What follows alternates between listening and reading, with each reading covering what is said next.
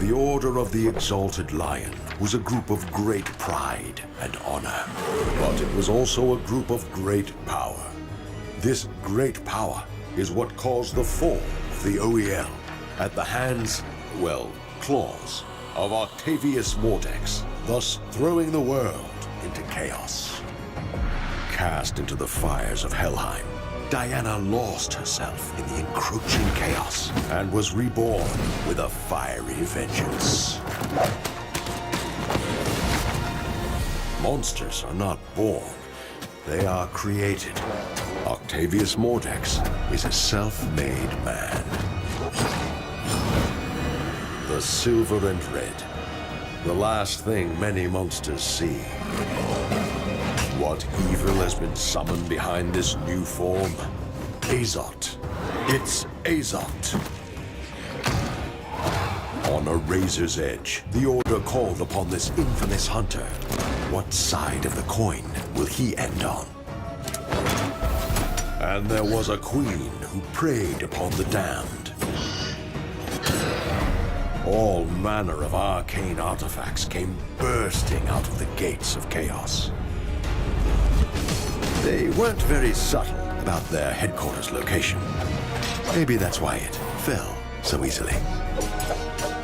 The pride of the lion roars across the land, even in defeat. The Exalted Lions return in Brawlhalla's Battle Pass Season 4.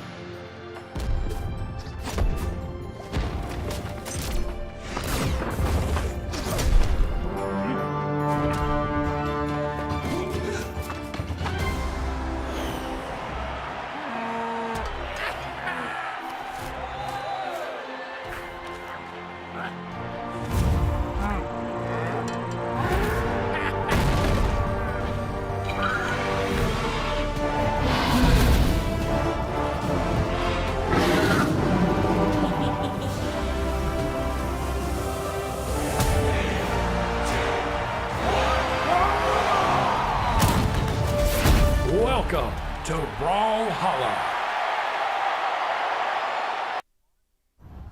Hello and welcome to the Brawlhalla Last Chance Qualifiers, or almost more importantly, the initial stepping stone for the Brawlhalla World Championships. I'm Duke, and joined with me is Sparky. It's going to be a juicy one. This pre-show, we're starting off the juice right now. This pre-show is going to be just a little bit different. If you aren't aware of the schedule this weekend, we have actually 3 Last Chance Qualifiers going on this weekend before we actually get into the World Championship itself. So, Duke, actually, you should explain to everybody out there watching at home, hopefully on twitch.tv/Brawlhalla or any other platform that we're currently on, or twitch.tv/ProBrawlhalla, because that's going on, but you're not going to be hearing our voices. So, Duke, explain the structure of the World Championship and what that tournament will actually look like. Yeah, so we have 5 major regions in the Brawlhalla competitive scene. I'm going to give a general overview for people who maybe don't even know anything about Brawlhalla and its competitive. But we have 5 major regions, and we've taken some of these regions and taken the top 31 and given them invites. We've given South America the top 15 invites, and we've put them all into a finals that are going to be happening later this month. But these last chance qualifiers today are going to be finding that final spot, that last 16 for South America, or that last number 32 for EU and NA. So it's going to be a really good one. It's a very fun one. We had something similar to this with the Arcadian not that long ago, where we got to see some people who aren't necessarily like those big name faces in their regions get to compete, and everything that ever happens in these is always insane because there's always upsets. Like even today, we've already started off, some of the pools matches have been happening, and you and I have already gone back and forth about, wow, all these people we expected to do well, they're gone, and now we have to figure out and scramble and see who's going to be in our predictions now. Yeah, specifically EU is so scuffed right now. I don't even know. I don't even know what is going on outside of top 32 in that region currently. But yeah, I'm glad you bring that up, that we did have the Mammoth Arcadian. That was sort of like a preview of what will come for this tournament. Of course, you did mention that the top 31 are qualified, so this is going to be starting at seed 32 and on all the way to the end. Even though the World Championship is an invitational, this event is fully open for anybody that is not already qualified for that tournament. So we do want to give you that context of things. So if you think about a player, let's just say, give them a name, Player A. If they're placing at like 33rd or even just inside of top 32 at like 25th or whatever, then that's actually a really good indicator that they might do really well at the last chance qualifier, because you're taking everybody out that might normally beat them once they make it inside of that top 32. If you see someone getting a top 16 in like the autumn championship, that is a huge indicator that they might do really well, because you're removing those people like Acno, like your Addy Mestic, like your Blaze, so on and so forth, the real killers for the region, and now we're only focused on the people who are kind of next up. So we just want to give you that framework, that lens to actually look through once we start talking about placements, because if you hear us talking about, oh, he's a top 32 player, or oh, he's a top 16 player, that's more of a big deal for this tournament specifically than it might normally be for your regular seasonal championships. Yeah, one thing that you'll see about like kind of the favorites for these specific last chance qualifiers is that we'll have those people who, like you said, they'll get into that top 32 area, that area that would generally result in an invite, but maybe they had a rough tournament as well. So you have like a 333rd and a 31st placement, and unfortunately, like the way it averages out is just shy of an invite. It is also worth mentioning with this last chance qualifier is that this isn't some whole separate thing. I know we're referring to it as like, oh, it's just a last chance qualifier, but this is still technically part of the Brawlhalla World Championship, and the person who wins this gets that top 32, but the person who gets second can say they got 33rd at the Brawlhalla World Championship, so on and so forth as it breaks down. Yeah, that's a very important point. So now that we've sort of laid everything out, let's actually get into the meat and potatoes, the nitty-gritty, these actual players that we should be looking at here. Duke, who are we talking about first? Okay, so again, you talked about the schedule a little bit. We're going to go EU into SA for the day, but for predictions, we're going to talk about SA, then EU. That way EU's a little more fresh for people who are maybe joining a little bit late. They're going to be like, why are you talking about South America? So let's start it off. We're going to be talking about South America, and you can't not talk about the South American last chance qualifier competitors without talking about some of these names. One thing that's interesting about South America is that because it's the top 15 who got the invite, there's a couple of names that are going to be more established, some names that we might be a little bit more familiar with. In particular, I'm thinking about Nagi, sorry. What do people need to know about Nagi? Nagi's an interesting one here because that's a name that we are pretty much very familiar with, but it's not necessarily in 1v1s. It's really alongside his partner News coming in for 2v2 that we usually see that showing up on stream. That's really the most of the time that we're actually saying that name is in that 2v2 space. And definitely Nagi kind of plays second fiddle in the shadow of News in terms of 1v1 placements. Now, News is, of course, already qualified for the World Championship, so News will not actually be in this tournament, but Nagi will be coming out here. If we're looking at ELO right now, we're looking at like peak 2397 this season. I believe around currently number 12. I haven't actually checked it this morning, but as of last night was currently ranked number 12 in the region. on the ranked leaderboard, so very solid in that. If we're looking at characters that Nagi might bring into this tournament today, I'm looking at a Taros who's a level 74, a Mirage who's a level 70, a Bodvar who's a level 66, and an Orion who's level 60. A solid amount of viable legends there, and of course I mean viable as in like really getting into the deeper sides of the bracket at the top, those stronger legends like, of course, Bodvar, very strong legend that players like to bring out. Of course, Taros, it's a very strong legend that people like to bring out and do very well with. We're seeing some crossover between those characters. I'm looking at the Taros and the Bodvar having the hammer there, and I'm looking at the Mirage and the Orion having a spear there. So we have a nice spread, a nice little charcuterie board of characters there. They're going to give you some variation that Nagi can pull out in this tournament. Yeah, you'll love to see a lot of character variety, but still some kind of grounding, some roots, so that you have something to hold on to and it's not completely a shotgun blast of character pools.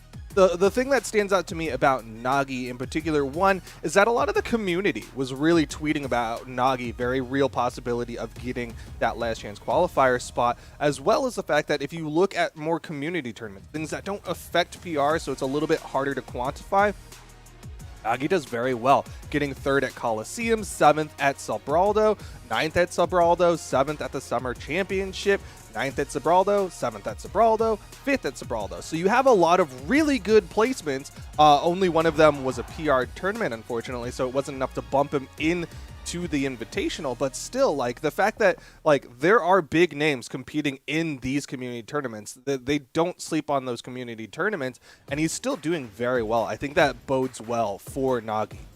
And you're seeing the stat spread right in front of you right now. And specifically, one of the biggest numbers you should be looking at there is not the earnings, but the number to the left of that, PR 16. If the top 15 players are getting invited into the World Championship, there's a good chance that that 16th spot, the winner of the LCQ, might just go to PR number 16. But I'm glad you bring up Coliseum number 9, that 3rd place, because I do want to look into that even a little bit further. If you look at that, outplacing most of the people into today's tournament, only lost to Wes and LX. Players who are already qualified will not be in today's tournament. If you look at some of the people that Nagi beat in that tournament, I'm looking at News, who we talked about being a very solid 1v1 player. Beat DB, who we know is a very solid 1v1 player, a player who has shown up in our top 3s before for the regular seasonal championships, and took Wes to Game 3 in a best of 3. This isn't like a best of 5 situation, it's a best of 3 situation, and it went all the way to the last game for Nagi. That's why you're seeing some of these players tweet that Nagi is probably going to win this tournament, at least in their opinions. Nagi definitely the favorite of the South American last chance qualifiers. Anything else you want to say about Nagi before we move on? That's all I got about Nagi. All right, coming up next, I think there's an actual list. I was about to just completely go off of it. Tavares for the South American region. What do people need to know? PR 21 in this, so going to be a little bit lower in terms of PR here. Peak 2273 elo, so still very high up there. If we're looking at legends here, still going to see some heavy hitting legends again. It's not going to be a Taros, but it is going to be a Nash coming into this one. Level 100 Nash. So when you see someone with a level 100 character, you can kind of expect some of their other characters to be maybe a little bit lower, even though they've still put in a bunch of hours into the game. If we're talking about Nagi, we saw 4 characters who are kind of well above the level 60 range, but with a level 100 Nash, we're looking at a level 59 Nyx, very close to 60, a level 58 Bodvar, very close to 60, and a level 55 Orion, still close to 60 as well. If you have 4 characters that are kind of in that 60 plus range, I think you have a pretty solid character pool that you can draw from. It's reasonably deep compared to some of these other players today, and you bring that level 100 Nash to the table alongside that. Yeah, and then looking over at kind of tournament placements, I'm going to have a mix of community and PR tournaments, but Autumn Championship got a 9th place, 25th at Sobraldo, 17th at Prime Arena, 13th at the Summer Championship, 17th at Sobraldo, 33rd at Sobraldo. Keep going down the list, and then you have a 66th at the Spring Championship, which is one of the reasons, like, it's kind of pulling back that PR a little bit, but in terms of more recent PR tournaments, has been doing very well. Again, just has to get inside of that top 15. So Tavares, definitely a strong competitor. Yeah, and if you look at that 66th place, that was sort of like the breakthrough moment. Like right after that, it seems like something kind of clicked there for Tavares. And if you look at that 9th place in the Autumn Championships, 2-1 over Napersi, a player who is already qualified for the World Championships. 2-1 over Noenri, a player that possibly could have taken Mammoth Arcadian. Then if you look at Summer Championships a little bit before that, 13th place there, 2-0 over Emperor, a name we all know who is also already qualified. 2-0 over Dexter, who, guess what? It's not going to surprise anyone, is already qualified. So Tavares is taking it past these people who are already qualified for the World Championship. Bodes very well for possible placements today for Tavares. I'm not exactly sure what the name is. That's how sort of like next up Tavares is as a player. We're really not familiar with them. We haven't really seen them on stream. So this will be an exciting chance to see a very sort of new player, at least stream-wise, today. Yeah, of course. I love to see new blood, and this is a great spot to kind of show up.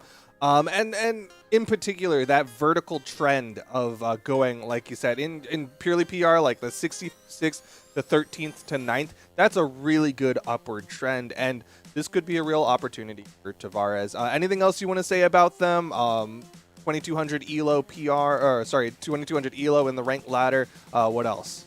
That's all I've got from Tavares. Okay. All right, let's talk about next Lores. What do you have about Lores?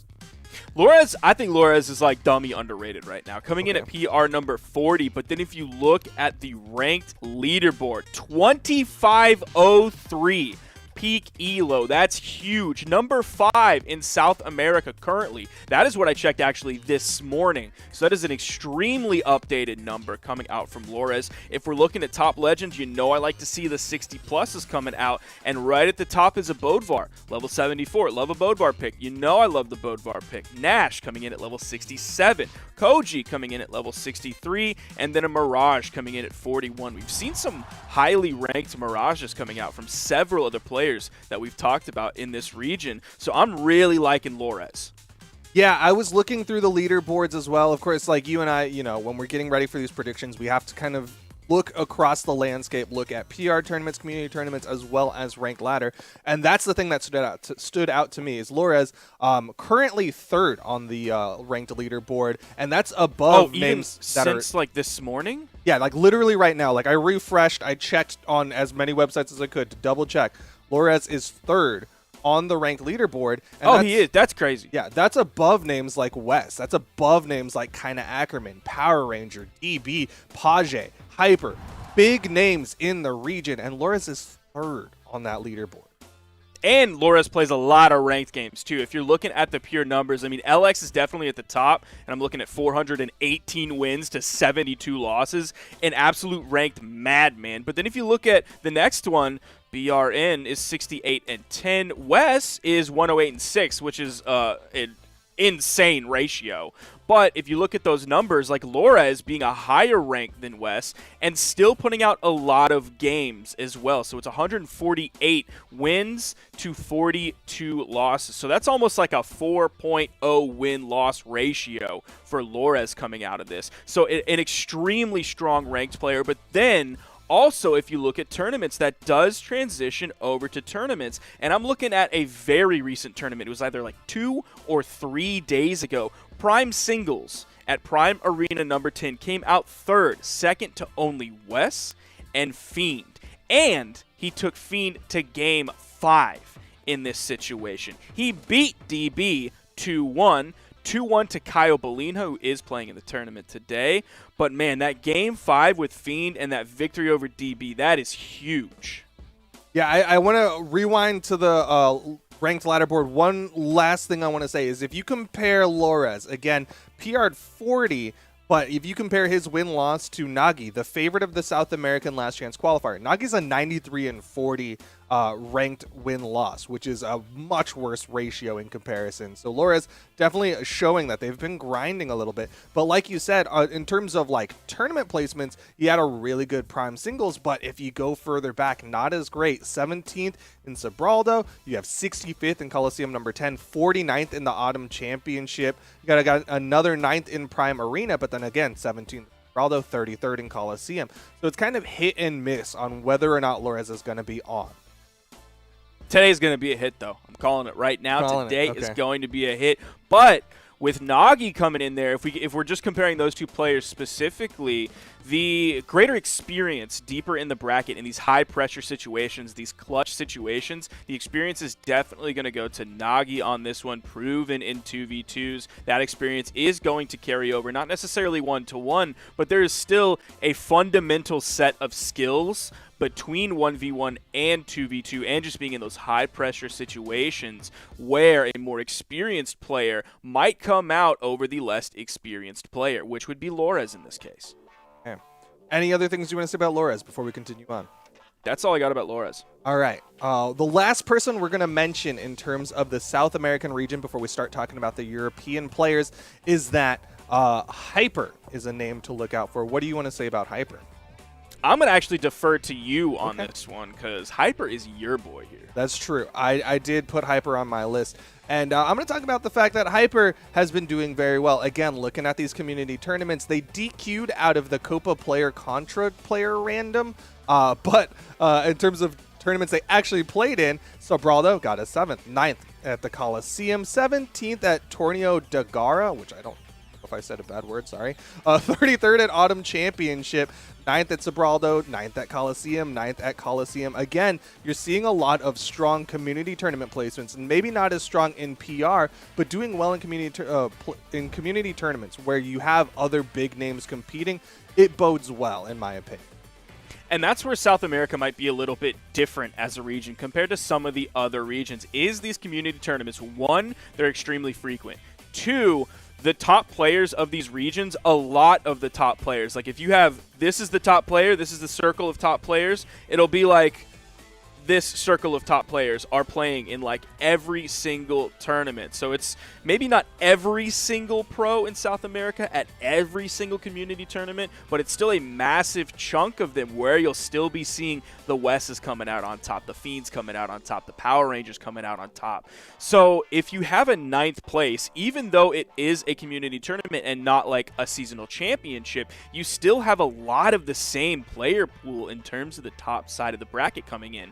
So that 9th place is still insane. It's a little bit more comparable to a seasonal championship than it might be in some of the other regions. For sure. Talking about some ranked stuff, though, currently sitting at a 68 and 30 win-loss in ranked, not that great, but a 2300 ELO, definitely pretty nice to see. Hyper PR number 19 there, you can see on your screens, has not placed in the top 8 of a PR tournament, but still a lot of possibility here on this very low-seeded player. And actually, in terms of the ranked leaderboard, you mentioned that ratio. Nagi and Hyper are actually right next to one another. Currently in South America, Hyper is at number 12 on the ranked leaderboard. Nagi is at number 13 in the ranked leaderboard. It looks like there's only a 12 ELO difference between these two, even though Nagi does have a higher peak ELO overall. So currently in the ranked leaderboard, they're like kind of neck and neck here. Okay. On that note, I think it's time we get into the predictions of things. Sparky, I'm going to let you take this one, and then I'll take the next one for South America.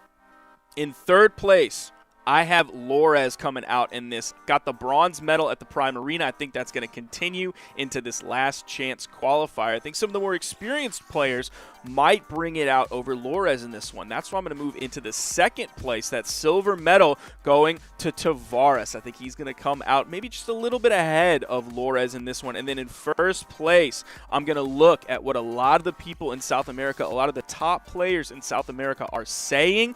Nagi is going to come out on top. I think the experience is there for Nagi in those high-pressure situations. Definitely done it in 2s, and it might even be harder in 2s when you also have that like additional pressure of having a teammate that you don't want to let down. So being in those high-pressure 2v2 situations, I think that's going to give Nagi exactly what they need to come out on top in this last chance qualifier. Okay.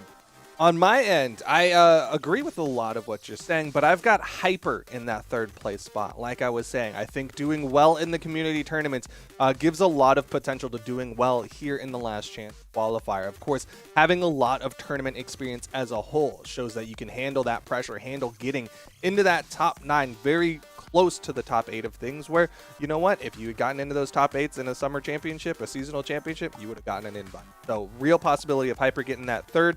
But the only reason why they're so low is because I agree with Sprikey. I think Tavares is going to get that silver, and Nagi is going to get that gold. Nagi, of course, PR number 16, the favorite. Like, that's basically his ticket.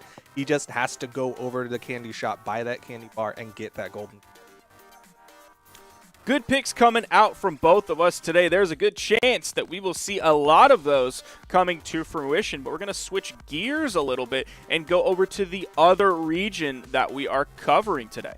Yep, so now it's time. Again, if you're just joining, you're like, what's going on? Why do they just spend a lot of time talking about South America? It's because we're watching South America later today for their Last Chance qualifier. But coming up next, we've got the European region. So it's time we get into the European portion of the Last Chance qualifier pre-show, where we talk about who's going to get that top 32, who's going to get that last spot in the BCX Invitational. All right, let's talk about, got the list, I got to check it, Tias. What do people need to know about Tias? One thing we need to know about Tias is one of the other main contenders for this tournament today that might have stood in Tias's way, at least in my opinion, ended up losing and then DQing out of the tournament, and that was TM. So that EU is very scuffed today in terms of what is currently going on. Is Durian out? No, Tias just lost. Dude, what is going on in EU today?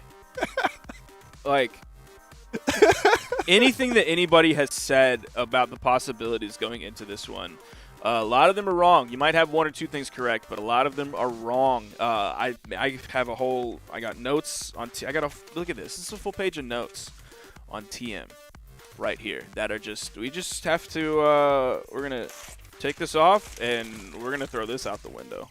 So might have to end up throwing out the TS notes as well. Still going to hold on to those because TS is just in the loser's bracket.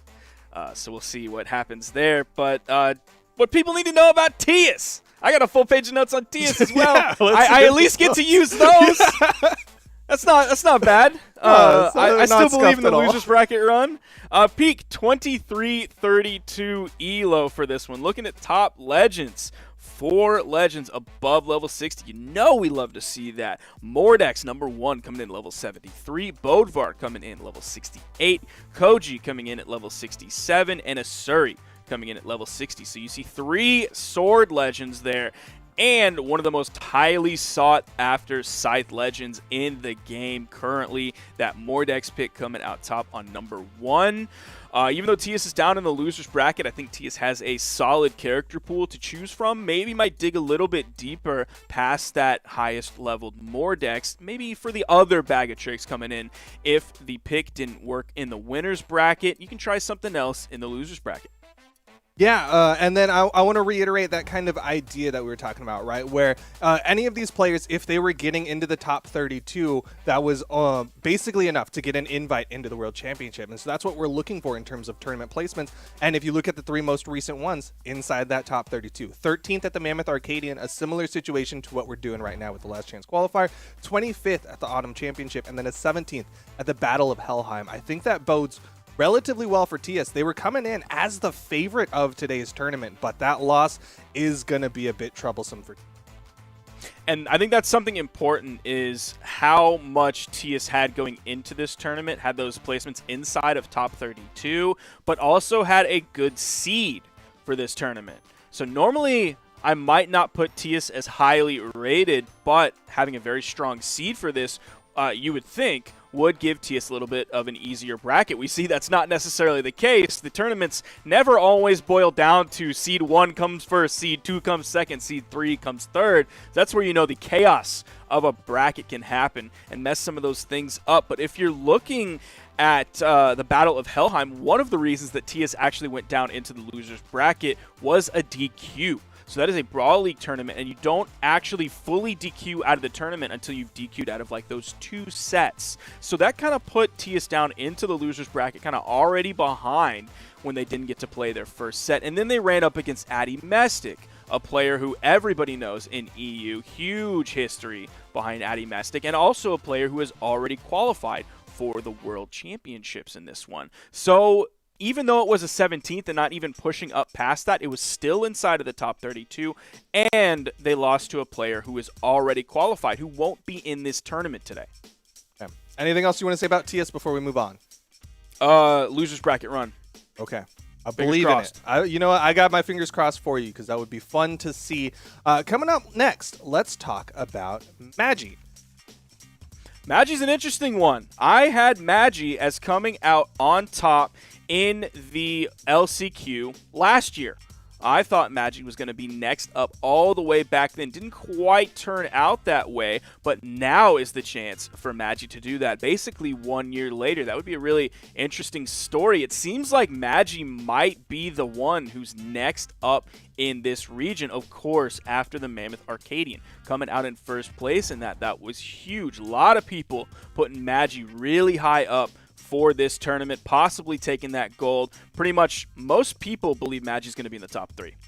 Yeah, I think the biggest thing for me watching Magi is, yes, that was a great performance at the Mammoth Arcadian, of course. Again, when you have that parallel to this last chance qualifier, I think that bodes really well. But at the same time, I think a lot of people expect the person who wins the Mammoth Arcadian, something like that, to continue that trajectory and do well in the Autumn Championship, the last PR tournament before the World Championship. And he didn't do that great. Still got a 25th, which is inside that top 32 range, but it wasn't enough to propel him into an invite. So he still has to work a little bit harder to get that final spot in the World Championship. So if you look at that tournament specifically, that 25th place still is inside of the top 32. So playing against those players that might have already qualified for the World Championships and aren't going to be playing in the LCQ today, but took Viper to a game 3. In a best-of-3 situation, so very strong. Also 2-0'd over Daiku, who, let me look up Daiku's PR right now.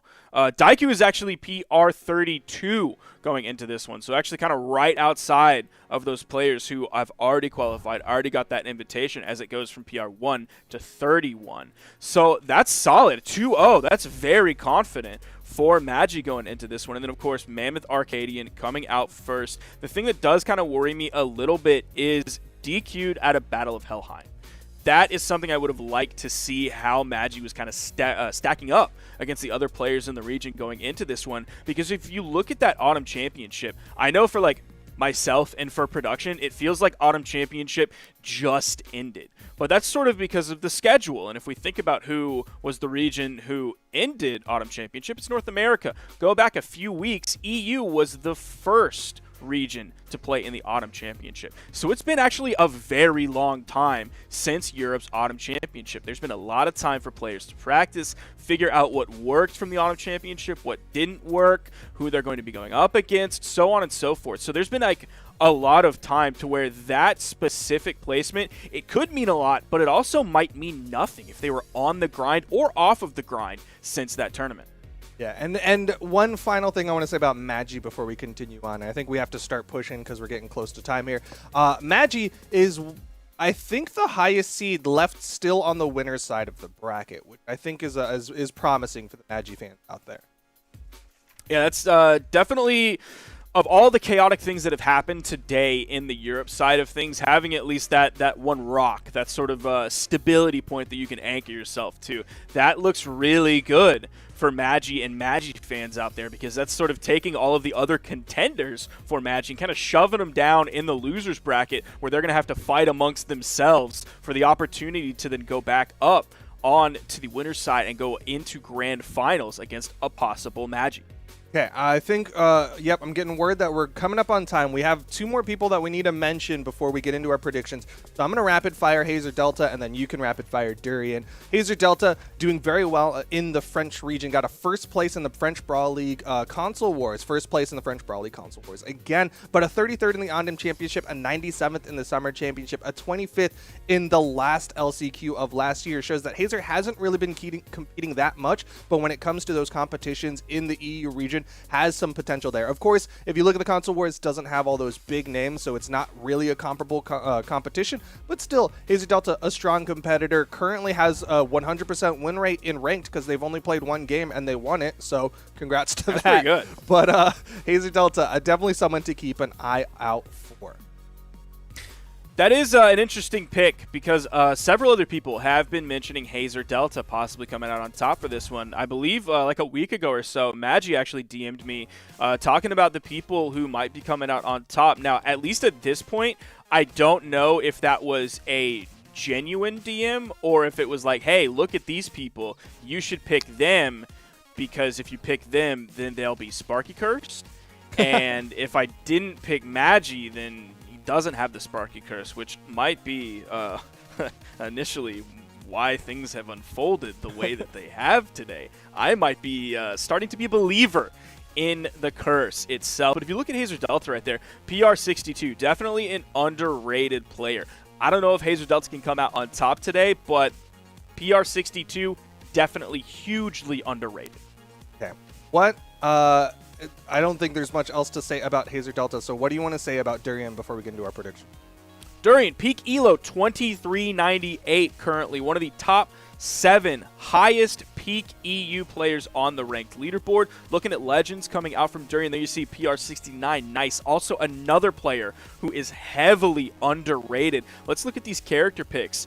Now, Ragnar coming in at level 100, that means some of the other characters are going to be a little bit lower ranked because most of that time goes into that Ragnar pick. Looking at a Mirage coming in at rank 40, a Jala at number 38, and a Taros at level 36 coming out. So we're seeing 3 Axe Legends, one of which all the way at the top isn't necessarily the most consistent legend in the game. It's that Ragnar. You see it on the screen in front of you. So that's something I might worry about here in terms of pure knockout potential and consistency of knockout, because Ragnar can swing, but I think if you just grabbed a random Qatar player in here, they would be like, man, Qatars can't KO. We just have so much trouble KOing. You got to fish for a recovery, hope you get the dodge read, something like that. Maybe rely on the signature kit. And then Axe players, you know how it can get, how tense it can get at the end of the game while they're jumping around, fishing for that side air, because the sidelight side air true combo can be difficult to hit. It's a little bit finicky on the spacing of where you actually hit that sidelight. So in terms of consistency of KO options, that does worry me for Durian going into this. The thing that makes me like this pick, this player, is that, again, you want to draw those parallels to the Mammoth Arcadian, a very similar situation. Durian got 3rd in the Mammoth Arcadian, and the only reason why I don't like Durian even more is the fact that, one of the things that helps me like Durian even more is the fact that the person they lost to, Coco, playing in this last chance qualifier. So that means Durian's got a really good opportunity if we're just drawing straight one-to-one parallels between the Arcadian and today. That's a perfect point to point out here. Double knocked out by Coco, who is not in this tournament. Again, that's something we've continued to mention, is if you lose to someone who's already qualified, that's an opponent that has beaten you that is just not in this tournament. That's an opponent you don't have to worry about. That's a nice blessing to have rather than having your bracket demons. And I believe Maggie even tweeted about several bracket demons that they're going to have to go up against for this tournament specifically. So if you take those out of the equation, that is a good spot for Durian to be in. Okay. On that note, it is time we get into the EU predictions of things. And I'm going to kick it off with number 3, the person who just got knocked down into the lower bracket, but still a favorite of the tournament. I mean, even just according to Smash GG predictions, still predicted to win the tournament. I'm going to give it to Tiaz. In 2nd place, I'm going to say Hazer Delta. I think they're kind of an underdog, a little bit of a mystery pick, But the fact that they're on this other side, like the people that they're going to be running up against, I think they have a decent chance of beating and getting into that winner's final. And the only reason why I don't give them the gold is because I'm going to give it to Magi again. The parallels between the Mammoth Arcadian and today are real, and I'm believing in the magic of Magi. On my side, I am going to put Magi in the third place position. I think Magi's going to come out top 3, but well, at least initially, it was looking like Magi had that top 3 potential, but I didn't know if it was going to be top 1. Now, Magi is still up there on the winner side of the bracket, so it's looking good for a Magi dub today. All the Magi fans out there, the Magi heads, are going to be happy with that one. But in second place, I'm going to put Durian. I'm feeling some Durian today. The second place, the silver medal coming out for Durian. And in first place, even though already in the loser's bracket, I think it is going to be Tias. I had to pick 3 players who I thought might come out on top today, hedging my bets a little bit. We'll see how this bracket unfolds because it's been an exciting one. I know everybody out there, we've been talking about how exciting this bracket is, how chaotic this bracket is, and I know you want to see the games. So those are our predictions, and we're going to be moving on to the games. Yeah, on that, of course, if you want to hear or if you want to put your predictions out there, tweet out with hashtag BH Esports. You can also follow along by typing !bracket in one of the Twitch chats. You can also watch some of these other matches that aren't going to be happening here on twitch.tv/Brawlhalla over on twitch.tv/Pro Brawlhalla. And I think Sparky and I both want to give a thank you to those community tournaments runners out there like Sobraldo. That was so helpful to have all of that information out there. Of course, Brawl League as well and everything else in between. And I think there's one person who can say thank you better than Sparky and I, and that's none other than Oda. What's up, guys? And thank you to everybody out here for being a part of the Brawlhalla community, and thank you too for what a great pre-show. But I gotta say, guys, I think you are overlooking a major player here in the European Last Chance qualifier, and his name is Kelpie G, right? Ooh. He already took out TS, the #1 seed. You guys skipped right over him. Kelpie G, he's going all the way. I got full faith in Kelpie G to take everybody out and be on top. Actually, not a bad pick. Yeah, I don't know if you just picked someone that we didn't say, but that's actually not a bad pick.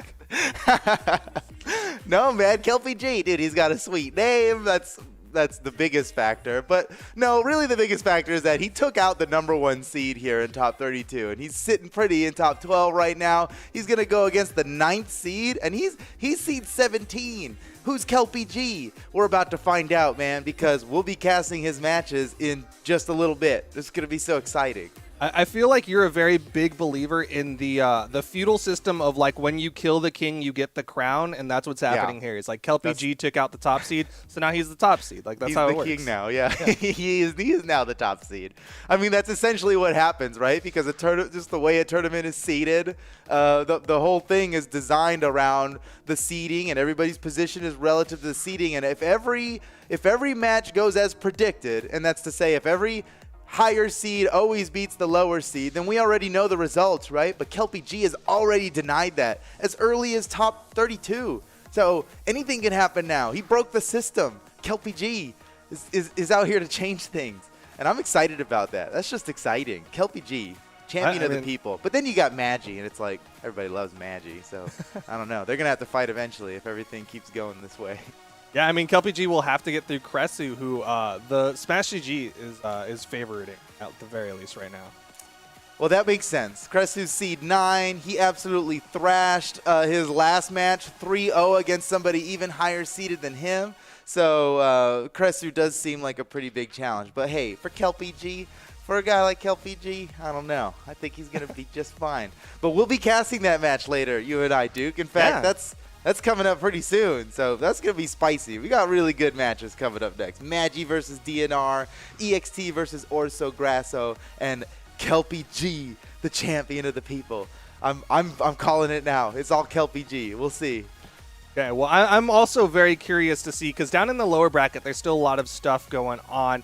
But in particular, Durian's in the lower bracket, and he'll be having a match on Pro Brawlhalla, so I'm sure Sparky will be watching that during his break. Yeah, you guys, you're going to want to catch Pro Brawlhalla. I know, hey, twitch.tv/Brawlhalla, we got all these good stuff here, but it's all about, there's all kinds of good stuff on Pro Brawlhalla. Check out the official side stream.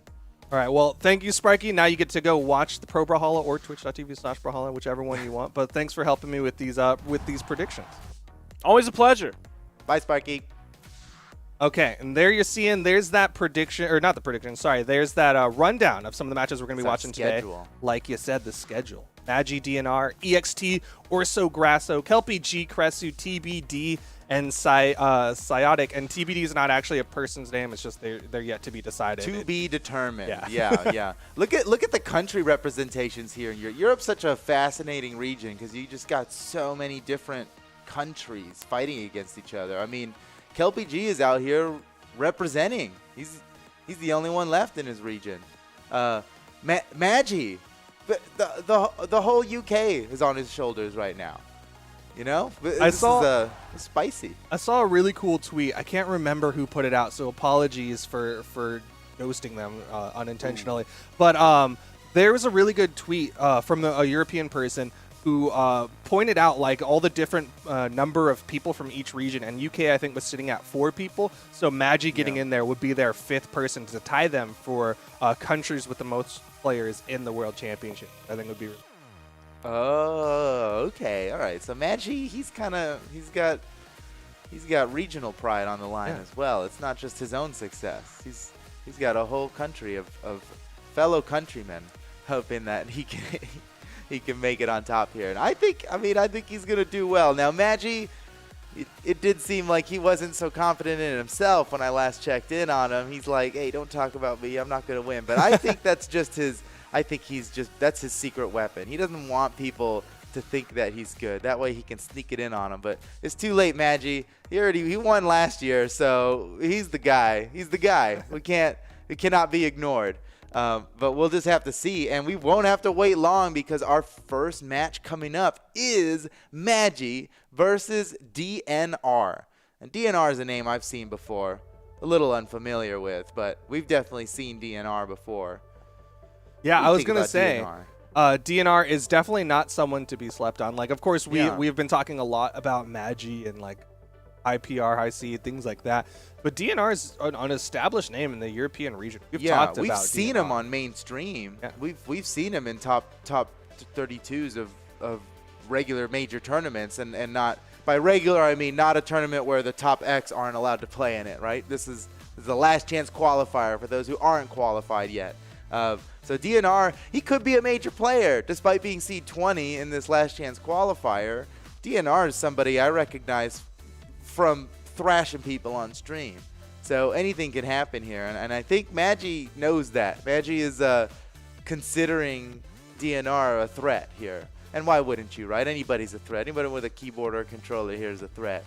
And you always got to play your best. But this match, I know you're going to be going into this thinking Magi's got it down packed, but I would say we're just going to have to watch and see because this could go any way. And a lot of matches in the last chance qualifier are this way, where it's like there's not enough data to go on. These guys rarely even get a chance to fight each other in a regular bracket. They get knocked down earlier than this because they have to fight against seed 1, like Acno or whatever. Yeah. And now, now it's the matchups are going to be different now because no one gets eliminated before these matchups can happen. So, good match. I'm laughing because you basically announced what would happen if anyone wins this, right? Is that they go into the World Championship and they have to fight Acno immediately. They're coming in as seed 32. That's true. Versus seed 1. That is how the seeding works. Yeah, whoever wins this tournament will fight Acno in round 1 of the actual World Championship final. But dude, after winning the last chance qualifier and becoming the people's champion, all that fame and glory, they get boosted. They'll have no trouble. It'll be harder to win this tournament than to take out Acno in round 1 of the BCX final. That's what I think. That's I think grand a finals bold here is statement. gonna be tougher.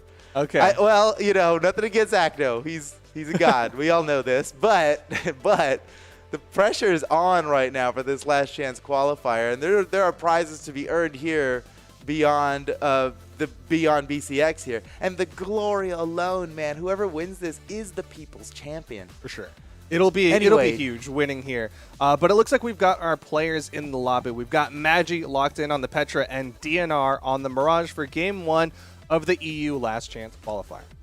All right, well, we're getting into map striking right now, and check out this fabulous new map striking board. Look at all the tech we've got here. You're seeing the map. I know, right? I know. Production leveling up right now. We're seeing Magi's bands real time. Oh, look at that. Oh, he just. Oh, and now what are we picking? Okay, Mammoth Fortress, a classic.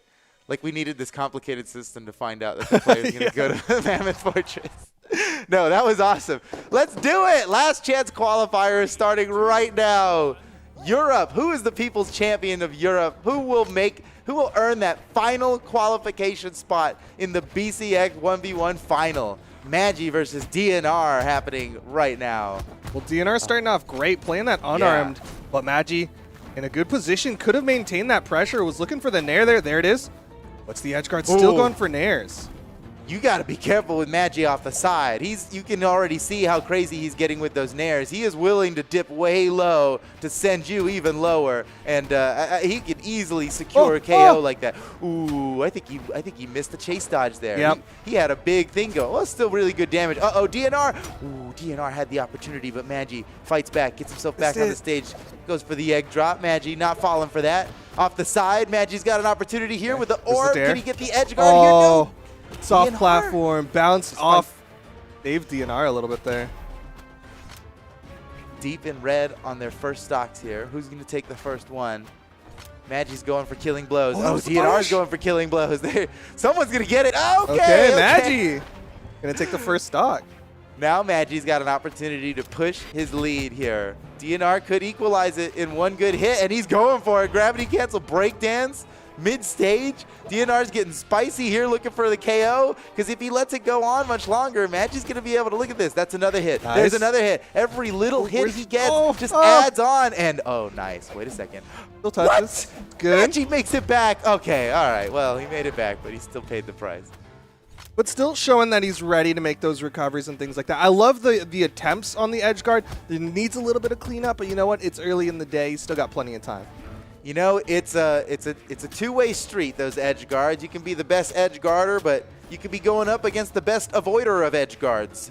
And so it's a real duel. And these guys are pretty evenly matched in it, I think. It's every attempt back to the stage is going to be a 50-50 for us on whether or not they're going to succeed or fail in the edge guard. Snap. And wow, DNR's flying ahead right now. He could finish it right here. No, he gets past the weapon throw. DNR still gets some damage out. Magi, wait a second. Around. Now DNR didn't get the wall touch. No! Oh no! A perfect DNR didn't dare. deserve that. He didn't deserve that, man. That was rough. That's rough for DNR. He was going for a big edge guard there. He missed. I think he meant to jump before that down air. Doesn't matter though. He equalizes it just in time, and we're down to the final stock, even damage here in game 1 of the first set on stream here. Europe last chance qualifier. Of course, DNR going to stick with the scythe. That's what built up all that damage on that second stock. Was he was hitting nairs for days. Everything that happened before this doesn't matter now. We're final stock. It's totally even. Who can win in a one-stock battle when it really comes down to it? Magi's doing great so far. DNR, that was such a nice backdash. Yeah. Here's the neutral light. Magi. Oh, what? The wake up from DNR hits high enough. Magi wanted to maintain that pressure. Oh, nice pickoff. What? Oh, man. He did it all in the air, bouncing him off the ground. Gravity cancels sidelight to the recovery for a big finish. Magi takes game 1 in the set. Really well done from Magi, and DNR is immediately back in it. Don't get to show the cool. So fast. Yeah, I don't think show the cool graphic for that. I don't know if the graphic works when they ban that fast. That was, holy cow, he's a speedrunner. What games does DNR speedrun? he probably speedruns Pokemon. Like, with how good his menuing is, you got to be really fast at menuing in Pokemon, so that's probably it. Of course, no surprise that the speedrunner is going to be coming in with a high-speed character like Hattori for game number 2. Oh, okay, yep. Magi Mind live on Twitch. Guys, you've seen it here. He is live on Twitch. You know what? I'd have promoted him either way. Magi Mind is streaming his perspective of the tournament right now, and he wouldn't have it in his clan name if he didn't want you to go over there and check him out. Hit that follow button, maybe. Hit that follow. Where do we go? DNR Still sticking with the spear, gets a D-line side air, couldn't quite continue that, but oh, I'm liking the weapon woo. toss. Oh, goes for the double, little greedy A little there. greedy on the double Yeah. there. A little greedy on the double there, but he's testing Magi. He's like, will you dodge? Can I get away with this? And no, apparently the answer is no. Still, really good damage, although Magi's already equalized, and now maintaining this edge guard. DNR finally sneaking through, punches him away so he can grab the sword. He burns his dodge on a gravity cancel, and Magi's going to make him pay for it. Snap, he didn't dodge. Here, it's the edge guard. Oh, man, Magi was so close to landing that. He was sweat beating. He was so close to not touching, but Magi just a little late on that down air. And DNR got the wall touch, but still damage in favor of Magi. A recovery could finish off DNR. Ooh, that neutral signature would have finished off Magi. Pixels away, but Magi's still alive. Uh-oh. Uh-oh. Gravity cancel on nothing. Ooh, just over it. That's bad news. He doesn't have a dodge. Here comes DNR. Perfect finish. He saw the dodge get burned, and he was like, here's my opportunity. He went and grabbed it. Great so now pickup. DNR's got a damage lead, or stock lead, which he can convert into a damage lead here. Or Maggie's just going to equalize in a second. You can see Maggie being very careful about how he initiates this. Oh, okay. It is. Great pickup. Look at that. Wow. He took maybe like 1 damage before. He completely equalized it. Good job by Maggie there. That first stock could mean a lot. Or it could mean nothing. Maggie made sure it meant nothing. I mean, it could be a momentum building stock, or it could be just an early lead that amounts to, like you said, nothing. But Yeah. DNR back on the spear is doing a really good job, again, with this spear of getting this damage built up. But Magi with the wake up halts the momentum. DNR, you were right calling out the spear. I think DNR is relying on the spear a lot. Oh, that can be tough. Wow, Magi. Huge neutral signature. Big damage lead now. If he gets the stock, it's going to be tough for DNR to bring it back at this point. If he gets the stock right now and off the side, he has the opportunity. Punish? Whoa! Whoa, what a spot touch! Wow, oh my gosh!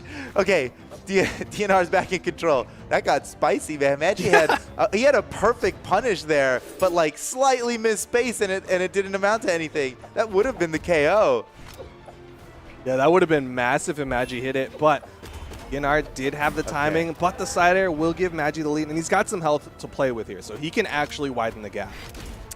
Yeah. What? It's going to take more than a single hit for him. He just did ground pound on stage into chase dodge turnaround nair. What a wild, That's orb that's combos. Magi only. That's a Magi only combo. Oh, now he's starting to run away with a lead here. Look at DNR's in orange. Even if DNR can manage to equalize the stocks, he's still going to have a tough time with how far ahead Magi's getting. And he just keeps landing everything. There's been so much unanswered damage for Maggie here. Yeah, he's just widening this gap more and more. Magimine doing a great job. DNR still going to get back up. Could potentially get this to final stocks here, but man, Magi's got a lead. Oh, nice down air. Yeah. Oh, this is it. What? Oh, yeah. okay. Magi actually did touch the wall. It's a good thing DNR came in with the down air. All right, so here's what we were talking about, right? Equal stocks, but just look at the damage. DNR, it would be a miracle for DNR to bring it back here, but he is... Oh! Wow. Okay. He was about coming to back. Talk about how he was on his way and how good it was looking for him, and then one smooth ground pound from Magi to take the stock. And now Magi's ahead 2-0 in the set. Just one more victory for Magi, and he'll be moving on to top 12. This is a battle to get into top 12 winner's side. This is it's a tough fight still. Like DNR shows some life every now and then, but Magi just honestly, all of that was like that last stock of Magi winding the gap. But like right before that, DNR was very close, neck and neck with Magi. DNR switching it up to Bodvar now. The Hattori, not enough. Now he's got no spear. He's going to have to rely on the sword. He's still got the sword from Hattori. Check out these stats here. I'm looking at the average damage per engagement. To me, that's one of the most important statistics in this.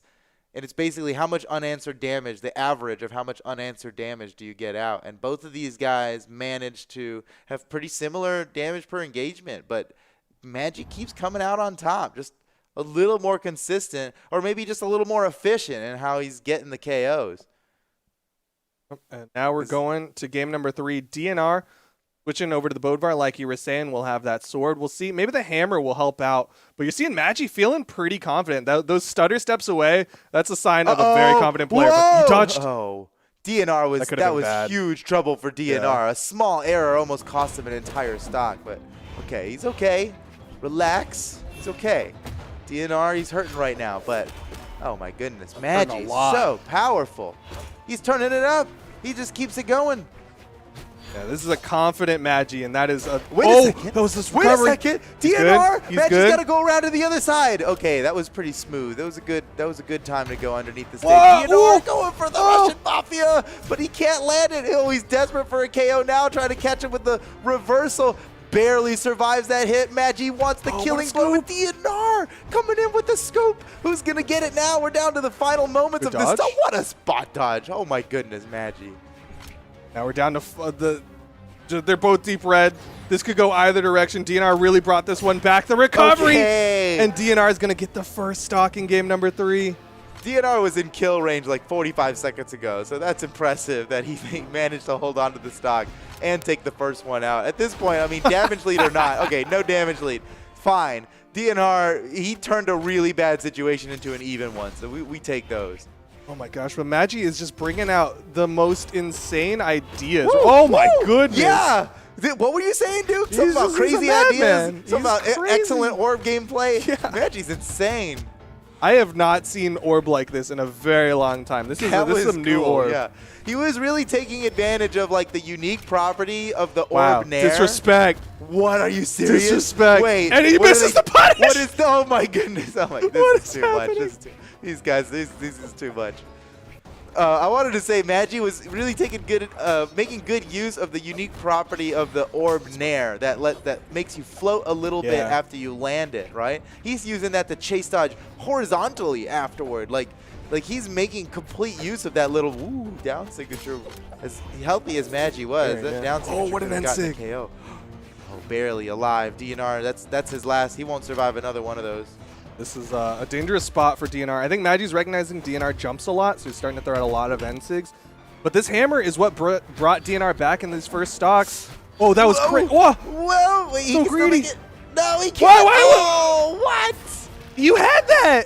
I think he didn't have his dodge, and he thought he did. He was gonna dodge and yeah. then recovery, but then oops, no dodge, and then too late on the recovery for it to matter. I think he could have made it back had he used the options in the optimal order, but it's hard to say. Now what? His mental's broken. Now, yeah, is he just That is busted? a broken player right there. Oh my goodness, what's happening? Oh, well, surprise, surprise. Magi with the element of surprise, catching DNR off guard somehow.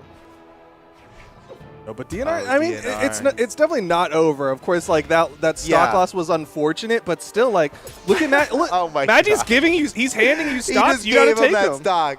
His sideline dropped, and he emoted as to let the chat know that rip, you know.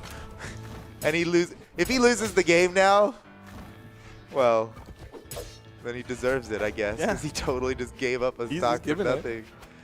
But he's confident. I can throw a taunt down and Okay, lose the stock okay. for it. No problem. Because Magi wins the set 3-0 over DNR and now moves on to top 12 on the winner's side. He's going to be going up against, wait a second, he's going to be going up against Psychotic next. Psychotic seed 204 in this tournament. He's the lowest seed in this entire tournament. Psychotic just took out Kuro, seed 28, to make it here. That is wild. I don't know whether to be worried for Magi or relieved for Magi. On one hand, he's going to be going up against the lowest seed that's still on the winner's side of this tournament. On the other hand, who the heck is Psychotic, and is he going, like, do we not know his true power? Yeah. Maybe he might just win. He's just been in a hyperbolic time chamber for the entirety of Yeah, you don't know what to 2021, and expect from a guy like that. Who is he? How good is he? We don't have any tournament results to look back at. We have no expectations for someone like this. So, Magi, congratulations on the win. Moving on to top 12 winner side, and he's going to be going against an unknown warrior. It'll be fun to That's- see. I think you and I yeah. will get to cast it later, but for now, we're moving on to EXT versus Orso Grassa. Okay, EXT versus Orso Grassa. Now, I don't have a lot to tell you guys about these two. I'll be honest. They're a little bit off the radar here. Kind of What, do you have anything, Duke? Did No, you guys must have mentioned something about him in the pre-show. Oh, we don't have time to mention everyone. Like even today, we were Right. running short on time, Yeah. so unfortunately, don't get to do all my research. But I think this is one thing that's cool about these last chance qualifiers and whatnot is we get to Exactly. see some other people and get to put them on our radars for future turn. Exactly. This is the time. When else are we going to be able to watch a match like this? Well, here's what we can tell you is that Orso Grasso is favored to win, at least with what data we have. He's seed 22 going into this against EXT, who is seed 59. So EXT definitely the underdog here, but in a system like this, I mean, we don't know what their ranked history is together. Have they ever met in ranked? All we know is that the next winning this will make it into top 12 winner side, which is just a stone's throw away from the coveted top 8 position, and anybody can win it. That's what's so spicy about this is that there's no norm to fall back on here. You know, you watch a tournament and you see it's Acno versus somebody, and you're like, well, maybe Acno, right? Yeah. In this one, we don't know. We're just gonna have to watch and find out. So Players I will are getting say, ready for map striking.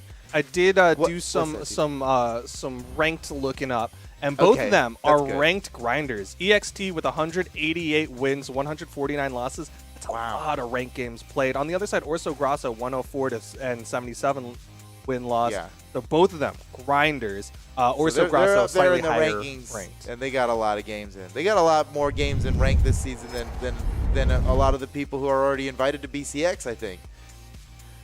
So here we go. EXT versus Orso Grasso. This is an interesting one. EXT, a level 100 Artemis. You don't see a lot of people playing that much Artemis. Like, usually if you want Scythe, you're going to be a Mordex main, right? And if you want Lance, you're going to be like an Ulgrim main. At least based on, you know, what we usually see in these tournaments. But I like it. I mean, Woo! That was quick. Wow. That's Peeked an over the early corner. KO. Holy cow. Okay. All right, Orso. But, you know, I do enjoy that about, you know, something with legends and their usage in tournaments, right? Is that I think a lot of legends could easily be on the top of again. I Watch won't your have head. time to Stay make- under a little bit. Like, go below sea level for a moment. Wow, that's the most efficient way you can get a KO with this legend, man. That Yeah. side signature off the It corner KOs like that on a quick. tiny stage like this, it really doesn't get better than that. And he landed it twice in a row. That's incredible. EXT trying is to deny the desperately 3 searching stock. for the first KO now, Yeah. right? It's like He's just trying to bring Orso's himself working back on a in 3 it. stock. Oh my goodness. Went for the big read. Orso's feeling confident. Another NSIG. Holy, EXT. he's Oh getting my so God, oh my crazy. God. He's getting 3 stock. That's a 3 stock. He's crazy. That was such a wild way to get the 3 stock too. GG. I mean, GG.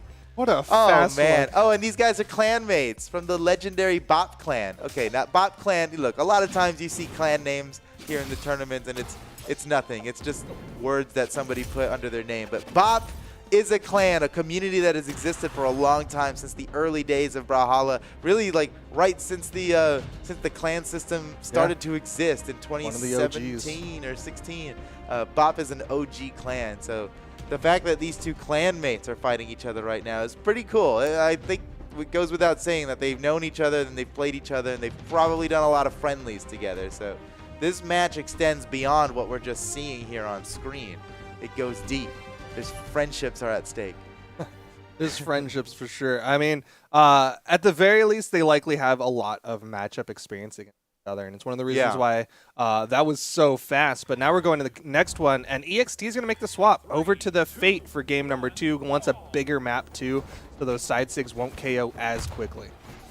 Yeah, we'll see how the Fate changes things. At least on this map, it's wider, so Orso can't KO quite as early. But maybe he still can. I don't know. We'll see. Right now, EXT's just got to get a hit onto Orso. Orso's just running with it, but There you go. He Oh, broke the yeah. seal. Man, Orso continually gets out of every Scythe opener from EXT. And that's the thing with Scythe, right? Is that it's not enough to, like, no combo routes. You need to be able to get the dodge. No way. Oh my goodness. Orso is such a wildcat. Okay. Wait. Okay. Around it. All right. All right, Orso off the stage without a weapon. EXT getting some really good guarding in here. Orso doesn't even care about grabbing a new weapon. He's seriously wants to throwing finish the haymakers stock. out. Oh my goodness. Stocks are still tied up. EXT still trying to catch up. Wow, that Nair almost sent him off screen. That's not a high variable force move, but Orso's got so much damage on EXT. Big Sair, and that's going to be the There first it is. stock, but things are looking better for EXT. Honestly, Better. I want to see the orb. The orb was doing all right. The Scythe he's definitely having trouble with the Scythe here. And, you know, it's whether it's Orso being really good at escaping the Scythe signatures or EXT. What? Okay, Whoa! okay. Wait, Oh. EXT, this is a highlight. It's still a Oh, highlight. it's so Wait, cool. finish him, it's a Oh, highlight. he's back. It's Okay. over. He Highlight missed the gone. window. The clip Yeah. window's only one The whole clip minute. window's gone. Clip window's gone. That would have been so sick. I mean, the combo off the weapon throw was nice. If he was so close to getting the finisher. What? But Orso is now pulling away with this lead. Oh, no. EXT, No. Oh, what a terrible error. He just straight up messed up. He thought he would touch the wall. He didn't touch the wall. A heartbreaker. EXT now down to Heartbreaker. his final stock here in game number 2. The spacing. Orso going for the style combo sidelight into jump ground pound. That is a style combo because he definitely could have just nared, right? That's true. Anybody would just nair. He hit it close, so he could have saired or downlighted, but like he's like, oh, Yeah, just ground pound. Yeah, spicy. He's playing for the stream now. A little confident here. EXT hoping to make him pay for the confidence. And that was a nice string from EXT. It was just criticizing how much trouble he was having of getting, oh man, there it is again. It's EXT is definitely having trouble against Orso.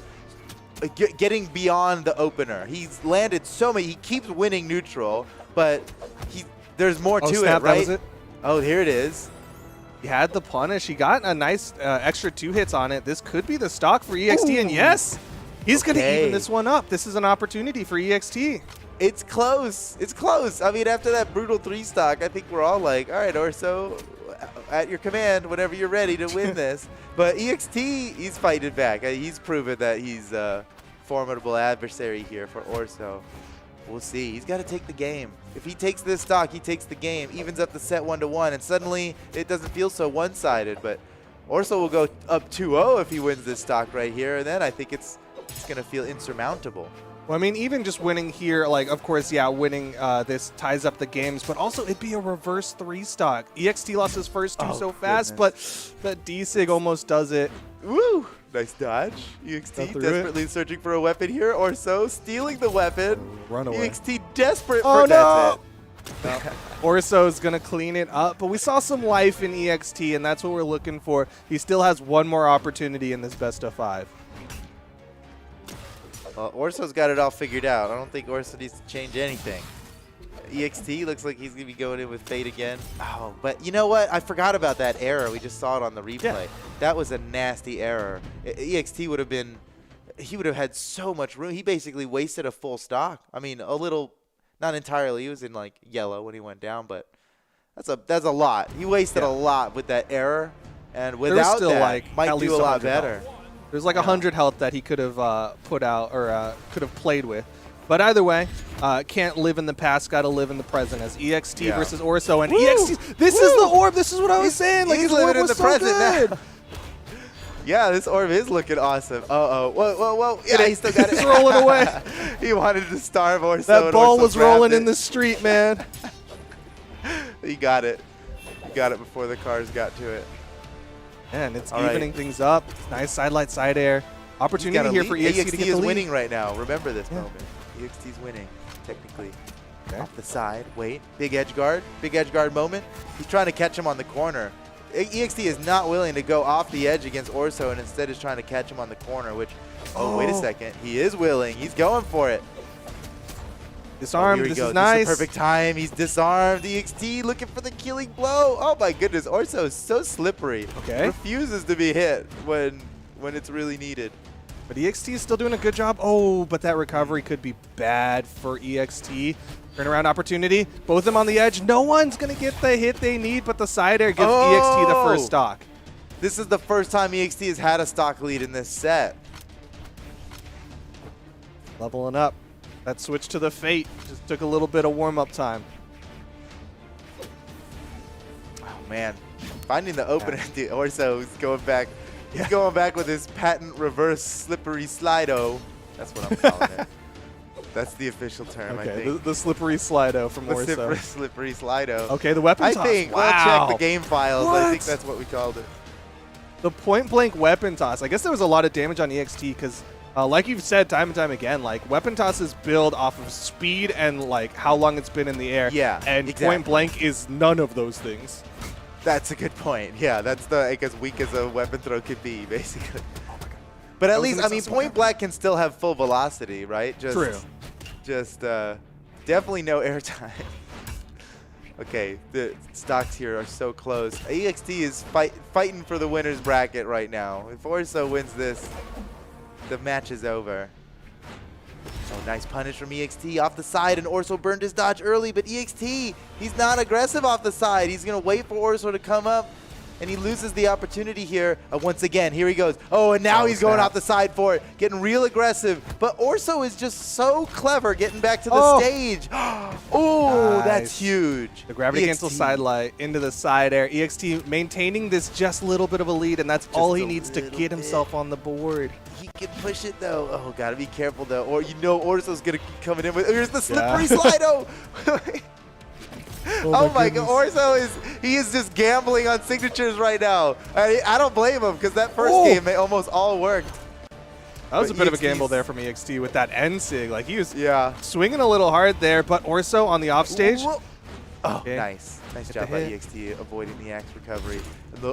Oh, look at this! All this damage. This is huge. Orso now in orange, and Oh. EXT still has a whole extra stock to work with. Oh, He no! gets rid of his Slippery Slido! Oh, no, the slippery Slido, man, just can't be stopped. It's too powerful of a technique.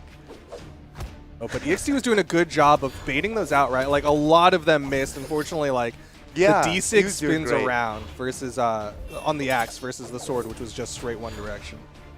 All right, will EXT put himself on the board here? He's got the big opportunity. Okay. Orso is Oh. so damaged. EXT could absolutely win this.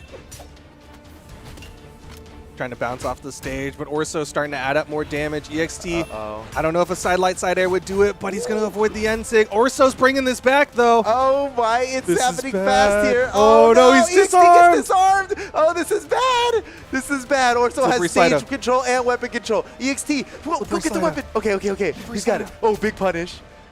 This is so close. EXT, he's either going to stay in the set or lose the set right now. Oh, In the he's next few crazy. That's a moments. burn dodge. That's a burn dodge. Whoa. EXT. He has Is that no gonna weapon. punish? Orso, Oh. no! Orso's He's going throwing for the out every killing blow. sig. Every sig in the book. This is Oh, about to go no. down in the next moment here. Oh no, EXT without a weapon. Oh, but he's got the sight. Oh, what's it gonna be? Oh, he's throwing it away. What? Oh, snap! Oh! It he was a threw the fake weapon out. away. It was a fake out, dude. You're right. He threw the weapon away, and then you think, oh, he's gonna retreat now to grab a new weapon, like any mortal would do. But no, Orso Grasso throws the weapon away, and he's like, psych. Comes back in with a dash breakdance. Look at this. Throws, miss. You think, no, my goodness. What a courageous option for Orso to go for there. Man, that was, look how close this set is. Look at these close numbers. 29 These are some average close damage numbers. per engagement. It was Except it for was so signature even. count. That's the only. Yes, that's a lot of six. We know Orso is going to have a high signature count there. Oh, Wow. man. Oh, look at all these new stats. Ooh, That's let's go, damage with production. each weapon. So you have on Orso Grasso's side, right? 311 Yeah. put out with the axe, I 228. think EXT was with the listening to you there. You're like, I want to see more of the orb. The sight isn't Oh. working out. And he was like, roger that. 445 damage done with the orb and only 126 with the sight. Oh, EXT was on the way. Who knows how much better he would have gotten after. If he could have got that win there, might have been able to convert that into more. But he's out. But only out of the winner's bracket. Not out of the tournament yet. We'll see if EXT can still fight his way into top 8 through the lower side. We'll just have to wait and see. But that was means a fun match, for sure. that was a fun match. That means Orso Grasso moves on to top 12 now. And the next match that he'll be doing will be going up against Hazer Delta, who is, yeah, we've been talking about Hazer Delta. He's definitely somebody to look out for. I think He's a killer in here. Kelpie G, Magi, Hazer Delta. Those are. If I had to pick my 3, those are my 3 right there. Okay. Kelpie G, Magi, and Hazer. We'll see. No official like putting anyone in any tiers, but you're giving your predictions slowly. Exactly. Yeah. That's just kind of what I'm feeling here. I mean, it's all up in the air now. Like, let me tell you that seed 1, 2, and 3 are no longer in the winners bracket. So anything now, it's just a free for all. What's it gonna be? Data doesn't help anymore. Statistics don't matter. It could be either of our next people who are already ready to get into the map bannings. Kelpie G versus Cresu. Like you were saying, Kelpie G beating out Tias to get into this spot versus Cresu, who beat out Vocal to get into this spot. 2 underdogs here. I'm excited about this, man. I'm excited about Kelpie G.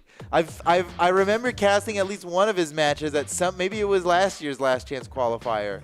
But Kelpie G, I know he's ready to impress. He's hot off of the huge upset, taking out seed number 1 in this tournament, going up against Cresu, who has also absolutely destroyed a higher seed than him.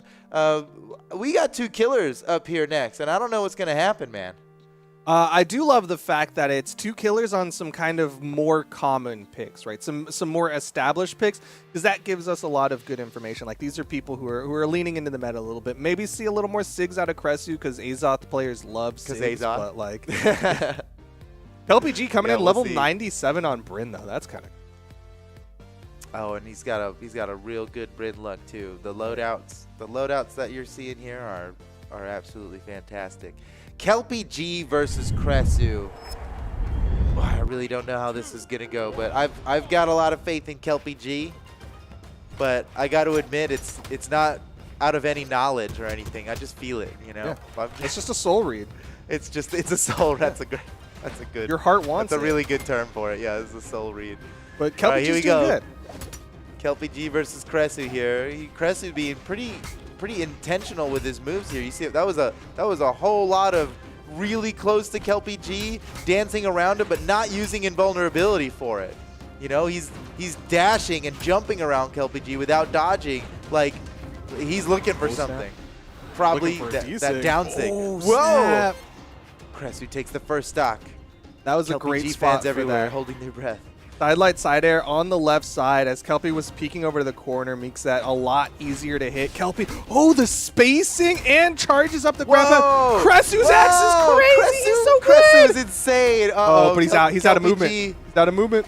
Nice. Oh. That was so good. The dash jump pivot down air, that was so good. Like pinpoint accuracy. He was out of range except for like the three frames he needed to be in range to land that down air. That was impressive. Whoa. Some nice these guys are back and forth. Dude, we've got a match here. Yeah. This might be one of the best matches in all of the LCQ. Definitely some strong competitors showing why they were able to make their upsets. Cresu, though, his axe is looking so good. I want to see what his bow can do, but he doesn't have to show it off just yet. He's going to control this corner. Oh, nice job by Kelpie G. That was a tough edge guard to get around. Now he's got the spear. Once again, having to deal with getting back on stage, but having no trouble with it, except Cresu now getting... Wait! Oh, this really can go either way. I'm trying to, read the momentum of this here, and okay, all right. Cresu's ahead by a pretty wide margin right now. He's got an opportunity to push a big lead, but if it's anything like the last stock, we're just going to see Kelpie G equalize it, no problem. Well, that being said, Cresu's axe is really good at building some big momentum. I'm going to be curious what the damage per engagement is, just because Cresu had some big damage moments with this axe. Yeah, it seemed like he had a lot of unanswered damage. Nice weapon throw from Kelpie G. Hey, look at that. He equalized. I mean, there's a little bit of damage differential here, but essentially equalized. That's a negligible amount of damage. Definitely doable. And Cresu's on this bow, which didn't have a lot come out in that last stock. It was predominantly just trying to fish for that delight recovery. But here we're starting to see some stuff. Yeah, real good bow stuff now. It's going to be tough for Kelpie G to bring it back. What a wake up. Wow. He's determined.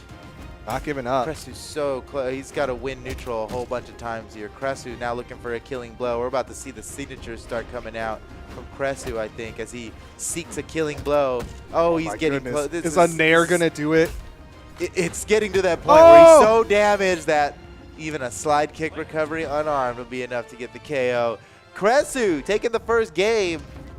I over love the Kelpie micro G. spacing on that slide kick. Like, he had his back to the wall and just barely outspaced the sidelight to get that. Like, that is some good spacing coming out from Yeah, Kresu. we're about to see it right here in the replay. Check it out. Yep. Oh, you're right.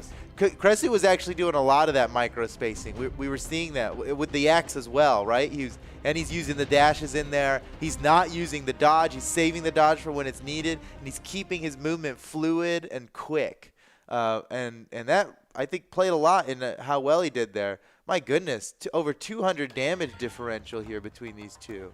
Yeah, and good damage with both weapons. A little bit more leaning into the axe, but man, Kresu looking good to take this set, but Kelpie has some words. What? just a D-Sig, just That's right crazy. there. What a good punish. Good punish, yeah, big damage. The D-Sig, the Bryn D-Sig is deceptively large damage. One of the most damaging moves in the game, actually. It's gone down significantly, but still, yeah. It used multi-hit to be the moves most. do a lot. Yeah, it used to be absolutely the most damaging move in the. Whoa! Oh, snap. No That one got was hit there? Crazy by Kelpie, man. Just he's so intimate with these axe hitboxes that he's dancing around him in a position where he would definitely just get knocked out if he pixels of an error and he'd get knocked out. Good dodge from Kresu. Kelpie is hunting for this KO right now. Okay, take a moment here. Take a breather now. Back to neutral. Kelpie still looking for the killing blow. This could be it. His opportunity. Looking Another for one? Yes, that was so good. He And was the looking for weapon the toss. recovery. Recoveries are vulnerable. They seem like they're not because there's a hitbox attached to it. But Kelpie was so pinpoint precise aware of when Kresu's brief moment of vulnerability was going to be, and it was absolutely right after the bow recovery. Axe recovery, after axe recovery even more so, right? But the bow recovery, it's any recovery really. You know, it has end lag on it, and my goodness, Kelpie has been so good about pinpointing that out with his Punish? what in Oh, the world. oh. He's crazy. He's good. Kelpie just SD'd. Yeah. Kelpie's insane. He was so counting on a hit there for a chase dodge that he was willing to die for it. I Unbelievable, love Kelpie. this matchup between the two of them because they play axe chicken. They'll, like Kresu did sidelight and air, and they both floated next to each other. Like who's gonna do the thing? Who's gonna make That's the so mistake? funny. And just there, axe chicken. I know what you're talking about, and it's real. Axe chicken is real. Any axe main out there knows it. When you're off stage with another axe player, I've never heard it quite so defined like that. But you're right. You're right about axe chicken. I know you know it because you're a Taros main. I know you know about axe chicken. Axe chicken is it's so fun, and it's Yeah, so fun who to recovers watch. last? The Yeah. last recovery wins, but if you're too late, you die. So, oh man, Kelpie G's got a He's huge stuck. lead now. What's he? He's gonna keep poking him off? Okay. Oh, the right, ground pound. nice. Kelpie G looking really good to take Yeah. game number 2. That's a huge lead for Kelpie G. Kelpie G's a fun name. I think Yeah. that's really why I'm liking Kelpie G here. It's just fun name. Seems like a fun guy. And they've definitely got some fun plays going on. Good movement. Gets past the side sig. Gonna go for the edge guard again. Kresu. Uh-oh. Oh, Kelpie's in trouble. Okay. Oh, he makes it back up. No Fights it. problem. Oh, the weapon Oh, he's tosses. starting to run away with it now. Kresu lands a nair, but not enough to get a KO. Meanwhile, Kelpie's got Kresu. Wait! Oh! Pogo! Whoa! A single down air, dipping way low, finding the opportunity. He realized the opportunity and he executed on it in an amazingly fast amount of time. Yeah, I love the way he just kind of fell with it. Like, I think most spear players would just immediate recovery, just like get out of there. But he was like, Yeah. I'm going to hang around a little bit. Yeah, We're look both at this. falling He here. didn't bother going back to the stage. He saw the error. He fast fell, landed the down air for the win. GG. Really well done from Kelpie G. Like, Kresu had a strong game 1, but Kelpie G bringing that back shows that, like, this could go either way.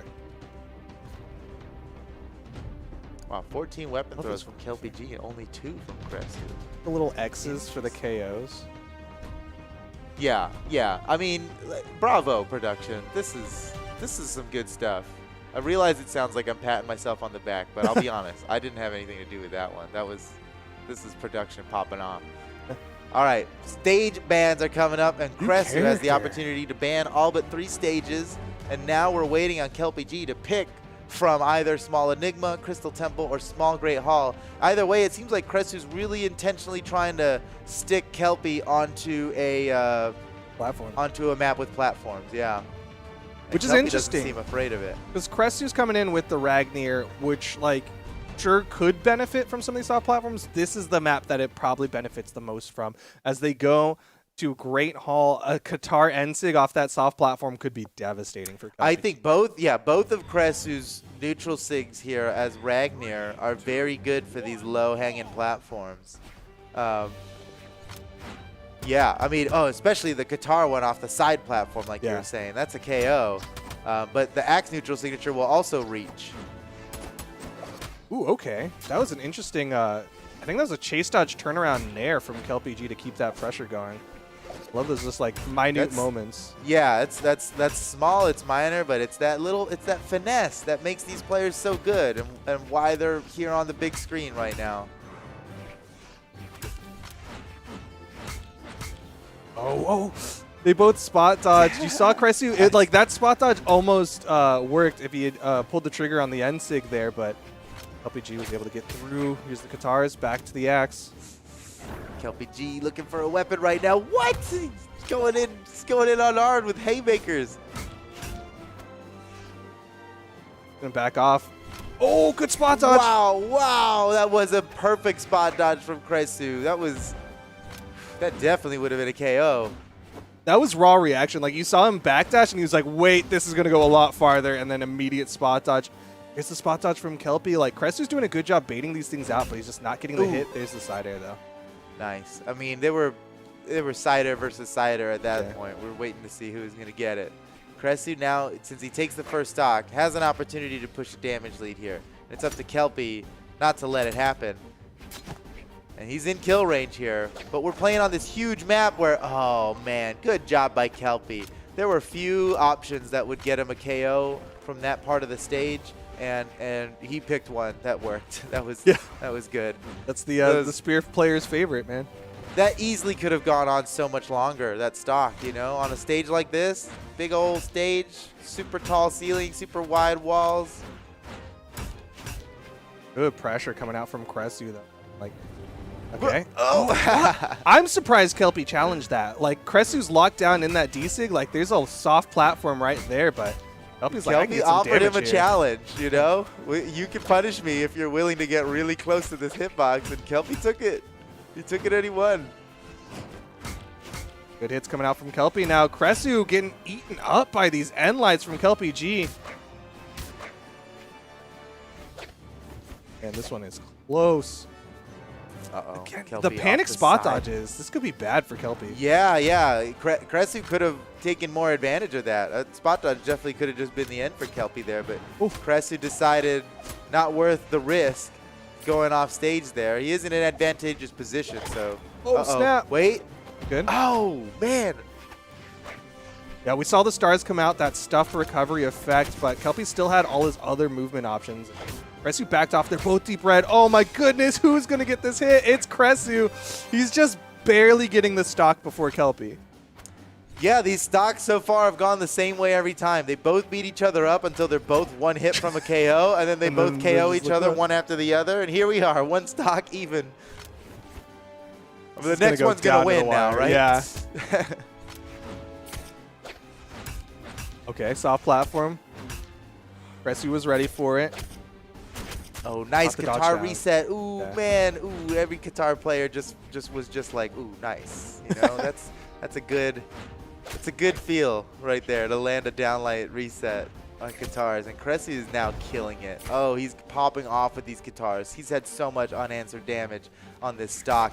The side air, perfect. Weapon control. Here comes the finish. Snap. Cresu, a nearly perfect final stock. After the first two went so even, Cresu absolutely dominated that one. Yeah, I mean, like you said, it was so close. It looked like it was going to be one of those ones that goes down to the final stock, deep red. But Cresu's guitars really came alive at that last stock, and he finished it off with an axe down there. But that was mostly guitar play on that third.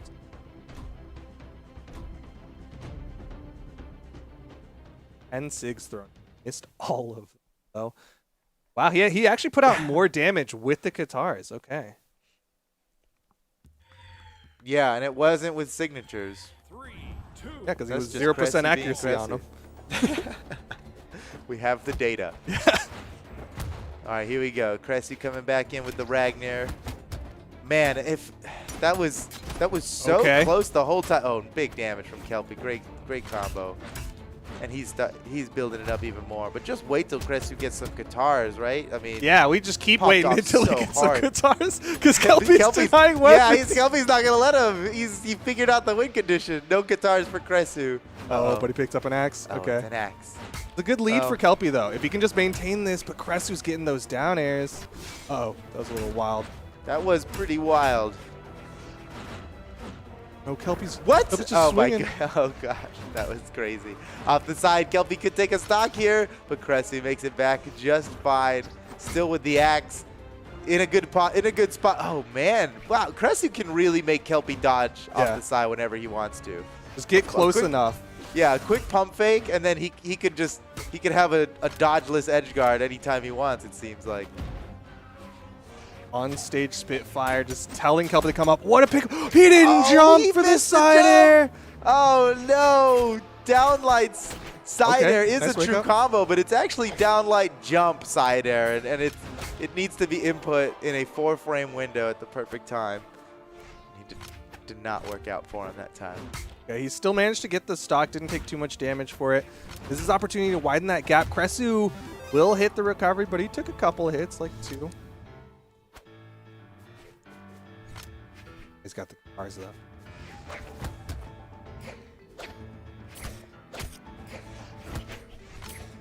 Yeah, Kelpie fighting. He's not. Oh, that was a touchdown. Oh, that was a touchdown. Never mind. The guitars are popping off. Oh, you know I love to see some good guitar gameplay, and that was some good guitar Space. gameplay. Oh, he spaces out the side signature. Cressy's on fire, man. He was at a huge damage deficit earlier. He Oh, just brought it all snap. back, but wait a second. Finish it, Uh-oh. finish it. Oh, no, Kelpie! No, Kelpie! No! Oh, like my that. heart aches for Kelpie there. What a nice neutral signature from Cressy, but that's just the danger of it, man. Kelpie, he saw the opportunity. This is a checkmate. I should just be able to take him out right now, and Cressy knew it. And honestly, I think he would have been done if that neutral signature didn't land. That's how desperate of a situation it was. But boy, did it pay off for Cressy. What a play. A big gamble on both sides. Like, Cressy needed to hit that Wait. end sig. Oh, he's so good. Hey, you should not be alive, right? That's Okay, insane. okay. Okay. We're leaving it up. All right, here we go. Down to the last stock in this game, but the set's not even, right? If Cressy wins this stock right now, he's moving on to top 8, winner's side, in the top spot. Whoever wins this will be in the seed 1 position of top 8. Could be massive for whoever wins this one. And Cressy, looking poised to take it, has so much damage built up onto Kelpie. Just like one more engagement, and it'll have him in that KO percentage. But good job moving around this. He's disarmed himself. The weapon spawn. He's going to put him in hit stun before he moves. Yeah. Punch him away, then grab the weapon. Seems like a good strategy. Uh-oh. It's getting further and further away from Kelpie here. Oh, what a nice pivot from Cressy. He read the movement so hard. Duck. Oh, surprise. Fast. I Oh, he was doesn't wondering have why he was waiting to pick up that weapon. It's because he wanted the element of surprise there. Oh, Kelpie, nice. Dips underneath the weapon throw here. Cressy staying on the corner of the stage. He's keeping it safe. He's got such a position of power in here. And there's the finish. Cressy wins. And we'll be moving on to top 8 winner's side. Unbelievable. Kelpie G is out. Well, he's not out of the tournament. He's But down in out lower of the bracket. Out of the winner's bracket. Oh man, Kelpie G. He got some rough. They had some rough plays on there. A couple things really didn't go his way there. You got to give it up to Cressy, especially his guitar gameplay. I am impressed. Those Color me guitars. impressed. And it's funny because Cressy didn't even start with the Ragnar, right? Started off with the Azoth and then was like, you know what? Doesn't even have guitars. He was he's kept keeping the axe as the common thing between his 2 legend picks there, but in the end, it was the guitars, which I could have told you that, you know. Like, if, I don't know. I you feel like that's if your I'm answer anyone's to a coach, lot I'm of like, things. hey, guitars. Hey, you want to but play guitars, right? Have you heard of Probably this get it. character, Assert? Yeah, have you ever considered a Suri? GG, man. That was a Cresu. great game. Cresu, top 8, seed 9, top 8 winner side in the #1 spot. That is awesome. Well, the winner of our next game. Wait, what is our next game? Yeah, the winner of our Maggie next versus game. Psyotic. Oh yeah. This is gonna be good. This is spicy for a lot of reasons. But whoever wins this one, Cresu is waiting for now. Whoever wins this one goes up against Cresu in the top 8. So let's talk about this match we've got coming up. Magi versus Psychotic. Is that how you pronounce it? It's S-C-Y. Oh, no. So Psyotic. Skyotic? or Skyotic. Wow. I mixed around the Y and the C. It's tricky. Skyotic, not psychotic. It's tricky. Yeah, it's tricky to walk around on time. Skyotic. You know, what's so spicy about Skyotic is that he is the lowest seed who's still in this bracket. Top side or lower side. He is the lowest seed still in this tournament. Wow. And he's going up against the highest seed still in this tournament. Is that a true statement? It is. I think so. That is actually what's happening here. Is the highest seed still in the tournament versus the lowest seed still in the tournament. Magi versus Skyotic. We have no information about Skyotic. I don't know a thing about him. Well, let's check the rankings website. I couldn't find them on it. He's not even on the rankings. I don't know if his name is something different. No, That's right. I just it could couldn't find be. it. Yeah, he might have. No. I see him. I found it. Okay, he is ranked 311 in Europe with a peak rating of 2159 this season. But he hasn't really played that much this season. 28 and 11. Obviously, he makes diamond no problem all day, every day. But you know, I don't know what to make of this, man. If he beats Magi, it's headlines. Yeah. Like, who is this unknown warrior to take him out? The dark horse, so to speak, right? That's a phrase that gets used. This is maybe one of the most appropriate times to call someone a dark horse. We have no idea, man. It's Skyotic. What's he got? It's going to be interesting. I wonder if Magi's ever even fought him in ranked before. Who knows, man? But right now we've got Skyotic locked in on the Kojis. Maybe something like a Zinker situation. One of those like ranked nutter Kojis. Just a pro Koji, Yeah. a Proji. A Proji just waiting in the wings. This might be his we'll see opportunity to here. get that pro status. If he beats Magi here, would definitely be an upset. Winner of this goes on to fight Cresu in the top 8. Yeah, Okay, they're saying Psyotic. Psyotic. Soft C. That makes sense. All right, so we messed up his name about 20 times on stream, but we got it right now. Welcome, That official Psyotic, word. to the mainstream. Psyotic going up against Magi here. And yeah, we didn't know who Psyotic was before, but if Psyotic manages to win this, no one's ever going to forget the name. But they got to get through Magi, who's had an impressive orb play earlier today. Got to see him on stream. I was just loving the orb play from Magi earlier. Up to the Gauntlets, though, as he gets Psyotic closer to that KO percent. Gauntlets have that nice recovery, which can get some good KOs, but he needs to build up a little bit more damage here, and Psyotic spacing around these Gauntlets really well.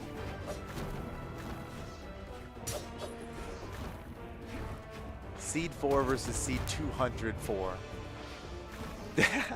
So right now, it doesn't matter. Seed. It doesn't matter, right? Yeah, we're just seeing in a two tournament. Brawlhalla players Yeah. fighting, and anything could happen here.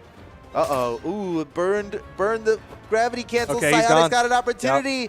Oh, perfect capitalization of that. He saw that gravity cancel slide kick was an awful waste of the dodge cooldown, right? 3 seconds, no dodge. Psyotic took perfect advantage of it. Psyotic is just in control. The sidelight side air, not even going to put him off screen. The immediate recovery from Psyotic as well. He's doing good right now. Has plenty of room here. Another side air, not enough. Oh, but he's going to drift left. He didn't want to have to fight back. Well, good job by Magi equalizing the stocks there. Uh-oh. Didn't get the jumps there. I was feeling really good for Psyotic with how early he started on a lead here, but now Magi's like, no more of this. All right, you had your moment to look good, Yeah, but yeah, it's time for me to yeah, win right. this. Oh my Oh goodness. man, Magi, instead of going for the guaranteed side air, he knew that wasn't going to KO. Instead, he went for the nair and a hard read. He was hoping he could land a recovery off of that. Yeah, he was looking for just more damage. Ooh, he's so close with the D6. Just off the mark. Psiotic with a nice punish on it, but Magi still has him in that KO percent. Elite recovery. Magi gonna get the lead. He used the gravity cancel pivot there to follow Psiotic's movement. That's the fastest way you can do it. Now Magi with a damage lead, or a stock lead, has an opportunity to push a damage lead. So far, so good. Look, every one of these hits is huge. But Ooh, nice Psiotic recovery. about to One bring more it hit. back. Oh. Can't go further. Can't go up any Again? further. Okay, he got it. My goodness. Throws the weapon way up there. Okay, down to the final stock. Whoa, man. Forget the seeds. Forget the statistics. Anything could happen. Good down. Psiotic. Yeah, man, it's as even as it can get in these final stocks here in game number 1. Psiotic getting more damage built up. Magi starting to sweat a little bit here. The bounce off the soft platform actually going to help Psiotic get out of that string.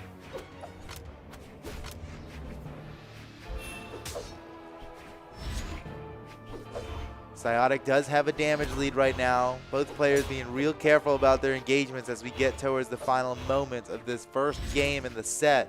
This will decide the momentum.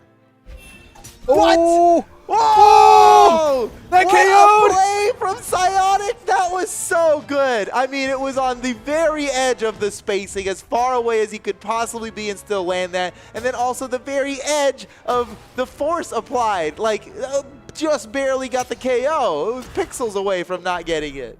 That worked that out was- perfectly for Psiotic. Check this out. Check this out. Look at this side sig. Bro! Oh, that was as far away as that first swipe could have been. If he didn't hit that first swipe, I don't know if that would have KO'd. Like, that was so Yeah, tight. I of a think, window. the first swipe added enough damage Yeah. to get the KO. That's how close it was. Wow, Psiotic taking the first game over Magi here. What a spectacular finish, too. We're going back to Mammoth Fortress, and Magi has already switched it. Psiotic defeated the Petra. Well, Magi, of course, going to be sticking with the orb. That's the thing that kind of popped off the hardest in game number 1. Now we'll see if Magi can do some stuff with the scythe. We'll still have a little bit of warm-up time as he reads these dodges of Psiotic, but Looking good already. Magi has won neutral every time here with the scythe so far, though he hasn't got any sweet dodge read follow-ups off of it yet.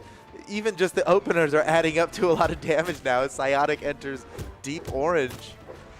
Uh-oh. Oh, the weapon toss, Nice. good dodge. But now he's got no dodge. Oh, it doesn't matter. He just slaps his way back onto the stage. Once again, Magi, edge guard opportunity. Now he's got the orb. The orb's the big one here. But Psiotic makes his way back. Oh, on the they caught! No! Oh, no, it was out there. Psiotic was away from it, and then he fell into it while it was active. The active frames. He Like, got he was caught putting the ribbon on the present already, and Psiotic slipped inside of that box, and then he launched it. he got caught up in the ribbon. Deep red, though. Magi trying to widen this gap. Psiotic with some good spacing here. He's got the sword. A D-Light recovery might do it.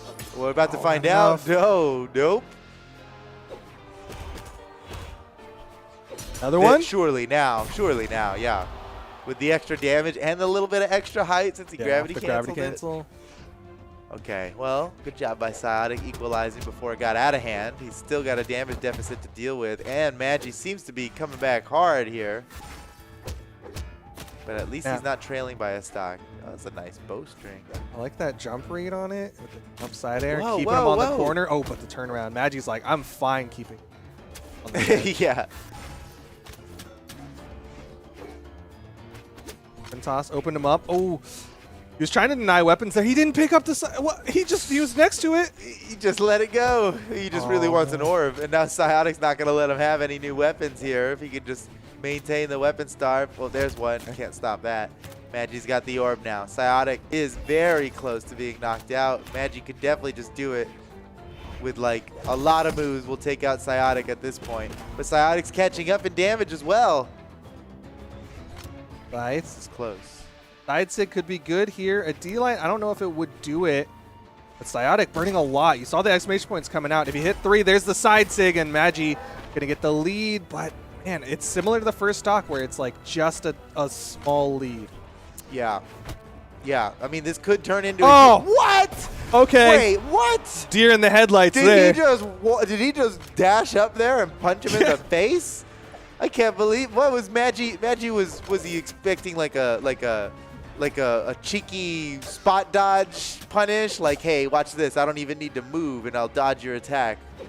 But he just got punched in the face. maybe you know, Magi's streaming right now. Maybe he looked at chat for a second and was like, "Oh, snap." Oh, chat needs to chill.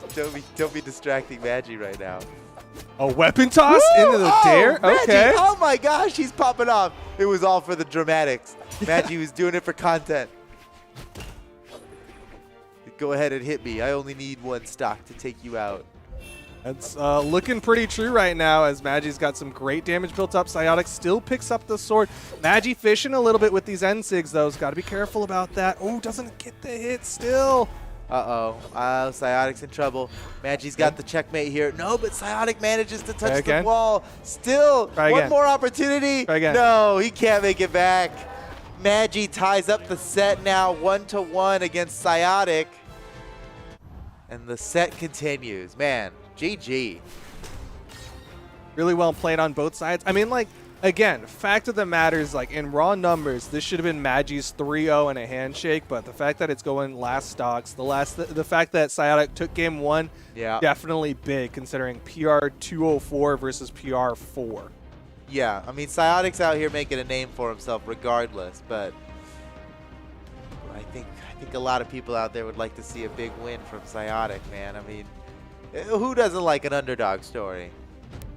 Always fun. Always love an underdog story. There you're seeing the damage dealt. A lot of unarmed, surprisingly, from Psyotic. Like, half as much sword damage was done with his unarmed. So that's pretty impressive. Wow. That is pretty crazy. Yeah. What the heck? He is unafraid to go unarmed when needed. So now Psyotic is banning out stages here for Magi to choose from. Magi gets to pick now from Brawlhaven, Demon Island, and Crystal Temple. What's he going to go with? Oh no, Miami Dome. Small Brawlhaven, Miami Dome, and Crystal Temple. And it looks like he's choosing Miami Dome. All right, Magi. Miami Dome, definitely an interesting map. Again, that pillar in the bottom will actually help out Magi a lot if he goes for these off-stage engagements. I don't think Psyotic's like going for that bow down air. Like, that's where it can be really cool, is like right under that stage. But Psyotic hasn't really been pushing those bow off stages. Yeah, you know, now on a stage like this with the spike on the bottom that prevents you from being able to dip underneath the stage and recover to the other side, I think that helps a lot of weapons like Orb, where suddenly a reverse side air now sticks them into a really bad spot. Instead of them being, you know, if you hit them with a side air underneath the stage, they can now just easily go back up the other side. In this case, that's an edge guard. You stick them down in that pocket underneath there, and then it's a much easier edge guard. And side air, I mean, Orb gets a lot of benefit from that with the side air, the way the side air works. Oh! Whoa, Magi. Nice. Sidelight jump GC side sig from Magi. But still not enough, man. Psyotic keeping this one close. Magi needs to finish the stock off. Goes for another side sig. Whoa! He was deep for that down light. Was that a gravity cancel or just as far off the stage as you could slide? You went out there. Was reaching with that one, but it led to the KO, and that's nice for Psyotic. All right, Psyotic. He's got the stock lead, but it won't matter if Magi just turns it around right now. We're looking to Psyotic to build up some damage here. He's got to be careful about it because he is one good hit away from being knocked out. Oh, there's a punish opportunity. Okay, oh, here he goes. Good damage. Got Magi in orange now, or yellow. What? What? You just didn't want the side air? I think he missed the jump. Just like we saw the missed downlight side air on Spear. Okay. It's the same with Orb. You do you got to get that jump input. Yeah, and with And with Orb, it's really like you almost have to chord the buttons. You have to jump inside her at like the same time, or 1 frame earlier. Gotta press them both at the same time. Magi didn't do it, but now he's starting to remember how to press side light, side air. We're not seeing I mean, those we've same, seen him land it now. We know he knows how. Just it's you know, it's a lot of pressure out here. He's like, all right, I know how to do it. Gotta do it like 4 execute times. every time. I know I'm guilty of dropping what should be easy combos when the pressure is on. For sure. I love that it's like training mode brain, right? Where you miss it once and you're like, all right, I gotta do it. Whoa, turnaround! Oh man, Psyotic really. He got a little psychotic with that side signature, that down signature there off the side. Put him in a really bad spot. Now, it would have been the dopest KO of the tournament, and then we'd have been playing that on highlight reels forever. So I think it was still a pretty dope KO, just not in favor of him. I mean, he created a really good opportunity for Magi there.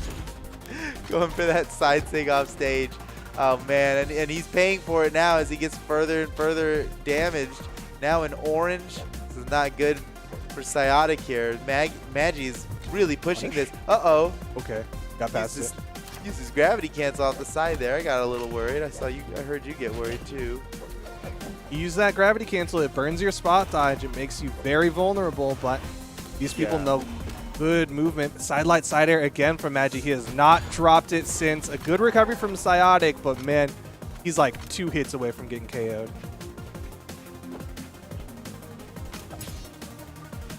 This is going to be so tough for Psyotic to bring back here. I mean, I'm ready to see it. But Magi just needs 1 good hit here. Off the side now, this could be it. Magi looking for the finishing blow. Oh, that would have been a style finish. That's still pretty stylish. Magi taking another game in the set. Now puts him up 2-1 ahead of Psyotic. He just needs 1 more victory to move on to the top 8 winner side. Magi looking good. What is Psyotic gonna do? It's the last minute swap over to the Asuri for game number 4.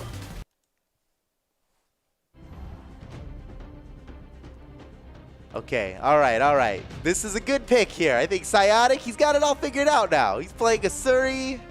Asuri's awesome. No bias. I think Psyotic's gonna win now. No bias.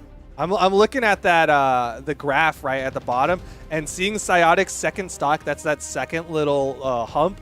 Be so small. Just shows how quickly, like how early Magi got that side air KO. Like that was a big turnaround. That was wild. That was definitely a big mistake from Psyotic going for that down sig. But again, if it landed, he would have been praised like no other. So. Good. It was a calculated risk that did not work. That did not work out. That's how risks go. Yeah, had a dollar store calculator instead of like a TI-84 Platinum. Can't run Tetris on that bad boy. Oh man, yeah. Get yourself a calculator that can play Tetris. That's where we're at these days. we're at get yourself a calculator that you can watch Twitch streams on. That's where we're at. That's true. That's true. Yeah. Shout outs to everybody watching on their TI-84s right now. All right, here we go. Potentially the last game of the set if Magi wins. Otherwise, Psyotic could take us to a spicy game 5. And you know how much I like game 5s here. Psyotic also switching to a new legend now. He's playing Asuri, who I am a big fan of. But we'll see. I haven't seen Psyotic's guitars really. In a couple hits here and there. Got that neutral air just a moment ago, so Magi isn't fresh. But okay, neutral air recovery. Well, we hadn't seen Kresu's guitars either. He was super impressed, so I'm ready to be impressed by Psyotic here. It's already looking good. He's already got a damage lead here on Magi. Oh, Magi's knocking out of those. Oh, okay. Psyotic just takes a stock just like that, and look how much damage he's got to work with here. He can set up a really nice lead. Things are looking good. Oh no. That was so goofy, too. It was like a jump dodge down and then D-Sig, and Psyotic just walked straight into it. Yeah, he like dash jumped into it. Oh, no. Psyotic had such a big damage lead. He had such an opportunity to build up a lead here, and it looks like Magi's just going to take him out before anything significant happens. which is No, but really Magi's good still on Magi's struggling part. to finish it though. Like he's definitely got this pressure on Psyotic. Like Psyotic's just been taking a ride left and right of the stage, but talk about taking a ride. There you go. How about you take a ride on my magic star? Holy cow. I can't believe it, man. Psyotic, that was a huge opportunity for Psyotic that Magi just completely nullified. But Good Psyotic's job by coming back. Magi. He brought it back. That could have got away from him easily. snap. Oh, nice. That was good. It was a good read, but he didn't actually catch a dodge there, so Magi was still able to get out of it. Magi catching dodges though. Good hits in again. The neutral wins from Magi on the scythe. They're just adding up. Oh. Yeah. Uh-oh. And this is what I was talking Not about with Miami. that side air. Yeah. We are on Miami Dome. That had just been a KO for that, but he slapped him to the other side, and he's able to go around the bottom. Nice pickup Again? again. Dude, Okay. he's hitting those and Magi is not getting out of them. Like, And you should be able to, right? I didn't notice if Magi didn't have his dodge or not, but that is not a true combo. The neutral light jump recovery on Katars, that is dodgeable easily. So either Magi's not getting out of him or Psyotic keeps catching dodges. he's catching those dodges, good recognition, but like you That's- said, I that's haven't huge, seen yeah. that Magi's burning those dodges. Light recovery, Psyotic with the Okay. lead. Once again, Psyotic's got a lead, and remember, he's got his back against the wall here in the set count. He's got to win this, or he's going down the lower bracket. So now push the damage lead, right? Turn this stock lead into a damage lead here. He got one hit. That's technically a lead already. Oh yeah, it keeps adding up. Uh-oh. Okay. Magi's not winning in these off stages with the orb. Psyotic's getting more damage. Magi's backing away. He's starting to get scared here. Psyotic looking strong. You could take this to game number 5. A nice turnaround from Magi, and we're Okay. going to final stocks. Oh man, what's it gonna be? Does Magi end it right here and move on to top 8, or is Psyotic gonna bring us to a game 5? We're about to find out here. Psyotic now with the Katars. Again, okay. Oh! Oh! Wow! That is an early KO from Psyotic.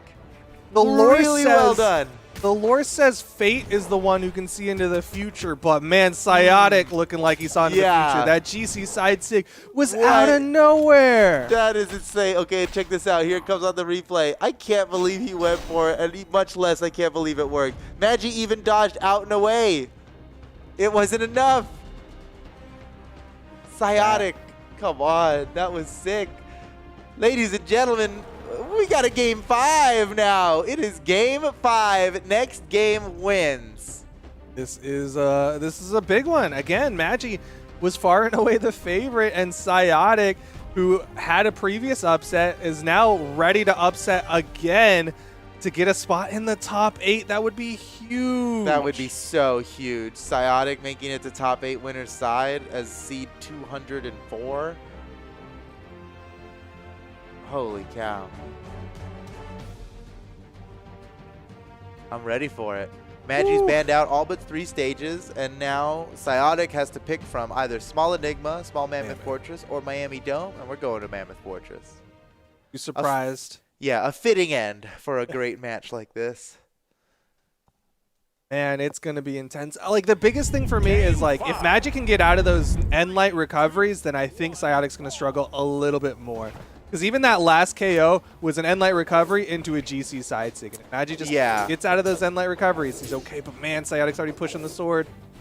Yeah, I mean, that's a pretty glaring criticism for anybody to make here, is that I don't think any of those neutral light recoveries from Psyotic's Katars should have landed. Magic could have dodged out of every one of them, but he didn't. Maybe one of them was a dodge read, but that last one certainly wasn't. The killing blow there certainly wasn't a dodge read. Uh-oh, Magi. Missed. Okay, Maybe you don't need to dodge out of strings if you win like that. Holy cow. Magi's scythe really starting to pop off. Immediately throws away the orb. Gonna try to push this lead as much as he can. Oh my goodness. goodness. Oh, Oh Magi. my goodness. Magi has unlocked full potential here. What is this? Holy Back up. cow. Oh, this is Magi's on fire. Psyotic He's has barely- not hit Magi Yeah. in so long. Yeah. Oh my goodness. Magi's he's going crazy now. Oh, Okay. oh, But wow. oh, Whoa. okay, Whoa. okay. Psiotic. Other way. Psiotic can dish it out. He can dish it out too. Oh, look. I for mean, the he's a neutral full stock sig. behind, but the I dunk! called it. I called it. Come on, dude. I know a neutral sig when I see one coming. Psiotic. What a dunk. He really needed that. We might need another dunk here soon. He's definitely going to need another dunk because he's still behind. He fell behind so much that even with that sweet dunk, he's still almost a full stock. Nice dodge read. Now that was a proper neutral light recovery there. There was no getting out of that for Magi because he caught the dodge with the neutral light perfectly. Oh. Whoa. Oh! Okay. Yeah. He like stumbled. He stumbled into a slam dunk. It was. It looked like he didn't expect the side light to hit right, and then he just reaction was like, oh, I can do something here. Let me just do a chase Yeah. dodge N-Sig.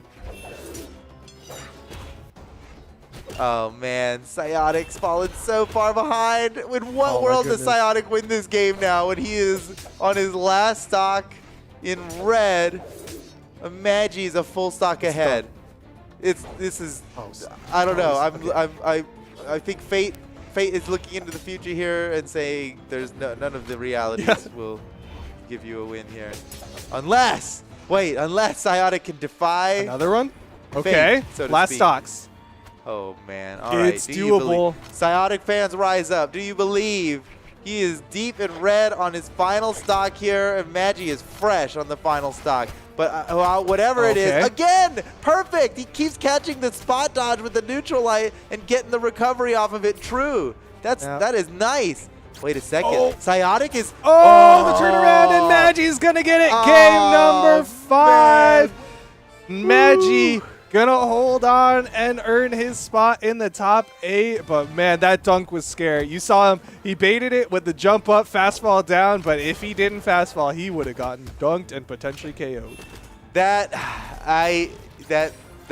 neutral sig, man. I agree with it. Even though it didn't work out, like that was a risk he needed to take. Had he landed that neutral sig, he certainly could have converted it into the spiciest KO of the tournament for the biggest turnaround victory. But unfortunately, it missed. Magi dodged it and got the punish on it immediately. Magi wins, moves on to top 8 winner's side, where he'll be going up against Kresu, who's just waiting for him there. And GG, man. Even though Psiotic didn't win it, we know the name now, and I will not be forgetting. Psiotic. Can't wait to see him in the major tournaments here. This was the breakout performance, and I think we can all expect more from Psiotic now because that was impressive.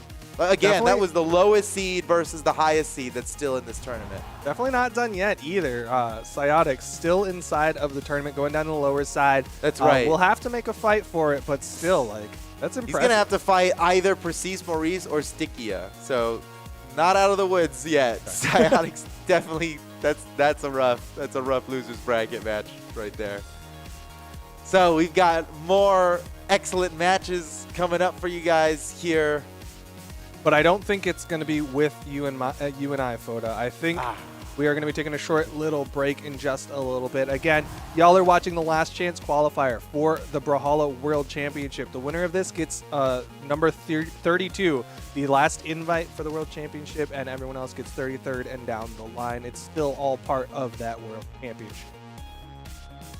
That's right, Duke. Well, we've had our time. We've had our fun.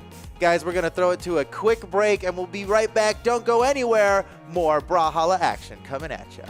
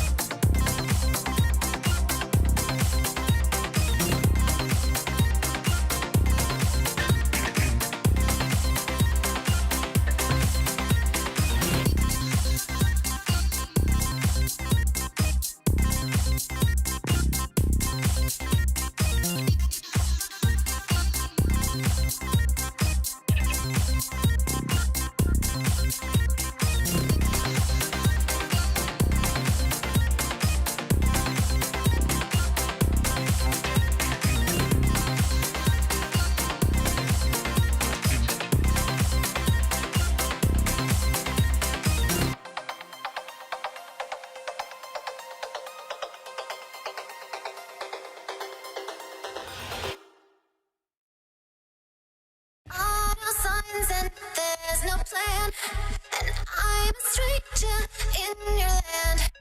There are no signs and there's no plan, and I'm a stranger in your land. There are no signs and there's no plan, and I'm a stranger in your land. There are no signs and there's no plan, and I'm a stranger in your land.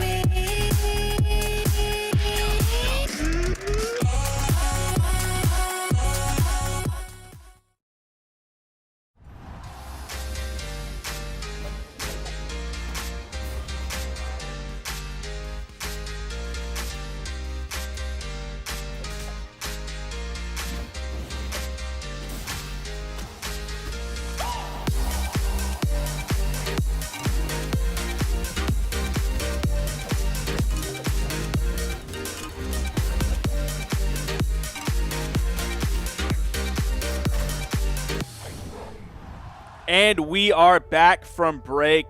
The bracket continues to move on. Now on the desk, Sparky878. Sitting with me here is Zipmaster Flex, who is hot off of a block on the Pro Brawlhalla stream. So he's warmed up, ready to go. Zip, how you feeling?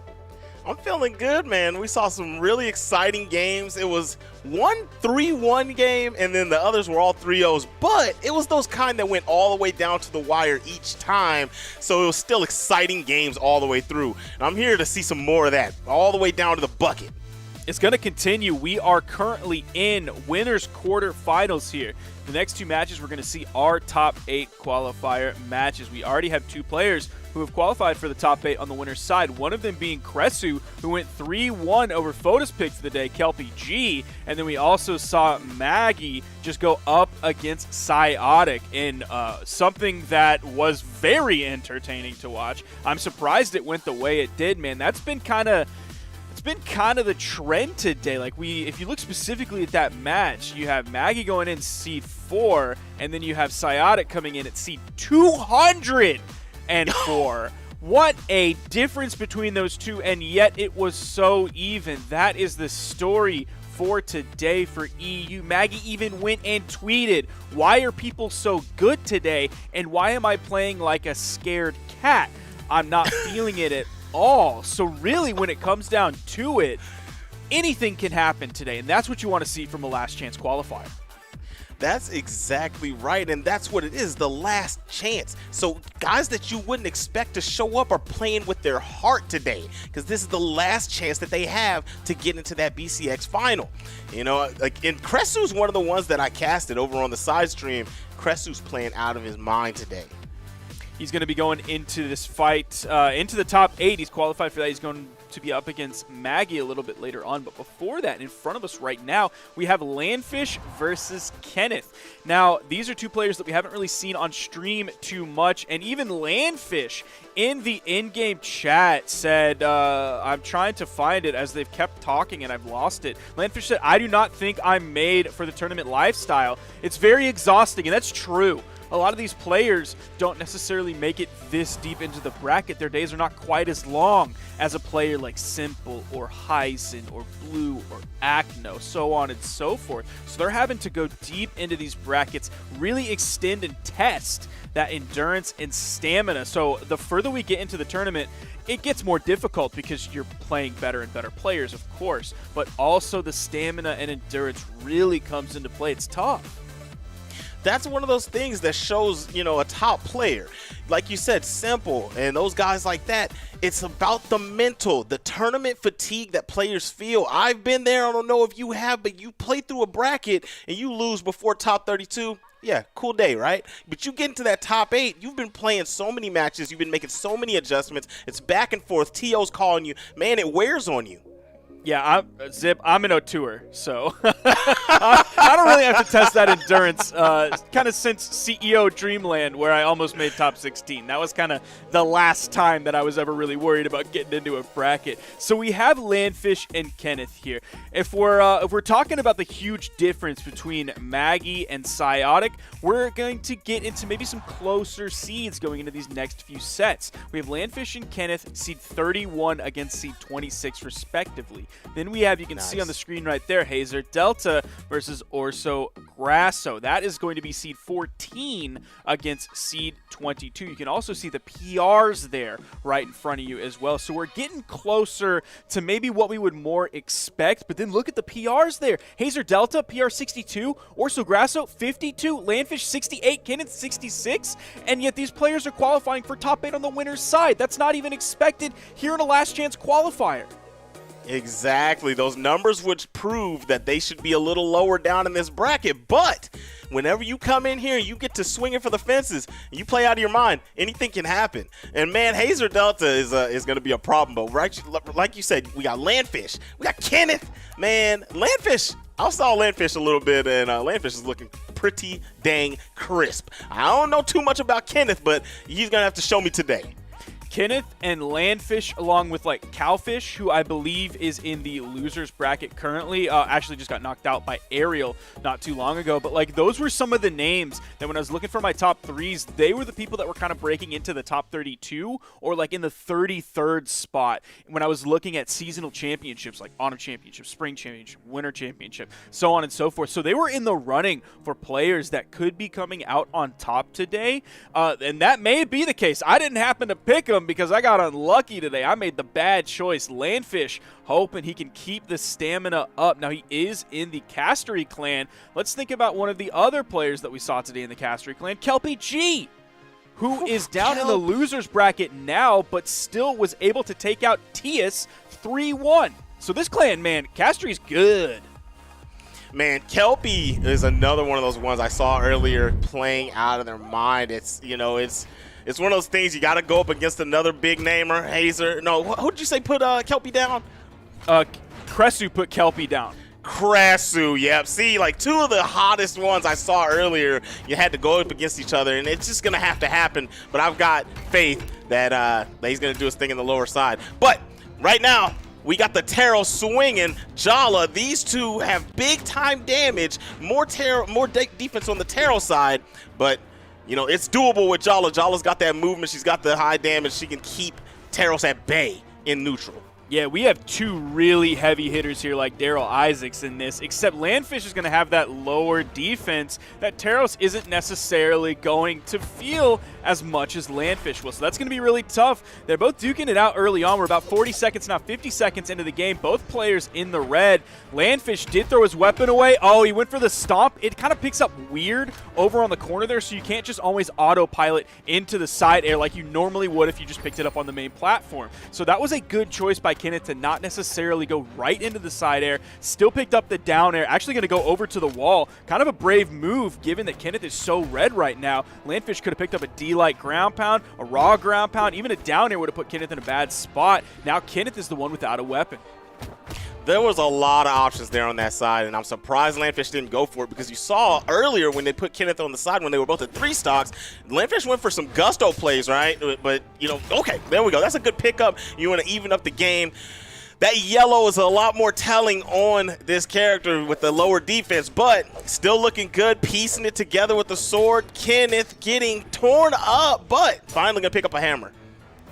And now you got to worry about those chunks coming out to Landfish. Like, that was just a weapon toss, not a big deal, but like one more hit, Landfish is going to be orange. At least it's not going to be a hammer hit. Weapon spawn coming in, it's going to be the axe. Landfish making sure to give Kenneth a lot of space. Does not want to get caught by like a dash in light, dash side light, anything like that. Making sure he stays away, and there it was. That was the one more hit. It was the side air. Landfish is already orange. It's going to take at least a few more hits before Kenneth is going to meet Landfish there. Yeah, it may be about 3 hits good on this Jala, and this is going to be over with, especially with Taro swinging it. There we go. That's one. We got the in-light and trying to cover on the side. Not really going to do too much, but the gravity cancel in-light. Weapon toss, dodge through. Landfish trying to fight back. Ooh. No! Wasn't able to catch the side with the downlight.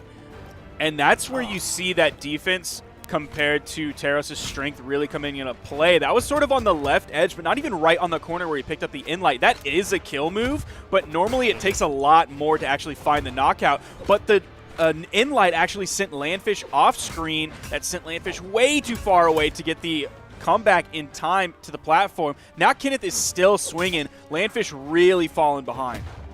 Yeah, but it's getting real tough out here. Gotta keep from eating too much damage. Weapon toss, gonna attack on a little bit more. Dodge through. Landfish without a weapon. Punished for trying to do the gravity cancel. No good. And man, we're already on orange. Gonna have to take this stock quickly. There it is. That's a pickup. The big time damage coming out from Landfish's Jala. Gonna be able to take that, but now we're in dire straits. Too many hits came before you were able to get that stock. Now, I do want to look at that D-Light side air that Landfish threw out. Kenneth is, of course, looking for the KO moves. Nice weapon toss. That's going to give him the time to get back on the main platform. But with that D-Light side air, Landfish picked that up in the middle of the stage. Normally, you would go with a D-Light recovery there, so going with the D-Light side air is an interesting choice. It could be that Landfish was just worried about possibly like steering away with the recovery and possibly dropping it, where he knew that the D-Light side air would definitely kill because Kenneth was so damaged. The comeback potential here from Landfish has Kenneth in the orange. Kenneth has weapon advantage. Yeah, definitely got the game close exactly where you wanted, but this is the weapon that's been doing it for Kenneth. The axe swinging away, trying to land it, but not going to be able to touch.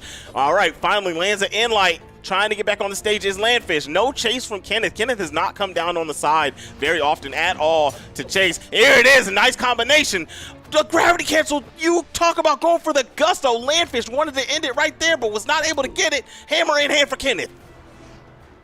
Landfish yet again over on the wall, trying to give as much space as possible. Oh, just barely whiffs the side air. Was too stacked to find the hit on it. I don't think it would have directly led to the kill, but it would have put Landfish in the power position if not for Kenneth being able to punish with the stomp side air for the KO. Game 1 going the way of Kenneth.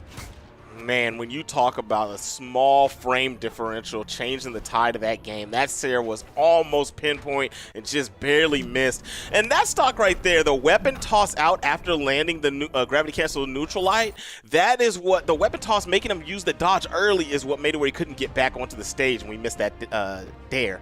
And that's those plays, man, those big time plays from big time players. Kenneth looking good.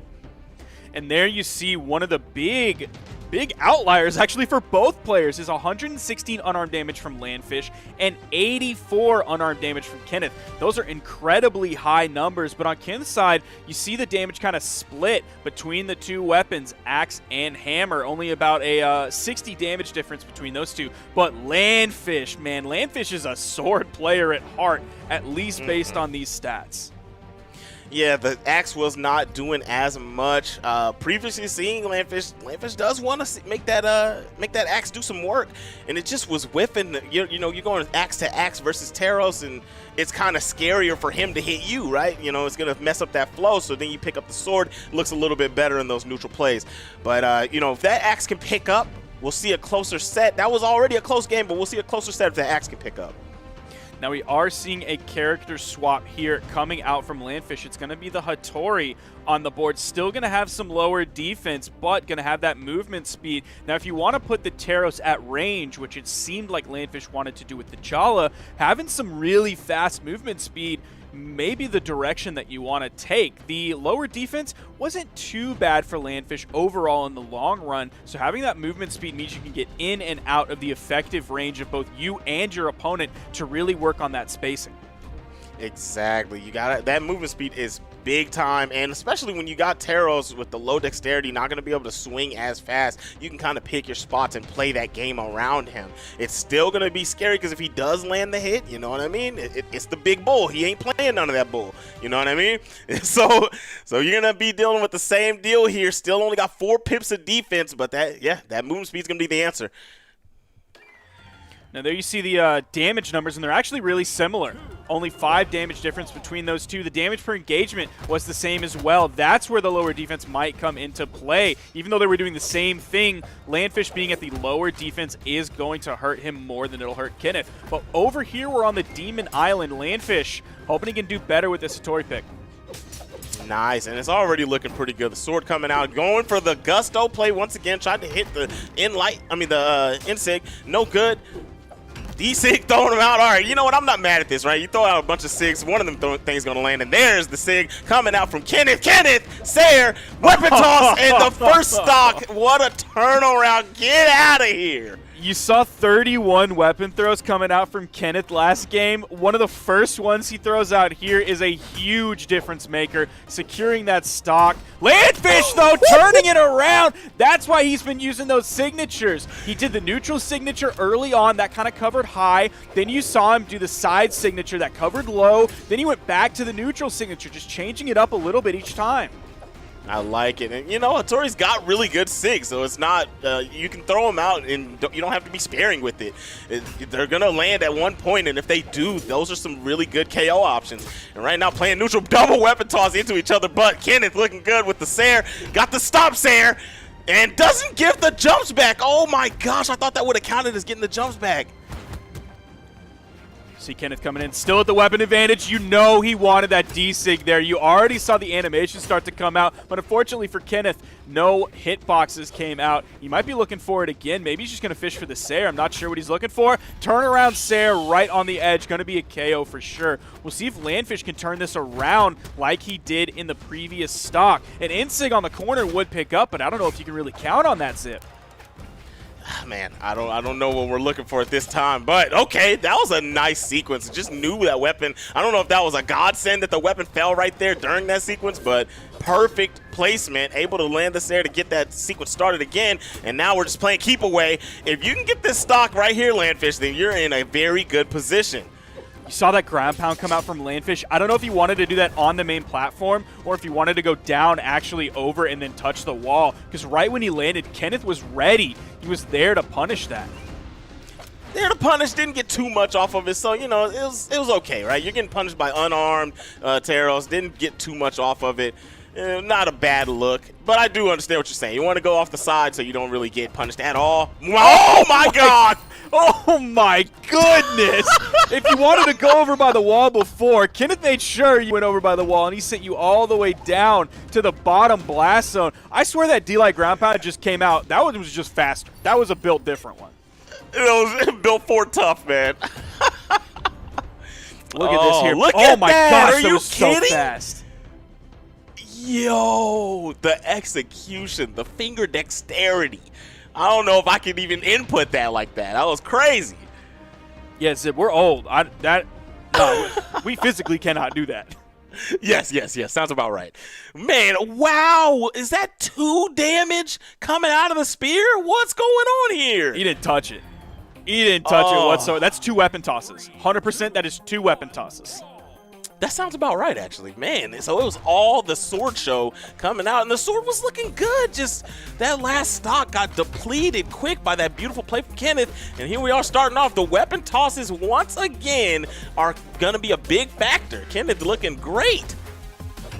Now, even though they are 5 seeds different, Kenneth being the better seed here at 26 compared to Landfish's 31, like, Kenneth is heavily in control of this game. I think this one might slip away from Landfish. Even though the sword is looking good, a lot of what happened last game was heavily built off the back of finding that neutral signature to sort of end that first stock. His neutral game here is looking pretty good. He does have the damage lead, goes in with the ground pound, has to watch for those weapon tosses. Kenneth has been nailing them. Yeah, this man is definitely a FPS player because he's sniping when he tosses those. Oh my goodness, trying to get back on stage, and this is what you need. See, so like you were saying, it fell on the back of that Insig trying to get that stock, and that's what ended up doing it for him. And every other stock, it seems like Landfish has been struggling to KO. Completely unarmed here at the weapon disadvantage. The next weapon pickup for Landfish will be a sword, but he might not even get that chance before he's taken out. D-Light not going to be the KO move just yet. Hammer, pretty much every move you hit from the hammer might KO here. Nice side air from Landfish, though. Actually going to take the first stock in this one. That was good. That was good. It was looking kind of scary once they became unarmed. I thought Landfish was going to lose that stock early, but I can't be predictive, right? I got to watch and see what happens, just like everybody else. And trying to carry off into the skies. The dodge from Kenneth was good. Sarah is there, and that's going to be the stock, evening up the game. All right, what weapon we going with? The axe, and we're going to get to swinging away. Now, the GC side sig that Landfish threw out might have been a little bit too bold. That ended up leading to Kenneth finding the punish.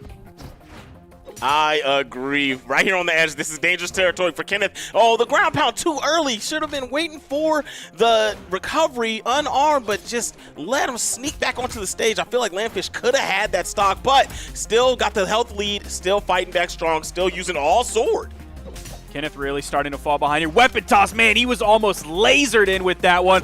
The spear coming alive here in this game. This is what he needs. Kenneth is already up 2 games, but Landfish fighting back, needs the victory here to stay alive on the winner's side of the bracket, pushing into a game 4 situation. That side air weapon toss does not connect this time. Seems like those weapon tosses that Kenneth was fighting before aren't as successful anymore. Landfish doing a great job adapting. Yeah, that's the good adjustment from Landfish. Landfish is like, okay, I know that right after a touch or if I'm too far away, we're going to see a weapon toss. And look at that. Dodge the Sair, hit a nice little combination, getting a little bit of damage racked up. But the versatility of Landfish in this one, using both weapons. This is the first round we're seeing them use both their utilities. Oh my goodness, that could have been it if that down there did not touch, but Kenneth able to get it, chase dodge up, back on stage on orange. All right, we're in a tough position here, but Landfish has got to pull this one out to stay alive. Again, we see Landfish kind of going for those bold moves. It was the GC side signature kind of at the top of the stage earlier. This time it was the aggressive chase off stage. Nice down air that interrupted the recovery. He didn't get the touch. He was so close, but Landfish interrupted it. Landfish is going to take that game fighting back into this one. Big time plays from big time players. what's that one NBA commentator? What's he say?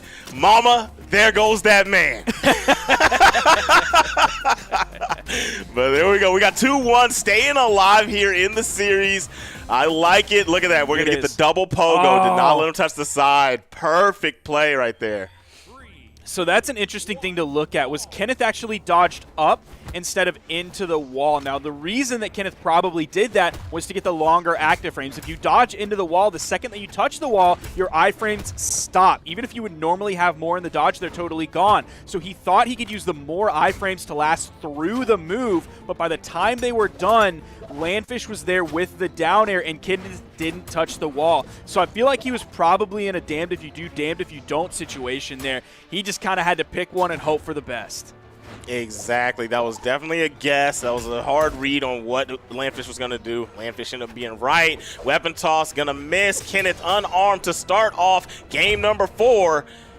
And, man, it's going to be some big-time damage racking up. Throws out the SIG right after the land of the side light, but not going to land. Landfish trying to go out there again. Oh, no! Did you just give up your stock? Wow, the turnaround from Kenneth. Landfish really just keeps going bold. He sees his stock winding down. He was like, all right, time to do a gravity cancel and blow my dodge. I'm ready for that. As he spawns into his next stock, Kenneth is going to continue to control the weapons here. Might be tough for Landfish to find a weapon. He does, and it's a spear this time. One thing that Landfish is, that I'm noticing from Landfish here is so much more confidence on this Hattori pick instead of the Jala. I agree. But one thing I'm also not seeing with this spear is ground play, right? Like, we're just seeing a lot of aerial spear play, but I'm not seeing any of the grounded buttons. And I feel like that's kind of necessary to mix that in with your sword play. See him on the ground. He immediately jumps in the air and goes for the side air. You exactly nailed it. I didn't even notice that yet. Again, finds the side light, goes for the nair as the option, doesn't even try to attempt the double side light or the side light into the D light option. Throwing away his spear. There is a spawn coming in. Nice side light from Kenneth, actually knocking Landfish away. Still going to control these weapons while Landfish is behind. He's starting to really fall behind now that he's closer and closer, deeper into the red. Oh, throws out the SIG. Tried to make a read on Kenneth, making a play towards him. Not going to do it. Wow, I feel like that could have...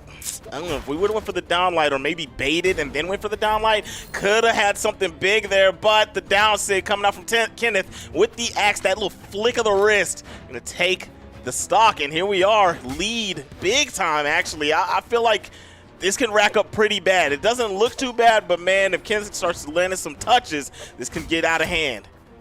Yeah, it can definitely go two ways. Landfish finds the KO, evens it up really quickly. Weapon toss goes out. He's at the weapon disadvantage. Spawn comes in, the recovery. Not enough to KO. It's going to be the lower strength, but he follows up with the spear. Going to juggle the weapons. Which one will he land on? He actually throws the sword to the left and picks up the spear. An interesting choice for Landfish, who had a game where he only did 2 damage with the spear.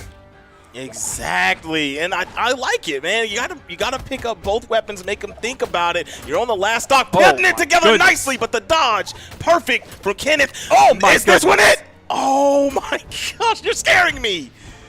He's keeping the pressure up. He's making Kenneth a little bit worried when he was previously in the power position. I like it from Landfish. If he doesn't get too risky with things, see him going off a little bit, comes in with the dare, but he still put a lot of space between him and Kenneth. GC side signature from the middle of the stage, not going to send all the way to the blast zone. Still has the weapon. That toss goes really low. Stomp down air. Landfish has to be careful. If he's caught too high in orange, he will die to a Teros.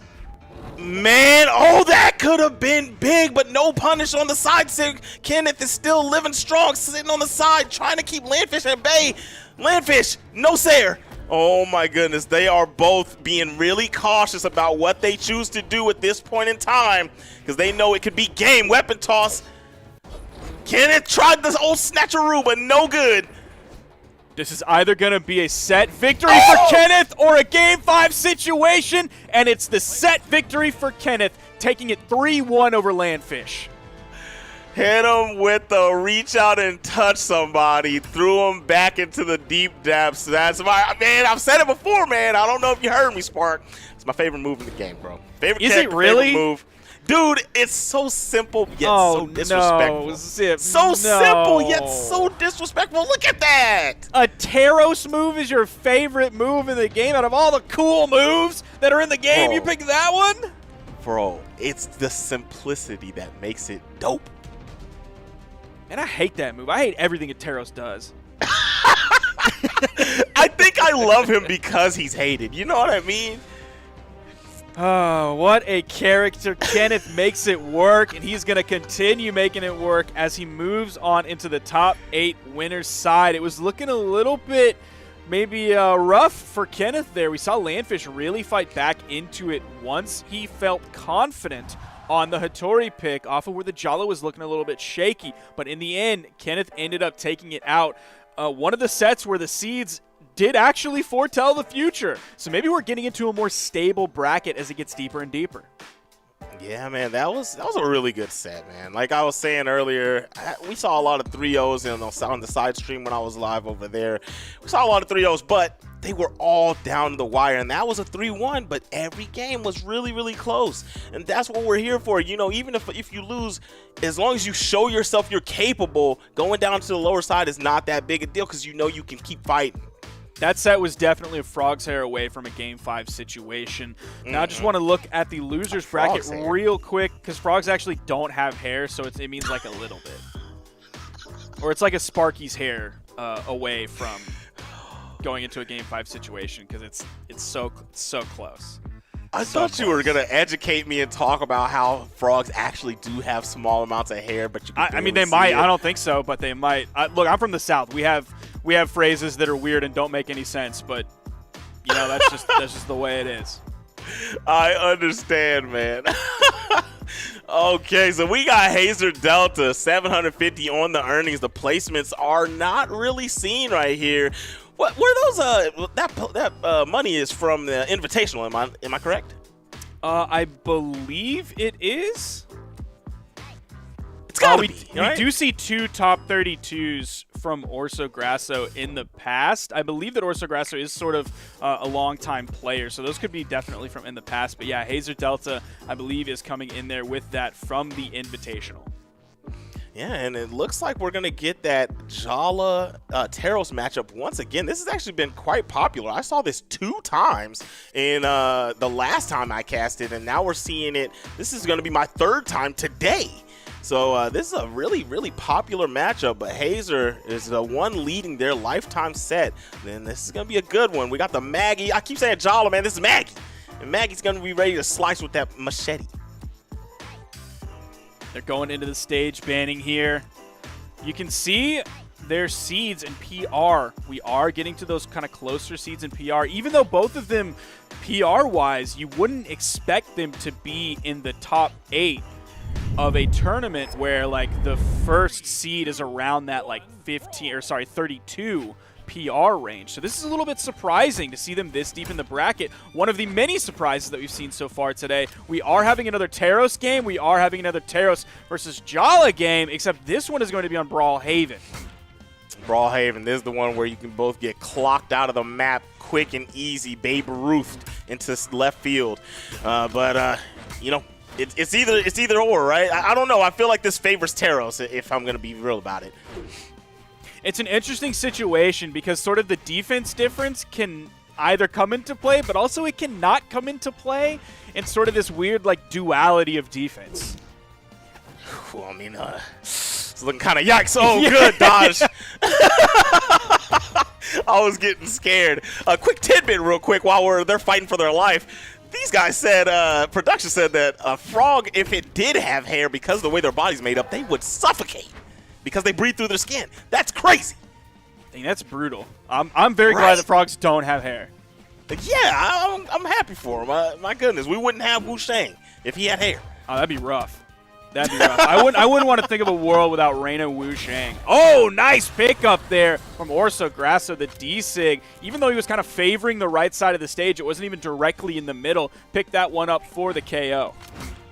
My goodness. All right, so we got a pretty even game here, but we did see earlier, I know you said that the defense can play a non-factor, but I think it's going to end up being a factor here because Hazer Delta is being very accurate with the strikes right now. Orso Grasso? That's the name? Orso Grasso doing a very good job swinging away with the axe. Hammer in hand from Teros. And right now, it's just a winning factor going on from the Maggie. Goodness. Yes, sir. That one almost KO'd. That was so close. If you would have picked that one up center stage, would have been a KO. That side airs from center stage and was the KO.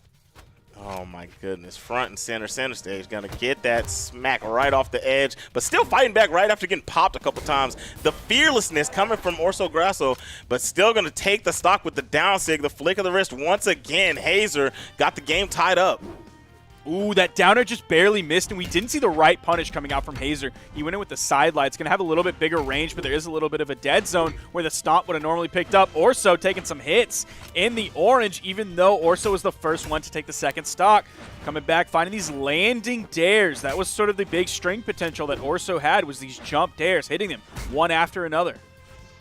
And he's putting it together. Once Orso does get a touch, he's putting it together nicely. But Hazer is getting big hit after big hit and resetting neutral by launching him off away. Like, stomp Sayer, not enough, but the next Sayer is going to do it. You could see that was from middle stage.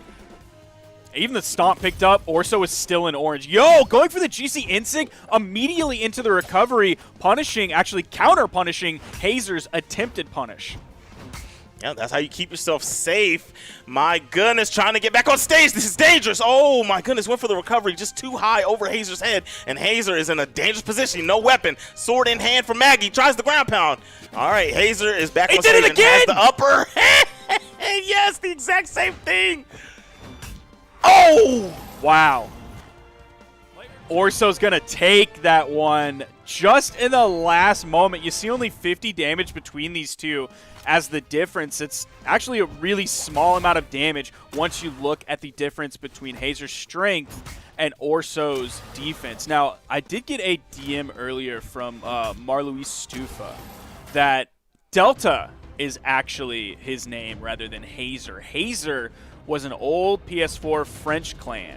So, like, you had Hazer Coco, you had Hazer Delta. It's just in, like, a little bit of a different format, given that it's Hazer _ Delta instead of, like, Hazer bar Delta or Hazer dash Delta or in parentheses or anything like that. So I do want to make that correction, given that DM that I got earlier from Marluis Stufa. Thank you for that. Appreciate it. I have been messing it up for, like, weeks. All right. So we all have. Probably like a month now. All right. So it's just Delta. Got it. All right. Good look, guys. Whoever sent that DM, appreciate you.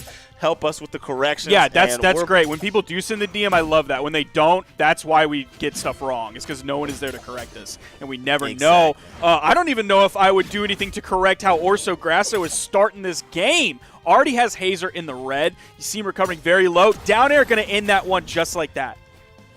Orso is playing really, really well. I love the aggression, the accuracy, man. When you're being aggressive, you got to be accurate because there's a lot of ways that people can turn around your play against you if you're missing. But there's not a lot of whiffs coming out from Orso. Ooh, Nice. Hazer. Oh, Double yeah, just Sayer like with that. the There you go. weapon That's where small Brawlhaven, man. You get the weapon toss when a player doesn't even have to be a Jala player or a low defense character. You get that on the edge when they're in orange, all the way on the left side, they're done. Yeah, it's a tough deal. Even if they don't get KO'd on that side, they still got to try to make it back. And you know, that edge guard can come alive pretty quick after they've expended so much getting pieced up.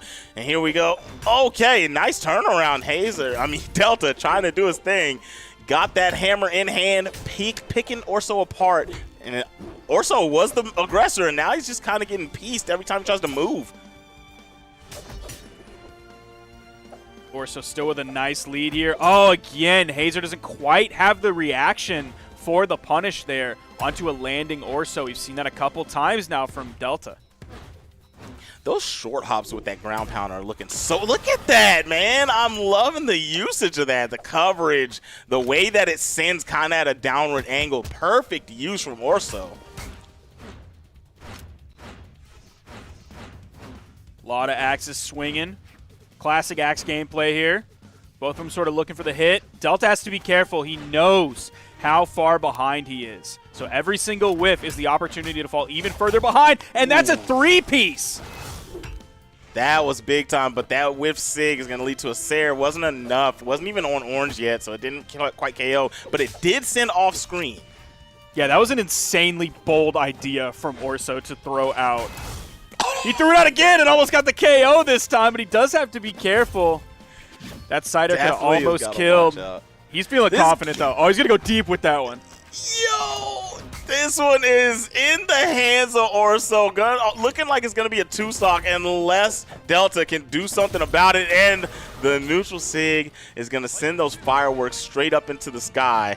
And they're both digging the grave, right? They're both just like, hey, Teros, I got you, man. Let me get you a grave dug up. And Teros was like, hey, man, I'll help you out, man. I kind of throw myself in there, so I'll see you later. But no, we're going to go into the next one. Man, this Maggie pick is looking amazing. Still staying confident with it. Delta has not actually locked in character yet. Okay, now we see the immediate Teros lock-in, so no changes from either player. Look at the damage per engagement between those two. Oh my goodness. Orso almost had double what Delta did, and there you see the graph. That second stock was just so much work done by Orso. That red kind of long area in the middle, that was a long period of time where the Teros, where Delta took so much damage. Yeah, that second stock of Orso stayed alive for a very, very long time. Right now, going unarmed. See, that's the fearlessness of Orso. Orso's fighting unarmed versus Teros' hammer. But Delta is not playing around. Getting some good hits right back at him. Nice stomp into the D-light, into the dare. It's going to be nice damage.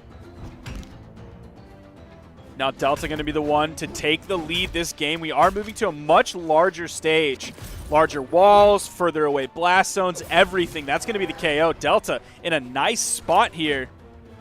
Going to need that if he wants to fight his way back into this one now that he's down 2-0 or 0-2 to Orso Grasso. Yeah, so question, did that actually like fully KO, or did Orso realize they didn't have enough jumps and just gave up the stock? I couldn't quite tell. I think he just gave up the stock. He was ready to get back into this one. By doing that more quickly, when you know that you're not going to be able to get back to the wall, you can maybe get back in time where the next weapon spawn can't be denied by Delta, so you can maybe grab it while you still have iframes to get a weapon. Right. Okay. So, yeah, that's what I figured. It's just I couldn't tell by the animation if he just glided off stage and KO'd or if they gave up the stock. But I like the idea. That's how you know the smart play. Woohoo! Almost caused a big lead if that would have landed. Trying to get this second stock off of Orso, but Orso wants the first one. 3-1 right now from Delta. Delta is looking really good in this game right here. Game number 3. Now, Orso is up 2 games in this set, but now you got to think the pressure is on. Delta definitely fighting back in this set overall, and even in this game, heavily in the lead. That is going to be the first stock finally taken away from Delta about 1 minute and 45 into this game. Orso is already in the yellow. Now he's going to have to worry about every single hit that he takes means so much more given that Delta is a full stock ahead. The gravity of these hits are going to be big time. The weapon toss, side light, just tacking it on, already in orange, and barely has the second stock of Delta in yellow. Zip. Dude, so close. Oh my gosh, this is dangerous territory. He's what red. Do we got? Oh, and that's it. I can't even believe that Hazer or Delta actually went in with the stomp on that one, and that Orso didn't jump to get away from it. That was an interesting choice from both players to come out on that one. Delta easily taking it. 549 damage to 292. Man, so, well, that was really good game knowledge from Delta to go up for that stomp and just waited on the punish, because there's a lot of moves that raise you up, a lot of SIGs that raise you up and then you recover while airborne. But after Maggie does that SIG, she has to fall down and doesn't have to quite touch ground, but has to fall before recovering fully and being able to move around again. So that stomp was able to touch. Oh, they just put the graph away. I wanted to talk about the graph. Put the graph back up, production. Put the graph up! Put the graph up. Hurry, hurry, hurry, hurry. Yes, there it is! Look at the red. That big, long block of red. That is the damage taken for Delta during that time. Look how long he extended that first stock before finally being taken out. He took the first stock, took the second stock, and then about 10% of the third stock before finally falling. Incredible fight back from Delta. Man, let's give some shout outs once again to this production team. Like, viewers, are you noticing how much better this thing gets literally by the week? They are so amazing. I just want to play video games with Creed again, but he always has work. He always has more and more features that they're adding to this. It's insane. I don't even know if I could talk about it, but we're going to have a big feature drop like very soon that will be even better. But what's even better this game is Delta, as he has Orso Grasso in the orange. We are on the Great Hall. The weapon toss connects. Might find a KO here. I think, did he bounce off the soft platform? Okay. All right, dude. Okay, dude. Hell, Delta just feeling everything right now.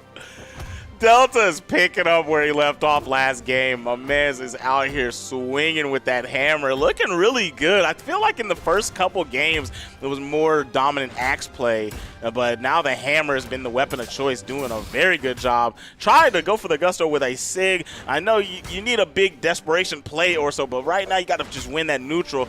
Trying to go out there on the edge, fighting with the sword, and here's the chance to try something big. A little late on the ground pound attempt. Oh, he doesn't go for the recovery this time. He went in SIG and then into the side air. You saw how far away Delta was. Might clean this one up. Oh, no. Are we going to see a repeat of the last game? My goodness. We're definitely seeing a repeat.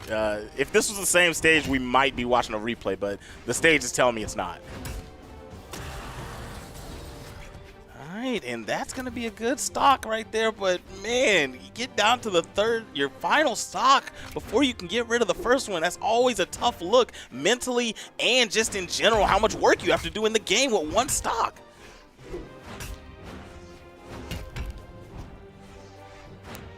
Scrapping away. Nice. Okay, now this is how you do it. You're landing a lot of hits, not taking any damage.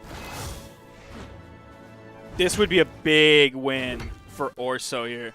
Putting out damage. Oh, he's done. Oh, he's done. You eat a side SIG from Taros on the edge like that, you are absolutely done. I was a little bit surprised we hadn't seen it just yet, but Delta was saving it for the right time as he starts a slurping from that potion.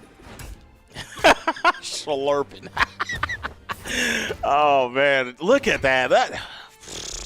You talk about guarding that edge. That's it right there. That nice pickup. And that side SIG. Yeah, that would have KO'd almost any character, dude. Like, that was... I think maybe Barraza might have survived. Maybe, right? I don't know. I know it's not the same graph, but that's the same graph, dude. That's the same graph. That's absolutely the same graph. Look how long he extended that first stock yet again. Maybe that's like 20%. Or not 20%, 5% of the final stock that he got before falling for the first time. Incredible work. That was definitely the same graph. And we got the Azov pick. Okay, switched up. I like it. Okay, Orso wants that huge KO potential with the signatures that it seems like Azoth players can just throw out for free. I'm looking at Zapapi that we've seen recently coming out. I'm looking for some of the other Azoth players we've seen recently. We'll see if that is how Orso Grasso chooses to play this Azoth. I'm playing like the hit and run game right now. Crazy Taxi. He's getting some touches and getting out of there. But, oh, SIG's the wrong direction, and that was a free punish, but very, very slight damage coming out from Delta. And there it is. I like that. Gravity Cancel D-Light to get back on stage and land a little bit, but right back at him is Delta getting some more smackage. All right, and Delta tries to take control. Straight up ran to the other side of the stage, does not want to get caught by these signatures. He hasn't fallen prey to it yet. Gets the bounce pass to himself to get the KO. Delta might be running away with this one. Again, you got to go to YouTube and check the Tracy McGrady off the backboard highlight, because he just recreated it and brought it into Brawlhalla. That was beautiful. Orso might end this one with an edge guard. The ground pound hits the top side. The recovery hits the bottom side. Oh, my goodness. You know, that gravity cancel side light that I keep seeing, I need to add that to my arsenal playing this game, because it's a really good kill option, now, KO option. I'm seeing these guys do it a lot. Ooh, trading axe blows back and forth. Delta Oh, no. Orso is in the red. Gets the sideline side air true. When Delta touches, Delta completes. Like, this is crazy. Every time Delta gets a hit, it's like that one, this one, and that one right there. And we're going to take that one. And it just lands like 5 straight every time. Yeah, Delta's like BOGO, except it's usually more than buy one, get one free. It's like it's buy one, get 3, buy one, get 4, buy one, get 5. So, Bofo. Okay, got it. Not to be confused with Bofa. No, we're not even going to talk about that one. Delta looking to clean this one up here. Has the axe, has the KO potential. Still playing it very carefully, though. Somehow he gets through that. His timing was impeccable. Finds the inlight. That punish was crazy because I thought he was hit. And he just knew, let me just gravity cancel right down. I mean, and not gravity cancel. Let me dodge right down into it because I know the active frames are gone. That was crazy. Oh, nice down air. No. Is he going to end this one here? Yeah. Simple down air. Not enough just yet. The neutral air. I think Delta kind of choked that one just a little bit. That's going to give Orso Grasso the only possible chance to fight back in this one. We're in a Game 5 situation. Try to get a little bit cheeky there. The weapon toss, low-key, stole the chance to get that KO. It bounced him. I think the neutral light would have worked, but no, siree. Bobby Hazer, Delta. What a run back. Reverse 3-0 and big-time wins on those last 3 games. My goodness. That was huge. That was so huge for Delta. Really coming alive, looking really confident. You saw some cheeky plays coming out. I'm talking about that bounce pass to himself that he found on that game on Miami Dome. He was just overspacing and underspacing the signatures so well, which is something that can be a little bit difficult when you're playing against an Azoth player, especially when they just like immediately change on to the Azoth. Sometimes it can take like a game or two, which is something that Delta couldn't afford. He didn't have that time. He had to find it immediately. Yeah, a lot of times in tournament play, I'm not a big fan of last game switches. You know what I mean? It kind of it shows a little bit of desperation and things like that. But it's like you want to test the waters early in the set is what I always think. But either way it goes, if it works out, you know what I mean, I would be saying a whole different thing right now, singing a whole different tune. But, you know, Orso is going to go down to the loser side, and Delta is going to be moving forwards up their own winners. This is going to be an interesting set coming in for us next. We have our top 8s. Now, on the winner's side, totally figured out. We have Cresu and Maggie, and then we have Kenneth versus Hazer Delta. The one we're going to see first is the first one I mentioned, Cresu versus Maggie. This is going to be seed 9, Cresu, fighting against seed 4, Maggie. We were talking about both these players a little bit earlier. Maggie is the set I watched right before we got on here. Maggie was playing amazing, but Cresu also coming in with some heat, playing with pure fire and vengeance. We'll see what he brings to the table here in this game. If you look at what previously happened, fighting seed 204 had a very tough time, went all the way to game 5 off of that alone. Then you look at what Cresu did previously, taking out Kelpie G, and that was a seed 9 to seed 17. So a much smaller gap between these two players that Cresu came out on top of more confidently than Maggie was able to.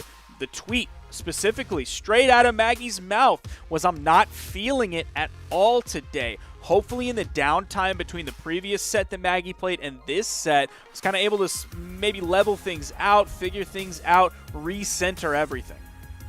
Able to get that composure back, right? You know, that, like we were talking about, that mental fatigue. Maybe it was setting in and causing these tweets, but after that downtime, getting to relax and watch some gameplay, maybe it's all restructured and ready to go. That's what we want to see. You don't want to see somebody coming in here with the brain fried, not ready to scrap. Got the stats right in front of you there. Lifetime score of 0-0. That's a little bit surprising coming into this one. But you see their PRs. PR 48 for Cresu and PR 37 from Maggie. Of course, the first place in the Mammoth Arcadian does not actually play into your PR because it was an invitational event, but does play into your seed. Yeah, okay, so it doesn't play into the PR. All right, yeah. Educate me, my brother. But we got Kresu sitting on the Azoth, and we're going Petra this time, coming out from Maggie. And I thought that we were going to see the Fate again because that's what I recently watched. Maggie was going crazy with that Scythe. That was sort of the swap. It started with the Petra and then the swap. So we might see the same thing here of Maggie sort of going back to the basics and then having that option of the Fate in case the Petra doesn't quite work out. All right, either way it goes, these are two big-time Sigan characters. Petra got the gauntlets on hand, so we might be able to see some stock robbage. But right now we're going to kick this bad boy off. Nice neutral being played from both. Nice, trying to track with that down sig, not going to be able to touch. And nobody's getting a real big sequence. They're kind of getting some touches here and there, but they're not really following up, getting anything off of them. Each time, back and forth, tit for tat. I think early on, Maggie's just making sure that he doesn't run into too much from Kresu because he's an Azoth. You know they can throw stuff out. Oh, no, he bonks his head. Oh, he was in the power position. Got under the stage just a little bit enough for the recovery to bonk his head. That's a tough spot for Maggie to start out in. Almost had the stock after those 2 ground pounds, and then just the way that went, that's terrible. You got to feel bad on this. Like, you almost had him, and then you end up the head bonk, like you said. Especially after all your jumps are exhausted, that's the worst situation. Sidelight recovery not going to be the true option to KO here. Nice job with the sidelight. Is he going to have enough to get back? That'll finish it. Yep.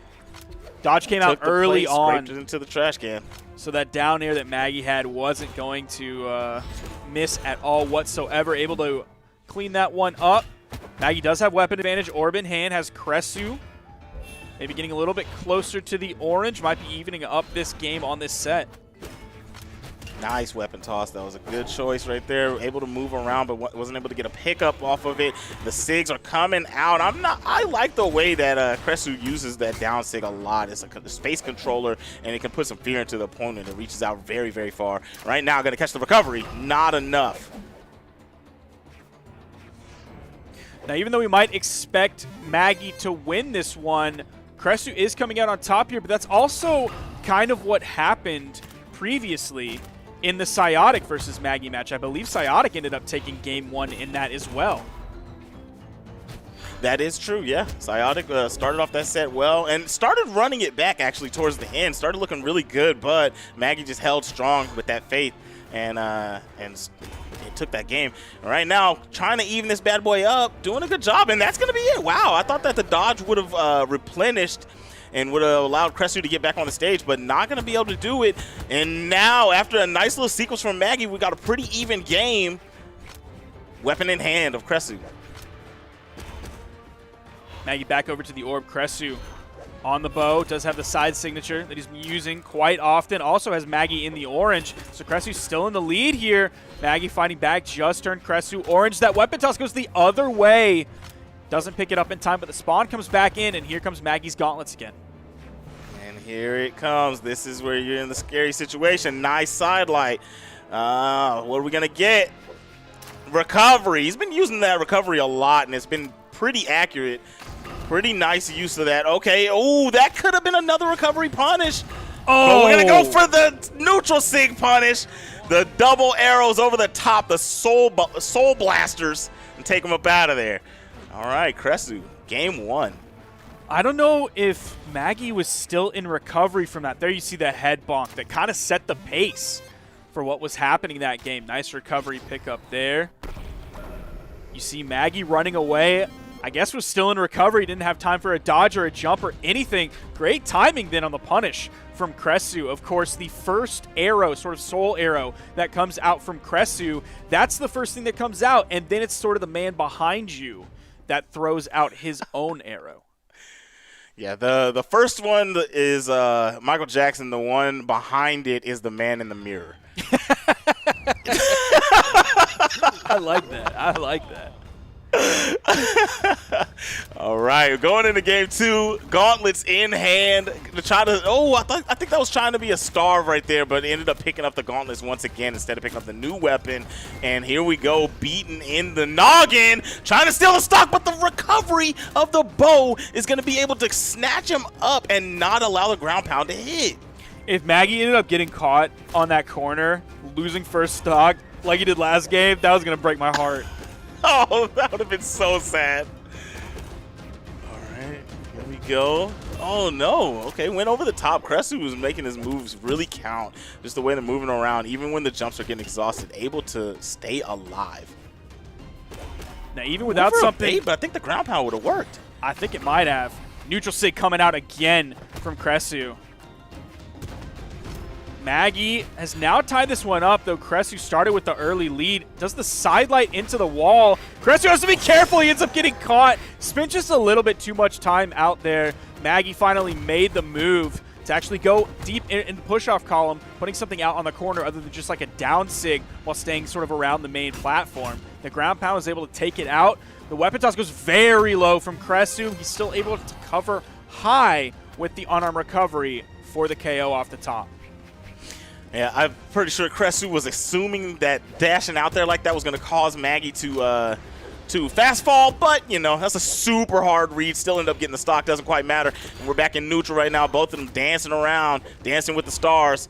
Nice weapon throw, and we're picking up some damage here from Cresu. Sidelight side air. We're basically dead even in this game between these two. Cresu is up one game in this best-of-5 set. Oh, just barely outspacing. Getting a nice punish on that one, too, as Maggie picks up the weapon. Continuing that. Oh, my goodness. Whoo! Tried the step back James Harden. It just wasn't going to work out. Here we are chasing in the air. What is going to be the option? Oh, tried to hit him with the DBZ SIG. Teleportation. Not going to work out. The recovery from the bow once again from Cresu. Going to take the stock. Cresu's nasty. Dirty. Side air from Maggie, hoping to finish this one up. Actually inputs a jump to then go for the down air as the option. That might have been because maybe Cresu was expecting a side air to finish that one up. So if he threw out the dodge there, the iframes would end after Maggie threw out the jump and then the down air. Man, Maggie said, we said Cresu was dirty, nasty, and then Maggie said, hey, put some respect on my name, went up into the skies and took that stock. That was so nice. We're dead even here on final stocks. We're trying to see if Cresu can tie this setup. No, Maggie, my bad. Cresu is in the lead one game. We're going to see if Maggie can tie this setup. And then we got the side air. Nice chase action, but the movement from Cresu too good. Recovery once again. Maggie over on the side. Cresu giving Maggie a lot of room to recover back onto the main platform. Not really worried enforcing the edge guard. Keeps hitting these side lights. No KO option follow-ups, though. That's going to give some time for Maggie to even this one up. They're both in the red. And building up a lot of damage. Tried to go to the dance hall, but the Shoryuken is going to work for Petra. Maggie taking game number 2. Cresu may be the filthy one, but Maggie's sort of the sponge with some Dawn on the rough side, saying, I'm going to clean this one up real quick and tie up this set. That kind of stuff right there is the stuff that makes me tweet at you when I'm watching, bro. That's why I say it. I do it all for the engagement. That's all I care about at the end of the day. Oh, man. If I see the number notification on Twitter, it makes brain feel good. Makes brain. What's that? What's the chemical that it releases when you get your likes on Twitter? Dopamine, baby. I need it. Dopamine. I need it. Sir. I really couldn't think of the chemical right there, but yeah, dopamine, man. Chemical X. Production team just slapped that in the chat, guys. But I don't know if I want Chemical X. They don't even have hands or feet. That might make me a little bit smarter, though. So, I'll try it at least once. We have Cresu here. One thing that he's been trying, maybe less than a lot of Azoth players out there, threw out 6 signatures, hit 0 of them. So sort of one of the main quote-unquote gimmicks that a lot of successful Azoth players utilize are the signature kit. That's just not something for Cresu here, and that's not something for some of the previous Azoths that we've seen today. Yeah, Cresu is kind of sparing on the 6. Throws out a good bit, not a lot. It's not the main focal point of the gameplay, but, you know, that's a big deal whenever you're seeing with light SIG usage, able to keep these games close. It's still 1-1, almost took game 2 versus Maggie's Petra, and Maggie's on 1. Cresu's going to start this one out with the bow. Definitely his neutral game has been very strong with the bow. We just haven't seen too much maybe from his axe in a little bit here. We'll see if he can get a nice lead here now that he's starting out with the bow. Good spacing. He's going to be on top of Maggie there. Out comes the neutral light. Ooh, tried the step back. I felt like that was going to hit, but, you know, very, very pinpoint kind of hitbox that has the touch. Maggie was able to get through and get a punish, and trying to get back on stage. Nobody touching right now. I always call Petra a Dragon Ball Z character, but that was really Dragon Ball Z-like. Both characters moving around at high speed with it. Cresu now finding some hits. Oh, goes again for the D-Light. Hoping to follow that up with a recovery, maybe for the KO option. Not quite yet. Cresu still unarmed. Getting away from these hits, does take a side air. Maggie chases off stage. Cresu gets back, is able to grab the weapon in time. Maggie did not focus on weapon starving in that moment. And not at all. Oh, that's a good one with the weapon toss. That gravity cancel made it where they had no dodge to burn, so that was going to be as true as it could be, that down air into the weapon toss. Nice bounce pass on the weapon toss, really nailing that angle. Now has the bow, doing a great job keeping Maggie weapon starved. Maggie does sort of have a little bit more stage control in the center of the stage as Cresu is recovering back. Is able to now grab the gauntlets in hand. Neutral light followed up with a weapon toss. Cresu starting to get a nice little lead. Hits the side light nair as well. Doesn't try to press it too far. Doesn't want to get punished for the KO option. The recovery does eventually come out from Maggie, taking Cresu off the top. But Cresu has Maggie in the orange. Good way to start this one. Yeah, very, very good start. Now, I mean, what do you think? Like, do you think keeping the bow is more important than the weapon starve? Because they got some good damage with the axe, but the bow has been the star of the show.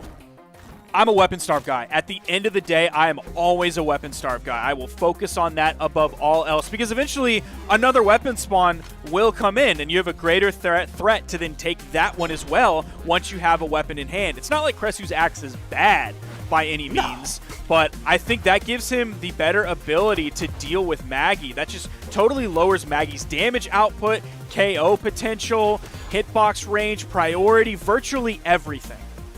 Yeah, and the weapon starve game also sets up free hits, right? There, you meet them trying to come get the weapon. So yeah, I understand it.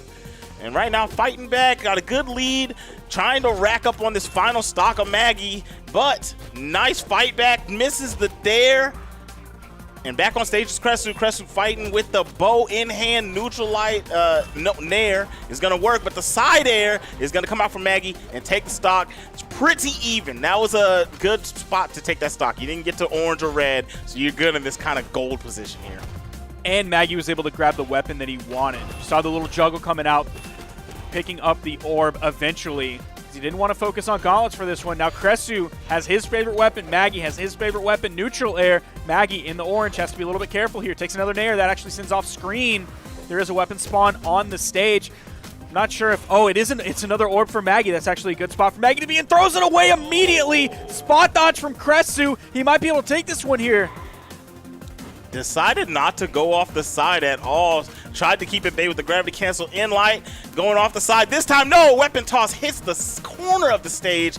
Not going to go off there. And weapon in hand. And this is not where you want to be. The orb is what you're fighting against. Trying to get back on stage. Man, that was a good way to fight out of that. Oh, the side air just barely missing. Cresu wants the KO. That's going to be it. Now going up 2-1 in the set, forcing the Game 4 situation where Cresu is up 2-1.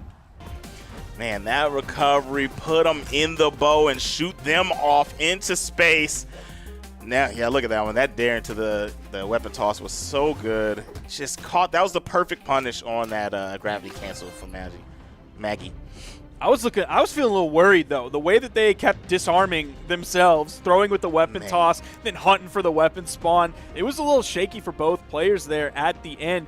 You see exactly what you would expect. A lot of bow damage coming out from Cresu and a lot of orb damage coming out from Maggie. Kind of a similar split, 336 to 157, and then on Maggie's side, 309 to 101.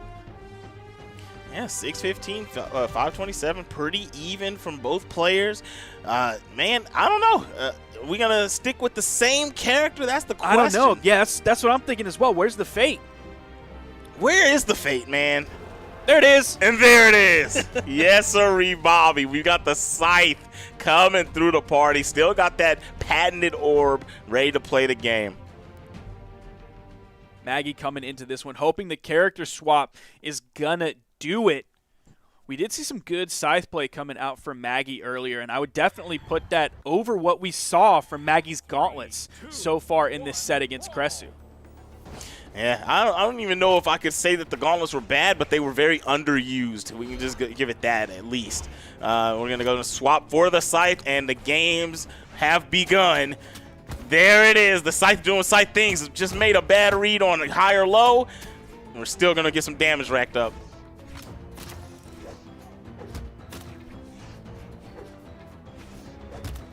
The spacing game coming out from both players. A lot of whiffs coming out. A lot of them over spacing, so they aren't quite in the position to immediately get the punish. Nice sidelight there. Maggie using a lot of those side signatures coming out. A lot of the just like immediate shotgun blasts on the side sig for the scythe, but will also every now and then charge it up to sort of get the long laser beam coming out of it. Yeah, with her scythe, her neutral and side sig are really, really good. Quick and very powerful attacks, man. But trying to chase it on the side. Jumps out there. Scythe doing scythe things once again. Oh, no! Weapon toss Is goes that high. it? There's the Yep, side light. That's the stock. You're talking about that side light earlier. I feel like I didn't see anybody doing that until DreamHack Dallas. And I can't remember what year it was because time just doesn't exist anymore. But it was the first time, I think the only time it really went to DreamHack Dallas. And Sandstorm was the main one doing it because it comes out so quickly. It comes out right in your place. It comes out so quickly. It's usually all you need. You don't need some heavy move like a side heavy or anything like that. Yeah, most of the time that's what people want, right? You want to land something big out there and just make sure they don't get back when, you know, you're underestimating the power of that side light just to kind of push them out. They've already expended all the resources in KOs. Such a good option. Man, this scythe is having a hard time dealing with the bow. Cresu looking nice. He's just swinging with the bow itself, not even really pulling arrows out the quiver. No D-lights or anything like that. Maggie now has the orb in hand. It's been a lot of scythes so far. Picks up a nice string immediately with orb. That's why you see two orb characters coming out from Maggie so far. Almost picked that one up. Nice punish from Cresu. Going to use the dodge to get the gravity cancel side signature, giving a lot more movement than just if he dodged into the immediate right direction. So good choice from Maggie. I like these jump outs and fake outs from Cresu, right? Because at one of these points, he's going to press something. And you just got to wait for that moment, and the ground pound stuffed the recovery of Cresu. Maggie has the lead here. Not for long, though. Cresu's going to grab that one. Didn't even need to wait for the weapon. Felt comfortable that the unarmed recovery was going to take it. Unfortunately, throwing the bow away, now disarming himself against Maggie's scythe. Weapon spawn comes in, still gets an unarmed hit to sort of push Maggie away a little bit while also grabbing the weapon. So great unarmed from Cresu. It wasn't big flashy play, didn't lead to a KO, wasn't huge damage, but it put Cresu exactly where he needed to be. Exactly. But we got the axe in hand, and it is not doing what it needs to do. Getting thrown around, scythe working that health bar. Cresu, I know you want to land a hit, toss that thing and switch weapons, but Maggie is not letting it happen. Harassment. Dude, he wants the bow so bad, but he just can't get it. No! Stolen orb in hand. Neutral sig. Taking out the stock, and Maggie with a beautiful. It wasn't a weapon starve because he had a weapon, but starved him from the weapon of choice. And that led to taking the game. He was just kind of playing around that weapon spawn, sort of using it like a trap. that is an option a lot of players will go for. Instead of just completely ignoring it and pretending like it's not there, you know your opponent is going to move over to that. So you throw some hitboxes out around it, especially when they get close. That way you don't have to toss your weapon away, worry about getting hit, and then now all of a sudden, oh, you're the disarmed one. Exactly.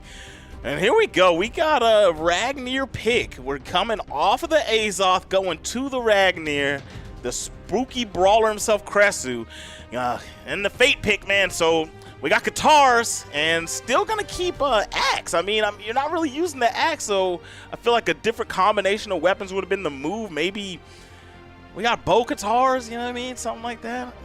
Yeah, I don't really know where this is coming from. Level 29 on the Ragnir. I'm going to look up some of Kresu's other most played legends on this one. I mean, look at the numbers right there. 262 bow damage, 79 axe. Did more unarmed damage than axe damage. Yeah, it's like it looks like you don't even want to play the axe, but you swap to another axe legend. Maybe taking the bow out of their hands is gonna force more axe play, and this is where we're gonna see it shine. Has a level 45 Bryn. That's going to be the number 3 character in terms of level for Kresu coming out. Then a Taros right after that. So it does have some axe play. I wonder how much of that is 1v1 versus 2v2, because Bryn and Taros are more popular 2v2 characters than 1v1 characters. I agree. So that does tell a little bit of a story. But right now we're seeing the Guitars going to work. Didn't even opt to switch for the axe right there. Had a chance. And wow, going for the gusto. Maggie trying to keep him at bay. No, wasn't able to get over there fast enough to stop him from switching sides of the map. Now, one thing we did see earlier that Kresu might be drawing from is the Psiotic Asuri. Almost ended up taking Maggie out of the winner's side of the bracket. Maybe Kresu was seeing that, saying, you know what? I've got some Guitars in the back pocket. There was a little bit of a struggle for Maggie on that one. I don't know why he's not actually choosing the Asuri, because that's his number 5 highest leveled legend, but maybe sort of looking at that a little bit. Yeah, maybe that could be why. The Guitars are obviously what they want. That's Sair. Had to go and throw away the stock. Knew you weren't going to make it back. Kresu looking for a weapon to try to even this up. Maggie trying to take this whole set. Recovery not enough to KO off the top. Has the axe in hand. Oh, goes for the side signature. The weird way that the backside of that signature can hit people. It's going to actually send to the top left blast zone, which is kind of like the worst thing that Kresu could have hoped for there. I think if he would have hit the right side of the hitbox, it would have KO'd. I believe it. He even had like that little extra smoke trail, the one that shows like, hey, they're going super flying, and still didn't get the KO. And I think Maggie's done so. Yeah. All right, so that's going to be 2-2, but there's a lot of damage on Kresu right now. It's going to opt to, figured, okay, I can't make it over there in time. I'm not even going to go for the Starve, stayed with the Guitars. Maggie, nice little bounce pass. The weapon toss didn't connect, but he also didn't disarm himself, which is important. Side air sending Maggie under the stage. Not too bad. Going to easily be able to make it over. We're not on the dome whatsoever, so Maggie can easily get under the stage all the way to the right side, recover safely onto the platform. See what Kresu's able to do. One thing that Psiotic was doing really well was the sidelight in-light recovery on Maggie earlier. Maggie was not dodging those. Yeah, Maggie was letting those rock, but I feel like that was a lot. Oh, the setup. Oh my that was goodness. So cheeky, Zip. That was it. Because the weapon toss was high, right? And then faked out like they were gonna go low, and then Maggie was like, yeah, I know you're gonna go above me because you don't want to get hit by the side there, but it's coming up to you. Beautiful, beautiful. It was straight up like perfect everything, perfect timing, perfect positioning, because you know how that can go sometimes. Maggie might fall here, nice D-light ground pound, but you know how those weapon tosses can go sometimes, where the weapon toss actually hits them away from the actual real move that you wanted to hit them with that would lead to the KO, and the weapon toss sort of saves them in the long run. But Maggie just absolutely nailed it. Yep, that is correct. That was 100%, man. And this is tough to do. The orb is such a weapon that can easily combo with that sidelight Sair, and it KOs pretty easily. So you get to high damage like this, and you keep getting hit with that over and over. And it's just hard to play neutral. Yeah, when you're early on in your damage, you get hit with a sidelight Sair, there's a chance you're going to take another hit after that just by the positioning and flexibility of Orb. When you get hit with that in red, you're going to get stuck on the wall or you're going to be sent to the blast zone. Not quite yet. You see Maggie chasing a little bit off stage, hoping to throw out a little bit of a dare action on this one. Doesn't quite pick that side air up. Picks up the second one from the wrong side of the stage. Oh, no! If he would have gone with the strong downlight, he would have KO'd. It was still clean. It looked pretty to me. But look, you got Ragnar sitting on maroon damage, man. This is close to being over with. Sair's gonna do it. And what a set out of both players, but Maggie is gonna take that one and move forwards. All these players taking Maggie to game 5. But Maggie's still holding on, pushing further and further into the bracket. Now in the winners finals, guaranteed top 3. Did I put Maggie in my top 3? I did! Let's go! I'm gonna have to join you and start doing these predictions, man. Yeah, everyone needs to, because people are like talking garbage on Twitter. I'm looking at you, 720 Polyshot, acting like, yo, while they're typing behind their keyboard, yo, these predictions are stupid. You're an idiot. So make your own predictions. Put your money where your mouth is. For sure, man. This is gonna get Brawlhalla on DraftKings. You know what I mean? Sorry, I don't want to yell at you, Zip. You were just kind of the person on the desk with me while I unload my frustrations. It's all good, man. It's all good. I want you to do predictions because they're fun. I'm going to do it. I'm gonna do it. Not for this today, but I'll do it for the next one, man. That's what we're gonna do. I look forward to it. So let me go back real quick, man. I wanted to talk about that. You were talking about the Qatars from what was it? Psychotic, yeah. Psiotic. Psiotic. So Psiotic, whenever they went up against Maggie, the whole reason they started doing the in-light into recovery, I feel like it was set up. It was like, okay, Maggie's not dodging. Like Maggie's purposely not doing this, so I can throw this two-piece together and get this free damage, even though it's not real and they could dodge it. I just know they're not because they're giving this to me. So until you dodge, I'm not gonna stop. And then you saw in the very last game, we finally got a dodge, and then it turned around the whole game. Anyway, I just want to talk about that because that was so intricate and so interesting for me as a viewer whenever I was watching that set. But now we got Kenneth going up against Delta. This is going to be a good one, man. Double Terrors. Two really close PRs here. PR 66 and PR 62 getting deep into this bracket. Top 8 winner side. Seed-wise, Kenneth coming in seed 26. Hazer Delta coming in seed 14. So still reasonably close. Not quite as far away as some of the other sets we've seen today, but also not quite as close as Kresu and Maggie earlier, where Kresu was coming in seed 9, Maggie coming in seed 4.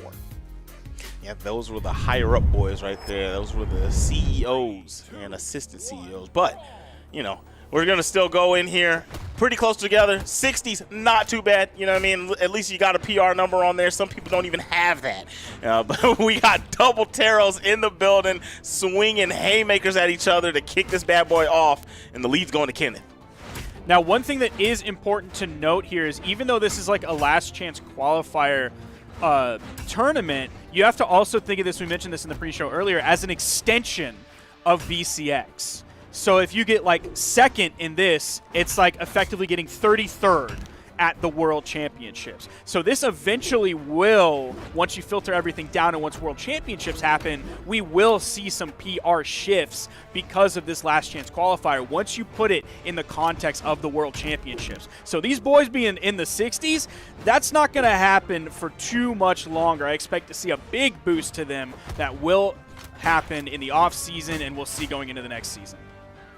I remember watching you guys talk about this, actually. I don't remember who I saw, but thank you for the breakdown, because I didn't quite get a grasp the last time I heard it. But now you hear from Mr. Spark that's going to be some good looks for these guys to, you know, get themselves some better seeding and things like that with these PRs. Kenneth is going to open this one up nicely, but there is Delta grabbing the side air, bringing it back, only taking like one hit from Kenneth, so still in a good spot. Seeing a lot of weapon juggling coming out from Delta. Even though Kenneth was kind of getting close, Delta was confident enough to keep himself at the weapon advantage there. Now Kenneth is going to come in, grab the spawn off of the soft platform, has a hammer in hand.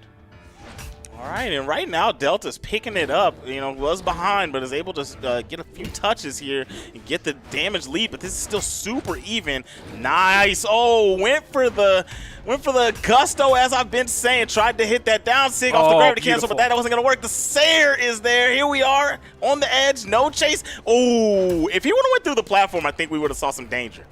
I love that Delta went for the Sayer because you saw him do the D-Sig and Kenneth was too far away. So he knew he was going to have to find another option off of that. So he went with the jump Sayer afterwards because he knew how far away Kenneth was, had the timing on it for the iframes of the spot dodge to be over as well. So what an option from Delta, looking really good. Yes, sir. And Delta really took that lead. Kenneth kind of dominated the first stock and was doing okay on the second stock of Delta. And then Delta just kind of turned into a different beast. Beautiful Sayer. Kenneth almost got him. Doesn't want to chase because that hammer is in hand. It could have turned around and took your final one. Wow. Just leaked up on the edge with the Sayer and sent him all the way over. Wasn't able to get the KO, though. Kenneth still hunting for it, hoping he can catch Delta in the air with his side airs. Oh, doesn't quite have the range for that side air to hit. Man, and the neutralize finally going to work. Okay. Man, there was so many opportunities and so many moments. It was like, man, okay, Kenneth's like, all right, do I got the stock here? Do I have it here? And just couldn't get it and ended up eating enough damage to be on orange. It's not what you want, but still doable. Now you're on red, dealing with the hammer of Delta, and Delta's been playing very good neutral, landing a lot of accurate hits. Doesn't focus too much on the weapon starve, just wants to find his hit because he knows how damaged Kenneth is, even with the bounce off the stage that almost sent off screen. Kenneth over on the corner, picks up the D-Light into the side air. Delta's going to take that game. That was almost a JV2. Man, that was a tough one, man. And you know, Kenneth started off and was doing really well. It just turned all the way around for Delta. And to be honest, I don't even know what the big change was that led to Delta dominating that round. Maybe it was the color. Hazer Delta with the black color scheme. Kenneth now changing from the, I believe they were the Heat Wave colors? That was will Heat correct Wave, me if yeah. I'm wrong. And then Kenneth now coming in with the black color scheme as well. There you see the stats in front of you. A lot more damage done from Hazer Delta compared to Kenneth, and that was why you saw that basically a JV2 situation where Delta was almost completely fresh on that final stock. He did take one hit, but aside from that, he was almost completely fresh on that final stock. And I was talking about the accuracy of Hazer. He had 71 swings for 46%. You know what I mean? Like, that's going to be a big deal. If you're getting hit that accurately from a high damage character and you're not keeping up with the touches, it spells out disaster. That's the dodge. He should have it back now. Didn't even need it. Okay. He was maybe really careful on how he wanted to pick up that weapon. Didn't grab it immediately. I guess didn't want to get hit. Right. They're both able to get a weapon. Stomp Sayer from Kenneth, middle of the stage. Going to send Hazer over onto the wall. Tried the old snatcheroo, not falling for the bait. Delta, very good edge guard right now. Weapon toss. And, man, if Kenneth made it back, that would have been such good jump and dodge control to be able to get through that, but wasn't able to. It's just shy of the stage. Delta did not have to chase that with that Sayer. He did not have to do that. Because, like, think about what he could have done with it. I mean, Kenneth is white. He just respawned. What are you really going to do with one side there? You ain't sending him anywhere. It's like, bro, if I can hit you, I'm going to hit you. Like, don't just relax. Let's let him get back on the stage. Right, and Kenneth got the weapon starve going, doesn't decide to swap the weapons. Well, Delta was too quick to get the weapon, so couldn't even try to starve, but good damage racked up. Kenneth swinging away. 2X players, sidelight Nair, waits the dodge out again. Goes for the D-Light this time, hoping he could pick up like a fast fall coming out from Kenneth with the down signature. Weapon toss, both of them through it. Delta was the only one that hit. He did miss the GC D-Light, but continued the pressure, hit a recovery, taking Kenneth off the top. Delta is running this set. Dash, jump, scoop, and threw him up into the skies. That was such a nice read on where he was going to move. Pure accuracy still coming out from Delta. I want to see the percentage numbers afterwards, but Kenneth, nice! Stomp into the snatcheroo, takes the stock, even game.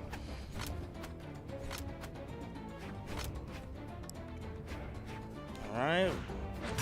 Just playing it safe auto, not really trying to go for too much. There we go. Kenneth swinging, getting some touches.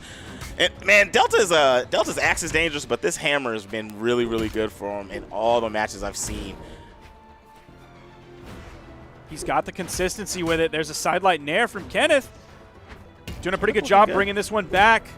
Side air, Kenneth in the orange. Second side air, that's sending it pretty far. Weapon toss gets the dodge. Waited that one out. Almost perfect timing on it, and there it is. That is the game. Hazer, Delta takes that one, now up 2-0 in the set. Delta's timing is just too good for Kenneth. Dude, it's just pure. The accuracy's crazy. So, okay, I want to see when it gets over to this replay. That falling off the side there and landing the Sarah with the hammer was just, it was too good. Pow! That one right there. That sealed the deal. Once you just let him fall down into you and hit you with that bad boy, that was it. Kenneth wasn't able to fight back from the edge, man. Just got exhausted, lost all them jumps, and got KO'd by the stomp. And here we go. Let me see. Oh, so they got that chart up. I want to see the accuracy, man. I want to see how many hits Delta had and the percentage. That's what I'm looking for. 3, 2, 1. We're waiting for it. I don't know if we're going to get it in time. I don't think we're going to for get just it a in second. time. Oh, we don't get it. It's all good. Or going into game number 3. Delta is up 2-0. But hey, but we have Kenneth fighting back. Been in each one of these games. Should have been able to take one, but Delta's not allowing it. Let's see if we're going to be able to turn this around and try to start the reverse 3-0. Oh, he thought he could pick up the bottom side of it, leading to a spike on Kenneth. That would have been ugly if it landed, man. I'll tell you that right now. All right, swinging away. Kenneth getting some good damage, but Delta fighting back. Nice. All right, and this is where it gets scary. Weapon toss. Delta is too pinpoint, man. I'm telling you, that dude is throwing dimes. Not coming in with the axe. We here are on the Demon Island. Seems like Delta is the demon of the set. He might take this one 3-0 over Kenneth. There's a neutral light. Unfortunately, it's from the wrong side of the stage. Does find a nice down air after the recovery misses, bringing him back into this. That was nice. And we got the numbers, man. So in the last game, Kenneth had 60 swings for 37%, and Delta had 53 swings for 49%. That's the accuracy that's keeping him in the lead. See Kenneth reaching out with your favorite move in the game. Didn't quite hit it. Kenneth getting close to this lead. You try to reach out and touch somebody, man. You got to do that, the old snatcheroo here and there. Kenneth has been making big use of that move, using it a lot, and went up and made sure that the dodge was safe enough to keep him onto the stage. I like that. Kenneth staying alive, dodged the recovery. I thought that Delta was going to be toast right there, but going to be able to get through. Delta might be looking for a hammer. You see him throw his axe away. It's the unarmed neutral light. Spawn comes in, but he actually pushes a little bit too far. Kenneth continuing to zone him out with the weapon toss. Did hit him far away. Now he has the hammer. Delta's been using it really well, specifically those side airs, even from all the way on the left side of the stage. Yeah, that was a pretty far distance to travel. Oh my goodness, was that like a slight dodge into the stomp? Might have had the dash dodge on it. Oh, Hazer. Nice. Hazer Delta still has the hammer in hand. Oh, the axe. Side air. That gets the dodge. Kenneth doesn't pressure it too hard. Knows he's at the weapon disadvantage. Doesn't want to attack vertically onto a hammer. Man, I could have made it, but it was like, man, if I go to the wall, I know exactly what's going to happen. So I tried to go out a little bit wide and didn't have the angle to be able to touch the wall. So here we are. Final stock of each player. Final stock for Kenneth, period, in this winner side if he allows Delta to take this one. He's got to try to get this stock, but Delta's accuracy is proving too much to handle. Gosh. Weapon he throw! hit that one too. He's been so good with the weapon tosses, whether they lead to a KO, whether it at least baits the dodge out from Kenneth. Oh my goodness. Delta takes it 3-0. I'm really regretting crossing Delta's name out of second place and choosing Durian. Oh my goodness, bro. Hey man, Anybody coming up that's gotta fight Delta. I'm praying for you, man. It's going to be Maggie next. That's going to be one hell of a set. We have that one coming up, but that's it for our block. Zip. If the people are just Gotta come watch my stream, dude. You're gonna see me here at Brawlhalla, but you just gotta come watch my stream itself. You follow me on Twitter. Every time I go live, I hit you with the tweet, man. Just come kick it. We're just gonna hang out. And what's the Twitter? I mean, I know what it is, but it's not down there. Zipmaster Flex, bro. Is it? I'm Zipmaster Flex on don't see all it right now. platforms. it is up on the screen in case you can't spell. You know, I have trouble spelling sometimes. Maybe take a screenshot. You can look at it later. That is it for our blog. Thank you so much, Zip, for joining me here on the desk. I can't wait to watch the sets that are coming up in this region. And then later on in South America, we have a full day of Brawlhalla coming at you. We're going to take a quick break, and then we'll be right back.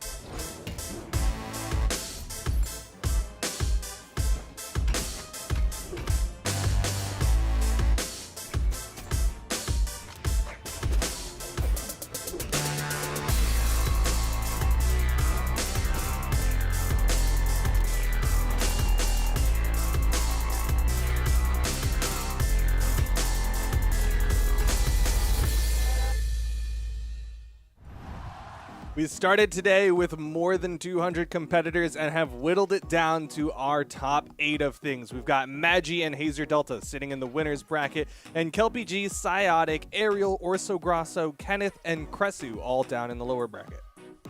Yes, one of the names that you mentioned, pretty excited to see. Ariel dropped down in the lower bracket a lot earlier than I think a lot of people are expecting. Made it all the way through playing Sentinel, I imagine the entire time with what they reported. But yes, being able to see players like Kelpie G and Psyotic, who did well in winners quarters, make it into the lower side of the top 8 is fun as well. I know Kelpie G has been doing really well in the Bryn, and Psyotic played Koji and Asuri, and I can't wait to see this head-to-head between them coming up in just a little bit.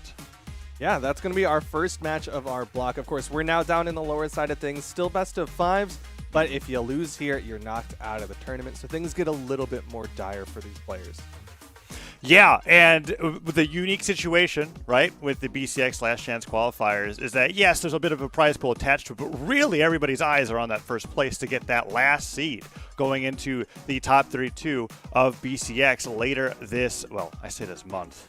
Upcoming month. It's almost November. Yeah. We're getting pretty close We're really to the close BCX to month. I November. mean, it's basically like, well, anyways. We're getting there. And LCQ is very important here for all the players that are playing, and just excited to see what the outcome is going to be. I know I just mentioned Kelpie G and Psyotic. We're going to be going against each other in the lower bracket. On the other side, it is Ariel and Orso Grasso, as we were talking about a little bit earlier. Ariel making that really great lower bracket run. Yeah, I mean, we've gotten to watch most of these players so far. Ariel's kind of the only one who's slipped under the radar for the most part, like you said, has been doing a very big lower bracket run. But everyone else has been on stream today, so we've gotten to get a glimpse of who they're playing, what they're going to be doing, and kind of starting to gain affection for them. You know what I mean? Like, we're all kind of starting to root for them the more that we get to watch them. Yeah, and that's definitely the case with some of the earlier brackets and the winner side, being able to see the coveted Taros mirror match, right, between Kenneth and Hazer Delta going on in that winner side. Kenneth, of course, still in the tournament in the lower bracket, waiting to fight against the winner of Kelpie G and Psyotic as things flesh out. And I'm wondering if we're going to be seeing any emergency legend picks from a lot of the players in the lower bracket now that they have lost that winner side set.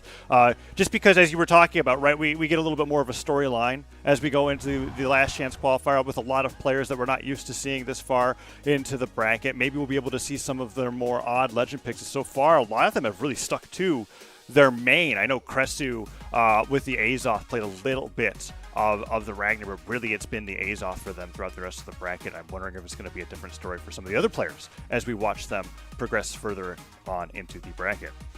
Yeah, I mean, we're even seeing on this schedule for today, Ariel currently showing the Asuri, but has definitely had the Sentinel today and just kind of in his lifetime. And on the other side, you see like Psyotic has an Asuri, but we also saw Koji earlier today.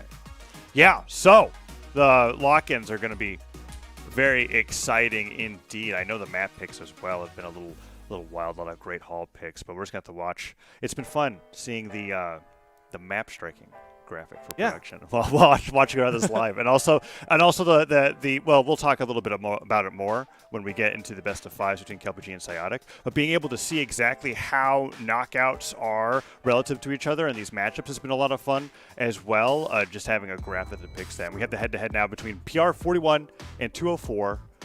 Kelpie G versus Psyotic. Kelpie G very clearly favored here, and even with that top 8 placement, right? Recently, really doing well in terms of this esports season lately. It's kind of interesting in terms of like how they stack up against some more established names, right? Kelpie G kind of gaining a lot of popularity right now because they were the ones who knocked the first seed down into the lower bracket. Unfortunately, of course, they did eventually lose. But Kelpie G kind of like popped out, and then, you know, you could hear Foda being like, you know what, I'm going to root for Kelpie G now because Kelpie G's looking good.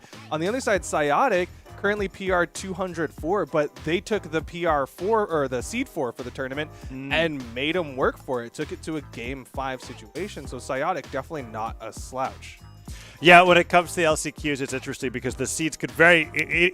At any point, I mean, this applies to any tournament, right? But once seeds 1 and 4 go down early, you might as well assume that Kelpie, like the person that beat them, takes over that seed, right? Yeah. That's how I like to think about it. Right? So like currently, Kelpie G might as well be seed 1, right? Because of how that went with their upset, and Psyotic in the same case. But we'll just have to see how these things play out. I know that as far as these power rankings go with their placements currently, getting a minimum 7th place in LCQ is pretty impressive, but they obviously want to be able to go further, get that first so that they can make it into BCX and perhaps even improve even more, right? It's the dream of any person, I imagine, going into LCQs to not only make it out, but then not go 0-2 in BCX following in a few more weeks, right? It's like it's one thing to be able to get that last seed, but then to be able to make an upset and potentially even more is one of the coolest storylines that I think can come out from last chance qualifiers like this.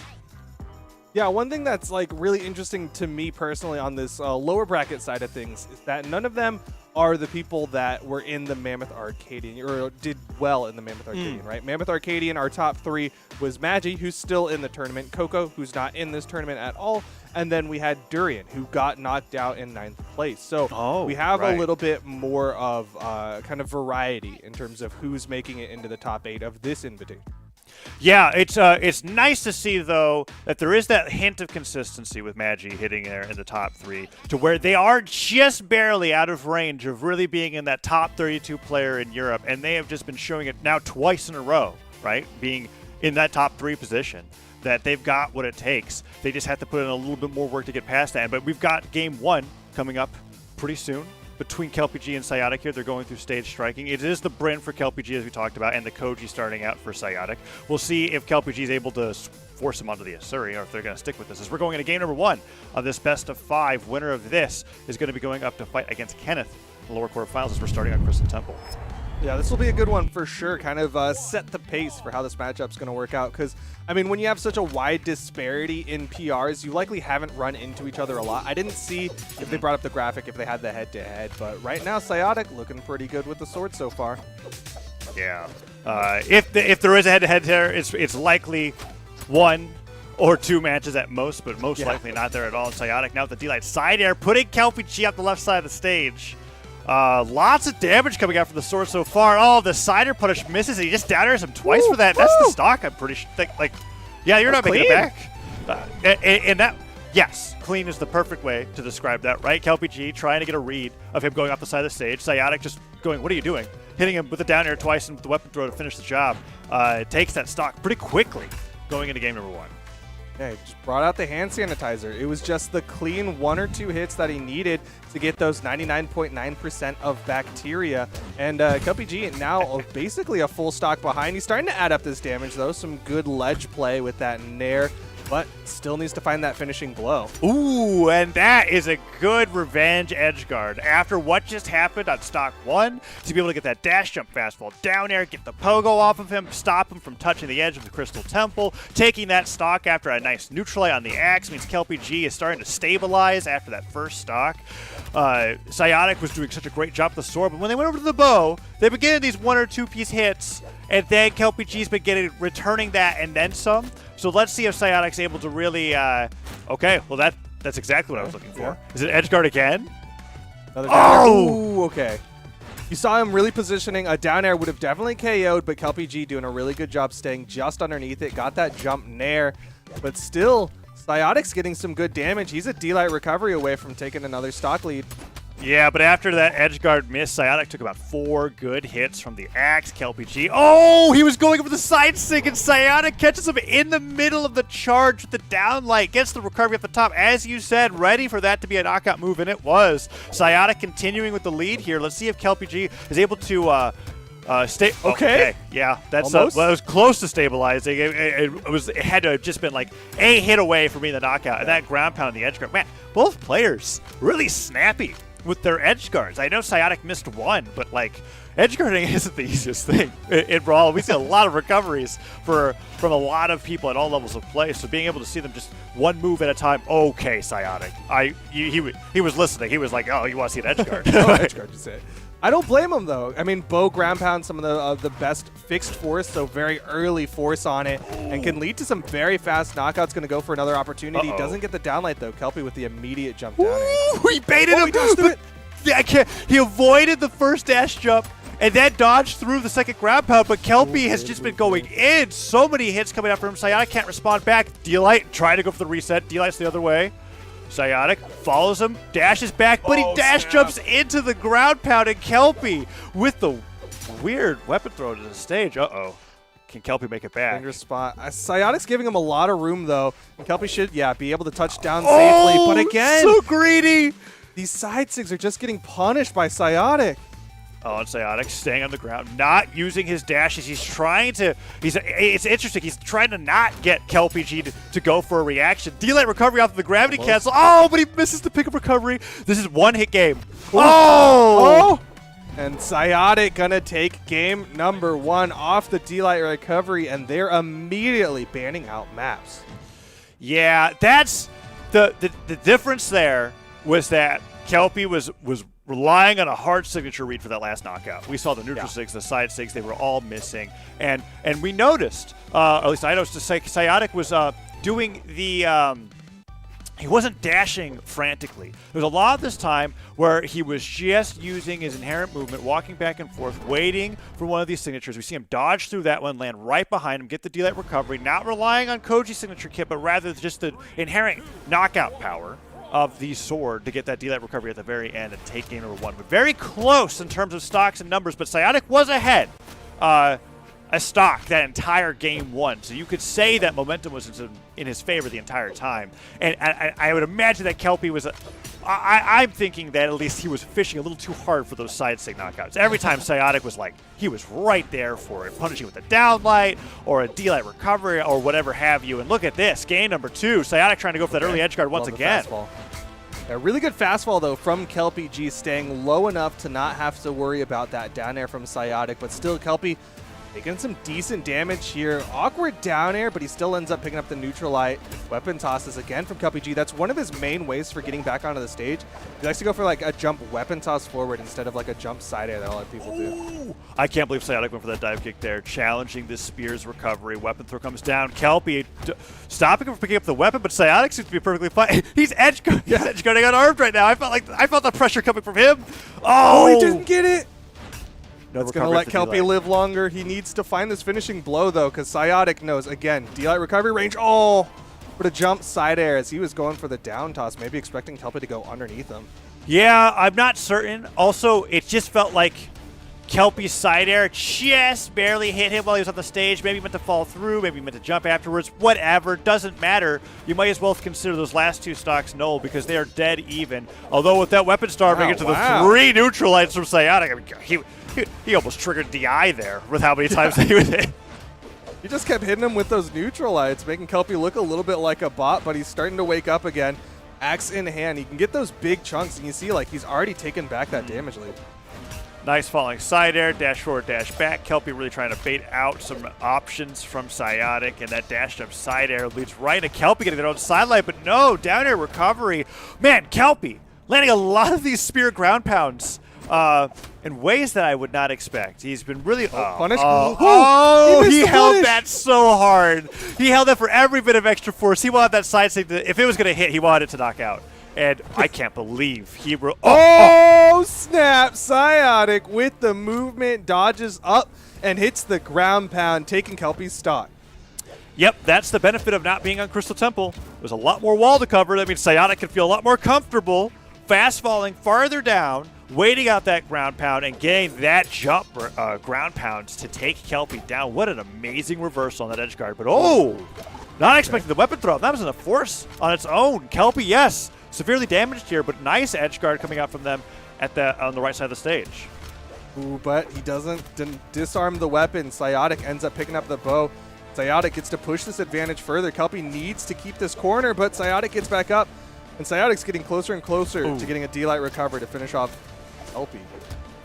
Oh, sidelight comes through. Another sidelight. Oh, the gravity cancel down sig afterwards, reading the dodge in, and that's it for Kelpie G's last stock in Game 2. Psionic really getting a read on their opponent. And just like Game 1, yeah, the stocks are staying close, but the momentum feels very solidly in Psionic's favor. When one stock goes away, he's just ready to take the next one, no problem. Look at that. Oh, beautiful follow-up. expecting anything else off of the sideline except for that dash jump. And he waits a little bit. And now, this is what I was excited to see, Duke. It's the break Character glass in swaps? case of emergency character swap. The Rayman coming out from Kelpie in game number 3 as their backs against the wall. Bryn not cutting it in the previous 2 games. LPG hoping that Rayman is going to be that fire extinguisher to put out the heat of Psyotic, but so far it's starting all right. He's getting some damage built up onto Psyotic. We'll see what Kelpie's got with the gauntlets. I love that moment with gauntlets where you're just sidelining left and right, and it's like your own little swing. you're just waiting for one of them to connect, and Psyotic's like, no dodge. No dodge means you're getting even sideline him in the stage. I wonder if he meant for that to be an unarmed downlight. I mean, damage is damage. I'm not totally complaining, but no. Oh, snap. Damage is in fact damage. That's a lot more than damage. That's a stock. Psyotic, man, really coming alive here. Game 3, and he's just running over Kelpie. Yeah, Kelpie. Oh no, Kelpie, you can't do that. You can't. No dodge means all punish. Yeah, not only is that a whiffed signature, right? It's a no dodge whiff signature. So that means Psyotic's just like, okay, I've got 7 moves that I can hit before that's 3 seconds is up, and what do you know? He's still going. It's been all sidelight punishes the entire game. Every whiff Kelpie has is just a punish. Psyotic, nice grab to cancel down to really quick. But he's going to need a lot more than that to be able to take him off the top. And wow. What a jump side air from Psyotic. Damage, and the weapon toss from deep gives Kelpie the stock evener, but still, like, look at the lead Psyotic has built for himself off the back of that first stock from Kelpie. Yeah, pretty huge this time, and that's not been the story of their previous games. Let's see if Kelpie's able to even it up. So far, so good. Oh, I love that ground pound, but I think he got a little bit more momentum than he expected off the platform. Yeah. No recovery from that sideline. Means I can't believe he got away with that. That was the down sig. If he charged it a little bit longer, that could have been the spike. D-like ground pound Psyotic with a great punish and a KO. Good positioning. That's one of the most predictable signatures out there because it shows you the entire path with the lumps. It is the most predictable, but also it's something that I've seen a lot of players not punish correctly because of matchup inexperience. Yeah. And Psyotic showed the right amount of patience because, yes, it gives you the indicator, but you got to make sure that you know how long the move lasts before you get that downlighted, especially when punishing it unarmed. But Psyotic knew exactly what to do. Kelpie. Okay, Kelpie. Yeah, that's return your skateboards. Put them back at the store. You don't need this many because things are running away from you, man. Kelpie on his tournament stock here, and Psyotic is ready to take it. I love the charge, too, for the extra force. Yeah. Kelpie feeling the pressure there at the end with all the side things coming out. And when he starts ground pounding, right, directly in front of his opponent and is like, just take my stock. That's what it felt like at the end. Good deal like ground pound, really secured it. We're going to see it right here. Yep. And then like, he charged the side sig pretty sure longer than it would have been true, but Kelpie just just has it happen at the end there. Amazing play coming out from Psyotic. No pressure necessary to switch over to the Asuri, and that means that another PR upset occurs here. As PR 204 takes down, what was it, 41 for Kelpie G at 7th, and moves on to fight against Kenneth Steros in the lower quarterfinals. Really, it became very one-sided once the Rayman came out. I think with the Brit in play, it was actually a close matchup, but Kelpie just had difficulty finishing stocks against Psyotic. As we saw at the end of every game, it took him like 30, 40 seconds longer to take out Psyotic's stock, where Psyotic had any number of knockout confirms on the Koji with both weapons, the bow or the sword, whereas like when Kelpie was on the axe, they just had a lot of difficulty finding anything that was going to lead to that knockout unless they got a stray Sair on the platform. So great play from Psyotic, gets the 3-0 and moves on further into this LCQ. Yep. Psyotic looking great. Where has this man been sleeping? I don't know, because criminally underseeded at PR 204, but they're going to be moving on up, like you said, going into Kenneth. But we're going to go to the other side of the lower side bracket for now. Ariel versus Orso Grasso coming up next. So this is exciting. Orso Grasso's been on the stream before today, but Ariel, this is going to be their first time. They've been playing, or at least reporting, their Sentinel Legend picks, and they're one of the few Sentinel mains, I feel like, in Europe that does a really great job with the character. But Orso Grasso is going to be coming in, and I'm excited to see this matchup coming up because I don't really know what to expect. The head-to-head will be interesting to me. There's there's a few stats that I'd like to see when it comes to Aerial's PR. Maybe if they've had some matchups before, we'll have to find out. As the matchup's going to be coming up pretty soon, and the winner of it will be going up against Kresu in the lower bracket, who has been playing a lot of Azoth as well as a little bit of Ragnar. Watching European Azoth is honestly my favorite thing, both in singles and doubles. Shouts to Sapapi, who we'll probably be seeing later on in the BCX month for sure. Maybe later in November, but for now, I love Ariel. Ariel's someone who we haven't gotten to talk about today, but Ariel's one of those people who's been in the scene longer than basically all of the other competitors that are still in this tournament. Ariel's been around for a very long time. Ariel went to offline BCXs. That's how long Ariel has been competing. And so I'm very excited to see how well they're going to do today. But on the other side, Ariel also has not been doing that well during the normal season, right? Ariel does well at BCX and then disappears for a long time and then goes back and does relatively well at BCX. Yeah, which is why we're a little hopeful, I'd say, about his performance going into the LCQ, and why a lot of, at least I know, a little bit of chatter behind the scenes that they were like, oh no, it doesn't look good for Ariel. He was down in lower bracket before top 32, but here he is in top 8. Loser of this gets 7th, but he's locking in the Sentinel, and he'll be going up against Orso Grasso here in a little bit. So PR 77 versus 52. But like you were talking about, right? He's been there since the beginning of Brawlhalla Esports. We see those top 8 placements, 4 of them, top 32 placements, 18. Ariel's definitely been around. It's just been in this particular esports season, not placing too highly. Yeah, I'm really curious how well Ariel's playing today, because at the end of the day, this is how well you play in the singular moment is all that ultimately matters, right? And we haven't gotten to see a lot of Ariel. Maybe on the Pro Brawlhalla stream, people have seen Ariel and they can give us some information, but I haven't gotten to see a lot of Ariel today. On the other side, Orso Grasso, I have gotten to see, and they're looking pretty strong. I will say, don't take Orso Grasso to Small Brawlhaven, because Orso Grasso on Small Brawlhaven gets KOs very fast with a sword. And then soft platforms are something that Orso Grasso plays around really well. Yeah, he just got off the back of a 3-0 victory to get into top 8. And he brought Hazer Delta to Game 5, who, by the way, 3-0'd Kenneth in winner semifinal. So definitely a force to be reckoned with going into this LCQ. And opening up with Maggie, the epic crossover on Brawlhalla is going to be going up against Ariel Sentinel for game number 1 of this best of 5. Winner of this going over to fight against Kresu.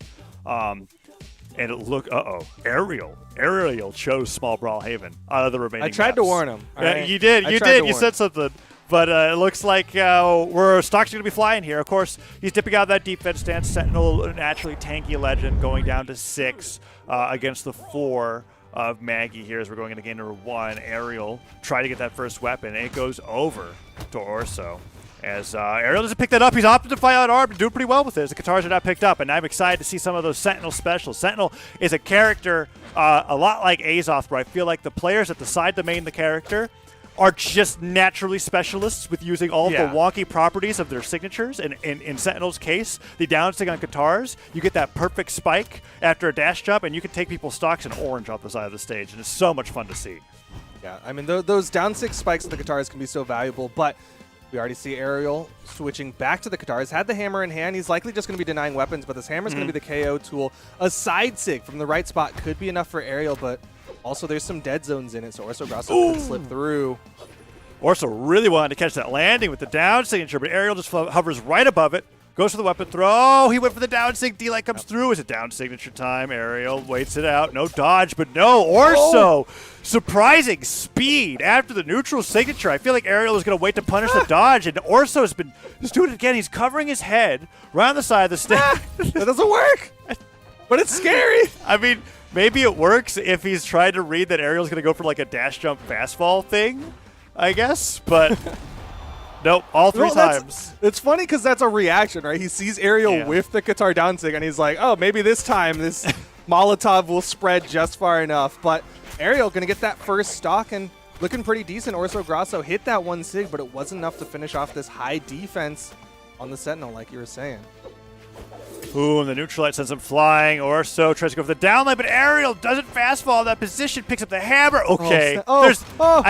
there's been like 5 different moments where both players pause in front of each other, try to get the other one to move into their attack, and it just has been working out slightly in Ariel's favor as that ground pound hits ground. It doesn't have enough force to knock Ariel off the top, and Ariel continues adding more damage. Stomps there. He might have a 3-stock to 1 lead, Duke. It's getting pretty close to that. Yeah, I mean, he's definitely looking good. The D-Light recovery will finish off Ariel's first stock.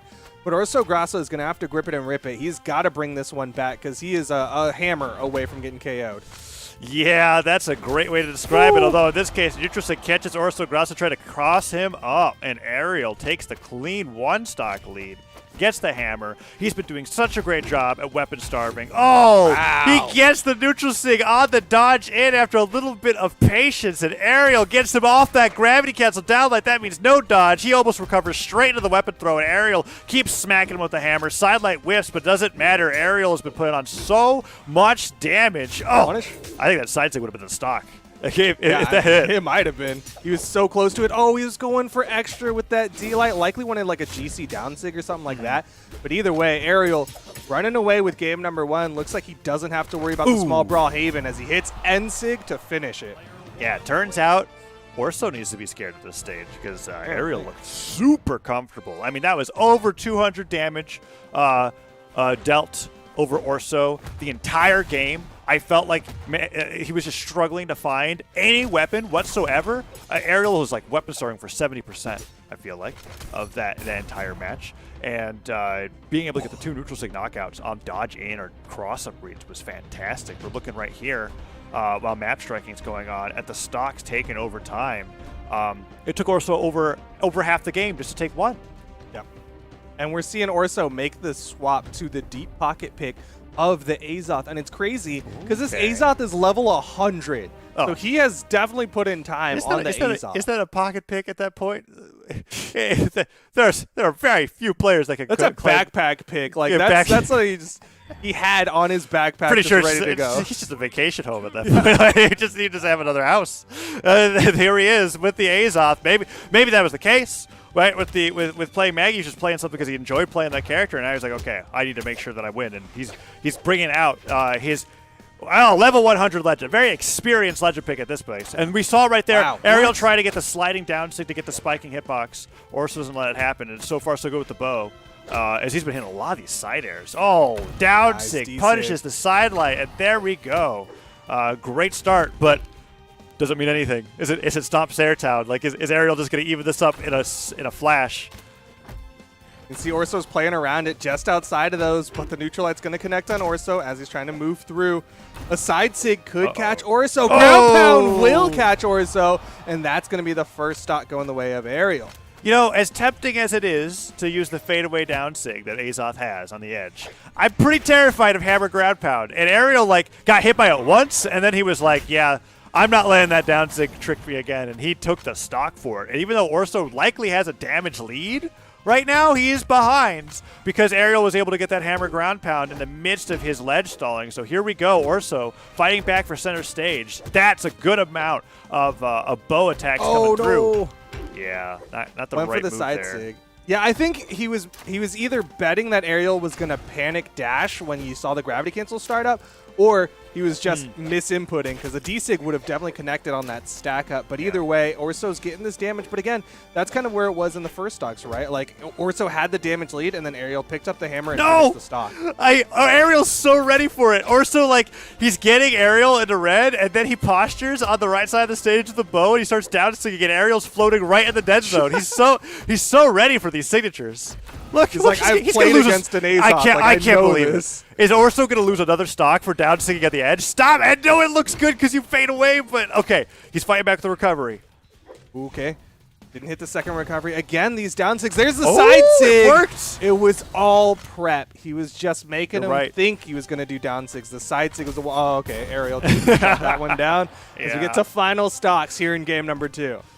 Well, let's see how this progresses, because you're right, there's a little bit of conditioning that goes on when you're using that many moves, and you're not really getting punished for it, because Ariel wasn't going for a lot of weapon throws in the cases of those down signatures on the ledge. Orso trying to get a weapon, but man, we saw how great Ariel's weapon starving is. Oh, and again with that read, he does the stomp sidelight, and then he waits a little bit before getting the neutral sig, and so far it's just been all signatures from Aerial's Sentinel. This is what you were talking about, right? Is like that specialist in that jank. It's something that like only a true Sentinel main would know is to do that delayed end sig. But Orso Grasso still has some life in him, can't get the wall touch, and Aerial going to take game number 2. Oh, I wonder if he's going to stick with the Azoth going into one more game. That felt like a one and done pick.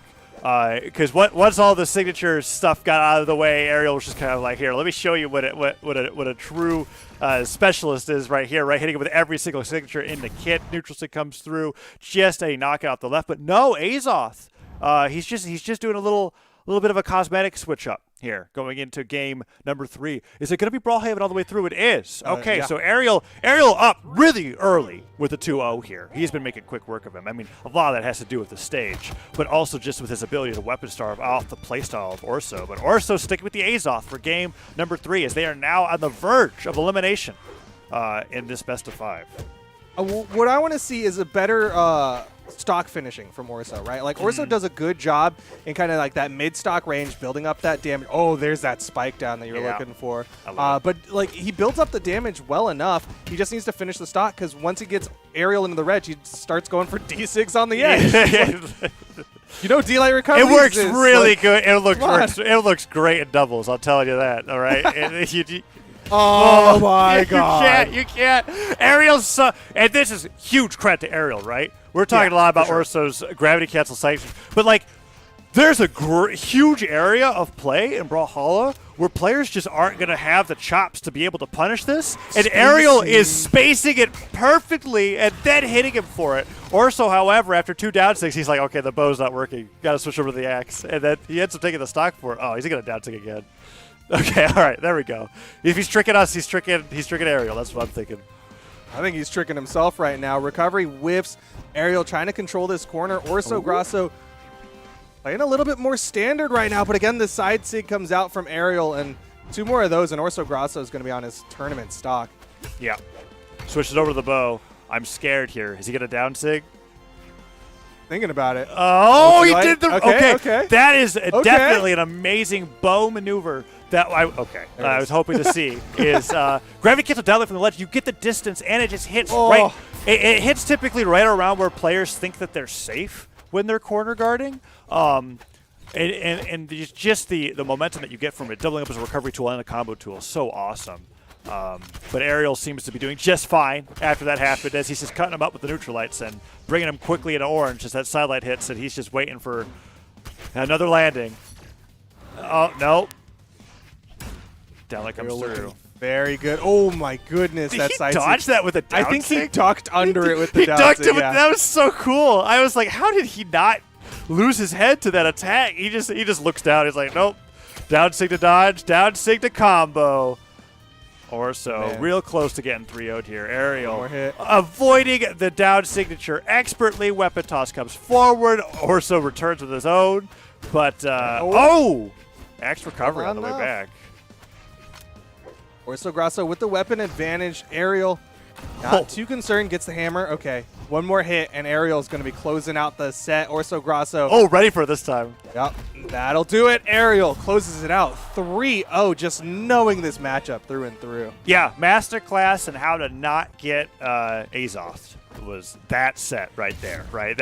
Honestly, I would love just to be able to have that set. Anybody that would ever come to me being like, don't know what to do with the Azoth, down 6 so good at the ledge, side 6 so good at the ledge, watch this set. Aerial got hit by them maybe twice out of the like 30 signatures that I imagine Orso used over the course of those 2 games, and dealt with it expertly, only losing a single stock that entire game 3 against a level 100 Azoth from Orso. And that's so like, I can't quite find the word for it, right? Orso Grasso definitely, they broke the glass and it was an emergency. Their entire house was on fire, and unfortunately it wasn't enough. Aerial was just destroying the entire. He was running around pouring more fuel on the fire as Orso Grasso was chasing him with the fire extinguisher. Like, that was just Aerial so well played, and he's going to go on to fight Kresu, but we're going to go over to Kenneth to catch up with Psyotic. Yes, the Koji versus Taros matchup which Psionic might be having more of throughout the tournament if he wins this one, and may have to fight against Hazer Delta later on, because Kenneth was knocked into the lower bracket from that Ditto, that mirror matchup that brought him to this position. So I'm wondering if the Taros is... I already see the Taros locked in. Ready to go up against Psionic, but man, Psionic was looking pretty good against KelpG, and I'm telling you, his Koji is fantastic, and he has no issue whatsoever when it comes to finding knockouts with both weapons. I think that's a very important factor. When we were watching KelpG, when we were watching the match right now with Orso Grasso, there were situations where I felt like, okay, if the signatures don't hit, they're not taking the stocks. And that's not the case for Psionic, as we got PR66 versus PR204. Psionic certainly going to be having that number increase going into the next esports season, right? Regardless of the outcome of the LCQs, he is certainly looking fantastic in this matchup as we start the stage striking process here. A lot of tri-platforms already out of the way. Is it going to be... This is where it's weird. Kenneth banned up the stages, but Psionic picks, and he chooses the most neutral of the three with Apocalypse, Mammoth, and Small Brawl Haven. Doesn't want to take a Taros there. Goes over to Mammoth, and that's where we're going to be for game number 1 of this best of 5. Yeah, I'm liking what I'm seeing on both sides. Like you said, Psionic gonna be rocketing up in the PR, because this last chance qualifier is still part of the World Championship, and whoever gets like second here gets 33rd in the World Championship. Right. Psionic versus Kenneth, and the thing is, like, Kenneth goes for very like standard Tarot stuff, right? Like, goes off the edge, gravity cancel, end sig. Very kind of predictable to a degree. I love that that's the standard Taros. It's like, so you want to be a Taros player, do you? Well, let me tell you about neutral signature. Oh, there it is! And Psionic, like, if he's knows this matchup, then that's going to be easy punishes for him. Oh, but what if it wasn't? That ground pound came so close to hitting Psionic. The Nair, however, interrupting it. Oh! Nice. You went for style! You were high! And he got punished? The ground pound, like, it can work, but he could have just gone for the recovery. Now, does he gravity cancel the neutral sig on Axe? The question is no. You side sig from here. You get the extra distance. That's the double swing. Yeah. Oh, Sidelight misses. Nice. Not the right swing there, Kenneth. Oh, hammer picked up. It's time. Ah, but he misses. The neutral leg comes forward, and Psionic is definitely... We're watching... Oh, okay. 3 second rule. I think he's waiting. See, the one thing is, like, Psionic has to go in right after that end sig comes out, because otherwise, then he's just trying to challenge a hammer off stage, right? And he's risking that recovery. So got to time it just right. But either way, he's just playing standard neutral on stage, and a neutral light's gonna KO. That's a lot of damage. I feel like it ruins the magic of the Taros neutral sig. It's one thing in doubles if you're like using it 7 times off the side of the stage, but in singles, when your opponent's just really just watching you. Dodge. After a certain point, you have to be like, maybe I should. Like, maybe this one won't work. But it only takes one. Oh, it only takes one neutral sig to change everything, Duke. Or a ground pound, just like that from Kenneth. Gonna juggle. All right, Psionic, what's the weapon spawn? Kenneth throwing some life in his axe. Got the 2-piece. Went for the GC downlight. There's a small window where Psionic could have gotten out, and he did. No dodge. He picks up the ground pound. But axe recovery on the way back. Hits him and secures him the way onto the stage. Gets some extra hits in. D-light, side air to weapon throw. No dodge. Bead. Psionic could... Okay, well, couldn't do anything because Kenneth covered his landing with the weapon throw quite well there. Really good weapon toss. Got him back up. He's swinging with the unarmed, though. Oh, a little too high. Doesn't quite catch the top of his head. Avoids the weapon throw. Oh, okay. Just a little low. Just dash jumps right into him. Stop sider. Neutral sig. Ah, that's not a neutral signature. Weapon toss charged up. Kenneth able to get back up. I like the Nair. It's protection just in case. He had the movement to avoid the weapon toss, but if Psionic went for the ground pound, but it's going to be light recovery. Is just not buying anything. You know, Kenneth has been baiting him on the side of the stage in a million different ways, and every time Psionic's come out on top. I think that Kenneth is undervaluing his neutral gameplay in the center of the stage. He's actually been, like, down sig, great wake-up option there, right? But he hasn't, like, been doing bad with the axe at center stage. In fact, I feel like when he loses his leads, it's when he's trying to do the off-stage shenanigans. Yeah, absolutely. I think his on-stage is great. If he goes for more just standard axe play, build up that damage, and then start throwing out, axe downlight, hammer, stomp, side air, I think he's going to have a good game. But right now, Psyotic, he knows how to punish the kind of obvious Taros Jang. Oh, but Kenneth with 2 unarmed recoveries, that's going to tack on some damage in here. Oh, he got his recovery. Wait. He's still got, oh! Ouch. That's a quick edge guard. Great edge guards all around from Psyotic, not falling for any of the Taros qualities, I guess. I don't know. That neutral light knocking out was because he had just been watching that entire game. He's like, okay, all right, Kenneth, get it all out of your system. Ain't going to happen. And Kenneth believes it. He has switched over to the Tai Lung for game number 2. The Mordex, epic crossover for Mordex coming out, dipping out dexterity, getting that extra force, going on a small Brawlhaven, and he's looking for a different signature kit when it comes to being able to take down the beast that is Psyotic here at game number 2. It's going to be very interesting to see how Kenneth decides to play this one, because it's basically got nothing in common with the Taros, with that hammer offstage, gravity cancel, N-Sig, or anything like that, and so far it hasn't even had an opportunity to really show what he's got, because the one hit he gets, Psyotic's already swinging back with the wake-ups. Yeah, I'm very curious to see how he plays on the Scythe here. I was wondering if it was just a gauntlet pick, but so far he hasn't done anything except throw the weapon. So gauntlets are picked up here. Let's see if there's a little bit of a difference as Psyotic's really run away with it. Nice job with the silent recovery Nair. Spot dodges away from that D-Light, but the recovery just takes him down. Psyotic so far has made quick work over this Tai Lung counter pick. That's the classic. The raw haymaker. I like the delay on it. 3 seasons ago, probably would have knocked out. Honestly, I feel like haymaker has gotten a hard nerf because that's the thing that we've seen players do. It used to be the greatest equalizer. You had iframes and you just side sigged. But not Psyotic. Not today. Does not care about this character swap from Kenneth. He's like, I don't have to worry about it if you're unarmed. You don't get a weapon. I don't think he has to worry about it even if Kenneth is armed. I'm not trying to be honest with you. This has been he's looking a little lost. Neutral light hits Psyotic, hits him with he's got the bow. Down to get interrupted. Oh, snap. Crackle and pop. All the Rice Krispie treats are there, man. Psyotic is running away with this one and is about to take this into game number 3 and take Kenneth out of the tournament. Yeah. He's got to keep weapon starving. Dealer recovery's not going to do it there. Dive kicks away from the ground pound, but Oh! Okay. He's able to get a stock off of Psyotic. Psyotic definitely played a little too close to the sun there. You saw him sweat beat, had to get that wall touch, and then just didn't have the movement to avoid the ground pound. But still, it's going to take a lot from Kenneth to bring this one back. Yeah, once these gauntlets are gone out of his hands, it's going to be a long time before he's able to fight back again. And Kenneth is Psyotic's just repositioning.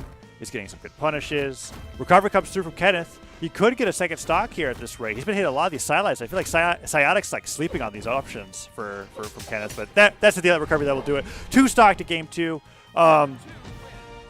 Yeah. What do you think? What do you think, Duke? I'm hoping that was a palate cleanser for Kenneth. I'm also hoping he goes nowhere near Tai Lung again, because that was just a very unfortunate sequence of events for Kenneth. Yeah, there just was the scythe wasn't there. There was a moment at the beginning of that game. We're seeing the slow motion right there with the delay recovery. Nicely done. Where when Kenneth really gave the scythe a shot. Oh wow! Look at that. More damage unarmed than he did with scythe. He did 30. He hit. I wonder how much of that. That's 2 moves. I don't know if it counts the weapon throws, but you're right. That's if fair. If it doesn't count the weapon throws, it's still just 2 moves, right? Like he hit. That's right. He hit like a down air and a neutral light, and then he was just lost. Yeah, unarmed was the only thing that. Wow, that's so. That's actually, man, production's great. That's fantastic because it gives a lot of.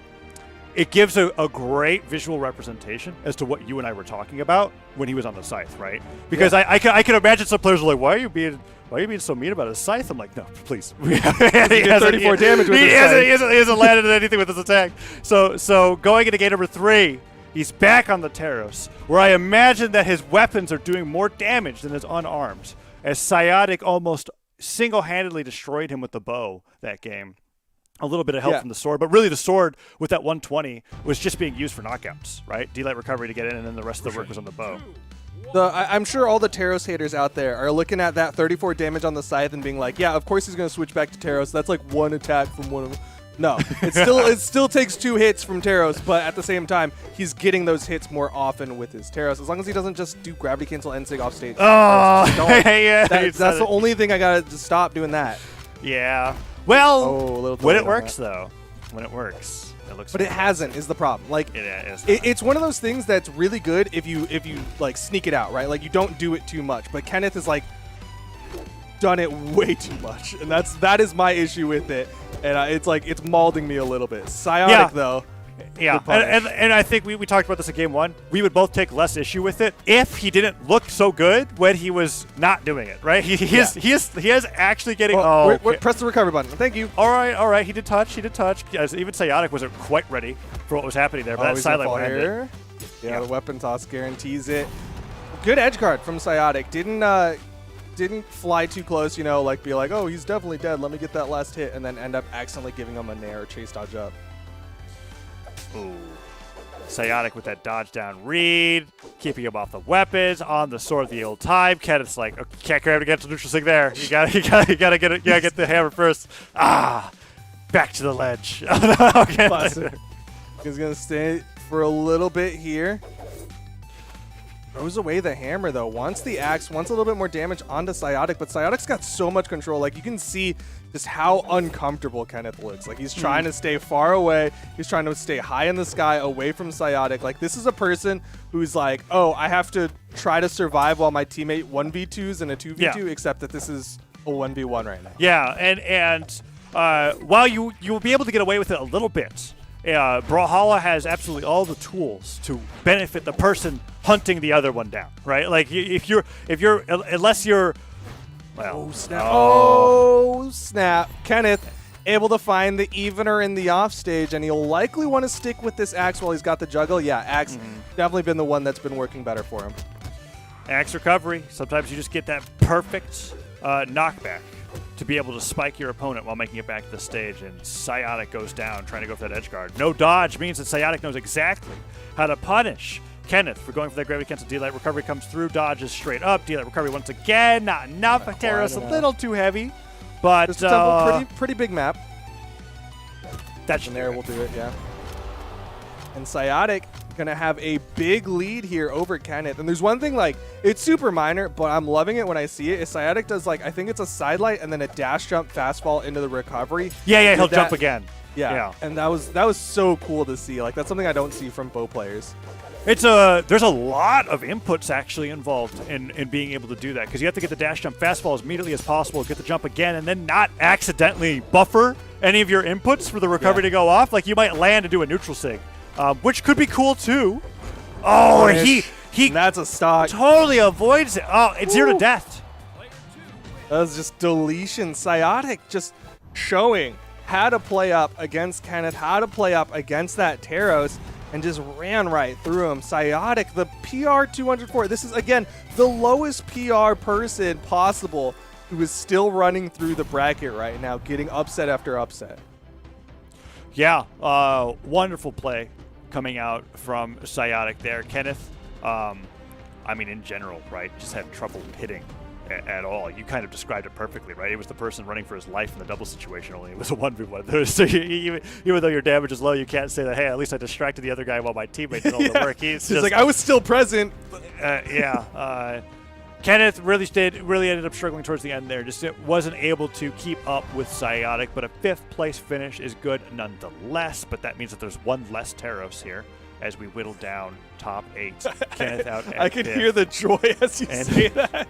What do you mean? What do you mean, Duke? One less Taros in the bracket. Well, there were 2, and then there was one less one. When I can't say that for any of the others. One less Bryn in the bracket. That's because there's only one Bryn. Okay, listen, Duke. I think you're harping too much. I'm pointing out the implicit biases in your statements. As we get into another block, we got Kresu versus Ariel, and it looks like Kresu, liking what he's seeing with Psiotic, is going to be joining the Koji Club.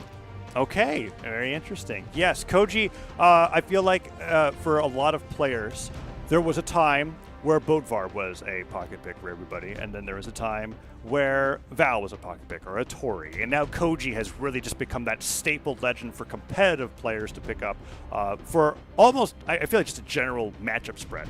People love Sword and Bow, and Koji's got one of the best stat spreads as well as signature kits. I mean, we see how creative people get with mixing up with the Bow down sig, right? We were talking about that dash jump fast fall recovery, right, that he was doing off of the Bow sidelight, but he could just as easily mix that up with a down signature as well, and we've seen Psionic do that, and that means that we could see potentially Kresu doing the same thing. As we see here on the head-to-head, PR 48-77, it was Azoth versus Sentinel, but maybe after watching Orso do so poorly with the Azoth against Aerial, he's thinking, I can't do it. I can't bring out. It's like Orso had all of my moves and none of them worked, and now he's going to do the Koji instead. I don't know. But he started with Koji for game number 1. As we're going to Mammoth Fortress. Yeah. Kresu's definitely shown like he's got a very strong bow kit. Like even if he did go into the Azoth, it wouldn't be predominantly doing like D6 on the corner the way that Orsu was. But either way, strong bow coming out from Kresu, already picking it up, and Aerial picks up some guitars.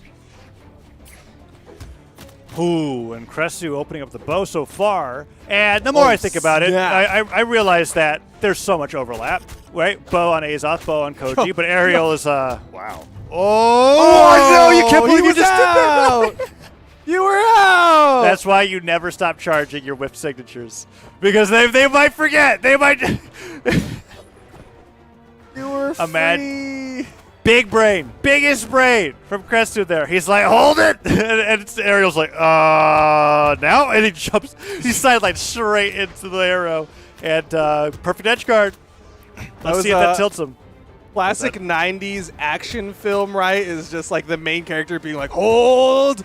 And then Kresu's just sitting there like waiting, sweat beads come out. But and the entire audience is like, why did he not dodge it? He had it out. He had an hour to see it coming. Why did he... But here we go. Wow. Second stocks. Aerial did find the evener with the hammer in hand, but Kresu's still adding up this extra damage onto Kresu. Yep. Aerial's getting some hits in now. That is on the hammer. We'll call that side stick a fluke. Although Kresu probably feel pretty good about hitting. And it wasn't the side stick that got the stock. It was the 3 down airs afterwards with the sword that he was able to secure that edge guard. So there's a lot more to it than just that hit, but certainly a powerful hit. As Kresu with the tennis racket here, D-Light recoveries Aerial. Aerial with that 6 defense, living just barely after getting caught from the top of the stage there. But a few more nairs, and that could be it for Aerial's second stock. Okay. Definitely it with that recovery. Yeah, Kresu's movement on the bow is so clean. Like, he's just swerving around Aerial, and Aerial's struggling. Like, we saw that brief moment where the guitars were really popping off, but since then, like, Kresu's just been in control. Yeah, we're actually seeing a similarity with Psionic when it comes to the bow movement after side light. Kresu will mix it up either with a chase dodge forward, or he'll do the dash jump. And he's doing that kind of out of the sword as well, I'm realizing. Like, he'll hit the neutral light instead of going for a side light afterwards. He dash jumps, and then he, like, waits to see what Aerial does, and then he gets the punish. The dealer recovery almost takes Aerial out. I mean, we're on the verge of a 2-stock here. If that down sig didn't do so well. Oh, Aerial. That's not I don't think that was the move. I don't think that was it. I don't know about that one. But either way, Kresu gonna take game number 1 off of Aerial. Aerial, maybe playing a little too loose. Like, there you see in that first stock, it was all off the back. Like you said, the side stick wasn't the thing that KO'd, but it's the thing that led to it. And then at the end there, Kresu punishing that GC side heavy, like Aerial being forced to make a swap over to the Fate. Yeah, Fate coming out. Interesting. Scythe Orb, not really much overlap. Whereas, like we were talking with Kresu, Koji, at least it makes sense with the bow, and the bow was definitely his primary weapon of choice, although he did just as well with the sword. Aerial on over to the Orb Scythe for game number 2 here on Mammoth Fortress. As Kresu's perfectly fine is opening up the bow and continuing with those downlights and side lights. Nice dodge up that time from Aerial, but just a neutral light for his punish means not too much damage, and Kresu takes control over center once again. It's a D-Light, doesn't get the follow-up, but he is going to get the side light side air on the left side. Swap over to the Scythe. We'll see what he's got here. Has yet to find an opener to start building up those dodge reads. Neutralite recovery. Cresu gets that. Oh, that was he diagonal dodged. Yeah. Did you see that? That was. I think you have to jump to do that, right? Like, because you Yeah. can't diagonal dodge down. Like, Yeah, when so you're he there. jumped and then like he like dash jumped or something and then like frame one or whatever. That was the. Oh, it goes farther when you charge it. Yeah, and also like I couldn't help but think that was exactly the same scenario as game one, but this time in Ariel's favor with the side sync. It's just like, I can charge a long hitting move too. Only that time, as we saw when you don't charge it, you get more of a shotgun blast of stars.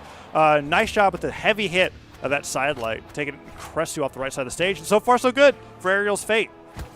Well, he's still in the red here. Does get disarmed off that neutral air, so Ariel might not get the opportunity of getting that extra credit, getting that kind of widen the gap. But Cresu, a recovery will definitely do it. A nair might do it. Still needs another one. Okay. Ooh, good damage. Oh, Ariel's really racking up the extra credit. Okay, no Sentinel defense this time to save him, but I mean, a good 4 hits of the Scythe, can't complain. Nice clash from the neutral light. Oh, no dodge means Cresu gonna capitalize on that huge damage. Side light after the dash jump, fastfall, cider. Cresu continue with the edge guard. Oh, but the platform really saving Ariel there in terms of his options to get back to the stage because a lot of his jumps were punished on that edge guard there. He was definitely running out of movement there. He needed that hit as well. That side air really made it so he could secure his landing. But he's got Cresu in the red. Off stage, Cresu trying to push that advantage, and Ariel's just going to back away. Orb in hand. I don't know if a side light side air will do it, but he misses the punish opportunity. Yeah, not expecting him to float quite as long after that gravity cancel. Went for the landing punish, needed the gravity cancel the side light for it to hit. Oh, he didn't recovery after the nair. And the side air will give Cresu the second stock. He's got the lead. He's one stock away from putting himself up 2-0 over Ariel. Chases him off the side of the stage, maybe looking for a haymaker. Scythe picked up. Nicely done with the side air. Catches him out of his recovery too, so he knows that's gone, but the dodge straight up. Ariel didn't read it. Another neutral light. Yeah. Sorry, yeah.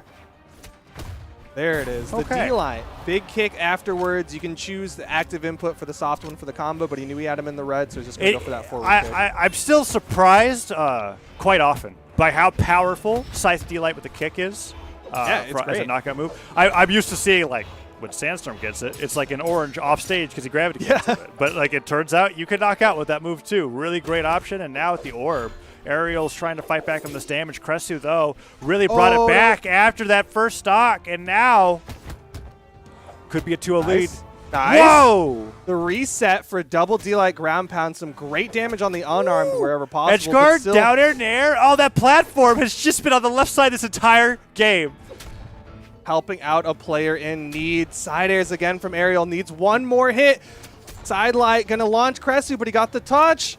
Cresu still gets the wall touch. No weapon throw, nothing for that edge guard. Cresu makes it back. Can he steal this away? No, he can't. Ariel delaying side air. Great edge guarding coming out from Ariel, really bringing that game back at the very last second. Because Cresu was down in stock at the beginning, but I really felt like he stole the momentum back until the very end there.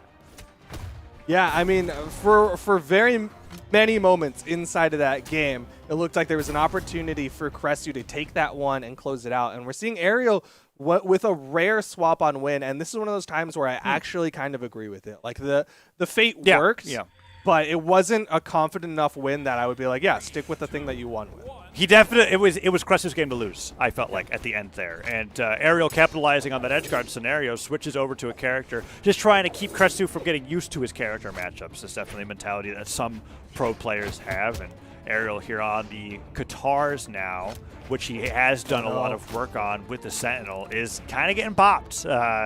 Oh, I thought I was going to run into it again. Cresu was like magnetism. He almost did with that soft platform. If he like accidentally ledge canceled into a D-Light, like that would have put him right into it. But Ariel finally getting some damage put out onto Cresu's first stock, but Cresu's starting to run again. Another Nair would put him high in the sky. A recovery might be enough to finish off Ariel. D-Light and Light, though, not really going to do it. Yeah, but the wake up was big. Got the damage so that the Sarah had enough knockback to take the stock. First strike goes over to Cresus Koji.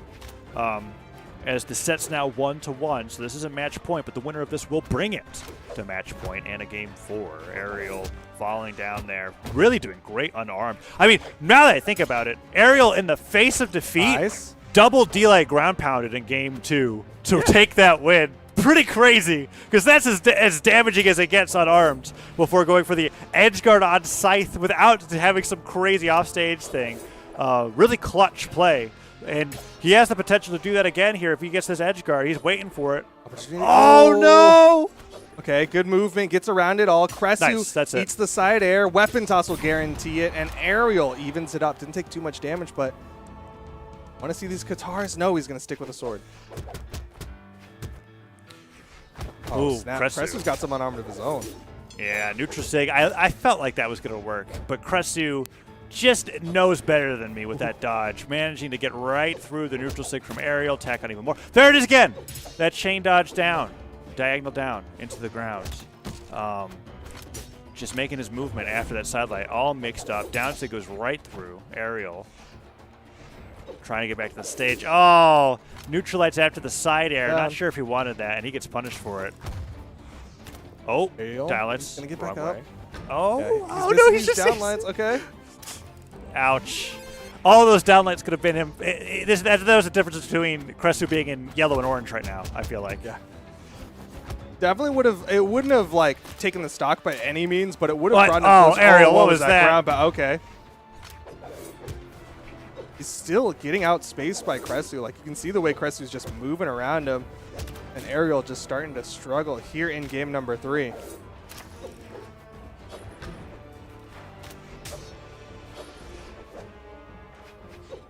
Good spot dodge. Holy cow, Cresu.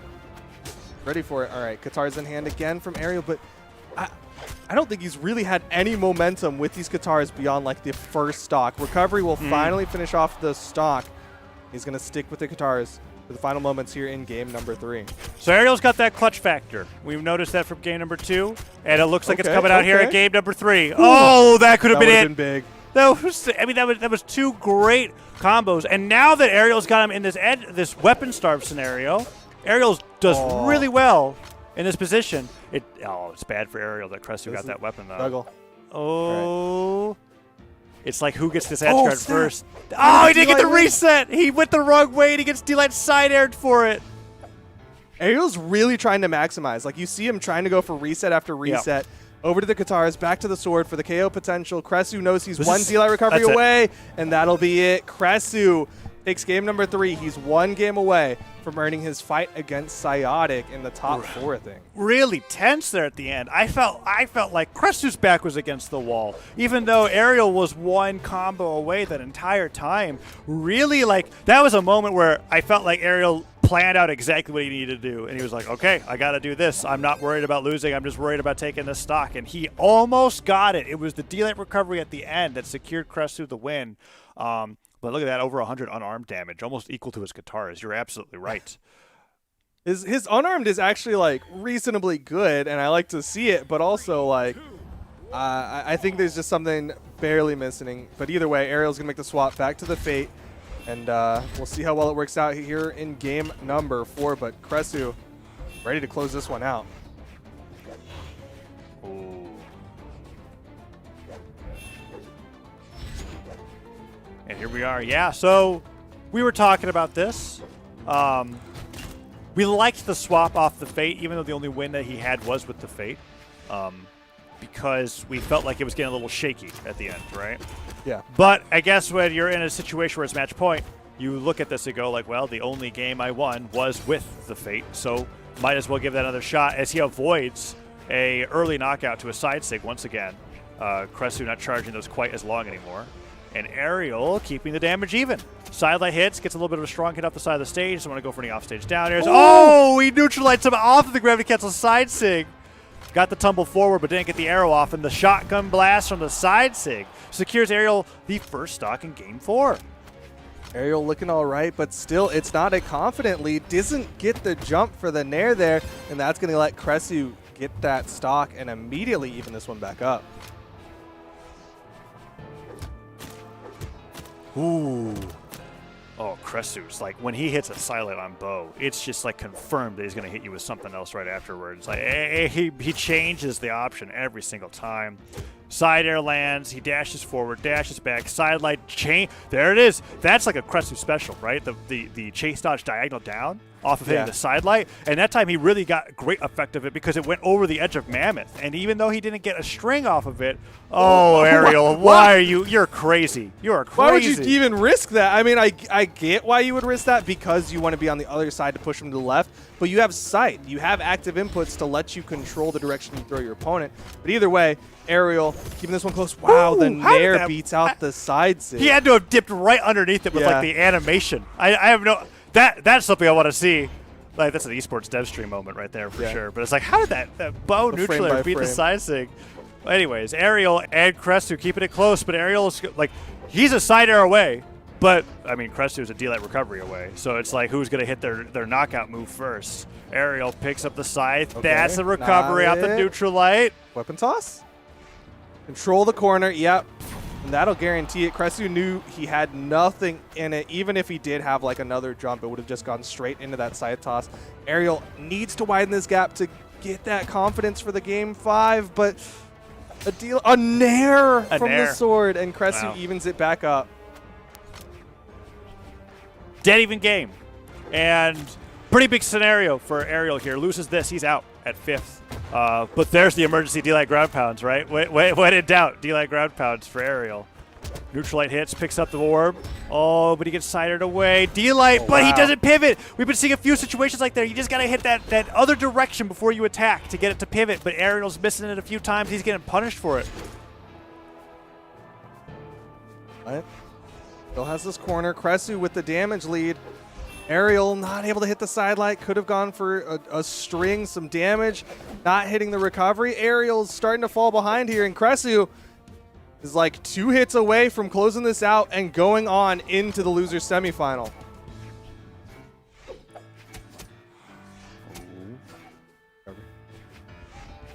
Oh, that's a punish.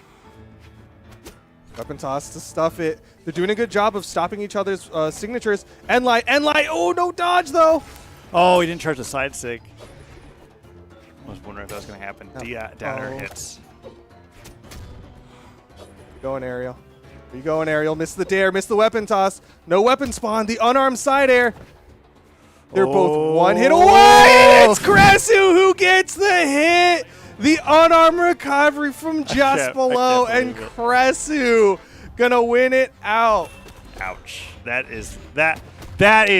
I'm used to seeing that with Axe, right? I'm used to seeing that with Spear. Unarmed, making it back to the stage, catching Ariel's position off guard. Look at this. He was just dancing back and forth. That was the last thing he was expecting. He was waiting to figure out what landing he should have punished from Cresu. He wasn't expecting Cresu to uppercut him in the chin and send him off the top of the stage. That was, and even then when it hit, I don't think anybody was expecting it to knock out on its own. So still, crazy job from Cresu there at the very end as Ariel just almost brought it to a game 5, but just didn't have the, just didn't have the end there. I mean, I completely caught off guard by the recovery and a great play from Cresu for sure. And just like that, Cresu will earn his spot in the losers semifinal to go up against Psyotic, giving us a potential Koji mirror match in the top 4. We've still got Magi and versus Hazer Delta in the winners final, so that's our top 4 of things. Yes, and we'll be getting into that in just a little bit. I'm super excited to see how these results are going to play out. But we're going to be going to a little bit of a break, Duke, and we'll be switching out some casters. So don't go anywhere, everybody. We'll be seeing the top 4 of this LCQ in just a little bit right after this.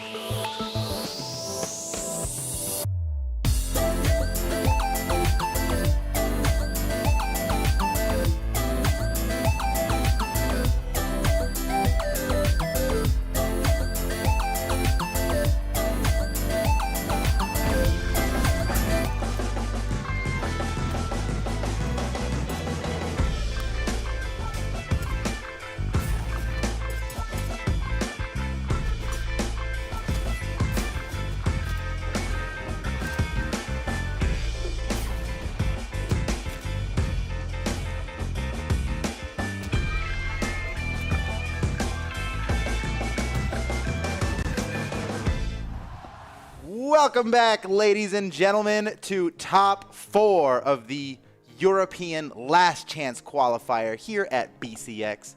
Steven is getting all kinds of spicy up in here. We got Magi and Hazer Delta on the winner's side. They're the only 2 people left in this tournament who haven't lost a game yet, and we're about to see them fight. So one of them's going to have to lose. And I don't think anyone knows who it's going to be. And we've got Psyotic, seed 204 in the tournament. Has out of made what, 205? Out of wait, let's check. Out of like a lot. Out of a lot more than that. Oh, but, okay. But hold on, wait, no. We're actually going to find out. Out of 1,000, out of 1,100 people. That's pretty good still, then. That's pretty good, yeah. But the lowest seed's still in the bracket. He's still in the bracket, but he's been the lowest seed in the bracket for a long time. Everyone now. else is top 15. Right. And he's not even top 200. Yeah, seed 4 is still in here, seed 9 is still in here, seed 14 is still in here, Right. and then there's old 204 Psyotic. Oh. And he's been killing it. Psyotic's like, he's the new kid on the block, and everybody is loving his gameplay, myself included. Really good stuff from Psyotic. 3-0ing everybody, too. Oh, snap. Look at You're that. right. He's He just- 3-0'd Kenneth earlier. He 3-0'd Kelpie G. That was my guy. Well, GG. GG. What are you going to do? Now Psyotic's my guy. He took the crown, and now he's wearing it. The crown of my favor. I'm all about Psyotic. Let's go, Psyotic. No bias here, though. No, seriously, we've got an excellent top 4 coming up for you guys. And what makes this so special is that this is the last chance qualifier. We already have 31 players who are going to compete in the BCX 1v1 final. There is one spot left for that top 32 invitational bracket, and it's going to go to the winner of this tournament, which we will find out together here, Steven. We will find out right now. Well, in about an hour and a half. Well, let's get this started. I think our players are ready to go. The first match coming up here is that big winners final we were talking about. Magi versus Hazer Delta. And then after that, we're going to go down to the lower bracket where Psyotic and Kresu still have to fight. Kresu, by the way, has been so impressive through this tournament. I mean, my goodness. He defeated Ariel spectacularly. And he's another guy who took out Kelpie G. So at this point, I'm conflicted. Dang. Kresu took out Kelpie G in the winners They're bracket. beating up on your boy. And like then that. Psyotic took out Kelpie G in the lower bracket, and now they're fighting each other. You know, as far as I'm concerned, they both could win it now. They both took out Kelpie G. It's funny how that worked out. It's going down, man. Magi versus Hazer Delta. Now, a lot of people are looking at Magi to win this. I Wait, mean, where's this gold medal coming from for Magi? That might be last year's last chance qualifier. Oh, really? Yeah. Well, I'm not sure if that gets counted in there, but he did win. He won the last chance qualifier last year. Well, pretty that's sure. got to be it then. So he's looking for the repeat. Yeah, a lot of people are looking at Magi here to win this because, come on, I mean, the statistics, You know, people numbers. talk about the 2-time world champion, but the 2-time... The two-time LCQ. Yeah, that's the LC big. qualifier. All right, well, Man. we're getting ready to do this right now. It's Magi versus Hazer Delta, and I'm excited to see how this shakes out. It could go either way. Yeah, Magi's Petra has been just rocking fools today. So, oh my Whoa. gosh, the wait, juggle. No early one has on? ever opened a match with 2 axe downlights. That's the first time it's ever happened. Pretty sure. Yeah, we'll have to check through the record. Oh Yeah, my yeah, gosh. we'll get Hazer the data. Delta, though. All right, already has a decent lead on this first stock. Man, Magi never goes for the simple side light side air unless it's going to get him a killing blow. He's always going for like a hard Whoa. read that's way less guaranteed. Dude, talk about hard reads. He really bet on the Spirit Bomb there. That was a crazy place to try to pull that out. And that's what I think that's what the fans appreciate about Magi is that he's going for that kind of stuff. And if it landed, we'd be calling him a genius. But it didn't. But it And didn't Hazer land. Delta's the genius. Hazer Taking Delta, the first stock. so good. He's so good. Oh, keeps it going. All right, Magi has to fight his way to this weapon swap now. Okay, pulls the gauntlets. Yeah, and he just used his dodge there. Hazer got a whole bunch of damage on it while his dodge was down. And is pushing this lead here. Wait a second. Whoa, Hazer, going on off he's stage? crazy. Okay. Hazer's crazy. Whoa, wait. no, that might be he's enough. really going to do it. I don't think Magi can make it back. Oh, that's 2 stocks. What? Dude, Magi got a little spicy off the side. He started Yeah. dipping real low, trying to get those gauntlet neutral airs. Hey, if you play gauntlets, you've been there. We've all been there. But while you're a stock down, I think it caused him some problems. Yeah, it did cause him some problems, but that kind of is the time when you're behind. You do have to pull off some Yeah, big you got to do plays. something. Oh, And he's now, still working. look at him like- just standing still on the stage. I My know. goodness. How's he getting? He just has to get this first stock. Hazer's Over still Hazer alive. Delta. He's got plenty of options to trick his way back. Oh, perfectly. Off the wall. That was like the perfect range. Yeah, for that it was. move. It barely bounced off the wall. It was like 2 inches off the wall after the bounce before it got the hit. Yeah, but still a massive deficit for Magi to fight back from Full here. stock, Okay, a off full stage. stock for Magi. If he manages to bring it back here, that would be incredible. It's looking like a Hazer Delta win. I don't know. I think Magi's got to take Hazer Delta off stage. Oh no, maybe Yeah, on stage yeah. is working. That's a good point. We need Convince some him that he real- wants to use that Taros neutral sig off stage, and then somehow just and then turn it around on him. yeah, with, sneaky with the freaky, old, get the a grab, old- get a dunk, do something. Yeah, yeah. Well, the Gauntlet ground pound's great for that. That's the second time we've seen Magi go for Oh, it. And that's hit. he read the dive kick. Look at Magi using dive kick right out of hit stun to avoid the weapon throw. But Hazer Delta actually already calculated for it. He calculated the Delta. Oh. Ooh. Let's not do math jokes, okay? 'Cause Yeah, then I will be that's- lost. Yeah, we don't want people to think we're nerds. I mean, Magi tried to make it back from that one. Too far gone. Man, that was pretty dominant for Hazer Delta. I'm curious to see how this will go in the second game. Well, we've seen Magi really turn these things around. Let's not get too invested in what happened in the first game. We still got a bunch more games to go. It's a best of 5, ladies and gentlemen. Dude, But Hazer Delta didn't even pick up unarmed. He's like, I'm not even going to he did not swing once unarmed. Did I just say pick up unarmed? You did. What am I even saying? He did not He didn't pick up his throw hands. one punch. Don't help me. Okay. All right, Magi, character swap. Yeah, going to big Ember. character swap to Ember. What the heck? Ember's had a real wild history in competitive Brawlhalla. Oh, gets the dunk. And That's another gonna do one it. That's follows. it. He's yes, done. Wow. Yes. Talk about a wild history. That was a wild first stock, and Well, Magi that's comes what out I'm of the lead. saying. Let's go. Some people pick Ember, and it's like, what are you doing? Low defense. There's no way you're gonna win this. And then, then sometimes someone comes out, and it's like, why isn't everybody using Ember? And now Magi, there's a whole new wave of Ember mains about to come out here with Magi getting that brutal KO. And it all started with the beautiful gravity cancel down signature on Bo, which is like, oh, this chase going up high for the stock. Magi keeping the pressure going. Oh, and already lapped Hazer Delta in damage onto his second Oh my stock. goodness. Oh, looks for the follow-up with the bird. Magi really is turning this around hard. Yeah. Oh, Whoa. okay. Well, All right, hey. well. Hey. Still a big lead. You got to Still respect. a big damage lead. You for when Magi. Taros has the axe, you have to respect the range of that down signature. You kind of have to play footsies with that range. You're like, I either need to be on top of him or just away from him. And with Bo, you can really babysit your spacing like that. And Sure, Magi's yeah, been doing you a can great job downlight. with this juggle. Now, Hazer Delta in trouble, unarmed, heavily damaged. Magi hasn't even been touched on this second Yeah, stock. and he's so close to finishing off Hazer Delta right here. Oh, punished for throwing out the bird. He's looking for the killing blow. Could be. Uh-oh, here it is. Edge guard off the side. He burns his dodge on the. Oh, what? A slight miscalculation. Doesn't matter. Makes up for it, Doesn't makes up matter. for it. Yeah, immediately corrects. Okay, game 2, wildly different story than game 1. I will say, I think EU gets known for its axe gameplay, which people think of as like kind of a meathead weapon. And then, but today, like EU has been popping off Yeah, with Bo. some- Bo is some- like some the real new finesse. hotness in EU, and I'm loving it. That's what I've been seeing all day. And Uh-oh. Hazer Oh, Delta's no? about to bring this back. He was a maybe full not. stock down a second ago. Disarmed off the side. Maggie in trouble. Barely avoids the weapon throw. Hazer Delta has the opportunity, but Maggie dive kicks his way back onto the stage. That was so close to being the stock for Hazer Delta, and now Maggie's starting to run away with the damage.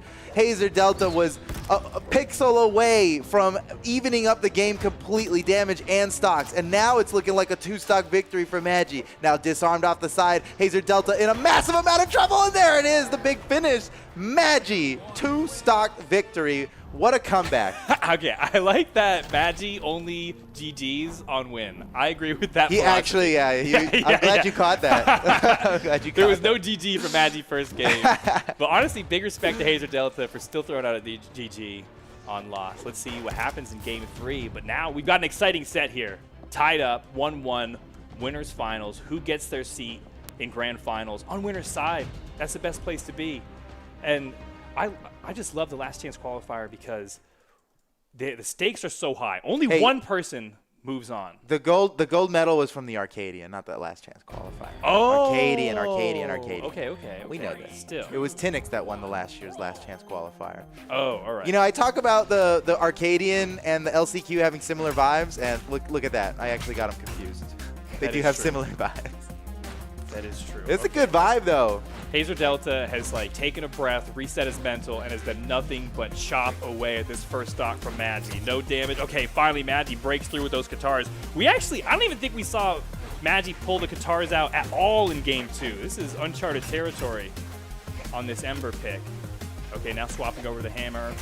Okay, looks like Magi is actually doing a pretty good job at evening up the damage, and now we are at a dead even first stock in game 3. Oh, man, we're on Miami Dome here where the kills fly. They happen quick. Oh, nice read. Whoa, off the stomp. He read the dodge in, got the scoop, closes out the first stock. Hazer Delta in the lead now. Right, nice weapon starve there, but Magi's not afraid to go unarmed. Oh, that's my a big gosh. punish. Gravity cancel on nothing like that. That's a 3-piece. Uh-oh. Wait a second. Oh, can Hazer make it back? Oh, just barely gets his dodge back and the weapon wait, throw. now Wait, Magi's in trouble. Oh, but now he's back on top. Wow, man, that traded back and forth. Nice snipe. He equalized before it mattered.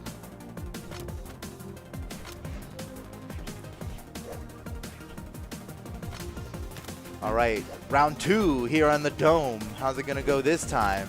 Magi opening up with a neutral air. Oh, keeping the pressure going here. Hazer looking for a new opportunity. He really wants to stop, but can't find it. Oh, there he gets one. Follows up with a side air. He started to run away with some damage here. A couple more unanswered hits, and he'll just take the stock with a Taros on a hammer on Miami Dome. Uh-oh! Wait a second! Oh, that's it! Oh, it's almost a full stock ahead. It's crazy how fast that happens. Yeah, the problem with having low defense playing into high force is you can't trade. You just can't trade Yeah, blows. it's not like the damage being even isn't really even. You have to be getting more hits. And if your opponent's getting more hits, it's over. And that's exactly what happened to the second stock. But Magi's got a chance on this last stock here. I mean, we saw Magi do the nastiest 0 to death earlier. Oh, not exactly 0 to death, but practically. He's got to bust a couple more of those out. Even if he takes the stock right here, he's still going to have a tough time. Oh, well-placed ground pound. No. Here's Delta makes it back to the stage. Oh, catches him from behind. He goes, Oh, that's it! another 2-stock victory for Hazer Delta. Oh, snap. Oh, snap. Hazer Delta is close to taking it. Now he goes up in the set 2-1. He just needs one more victory to earn a spot in grand finals. That's a guaranteed top 2 position. That's a guaranteed couple $100. Right, there is money on the line, but mostly people want that. They want to go to BCX. Dude, the BCX final. That's the real The funny thing, stage. Yeah, and then your reward is to play against the number 1 seeded To person. play, yeah, Acno, pretty Oh, sure. no, yeah. What a reward that is. Well, Hey, I mean, when you got this boost with you, the people's champion having already earned all this glory in the previous tournament, he'll be boosted, and he'll have all that momentum as he goes into Acno. dude, Hazer Whoever it Delta is. won that last game without using a single signature from Taros. Okay. GG, Respect. GG.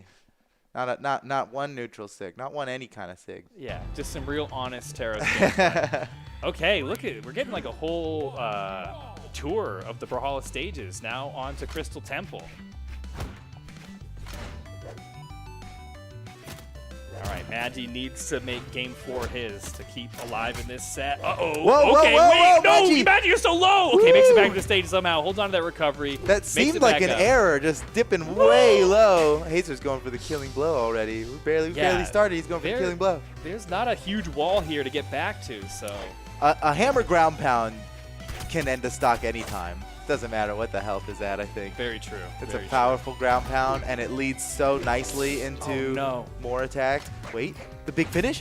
He touched the wall. No, he didn't. True. Oh, he was Hazer- like pixels away. Yeah. That down air was a good idea to try to get back, but met with the down air from Hazer Delta, it was over. Okay, But Magi, he can equalize close quick. out? Oh, Yeah. man, had the opportunity there. I don't think he thought that that slide kick was going to land.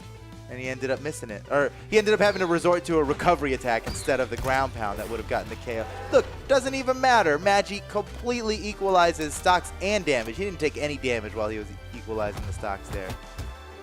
Hazer answers back unarmed, unafraid to go unarmed, despite that previous match having 0 unarmed damage. That was a fluke. He'll get it. That was a That's fluke. just because he never lost his weapon. Yeah, right. You never took enough damage to be disarmed. How did he slip over that bird like that? Okay, somehow. Hazer Delta avoids the big damage there, has a slight lead, but Magi is tenacious. Man, you see how much Magi's relying on that bird as a follow-up out of sidelight. Okay, try to mix up his reads here off sidelight, does the backdash. Magi's got some serious hot pursuit. Like when he starts chasing after it, he really starts chasing after it, and sometimes to his detriment, but never let's to see. the crowd's detriment. Off stage We love versus it. Hammer? Go for it. Go for it. Got it. You got got the it. green light. Oh, he steals the recovery and steals the stock. That's it. Okay, but Hazer Delta, if he can keep his head straight, he knows he can take the stock quickly. For sure, and he only needs with to the win. weapon throw, Oh, goof that troop was play. sick. A goof troop play, Dude, that's goof such a good. troop.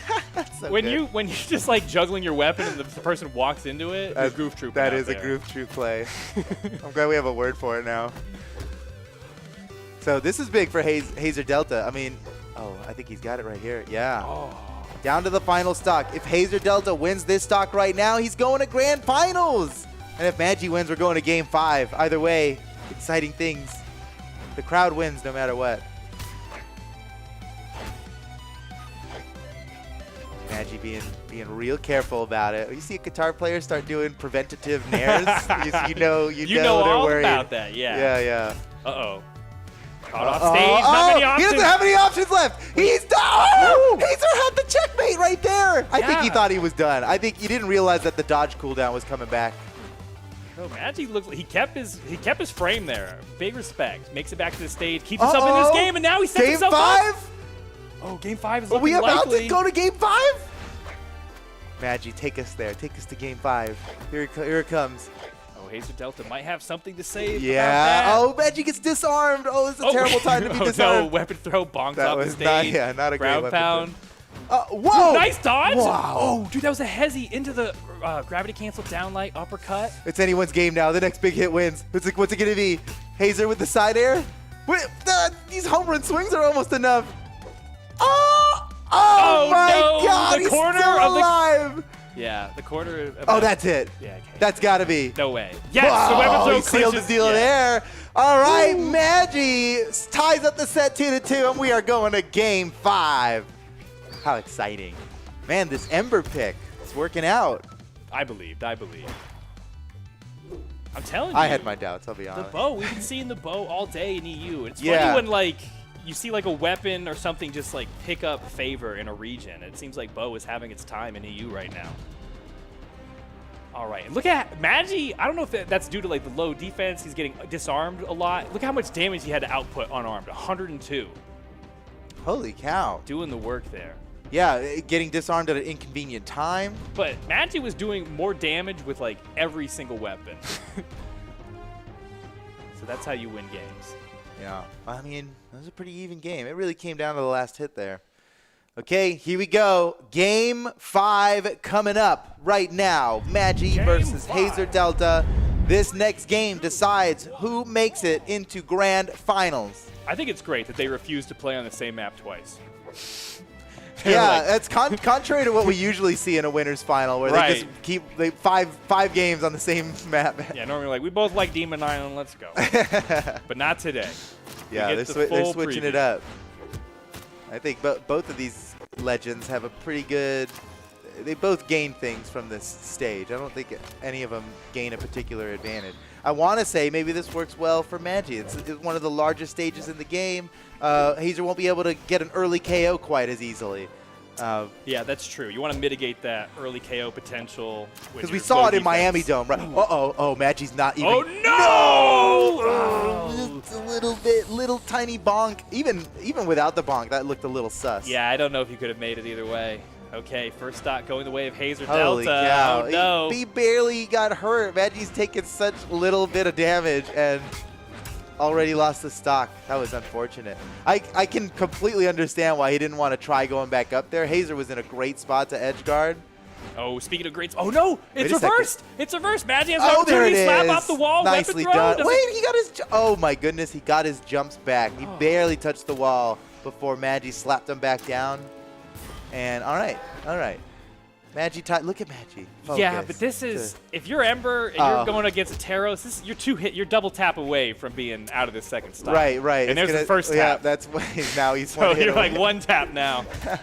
Okay, we'll see. Magi's got a lot of work to do to tie things up here. Yeah, he's but gonna have to play pretty we know flawlessly. he can do it. But he's bobbing, he's weaving, he's finding his hits, works his way in with the bow. I think he maybe stick with the bow, outrange Hazard Delta. The Wolf, first time we've seen the Wolf this set. Steals the recovery there. Nice weapon throw. Follow. Whoa, what an epic clash! They go either side of the screen. Either one of them would have died had it not been for the clash, I think. Oh, yeah, probably. They were both moments from a KO. Right, the clash does reduce the force. Man.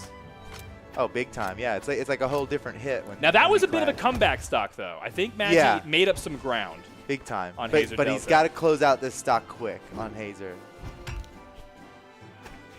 Oh, nice weapon throw. Follow up immediately with the down Wait, leg. Keeps the pressure going off stage. No, it might be this over could be here. it. Oh, Magi somehow fights his way back But up he's through. hurting. He's bleeding out. Yeah, he's bleeding out big time. He needs to close the stock out like a minute ago. Oh, no! Tricky backstep. Oh, man, there is no true combo that's going to get a KO. There's no KO combo on Katars here.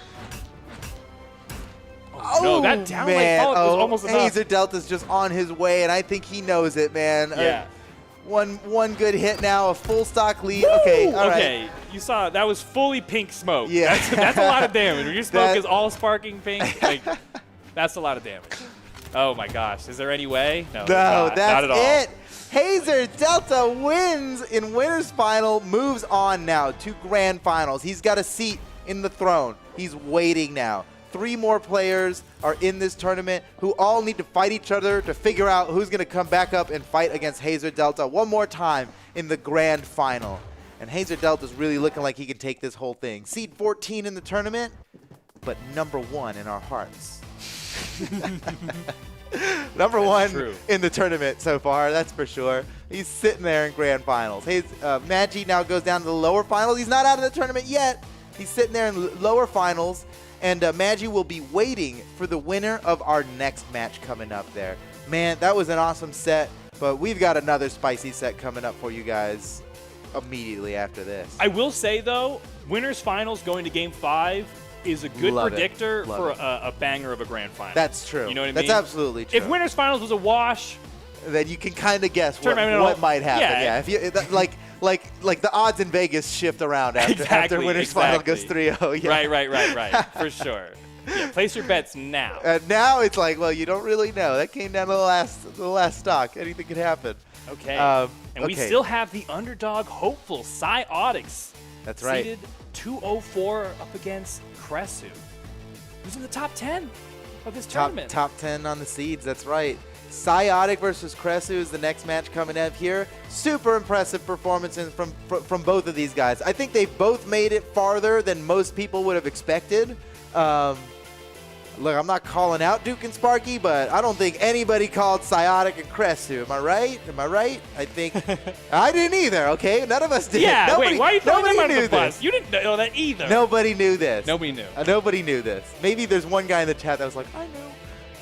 Yeah. Shout outs to you, dude. You knew. The you real knew. ones know. There've been people following Psyotic for a while. Psyotic versus Kresu is set to be an amazing match. Don't forget about the seeds. Yeah, Kresu's seed 9, Psyotic is seed 204. That means nothing now. At this point, there's only 4 people left in the tournament, and these are 2 of them, right? They're the 2 best people in this tournament. They're one of the two of the best people in this tournament. Psyotic versus Kresu. And you know, they both took out Kelpie G. I was so sure Kelpie G was going to win this. Was it the name? Yeah. You did. Okay, yeah. Yeah. That's the thing. If you're out there and you're an aspiring, esports athlete, pick a cool name. Cool name. That Cool goes name. a long way. You know what I mean? Goes a long way. And you gotta settle on it quick, okay? Don't flounder Kelpie around. G. It sounds good. Kelpie G. Kelpie G. I love it. Yeah. That's a good name. Well, Kelpie G still getting 7th place. And we're still talking My about him. gosh, he's getting so much lip We're service still too. talking What about the him. heck? God, these casters, shut up about Kelpie G. Okay, wait. Let's talk more about Psiotic versus Cresu here. Okay, so Cresu 3-1 over Ariel. Yeah. Just a little bit earlier. He's been playing Koji through it. Koji the Yes. Pro-G. And he's defining the Pro-G situation here, I think. Cresu did lose earlier in top 8 against Magi, but it went down to the last hit. I mean, last stock red, I'm pretty sure. And Psiotic, man, Psiotic 3-0'd Kenneth, who was also a surprise, making it so far through. 3-0'd Kelpie G. Oh, my heart. And oh man. What else? These guys keep going.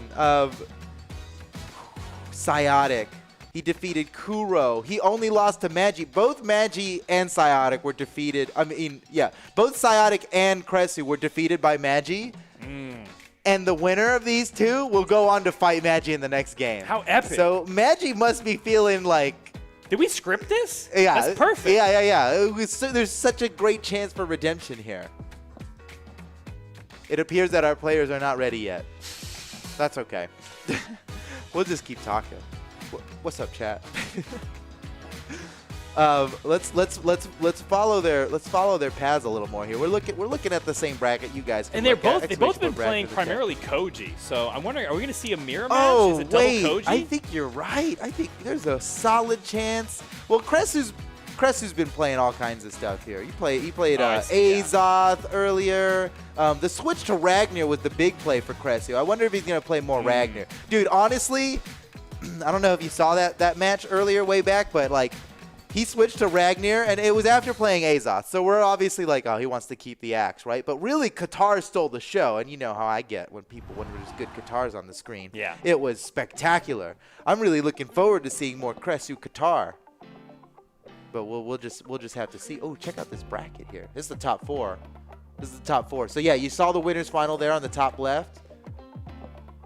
Down to the wire. But Magi has to go down to the losers final now. So we're watching the losers semifinal, Psiotic versus Cresu. The winner of this moves on to face off against Magi, and the winner of that will go back up to fight against Hazer Delta. Who's it gonna be, man? I mean, whoever wins this one, Magi's already beaten him once before, but that chance at redemption could be all he needs. And our next match is about to get started. Ladies and gentlemen, Psiotic versus Cresu. We got Cresu going back to the Azoth. I was really hoping to see the Ragnar, but I imagine if Psiotic wins one, then Cresu might switch. It is I the think best of that's 5 how sets, so there's room to change he's legends. just There's all kinds of stuff that can happen. keeping it in the pocket. You don't want to reveal your Blue Eyes Red Dragon too soon. I said that because Ragnar's red. It was a bit of a stretch, yeah. I was like, I don't think that's a card. You just made yourself look foolish online. To all the Yu-Gi-Oh fans out there, they think I'm a big nerd now. Okay, wow, Oh, these guys whoa. going back and forth with the bows, and they both throw their bows away. Yeah, if this were real life, they'd just both be covered in arrows right now. It's like, oh my Brutal. gosh, they look like porcupines. Okay, but Psiotic Cress has is- an opportunity for Yeah, the edge guard. Chris is in trouble here. He knows it. He's being real cautious about how he approaches here. Psiotic, nice. Oh, no. He used that perfectly as bait. Okay, that second recovery Yeah, takes that it. was kind of perfect, right? Like, sure, come oh get the yeah, come weapon. get it. And here we go, perfect punish, and it wasn't enough to get the KO, but still, Psiotic, he got it. He still sealed the deal. But it's not gonna matter much if he can't get a damage lead here while he's got the stock advantage. Let's see. Oh no, that could be no. Nope, not He's yet. still alive. He's got a chance. Well, that weapon throw doesn't really count as a damage lead. Okay, now he's working it. Oh, now it's getting out of hand. Oh, whoa, good read. whoa! He gravity canceled that downlight to get over the downlight from Cresu's bow. That was incredible. That's pretty Call sweet. out. Wow, Psiotic's now he's running away with it. He's been a breath away from losing this stock for so long, and it's looking like he's gonna take another stock off of Cresu before it even happens. It's gotta be so frustrating for Cresu. that's there's no way. maybe? Wait, he doesn't no. have his. What? Yo, you don't count him out. You don't Yeah, know. we don't know. We don't Psiotic's know. back. Dude, look how damaged he is. I can't believe Oh, it. the stock He extension. might take this another is a stock. disgusting stock extension Stock, from Psiotic. stock This is- extension. Oh, You Cresu know those- doesn't even know how to Woo! approach him. How do I get back to stage? I need to get to a weapon. What do I do? Oh, he's baiting on the weapon again. Okay. Oh, that was wonderfully yeah, coordinated. pretty cute. The double downlight crisscross. Crisscross. Kind of artsy there. I liked it. All right, Okay, Kresu fighting way from the backfield now. Yeah, he did a good job equalizing the stocks here, but Psyotic's one good hit away from another huge stock lead. But we've seen Kresu bring it back. Off the side, Kresu does not have much longer on this axe, I think. He's about to get disarmed. But when you're this close to being knocked out, maybe it doesn't matter. Punched away. Kresu so damaged, man. He can barely take any hit. Look at this. Just the sword neutralite from the other side of the stage sent him that far. And Psyotic finishes off with a weapon throw. Kresu's coming back now with a single stock against Psyotic's 2. And man, he's actually pretty healthy on this second stock here. It's going to be tough for Kresu. Yeah, but you know what, Foda? I think this is good for you because I think Psyotic wins his first game with Koji. Maybe Kresu switches to the Ragnir. maybe it's time for some Ragnir. You know? Yeah, so maybe you're rooting for Psyotic game 1 and then Kresu game 2. We'll see. Yeah, I'm a but game 1's not fickle over fan. yet. Game 1 is not over yet. Kresu brought it back. It's completely tied game. Yeah. Completely tied game. I mean, that's like forget Ragnir. boom. There we go. Damage is now even. Psyotic unarmed. Okay, grabs the sword. Wow, I cannot believe how quickly Kresu was able to equalize the stocks like that. Okay, game 1 is certainly not over. We were counting him out. I know. I was fools we looking are. at that like it was hopeless, but no, Kresu, he knew. He knew. He believed. Don't listen to us. You Don't know? listen to I mean, us, you have dude. to, but Yeah. take what we say with a grain of salt, you know? All right, well, once again here, Psyotic is getting close to knocking Kresu out, and this is the final stock of this game.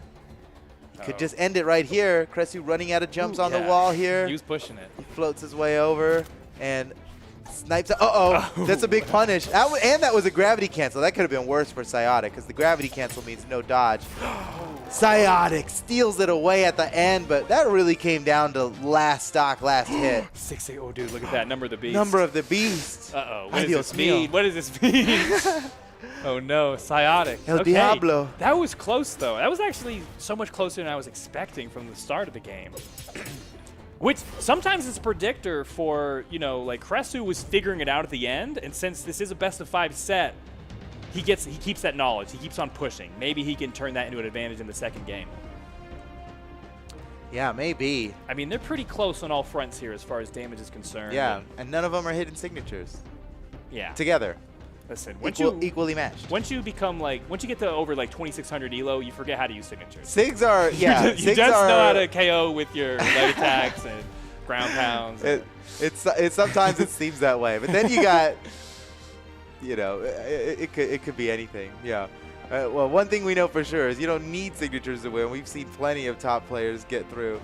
But my goodness, look at Kresu's favor of the bow here over the axe. Oh yeah.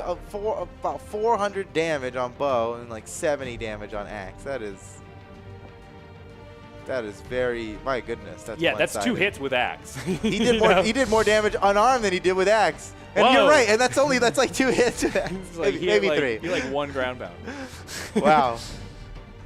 Okay, well, we'll see. Maybe Yeah. a character swap from Kresu. That's what you're looking for. We'll see. We'll see. He did plenty well enough. Now it's pretty much never good to rely on a single weapon, right? Like we've seen players get burned for that. That's a good point. Because I don't know, we don't have the stats for like time with held with the weapon, because like maybe he held the axe for a long time, he just couldn't hit with it. You know, he was too That's slow right. off the starting blocks That's against true. the sword and bow of Psyotic.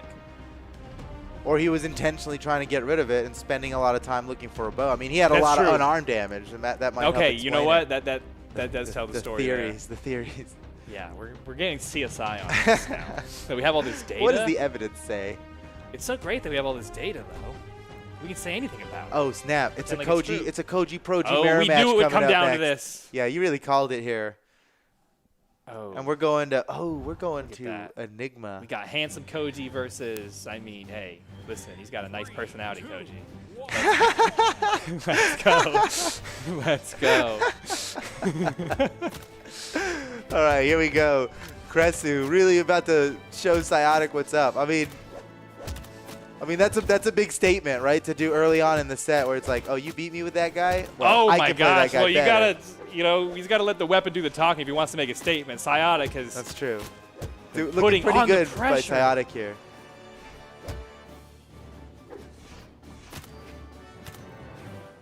These platforms, these soft platforms above the stage here, are pretty dangerous for both of them because they both have that bow neutral sig that will just, you are not safe up there. Yeah, it really is one of the best anti-airs in the game, just for like landing a hit. Yeah, so it quick. reaches far up. You got to be pretty precise with it, but Psiotic has no problem with that. Takes the first stock over Kresu, and Kresu might be wondering now, should I have mirror matched? Should I have done this? I think, well, Kresu has a better start than game one, okay? That's for sure. And it's not about how you start, it's about how you finish. So Right. Kresu has still got an opportunity. Well, he's got it. Okay, he burns the corner, gets around it. Oh, no, he runs ran into right it. into the neutral Oh, no. signature. I think Any other hit, and he would have come in perfectly on time, but that move Right. stays active for a little bit. He actually just runs into it. Oh, no. Oh my gosh! Big read! Now you're in trouble. Psiotic up 2 Wow, stocks in wow. game 2. That's Oh big. my gosh, that was the most perfect usage of that side signature. What? That was perfect. Oh no. Yeah, and he really went out there for it, too. Maybe we're gonna see Ragnar game 3. I don't know. I've made a lot of predictions that haven't come true. Let's see what happens in the rest of this game. But Psiotic so far has really been dominant. Love the Right. tennis racket sword. At least, Kresu's out here looking good, no matter what happens in the game. Yeah, he's just a nice guy. He didn't mean to get into a fight today. Okay. He was trying to play some tennis. He's like, I'm just coming from the office. I have tennis lessons. Let me through.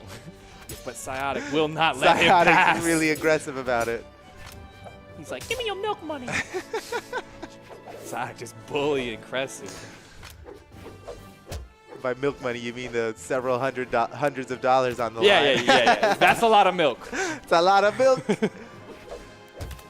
Oh man, Kresu, he's keeping up, but only just enough because Psiotic is like, even if he gets the stock now, he's still got a full stock more to go on Psiotic. Now Kresu's disarmed.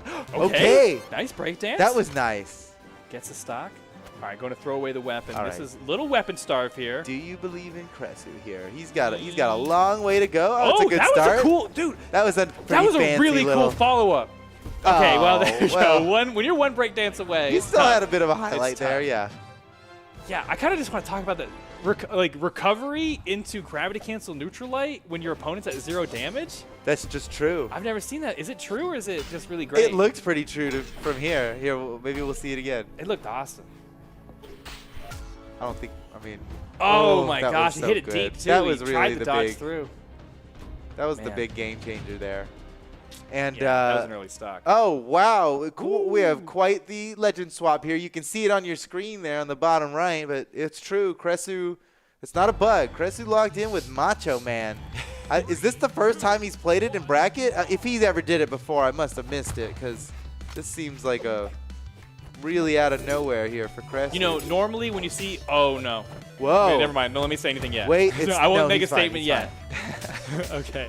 I won't make a statement yet. I was gonna say normally when you see somebody switching between a character every single game, it's like all hope is lost. Yeah. But I do respect Macho Man last ditch effort. I respect that. Yeah, he's not the first one to bet it all on a Macho Man pick at the last second. But yeah, I'm looking through, man, and he has not played any other Macho Man today. All right. This is just Okay. back Well, against the with wall. his I'm about to get tournament- knocked out of the tournament. Yeah. So here it is. It's Macho Man or nothing. With a completely cold Macho Man. Oh no! Now getting just wait. Why not a down air? He scared him away. He actually did just get scared away. He A could've- down air would have just KO'd him. Why didn't he? I don't like to question him, but gravity cancel neutral light was funny.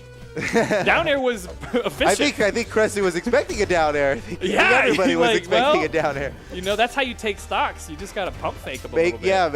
Make them do it themselves. Whoa! Oh, like that! Like he made that! it do it himself! Just like oh that! my gosh. That is the psychological torture of the Rocket Lance recovery. Because sometimes, when you're using Rocket Lance, sometimes you're like, I just have to fully charge this and let them fumble around. Yeah, they'll mess it up. Okay, know I've been now victim of that even before. stocks. Okay, Kresu, I'm believing in the Macho Man. This is his best performance yet against Psiotic. And he needs it.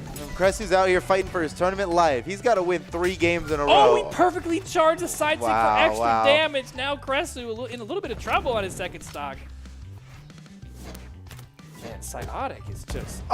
This is his day, dude. Oh, my Psiotic is goodness. out of control right now. Okay, full stock lead in game 3. It could go just 3-0. That'll be, I don't know, a pile of 3-0s in a row for Psiotic if he can close it out. But Kresu may have something to say about it. It looks like Psiotic 3-0'd his last 2 games in top 8. So, Dude, this is big.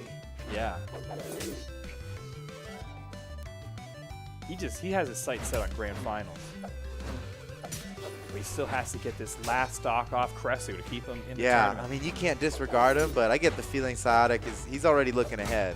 You know, he wins this. He's got Magi to look out for after this, and he's already lost to Magi once in this tournament. So, Was looking for that weapon throw. Gives up on the edge guard.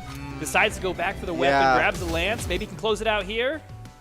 On the hunt down. Yes, you see that? He stuck with him. He was his shadow for a few moments. Yeah.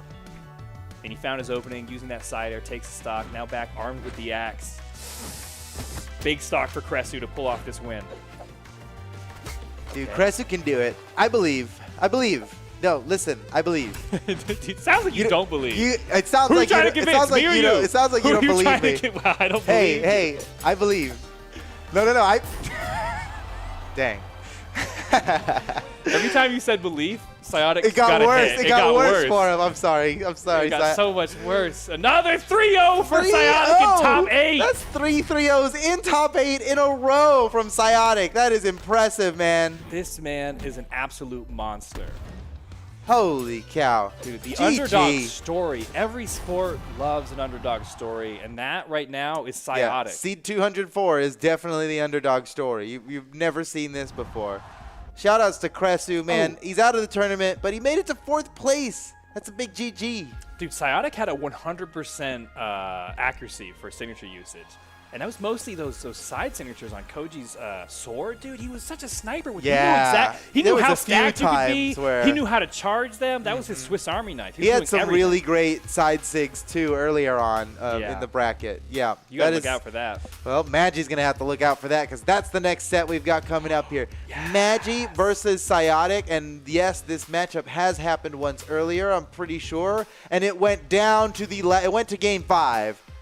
If this were a sports pretty close down. Yeah, if this were a sports movie, that happened in like the beginning of Act 2, okay? When the new hero has to get humbled. Exactly. Has to get slapped down, has to get humbled. We've all seen it. But we might be entering Act 3. This is a lot like a sports movie. Where he takes everything he learned, okay? He passed through that threshold. He beat all the threshold guardians up till now, and the last one standing before him is Magi. And he has the power of the crowd now. The crowd cheering by. I mean, he's earned some fans here today. I think that's safe to say. He's earned some fans here in the chat today. But Magi's he already started out as the crowd favorite. So people are conflicted now. Magi or Psiotic. And we can't look at, the previous history had Magi winning, but it was so close. This really could go either way. And wow, how exciting. Again, like you said, with their previous set being going to game 5, it's anyone's game. Who knows what can happen now? Ooh, Magi stepping up to the stage right now. Psiotic is already there waiting for him. You think Psiotic's going to go right to the Koji this time? Oh, or yeah. Is he gonna, Why would he not? He's going to warm up on a different one. No. He's been just Koji to Proji all the way. I think we're going to see Petra Koji, but I could be proven wrong. Oh yeah, he's already locked in with the Koji here. So they've only met once before. I believe that was earlier on in this tournament that it happened. And do we keep that real time? Is that up to date? I think we've recently made it real time. Oh. Yeah. Wow, we're so good at this. It's crazy. And even if they might come and tell us, no, that's an old one. Whatever. We're still good at this. Yeah, we're awesome. I don't care. Okay, but wait a second. We got Magi on Fate. Still with the orb. I like to see it. But with some fancy scythe, I'm ready. Yeah, Magi really has been like 50-50 between Fate and Petra here. Keeping the orb no matter what.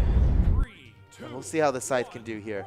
Losers final, ladies and gentlemen. This is the second to last match in this entire tournament. We are getting close to figuring out who's going to be the one to qualify for the BCX final. The People's Champion. And there's only 3 people left. The podium's already been decided, but these guys are looking past the podium. It's about making it into the BCX final. Oh, nice read from Psyotic. Gets extra damage there.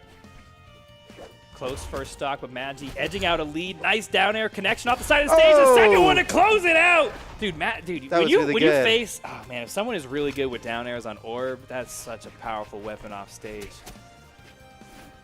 Oh, and this is a big lead for Magi in game 1.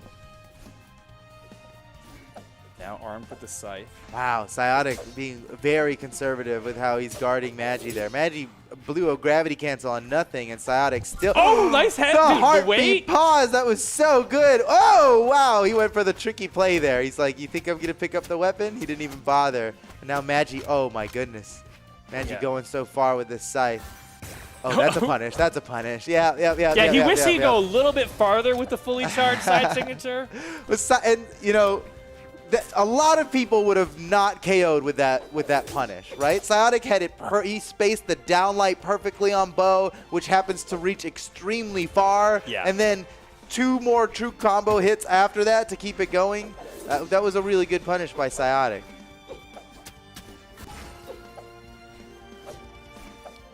I like how much Magi's using the scythe side sig.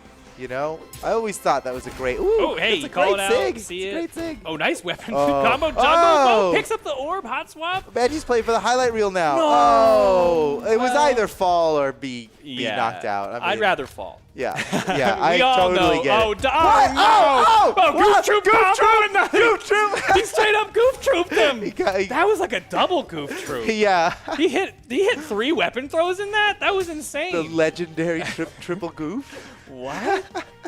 The trilogy? No, that's a trilogy I could That get was a excited goofy about. movie. That was an extremely goofy movie. And that was the straight-to-DVD one they didn't even release. They couldn't even release that one. It was too hot for television. Okay, well, Magi now has a pretty decided lead, but nice dribble combo by Psyotic. This could be a big turnaround. He has to close out this used the stock. gravity cancel. Psyotic can grab him now. Oh, Whoa. He's got so much respect. He's got so much respect That's for what Magi it there. is, yeah. And I guess you got to be when you're down like this. You play it safe. Oh, that weapon throw saved his life, maybe. All right, Psyotic looking for an edge guard here. Oh, man. Magi just sneaks his way through. And Psyotic is desperately trying to finish just the second stock of Magi. Meanwhile, Psyotic's in red here. He equalizes the stocks, but we're on the smallest stage. Hey, listen. All he needs is a 0 to death.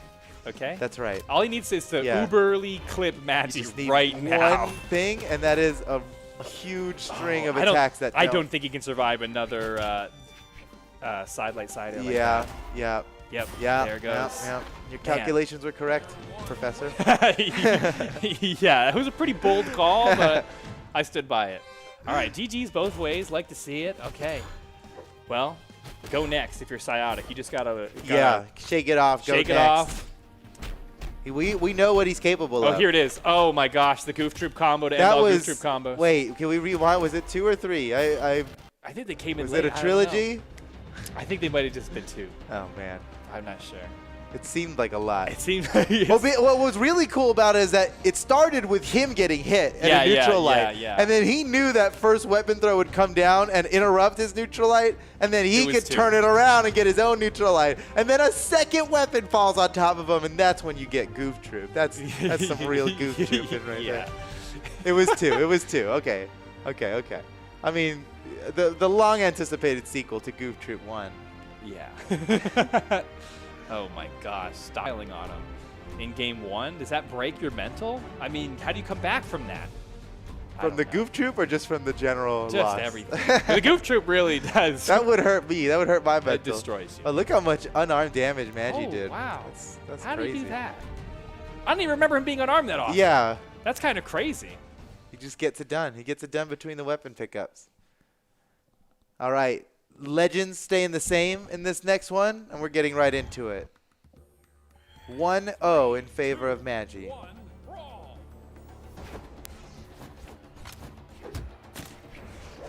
Okay, Psyotic is on a mission in game 2, picks up the first weapon, puts it to use, but Magi already closing the distance of that damage lead with the orb. Whoa, crazy side sig.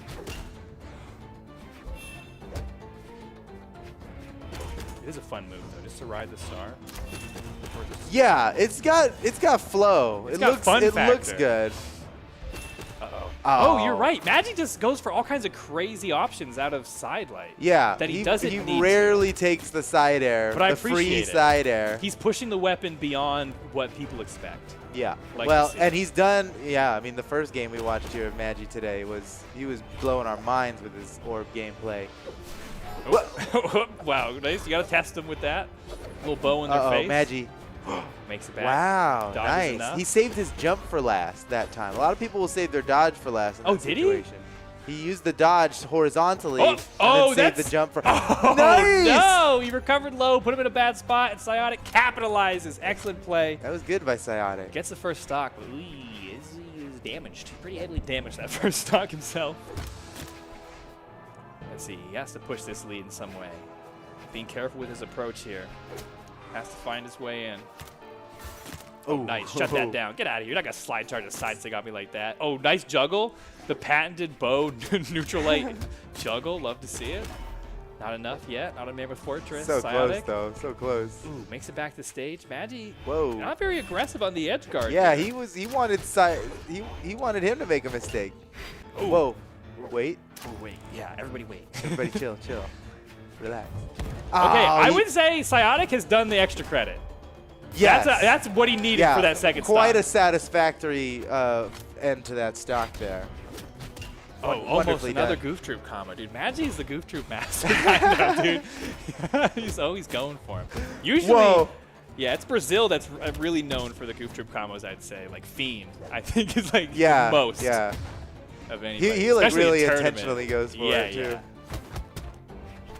Okay, Magi struggling on this second stock. Psyotic just needs to find one of these strong hits to take out this second stock. Is he going to find it here? Okay. Really, I don't know what that is. It's fully charged weapon throws. Interesting. Woo! Mind games, maybe. Gets the stock anyways. Now Psyotic takes the stock now. And he's ahead. Less ahead than before, but still very ahead. yeah, Magi did eat away at that lead just slightly. And needs to Whoa. take a big bite of it here on this last stock, but is he going to have the opportunity? Oh, no. Keep the pressure going.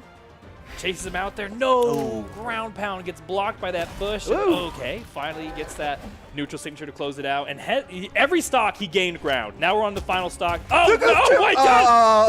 What was that? Almost. Dude, I don't even know what you call that one. He's at least using. He's setting up automated interrupts. You That's know. like a plan. He's planning Yeah. that. That's really cool. I gotta start doing that. Nah, I'm not that good.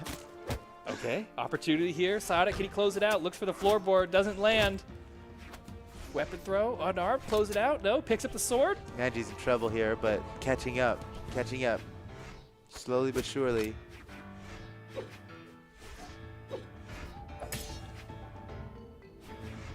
Psyotic could end it. One down light. Wow, that would have been it. Wait, he didn't even need the down light. Ooh, man. I mean, I said down light so you can get a recovery. He got the recovery. That almost slipped away from him there. That was so I close. know. and Magi, when you look at the damage differential here, you're like, how was that close? But yeah, it was. Magi was like Jason Voorhees, the way he just like kept coming back. He just kept coming back stronger. He made up ground every stock, but luckily, Psyotic, honestly, it was that first stock being a blowout that gave him enough of a lead. Oh, here's Look another. at this. That was the interrupt. Wasn't a full goof troop, Just a but goof. it was just a goof. Just a goof. The troop was put on hold. Okay, but man, yeah, Psyotic really, he got a huge lead in the beginning, and it was just barely enough runway to come away with the victory there. So what does that mean for Game 3? Yeah, I don't know. Even know. Start strong. That's always a good plan. Start strong. Start strong, finish strong, and if you can, let the middle also be strong. Yeah, if, If I were to be a coach, dude, that's what I'm saying, dude. Like, you can go pro in coaching. I think easily. I got some good wisdom. Yeah. Yeah. I Don't heard- get hit. Do well all the time. Yeah, don't get hit and then hit them. That As many times as if you can. could do step 1 and 2 of that, you are in the money. All right, here we go. Stages are getting banned. You can see it on the bottom of the screen there. Magi getting rid of everything with platforms, it seems like. He left open Demon Island, Small Brawlhaven, and Apocalypse, which is like the least platformy platform map you could get. Yeah, I you guess. kind of showed your hand. Next time, I'm definitely taking you to a platform match. Yeah, yeah, yeah, like, oh, yeah. you hate platforms this much? If Let's I'm go. if I'm Psiotic, I'm like, okay, next time I'm banning every non-platform next time we're going to stage. Small Enigma. All right, here we go into the next game. Ooh, This is game close. 3 set is tied up. We expected no less. And this is big because the loser gets knocked out of the tournament. It all comes down to this. This set just feels like a game 5. It does. I was going to say that last time, but I didn't want to jinx it. But since you jinxed it, yeah. Yeah. Now I can take the blame Yeah, for yeah, you. yeah. I love that. I love that. And if it's wow. not a game 5, you can be like, what the heck, Boda? Oh, see how they're just dancing around each other's first stock, jockeying for position. They really want to be careful with how they handle this situation. Oh, Magi Magic gets a finds- dodge read, but didn't extend into anything more than just the one down air. That could have been nasty. Okay. Psiotic answers back. Off stage. Maybe has to make a big play here. Goes for Whoa. the downlight. I like that. That ground pound almost worked.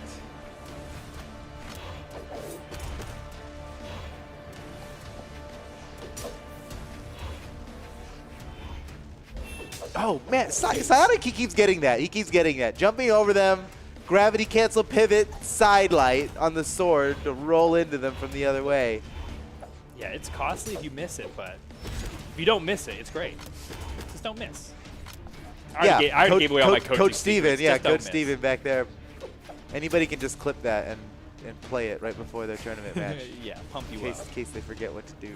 Man, this is a close first stock here in game 3. Both of them looking for one strong hit or maybe a setup kill confirm.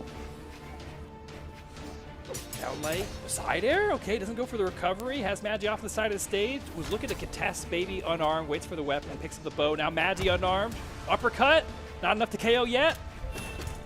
What? Why? Wow. Why? Okay, for that. Why would you do that? Why would he do that? Someone tell me why he did that. I don't have a good reason. I feel like side air would have KO'd. Yeah, probably just a oops. Probably a big oops. I can't believe it. Sometimes oopsies just happen. All right, well. Psiotic ties it up. Ties it up Like, onto the second stock? yeah, pretty much completely. He took like one small hit, but he managed to equalize. Wow. Oh, man. Just walked up there and Neutralite, neutralized him. dash, neutralite, gotta love it. Just do it to him like Oh, that. there goes Psiotic with his patented pivot gravity cancel side light. Oh, Magi really coming to life with the orb on the second stock, though. Oh, hard read with gravity cancel side light.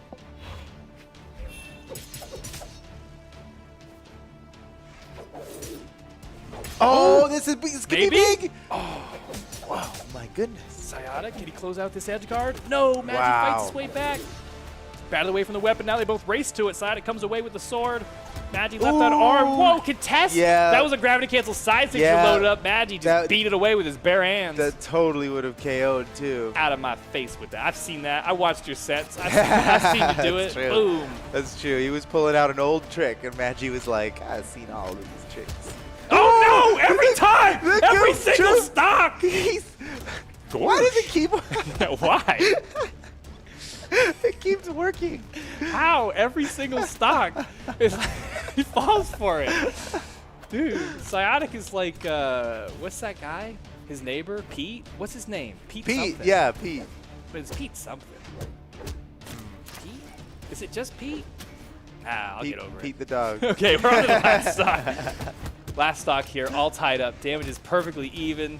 They've been whittling away at each other's stocks back and forth, seeing who can gain the foothold that will give them the advantage. I don't know who's going to come away with this. Nice gravity cancel side sig lands. Both players in orange. It's getting close, man. This is a close matchup. Whoa! Oh no! Wait, is Can he make it back? He Yes, can. just barely? Just barely. Oh, And he no. did it in time too. Magi couldn't edge guard that. Oh, Oh no, steal a out of weapon. the way, yes. Uh-oh, weapon control This is great for for Psiotic. Psiotic. He closed it out here. Knows he wants the weapon. Dodges through. Now Magi's a sidelight away. Oh, Oh. whoa. Wow. Whoa, not enough! We all believed. I thought it was over. Psyotic still in this game somehow. Hangs on. That's Oh, it. yeah. Yeah. Yep.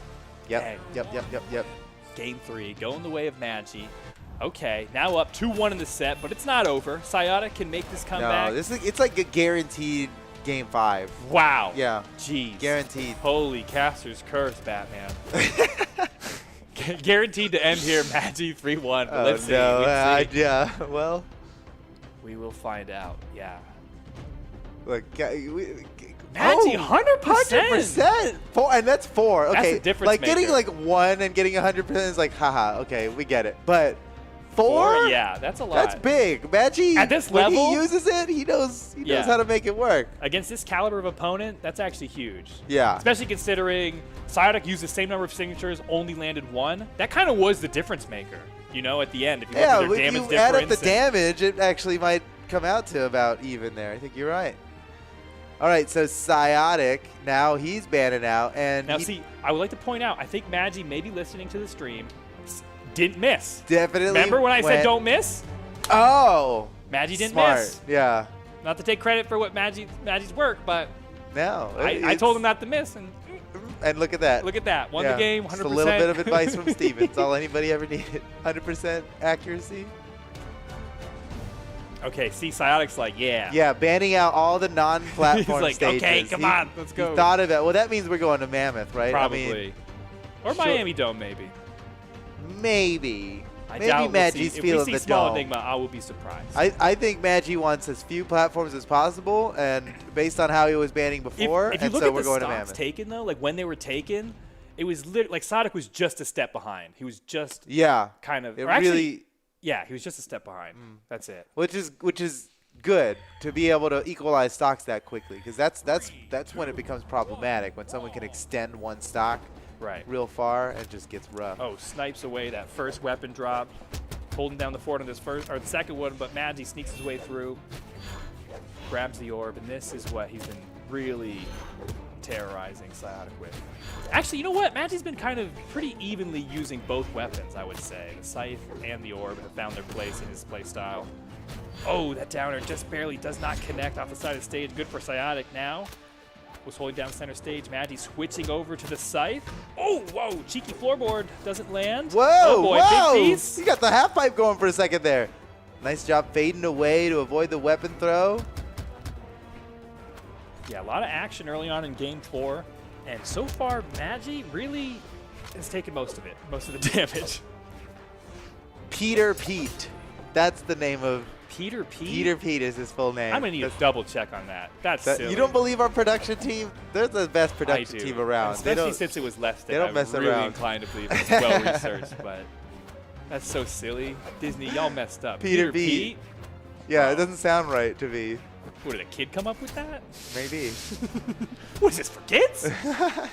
Okay, we're still duking out over the first stock here. Magi heavily damaged, but can easily take this first stock from Psyotic as well with one strong hit. Was looking for it there, Whoa, but Psyotic, whoa, Psyotic. planted his feet. He's like, I know you're just going to try and use some signature neutral. He was not going to fall for it. Yeah, Psyotic decided, like, I'm going to let you start this. And he almost, we've seen him get burned for that too. It's We've like seen- jazz, though. Yeah. You know, it's not the hits you take, it's the ones you don't do sometimes. Yeah. Or something.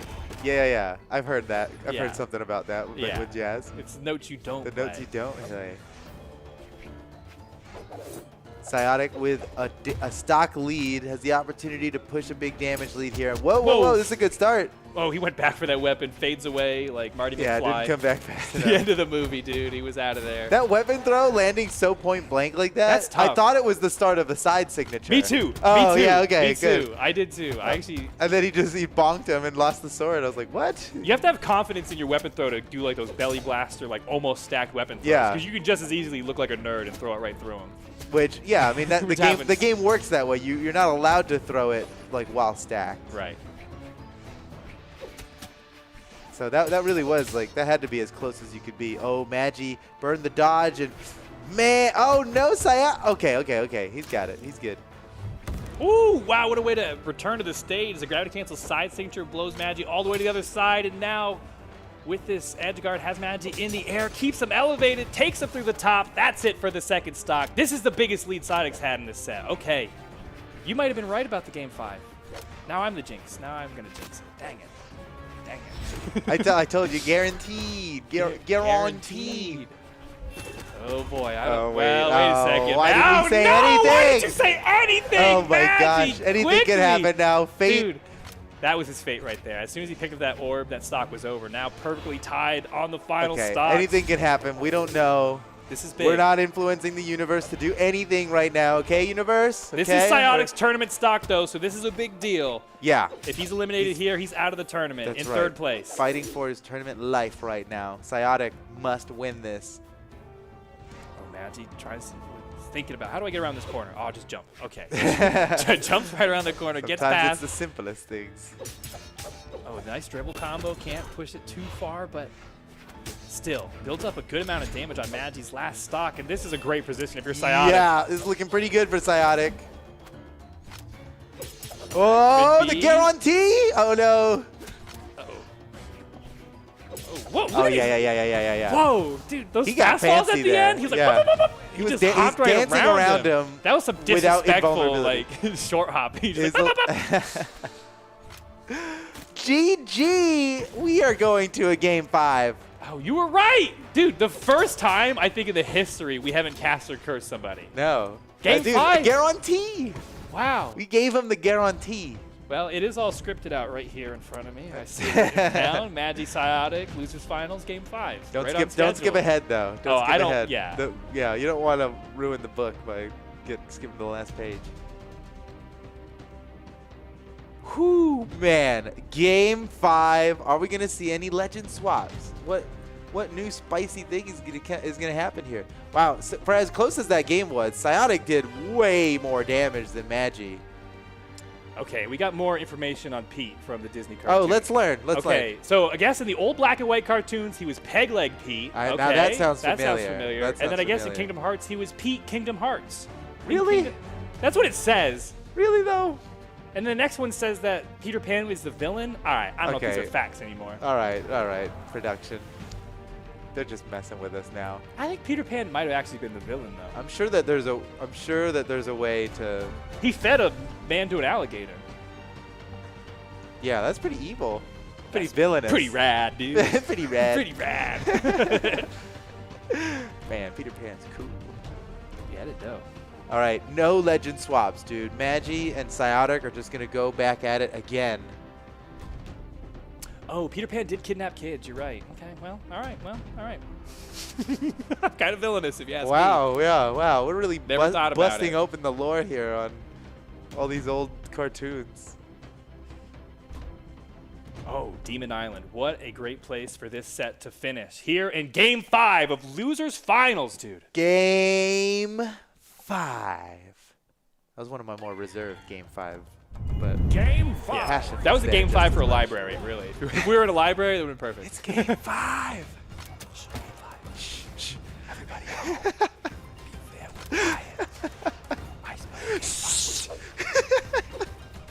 All right, here we go. Magi versus Scythe. Scythe versus Psyduck. It's going down, man. One of these guys has to lose here. As great as they both are, as evenly matched as they both are, only one of them can make it to grand finals now. And we've been here once before, right? In a battle to get into top 8, it was Magi that came out on top in this same matchup. Although I think with different legends. Oh, wait no. a second. Magi's going to start with a huge lead. Oh, Uh-oh. whoa, that was- Whoa. Ooh, Oh. no, we didn't even need the Oh, slide my kick. goodness. He scared him off with that. That was such good coverage with. Oh, no! No! Go again, Go dude! again! What? What? Magi is the only person in the world who lands that consistently. Yoo-hoo-wee. Every time, dude. Just don't attack him, I guess. He literally is punishing you for even thinking about attacking. Oh, Okay, well, wow. he made him Hey, don't pay. make him mad. Don't He make made him him mad. pay. He No, made him Psionic pay. comes back. Yeah, the goof troops might just be powering up Psionic here. I literally didn't think he'd be goof trooping every single game. I thought we'd use that phrase That once. was just a good. Yeah, that was a. It was a one-off. It was a I didn't know one-off if goof. it was like literally his play style. It's a. Well, I think it's a term now. I think we just. we never had a name for it, and now we do, Steven. Goof troop. It's really appropriate, I think, too. Because And it's uncanny how much he's landed. We've gone many tournaments without seeing it once ever. Magi's done it like not six not times. every set, every What? game, every stock. That's right. That's right. He's the best Twice at in the it. same game, even. I think that it also might be a testament to Psionic's gameness. He is so willing to like just run in. Yeah. Magi's like exploiting this like one faulty part of Psionic's programming, Yeah, he's like, oh, you want to run right at me? but Here it you go. doesn't actually amount to that much. As loud as we scream It's about mental it, damage, it's dude. like 10 damage. It's like, I know. Yeah. But it's there is, like, there's mental chip It's the funniest happening. 10 damage you can get in this game, probably. All right, this is a dead even heat on the second stock. Oh, this really is so close. even. You could not ask for a better game 5 than this. All right, knocked way off on the right side. Goes high over that Whoa. weapon throw. And the side kick Nice. uppercut, dude. Uh-oh. Wow, fights his way back, dances This around. is Magi's last stock. Okay. This Oh. is Magi's last stock. I thought Psionic was going to set up a goof troop of his own, didn't he? That Didn't would've- even go would've- for it. that would've been so That would have sick. been, yeah. I would that- have popped off so hard for the return fire goof troop. Yeah. Oh, nice. Stuff that with the recovery.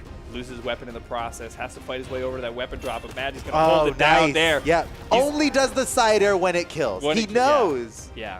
Here we I are, see. guys. Down to the No, he left. gets it Oh again! my God! Dude, he gets every time! I can't believe this. That's the start. He needed that. He actually needed the goof trip to make up the damage. Now it's perfectly tied. That was optimal. Optimal That goof was trooping out optimal. here. That was an optimal goof Magi troop. now has a shot at victory. He's got a light at the end of the tunnel. He just has to get through this last stock, but Psiotic. This is it, guys. Whoever wins people's this champion. stock is going to grand finals. Oh, big even though carry off the Psionic has stage. a big damage lead, Magi's about to end it. This could be it. Somehow, what? I can't believe Sonic made it back to the stage. Only had the dodge left. Somehow keeps the stock in play. Oh, their damage is tied up now, Steven. It's about to end. Psionic loses his weapon. Magi wants to end it unarmed.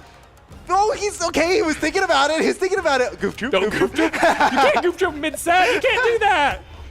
Okay. How's it going to end? Oh, it's not enough. You It's thought not it was enough. It's not. I was so sure it was over there. Magi's still living Cider. Brings him off the side of the stage. Edguard opportunity looks for the downer over the corner, peeking. No! Ooh, it's so close. What? It lands somehow. He steered that. Whoa, Psionic is betting everything on a gravity kick. Oh, It's the the weapon weapon throw. Magi wins. Oh, it could not have been any closer, guys. Dude. Magi wins it. Magi's moving on to grand finals to face off against Hazer Delta. What an unbelievable set. Yeah. Only 4 points difference in damage. That's half a goof troop. He beat him by half a goof It troop. was that last little Last goof one, troop that dude. did Got it. it. What the heck? Magi. What an incredible set, though. And Psiotic coming in third place. That, dude, big ups to Psiotic for his performance today. Yeah. Tearing up the bracket. Yeah, he made it on the podium, man. Showing what No- a force he could be. That was excellent. He went about 7 rounds further than anybody thought he would make it. Yeah, incredible. Wow, dude. Wow. Oh, man. Woo, man. And this that tournament was isn't wild. even over. That may have felt like the caliber of a grand finals match, but that Yeah. was just our lead-in. You That know? was the lead into the next match, Just a which little also has been preceded by a Game 5 last stock scenario Yes, once yes. again. So at the least, we're going to have exactly as exciting of a match as the one we just watched. We're already guaranteed that, okay? What happens now? Anything. Anything could happen. Hazer Delta could just... He could just clean sweep it. He might be done with this. Magi, maybe now empowered by all those goof troops he just landed. Yeah. Who knows what happens to Hazer Delta? Hazer Delta has been sitting up there in the throne, like you said earlier, but Yeah. is that where he lives, or is he just keeping it warm? That's We true. are going to find It is out. it is only temporarily his throne here, as now he must fight for it once again. Magi from the lower finals moves back up to grand finals to face off against Hazer Delta, and that creates a unique thing about this match, right? We always talk about it every tournament. It's worth talking about one more time here.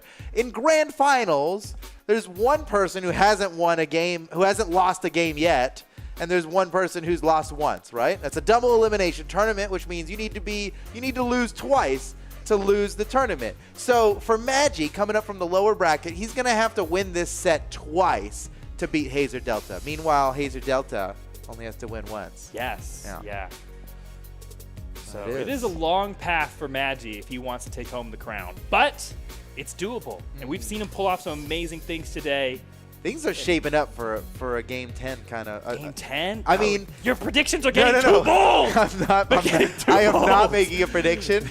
Yeah, I you am are. simply looking at the past data and guessing according to that data. Well, wait, hold on. I have a dictionary here. Did Coda just perfectly define prediction? Wait a second. Did you just long form define prediction? Okay. I see. Yeah. I'm just using past evidence to predetermine the future. That's all. That's all. Anything can happen, guys. Anything True, can happen. yes. That's what's happening here. Anything can happen. But one thing's for sure is Magi needs to win 2 sets if it's going to go the distance. Yes. So we'll see. Oh, man. Whew, what a tournament it's been, man. But we are coming up upon the end of this, guys. It's grand finals, and only one of these 2 players will earn qualification into the BCX final. It's either Magi or Hazer Delta. I wonder. Well, we seen Hazer Delta already win the matchup, but it went down to the last game. So yeah, that's not a good enough predictor, man. It's anything can happen here. Whew. Okay. Have I told you that anything could happen? I think among all the things that could happen, any of them could be possible. You know, it's good. You can make good predictions if you say anything can happen. Anything can happen. Leaves here. it a little bit Hey, open. just like I said, anything. Whoa, Hazer's really thinking about his map striking. Oh, I here. would too. Come on. We're it's gonna like, have it's a to big reset deal. map striking. He's taking too long. He's running out of time. Oh yeah, that Time's does. running out. This isn't gonna work. We gotta reset. Yep, we're resetting it. Okay, here we go again. Hazer now already has his first 3 bans locked in. One more ban. Okay. He's left Magi open with Small Enigma, Small Great Hall, and Miami Dome. Clearly, Hazer wants to go to a platform map. And I think Hazer learned from the last set that Magi doesn't want to go to a platform map. So he's Right. like, They all have this. They got the counter pick. Yeah. On the Magi. well, all right, folks, here it is, the big show now. Grand finals of the European Last Chance Qualifier for BCX 2021. It's Magi versus Hazer Delta. What's it going to be?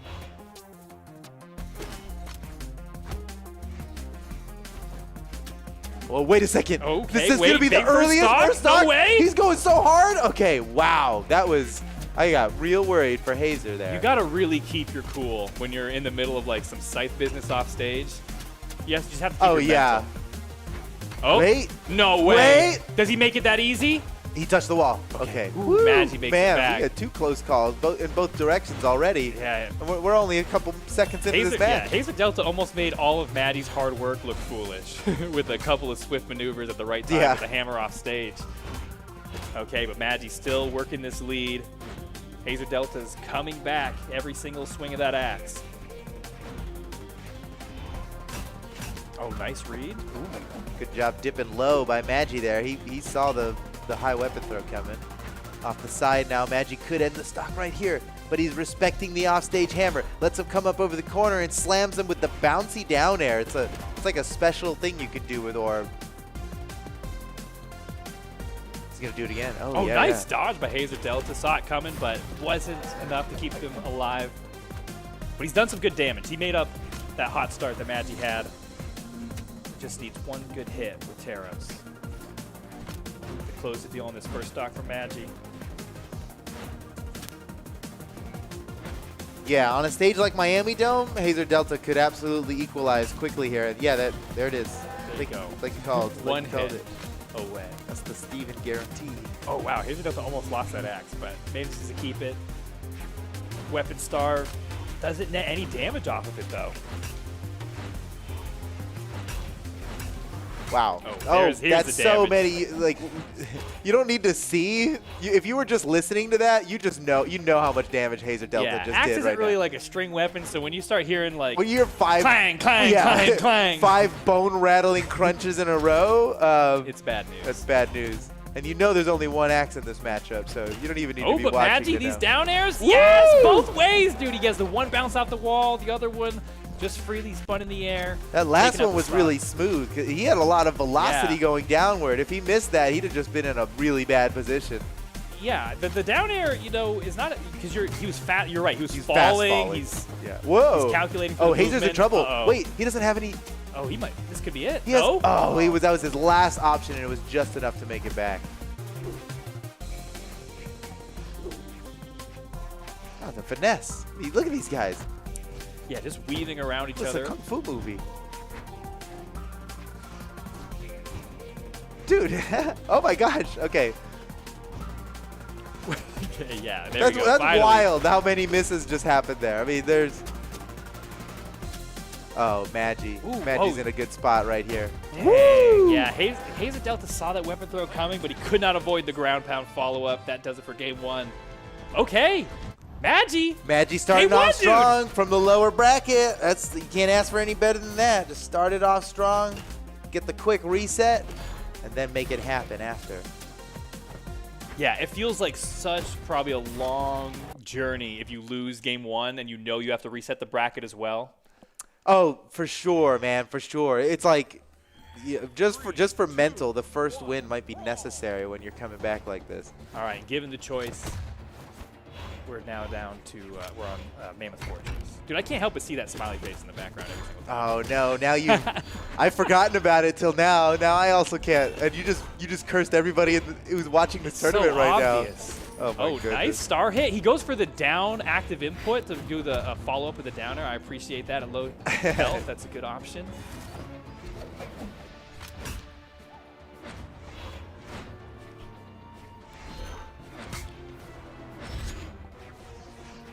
Damage even. These guys are just scrapping it out. Up the side, Hazer could end it. Whoa. Opting to guard the corner instead. Magi's looking for a weapon. Hazer maintains weapon control. Oh, that's a down 6 starting up. That almost blew him away. Yeah, you see that pose in your nightmares. Oh, scoops, help him out. Yeah, there you go, X-Pivot friend. scoop. Oh, didn't help him out. He just KO'd him. What? I thought they were friends. He for a had second. ulterior motives. What? Dude, I can't believe The it. betrayal, the ultimate betrayal. Hate to see it. Okay, well now Hazer Delta in control in game 2. Has the first stock, and with Taros, he can survive a couple of these hits. He can take something on the chin. Oh, maybe a big spicy scythe play off the side. No. Oh. No punish Wow. though. Escapes the punish. Oh, Magi's got to be feeling good Dude, about how not has getting Magi not punished been there. hit on this second stock? Perfectly avoids all damage. Oh no, he's Okay, blocked okay. by the platform on the down air. Just needs, oh, there's the KO confirmed. Boom. Gets the side air. And he didn't take hardly any damage on the second Yeah, stock. he I mean, just equalized gusted a in little time. bit. Oh, This is he going is- to ultra goof troop him from way high up? No. Wow, that would have been an ultra goof troop. I think Hazer Delta may be a harder opponent to goof troop. I don't know if I've seen Magi really set up for it. It takes 2 to goof troop, honestly. You know? Yeah. It doesn't. You can't really force anybody to goof troop. It requires an error somewhere. Oh man, I can't believe Hazer Delta dodged there, got away from that ground pound. That could have been it. Oh, but Magi's so damaged on this second stock. He's in trouble. Is Hazer Delta going to move out there, just guard the corner with the down sig? No, down light bats him away. Has to recover high. Okay, contest him. Unarmed, I like Wow. it. Giving him the business there for a second, but slapped away. Magi is so unafraid to fight unarmed. We always see Magi with like huge stats on the unarmed afterwards, so often having a bunch of damage, and here's why. It's because he gets disarmed at an inconvenient time, and then he does not stall things out to get a new weapon. He just keeps going as if he had a weapon. Oh. Whoa, nice dodge. Wow, that got him the kill. That was crazy. He went for a bold edge guard, missed, avoided a certain KO, and then punished it. GG. That's pretty good. And you gotta, that's gotta hurt mental. Like how can you be confident about edge guarding Magi when the last time you went out there, you died for it while you were in an advantageous position? Crazy. Yeah, Badgie. It's Ooh, all but over he's- for this yeah, last stock of yeah, his it's in not game looking 2. good. Oh, The luckily, bounce off the floor. yeah, that was, saved him probably. yep, for sure. Oh, just Jug has all the hammers he can have. All right. Hey, a lot of things from Hazer Delta will get a KO here, but I don't know. Don't put it past Magi to just bring it back here. He might just get wild. He's doing some work. He's on the way, dude. Lots Hazer of Delta, unanswered that's a damage. light red. Whoa. No punish. Oh, he got him. I mean, every hit that he avoided there was a killing blow that he avoided. Yeah. And it yeah. was like, okay, 15 killing blows later, finally got him with one. No, And it was almost too late. So now the set is tied up 1-1. Remember, Hazer Delta just needs to win the one set here. Magi's got to be sweating a little bit.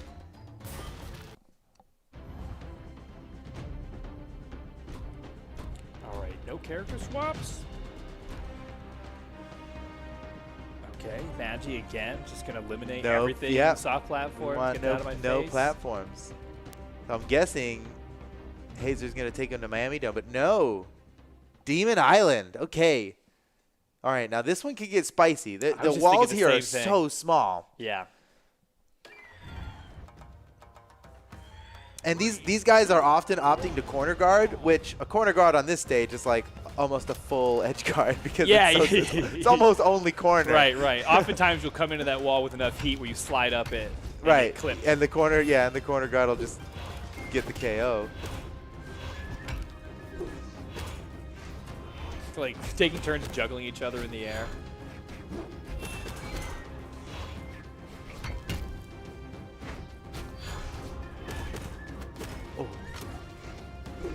Even so far, trading back and forth here.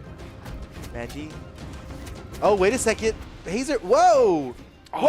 Oh, man. A lot He came- happened in this. Yeah, he came screaming around that corner trying to reverse that down Yeah. air, but Nice weapon throw. Wait, he has nothing. Oh, whoa! Oh, What a Hazer call-out. Delta had him. Magi was sweating. He was Yeah. one hit away. The down air was all but guaranteed. And Magi just fought his way back to the stage with pinpoint precision. GG. Magi should definitely have lost that stock here, but he kept it. that grapple was literally the only move that would have worked. Yeah. Oh, wow. Still duking it out for this first He stock? is, yeah, he is desperately holding What? on. No, Oh, you can't, dude! He almost true comboed out of the goof troop. We've never seen that. That would have been sick, A dude. goof troop true combo would just be wild. Oh, he's seed out. Oh, no! Dude, But he's- I hope we're not affecting him. Is he like? They should never listen. Yeah, Live. yeah. Focus up. Look, the goof troop. We're not. We get excited about it, but it is not. It's not a game-winning technique. I think. It's literally called, Speak it's for called yourself. goof troop. Speak for yourself, okay? You know what I mean? I said I qualified it with I think. Yeah, it's like he went into a fight with a whoopee cushion and like keeps coming out champion. Like what? How is a whoopee cushion so deadly? Okay, well, interesting. Bounce off the wall, sets up for the edge guard. Down air is raiding down. Hazer Delta makes it through. Now both on top of the stage. I like how Hazer Delta now just waits for Magi to finish throwing weapons upward. Like, Yeah, not, yeah, he's not he's got about the to- read on. I'm not about to get goofed, dude. I've seen every set so far. I'm not falling Oh, for it. Magi used gravity cancel. Hazer knows it.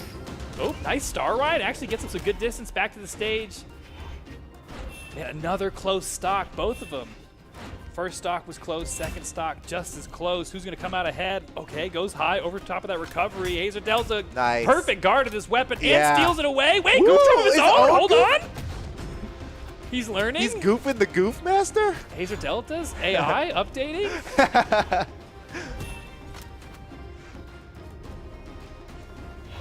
Oh, kick. Not enough to KO. Gives an opportunity, though. No, Magi makes it back to the stage, holding down center. Ooh, whoa. Oh, whoa, nice. this is quick, dude. Slips. Whoa, that was slick. Immediate turnaround side air to cover himself, takes the stock, but he can't survive even that one punch, was what I was going to say. Yeah. He's one punch away, was my prediction. And now here we are, down to the last stock once again. Set's tied up. Stock count's tied up. Seems we have an even match on our hands. Oh, wait a second. Except Hazer. Oh, the way he held that. Oh, I'm Love surprised that. he let him back on there. He had an opportunity for a brutal neutral signature. Dude, I saw the same thing in my eyes, but You were just Hazer being Delta, cool by not he mentioning doesn't it. use SIGs. He doesn't use signatures. Okay, I don't know anything. Maybe look foolish right away. I think we truly have not seen him use a neutral signature though, which is very Yeah. not Taros like. The Like only the Taros clan is disavowing him right now. I think he has not done nearly enough neutral signatures for their approval. But he's his own Minotaur. Yeah. That's true. He plays it his way. Oh, my that gosh! was slick, Magi. That just felt brutal. Like sometimes it's the same animation, but sometimes you can make it feel especially brutal. Yeah. It must have been something about the sliding off with the dash with like the insta Yeah, pivot. fast fall. Insta pivot, fast fall down air. He tried to do it there, right? He had to follow it up later. Then here he just gets it perfect. Oh, that's nice, dude. Well, because you think he's been conservative kind of with some of his edge guards where he's like, all right, I'll guard the corner. And then it's like when he decides to just go immediately, that's the mix-up. It's a pretty safe spot against most weapons where Hazer Delta was. Yeah. But and even with the orb, that's a pretty creative way Magi's like finding them. So and sometimes the element of surprise is the most potent thing you've got in a Brawlhalla match. If you're just doing stuff your opponent doesn't expect, that could get the win. And Magi on the way now, ahead in the set 2-1. If he can win this next game, he'll reset the bracket and we'll get the real match started. But Hazer Delta is still 2 games. If he can win twice in a row, tournament's his. Let's see. I mean, it's so close, Oh, man. yeah. Magi has the opportunity to reset the bracket Right now, here. right This now. game This can would do be the it. reset. Oh, look at that smile. He's smiling on Magi right now. Maybe. May the rocks be in your favor. I can't stop seeing that whoa, face. look at that hezzy. Wait, make it back? Yes, Oh. side air.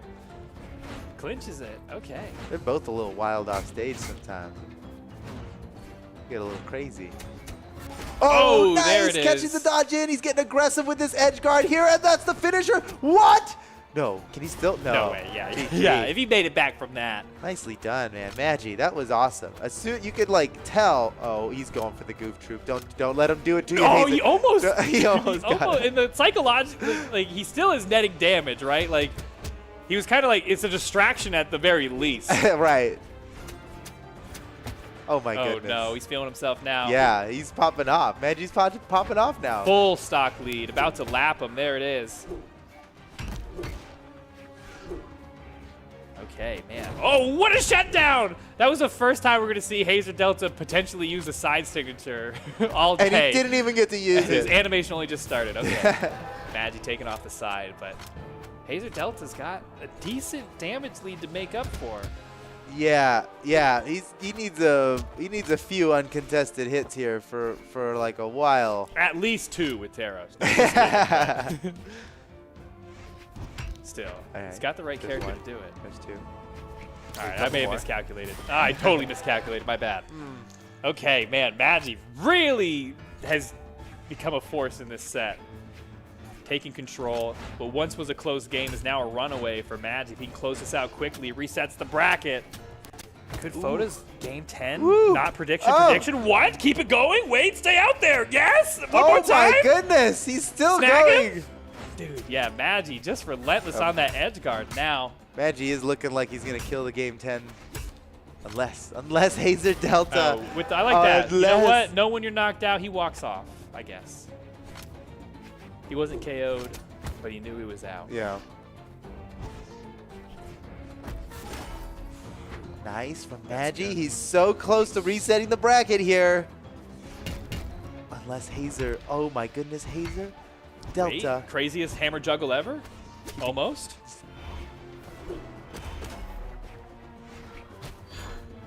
Yeah, I mean, Oh, Magi still can alive? afford to play this very conservatively. He can guard this Yeah, yeah, corner. Yeah, let him come to you. Don't get too wild now. That's how people lose stocks.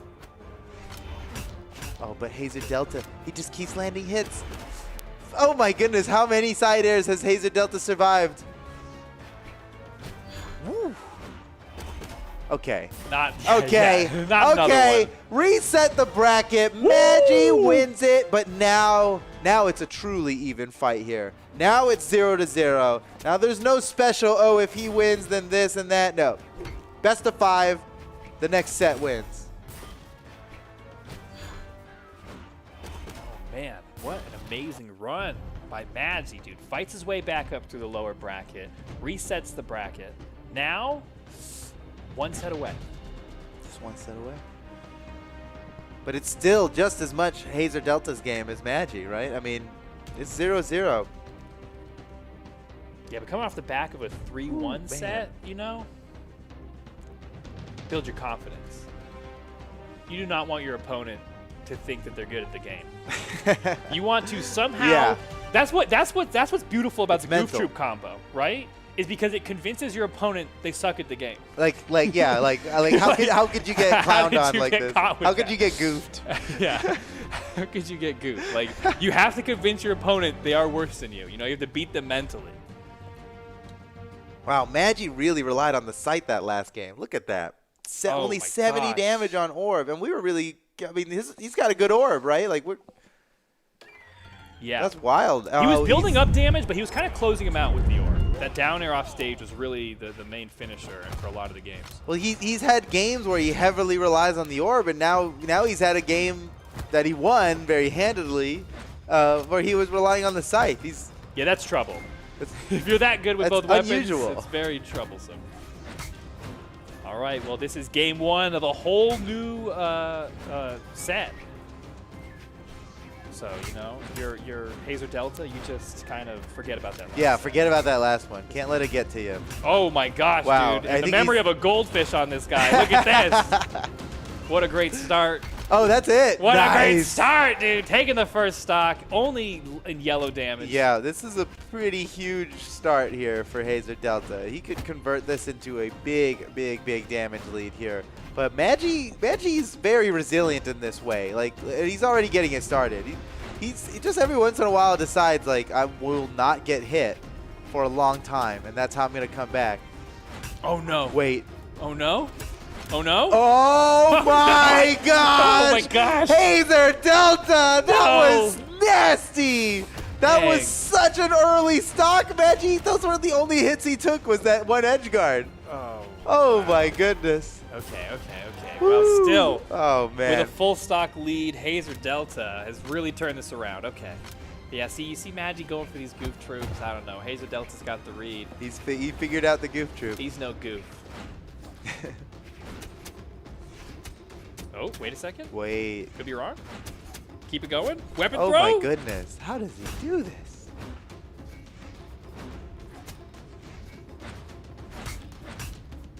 Oh, I like the attempt for the jump ground pound. Whoa, inside the circle. What the heck? Inside that hitbox. You just got to stay close or far. One or the other. Very close. That's like, Oh, just barely makes it over the top of that gravity cancel slide kick as well. oh, perfect place for the oh slide my kick. gosh, how did he get that? That He was got beautiful. Both he got both of them. Like that first one just barely had the angle so that Hazer Delta didn't bat. Oh, he did it to him! He Oh goof trooped my him. gosh, he It's just over. got goofed. It's over. Yeah, there's no coming back Yep, from that. Hazer Delta, he may even have though- a huge damage lead, huge but damage it's lead, over. but he just got goofed on, so mental is done. Okay, is there really realistically a way Magi can turn this around? Game one? He's done it. He's done similar things before. Ooh, fake out. That was so tricky. That was like He's really pulling out all the that tricks. was like something you would see in basketball, just like a crazy like little Yeah, dribble fake. that's the professor out there, you know? Like that's not Yeah. NBA gameplay. That's Right. Shout out to Professor Live. man. Professor Live. That's the first Professor Live shout out we've ever done. Whew, man. Okay, Hazer Delta. Even after getting Goof Troop, he still managed to turn it around. Somehow. I mean, Look at this. I mean, this is edgeguard- what did it. Like, this put him ahead by so much. Weapon throw down there, GG.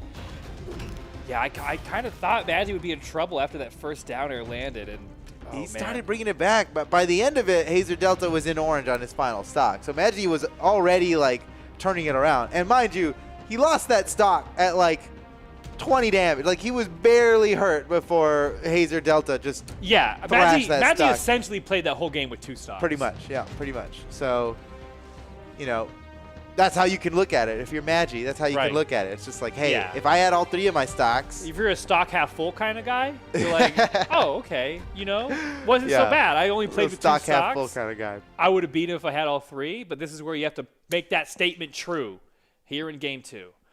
I didn't see what map we landed on, but Yeah, we can see it there. yeah, you could tell who picked the map, right? Hazer Delta yeah, this- wants to take us to like platforms, tri-plat, and Magi's like, I don't want to see a single platform for the rest of my life. There's a real duality here in how they set up the maps.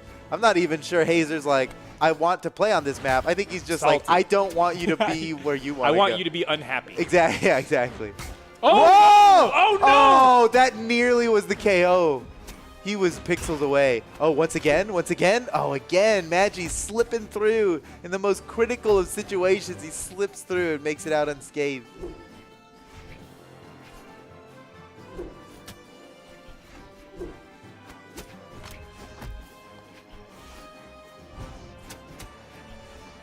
Whew, man. Okay. Yeah, he sends him out. He sends him out. He dashes forward, pump fakes, sends him back. Hazer doesn't fall for it. These guys are really getting in each other's heads here. Scoop, not on a big stage like this. That's not enough. This stage has like the widest. Yeah, look at that, man. Small Brawlhaven, that would have gotten the KO. Oh, Hey, jeez. there he Okay. goes. First stock taken, but Hazer Delta, he's in red. Magi closes this out pretty quickly. He has to fight his way to this Good, web. Oh, maybe. somehow. Hazer could definitely survive a bunch of hits here on a map like this. Depending on where he gets hit. But like, yeah, that side air, not enough. Magi's really going out there for it. Oh no. Now this is start. Once you get into orange and you're going against a Taros, now you're starting to get in that really troublesome territory. Yeah. Orange is like, if you get someone to orange with the last remaining bit of your stock after you take the first stock, like that's GG. Like that's enough. You've Right. really used your stock well. That's a good advantage. That's the game-winning pace. Whereas, yeah, if you get them to yellow, it's like, well, the other player equalized in time, pretty much. So, yeah, Hazer. when he takes the stock now without a taking full any damage. stock lead. Oh, my goodness. Is Magi falling apart mentally right now? A full stock behind, and he's behind in the set as well, since Hazer Delta won the last one.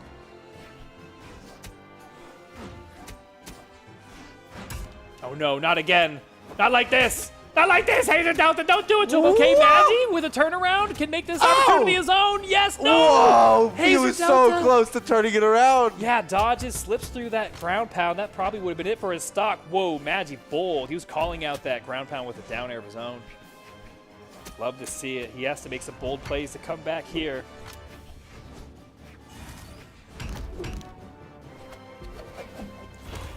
All right, fights his way back up on top somehow. Nice down air. Wait, can he close this out? Yes! Okay, drops the hammer. Perfect job by Magi. Ties up the stocks, but the damage, but I mean, so this- damaged, dude. Don't So look damaged. at the damage.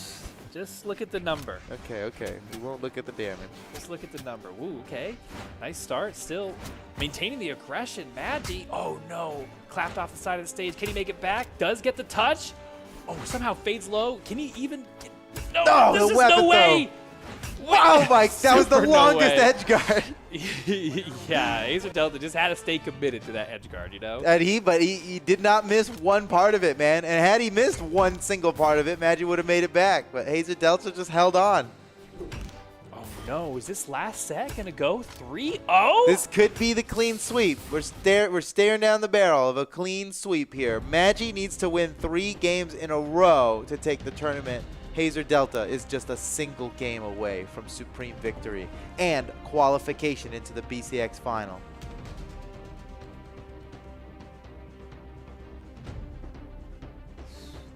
Man, okay. I don't know, man. Who do you think? I don't know. I don't know what. I think Magi's mental is defeated here. I saw that he changed his clan name to something whiny about Axe. it was watch me on Twitch for the longest time, Oh, and it was. now I saw he's that. like, I don't care if you watch me on Twitch. I'm frustrated about the person I'm fighting, It and said, that's what do you mean? It that's- said that's Axe the is loss. fun. You don't think, you think, Oh, you think it's genuine? You don't think it's sarcastic? That's nice. That's nice that you think that. The stock half full. Stock you half know? full. The stock half full kind of guy. Axe is fun if you're playing it. Probably. All right. Okay, but wait, Magi does switch to Ember. Switch to That's- Ember. This could be big. That is the play. Oh, and on Demon Island? Because last time he switched to Ember, he popped off. It got wild. Yeah. He's got. But every hit that an Axe gets on him now is gonna hurt him, hurt his mental more and more. That is, man. Yeah, you can't. It's a bad sign, I think. I mean, you know, I'm not trying to grill him. I just think that's actually a sign of what's happening to his mental. Uh-oh. Uh-oh, wait a second. Yeah, that was a. Faked him out? Faked him out with bad mental? No, he's Oh, that's the big mix-up. huge. Pretend your mental is gone. Oh, I'm so frustrated. Oh, You're definitely gonna win. I'm so tilted. Reverse 3-0. Could it be? I mean, it's looking It's like looking it, maybe. like it. Oh, wait, he's got a doof, baby. Oh my goodness.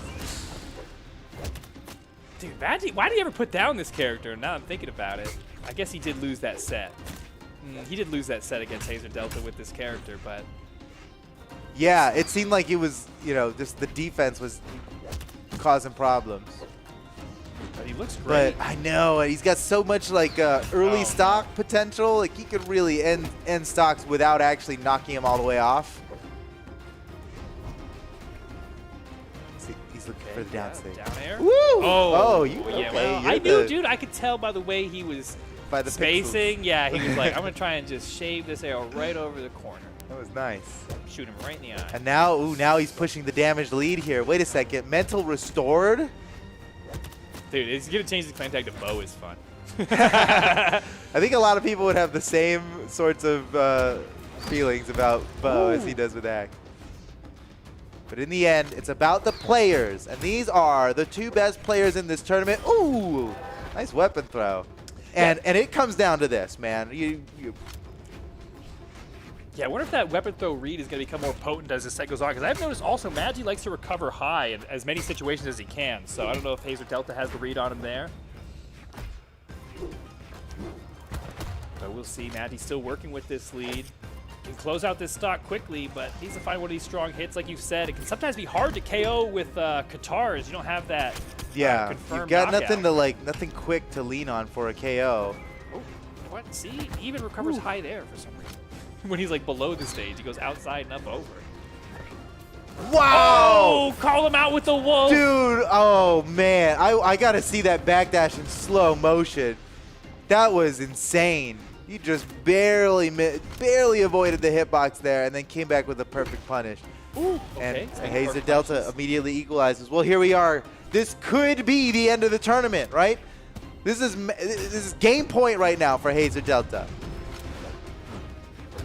And Magi is fighting for his tournament life. He's got to win 3 in a row, and it's got to start with this one right now, or it's over.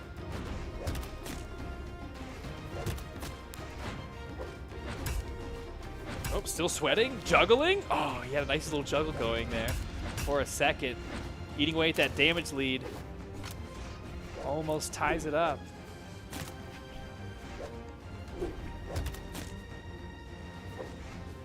All right, Magi.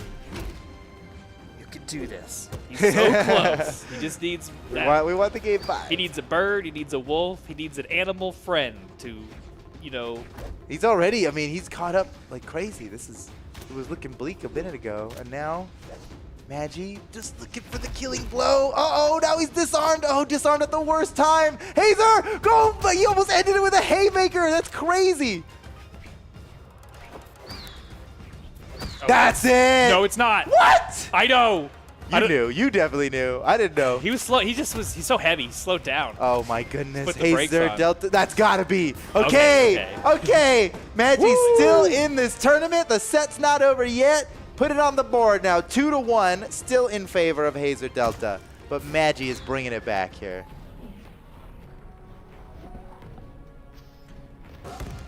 Yeah, you said his. Oh, there it is. You missed it. You missed the backdash. Aw, man. Side sig. Backdash into wolf. That's a great option. Feint. Then you ride the wolf forward. But he really he was kissing the hitbox as he backdashed. It was so close to his face. 2, 1. All right, The Wolf well, did not appreciate the that. character swap paying out for Magi. Gets the first win in this set. And now stays in the game, has an opportunity for the title.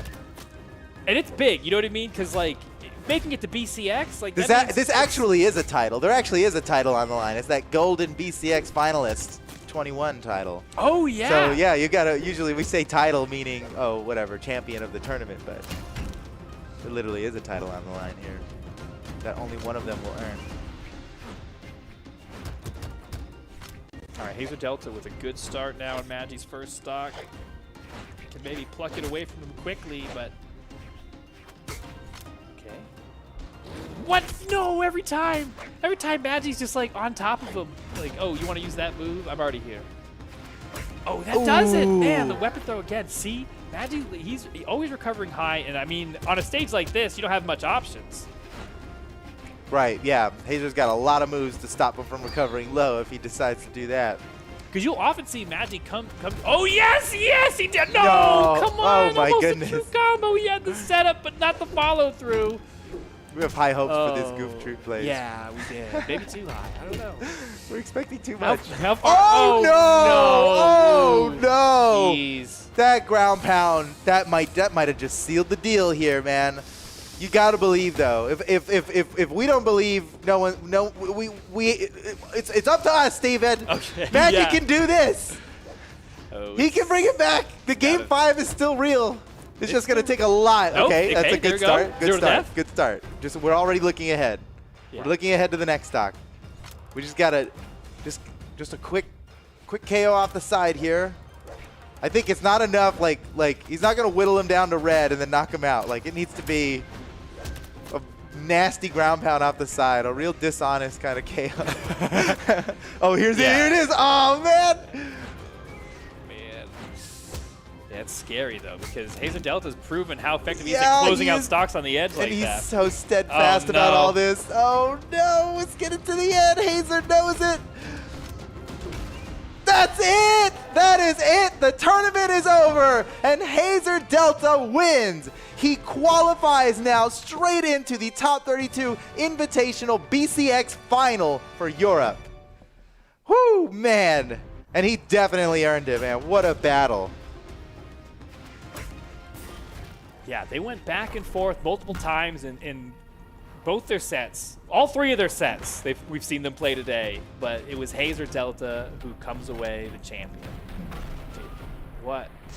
I love the Last Chance qualifier. This is like one of my favorite. I know, tournament man. I brackets of the really whole dig year. it. I love watching these players in positions that we never usually get to see them.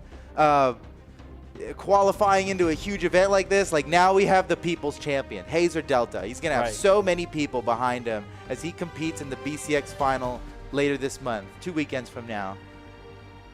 Oh, man. GG. Truly a GG there. Hazer Delta, what a path he's taken on through this. And he's stayed on the winner's side basically the whole time. I mean, Magi did manage to reset the bracket on him, but that's it. The only person who had anything on him was Magi. And that's the person who won the previous, well, the Arcadian, but similarly, you know, top X not able to play in it, right? Right. Very impressive. Oh my goodness. Hazer Delta. He's done it. He qualified for the BCX final. That's so exciting. Congratulations, Hazer Delta. Whoo, man. This is the final top 4 bracket here. But dude, what a treat it was though. The fight went the distance. Yeah. And how often They is put it on a that we good look show. at that final bracket and there's that last one's blank? And people are like, what's that there for? We got to use it. We used it. We had to. We needed it to really determine who was the best of the best here today. It had to go all the way. Yeah. And it was Hazer Delta coming out on top. Yeah, that was good. Well, guys, that's the end of the European Last Chance qualifier, but the tournament action is not over yet today. I know. That's wild, I know. But we've got South America coming up right now. It's coming up now. So we're going to take a quick break. Don't go anywhere, and we'll be right back with more Brawlhalla tournament action.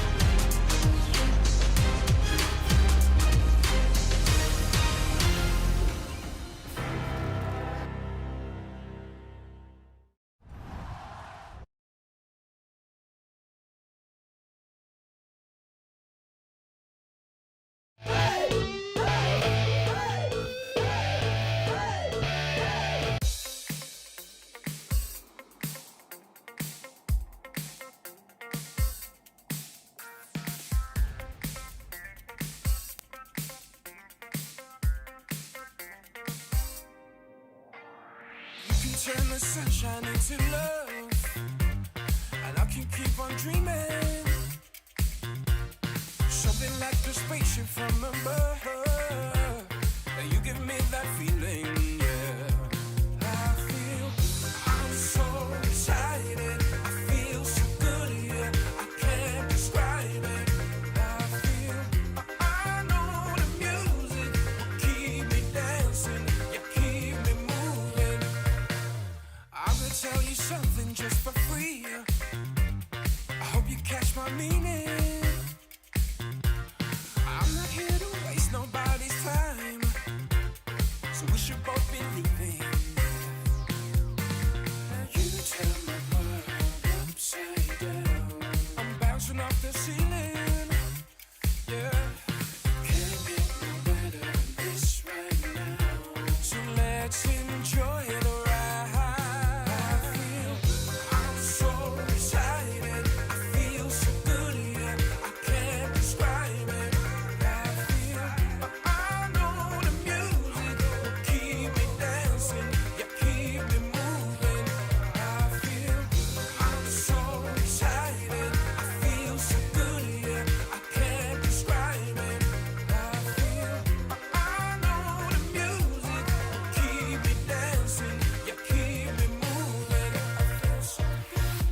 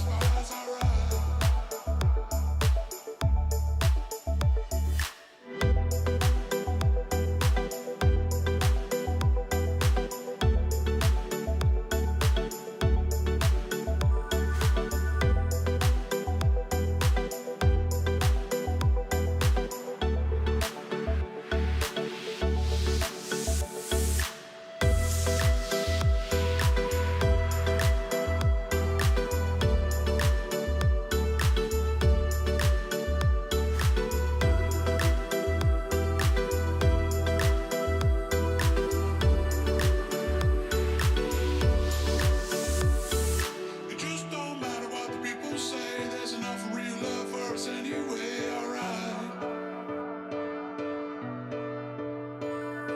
16 rhythms on a Malibu sky. Take it up to a level where it satisfies. Alright.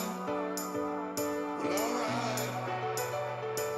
It just don't matter what the people say. There's enough real love for us anyway. Alright. 16 rhythms on a Malibu sky. Take it up to a level where it satisfies. Alright. Well, alright.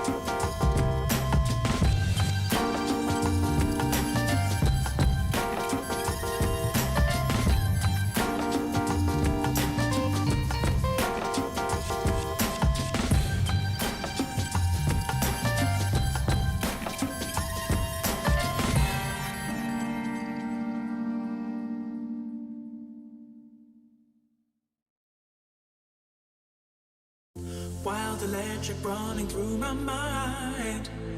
Daylight slipping away, yeah. Feel ready to release that sound. Embrace this beautiful day. And I never knew I could feel like this. I'm alive with vibes so positive. So I smile easily. So I smile easily. Smile.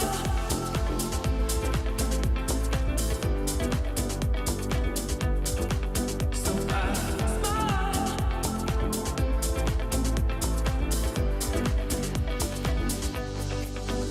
And I never knew I could feel like this. I'm alive with vibes so positive. So I smile easily. So I smile easily. Smile. Smile. So I smile. Smile.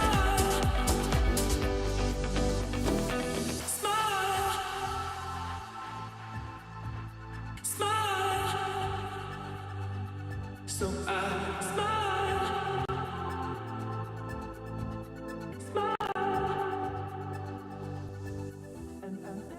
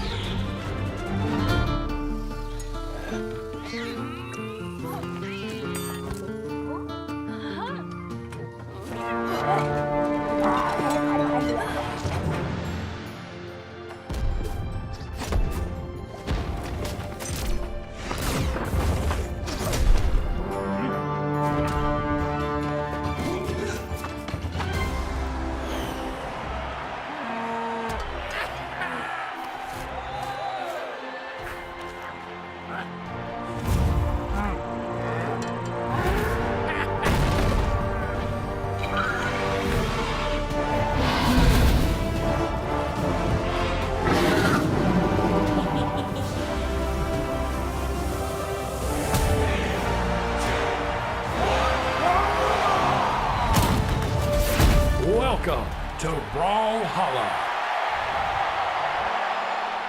And welcome back from the break. We are switching gears over to a different region now. It is going to be South America.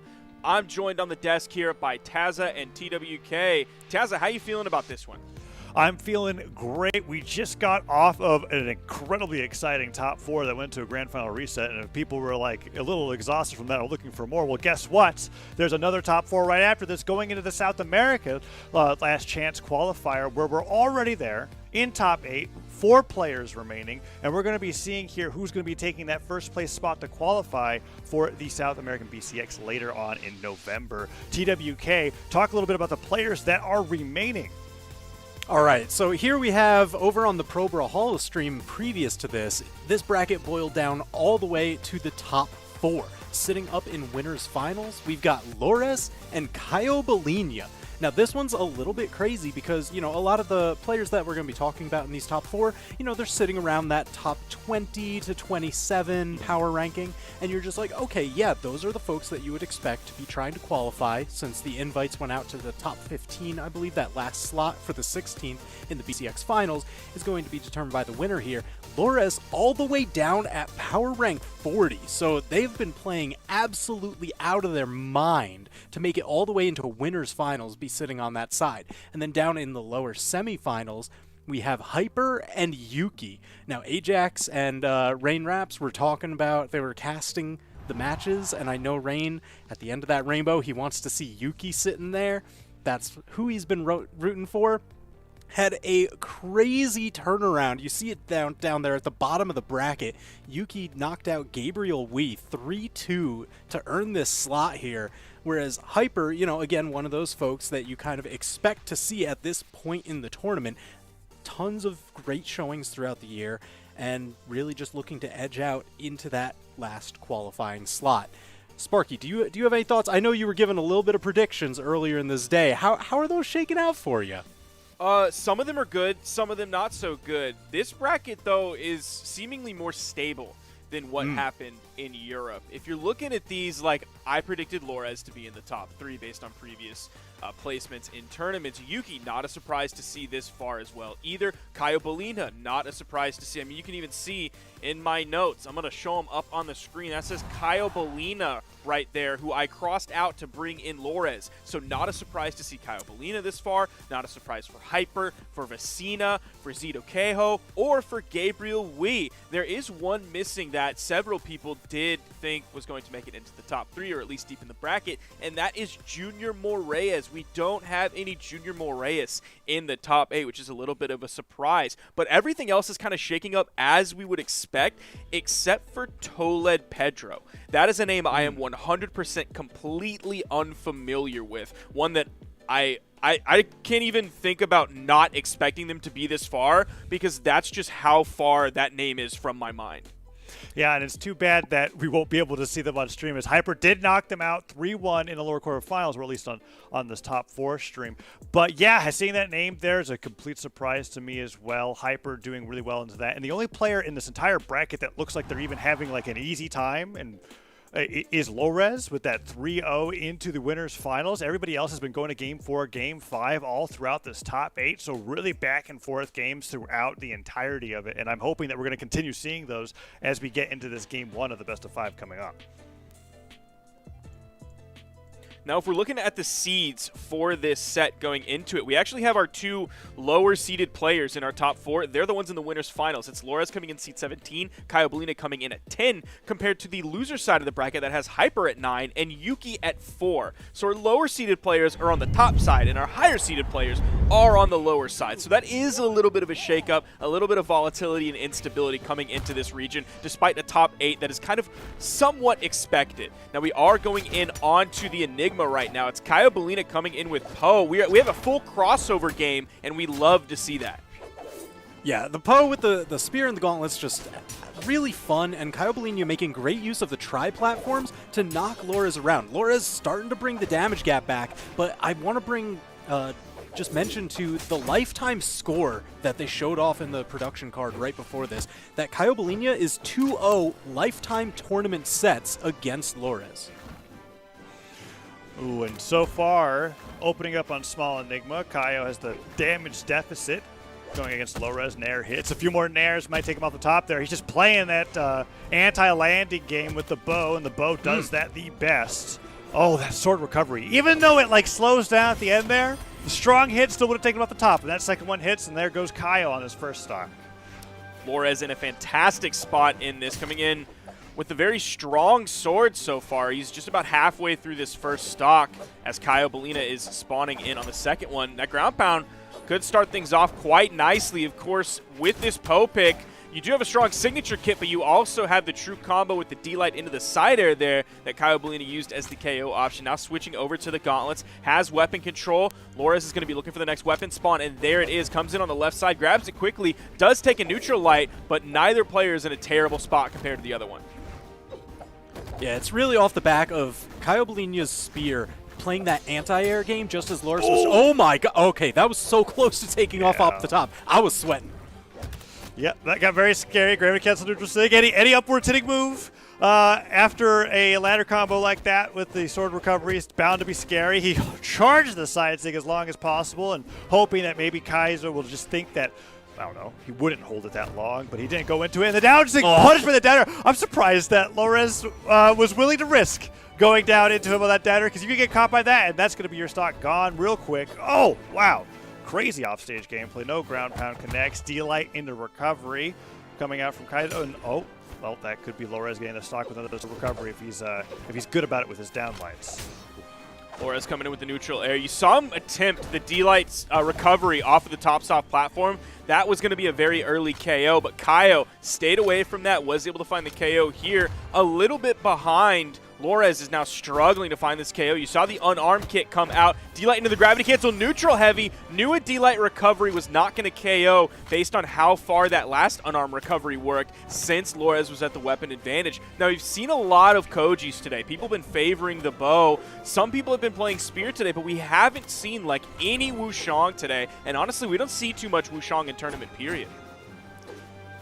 Yeah, it seems like a lot of folks have been favoring some longer-ranged weapons over the gauntlets. You know, the gauntlets, when you get those dodge reads, it can turn into a ton of damage, but look at how far Lores is able to engage, even with the side light. That's not counting the downlight combo starter from the bow that you can do from like half stage away.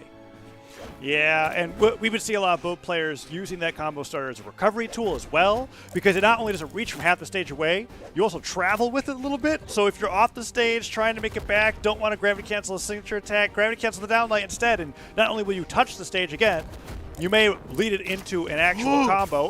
Okay, side sig almost connects. Weapon toss interrupts the first ground pound. Recovery catches him out of the second one. Low res with a great recovery, but so far, could be either player's game. Kaio picks up the spear. One pogo. Can he get the neutral sig? Oh, down air. No dodge. But low res goes too far. Doesn't get the D-Light and the ground pound, and the recovery hits instead.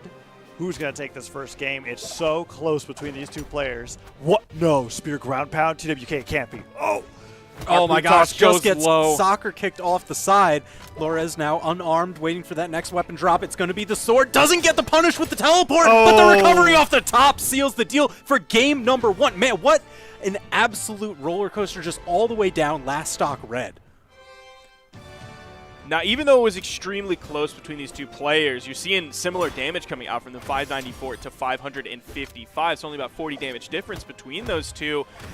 Everything from Lores just looked more confident compared to Kaio. Like, you were seeing some nice swaggy plays in there. Even at the end, Lores still kept the pressure up. You saw Lores dip down really low on the left side, almost off screen there, but still looked confident, had the perfect timing on the weapon toss up. It didn't look like an emergency ejection seat or anything where you're like, oh no, I need to throw this above to keep myself safe. It was like, yes, this is the option to keep myself safe. I throw the weapon, it hits, I pick up the weapon, I do the recovery. It seems like Lores just has a cool head throughout all of this, even though it is still extremely close between these players.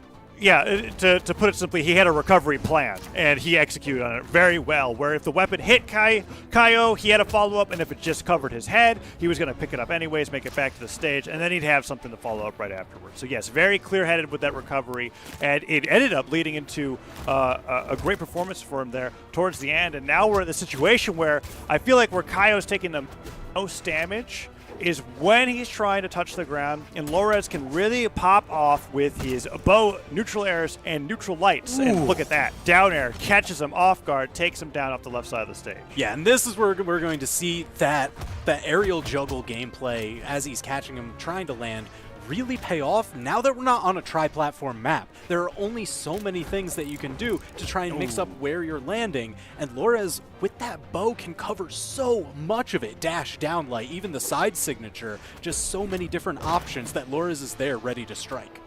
Down airs over the corner as well have been absolutely deadly for Lores so far. And we've only really seen one full game. That's going to be from the middle of the stage, not close enough to the right blast zone to actually KO. Still attempting the KO with the recovery. Not enough just yet. Doesn't hit that recovery. Oh, Taza, that was so close. Yeah, and to see Kaio go so far off stage to hit that one recovery and that stock. Oh, you got to be kidding me. The neutral light snipes him out of the ground pound. He's got to be careful about that. He's had a few successful spear ground pounds in the set so far, but the more that he's been using them, Lores has been punishing him for it. Immediately active out of spawn, gave up those iframes for an attack, and the weapon toss ended up hitting him. Lores looking for a weapon here as Kaio is bringing it back slowly but surely as he goes in for that nair and almost gets him with the pummel on the way back down. Yeah, you see that damage just building so incredibly. Oh, the downlight into the ground pound. Kaio Bolinia, options dwindling. Lores now just about a full stock lead. The last game, it was neck and neck all the way down, but Lores has just been accelerating all the way through. Talk to him, Sparky. Lores wins today. Straight up. Lores is going to win today. Look at everything he's doing. It's not even like Kaio's doing anything that bad. Like, I can't even say, oh, what is Kaio doing there? He's using these wrong options. He's not prioritizing his weapons. He can't get in. Lores is just playing so well, so confidently, executing at an extremely high level in so many instances, one after the other. He goes for the cheeky plays like that. He also just has incredible fundamentals. Everything is going right for Lores, and it's not even off the back of everything going wrong for Kaio. He's like one of the few players that I see when faced with a gauntlet ground pound just descending towards him. He's kind of like, this is where I'm the most comfortable. Like I watched him deal with that situation so perfectly.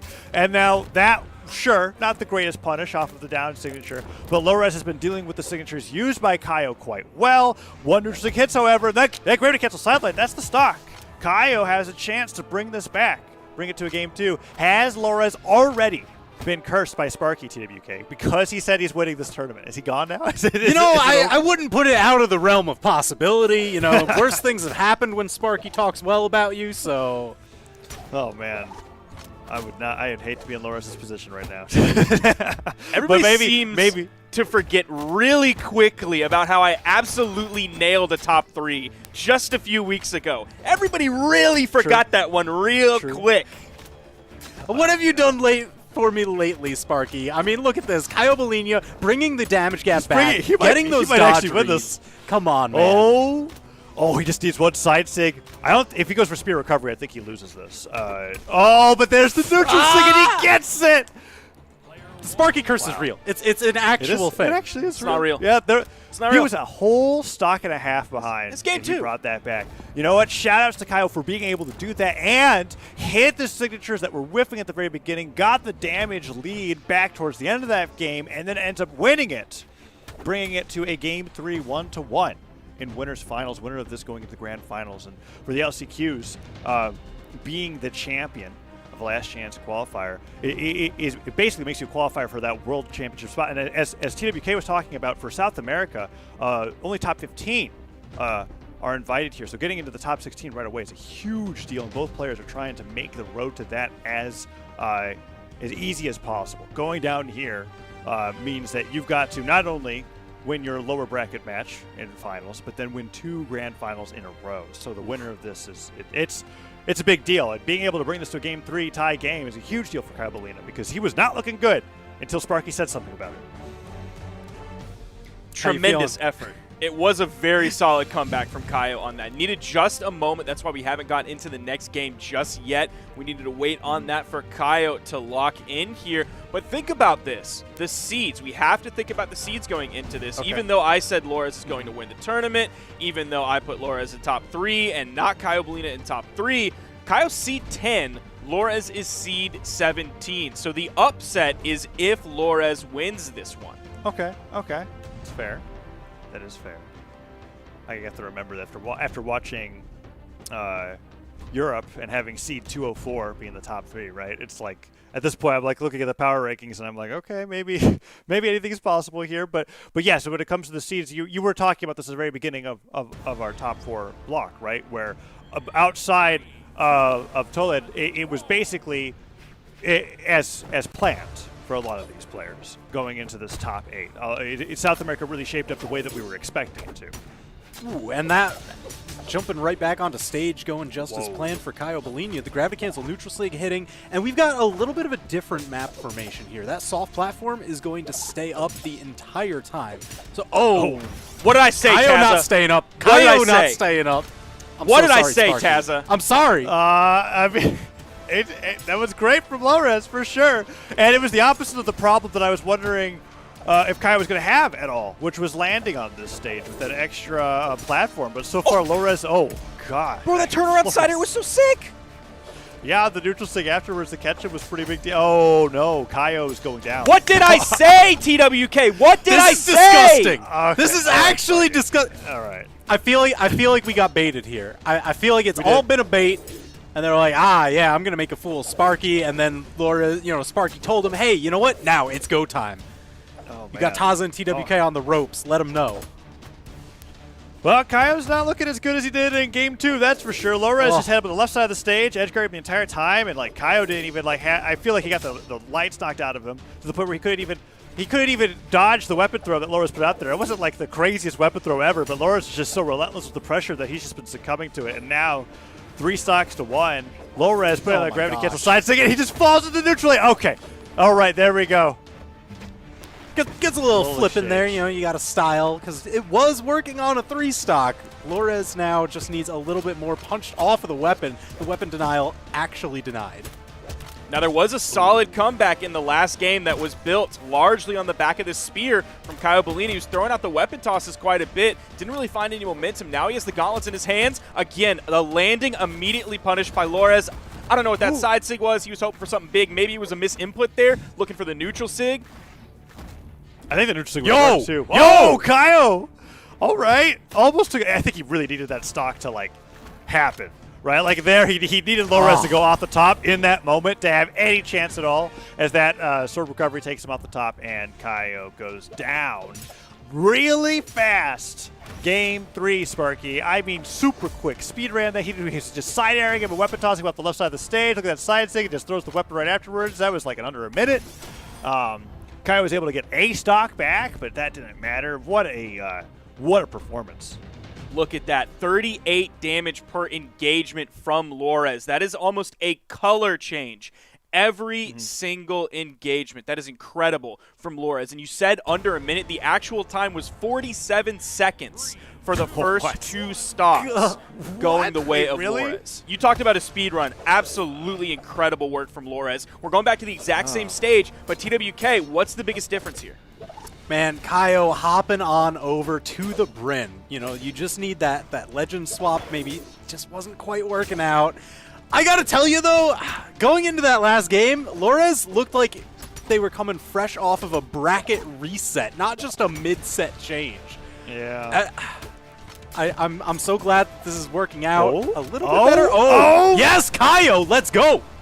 Kaio really performing there. That was interesting. I felt like Loras was just putting on the pressure. Kaio got a stray spear down air, and he turned it into a stock. Weapon throw picked up the new X spawn immediately, falls to the ground pound, spikes Loras out of every single jump they put out, and now have taken the lead in game number 4, switching over to the Bryn. And they are dodging out of these side sticks from Loras every single time.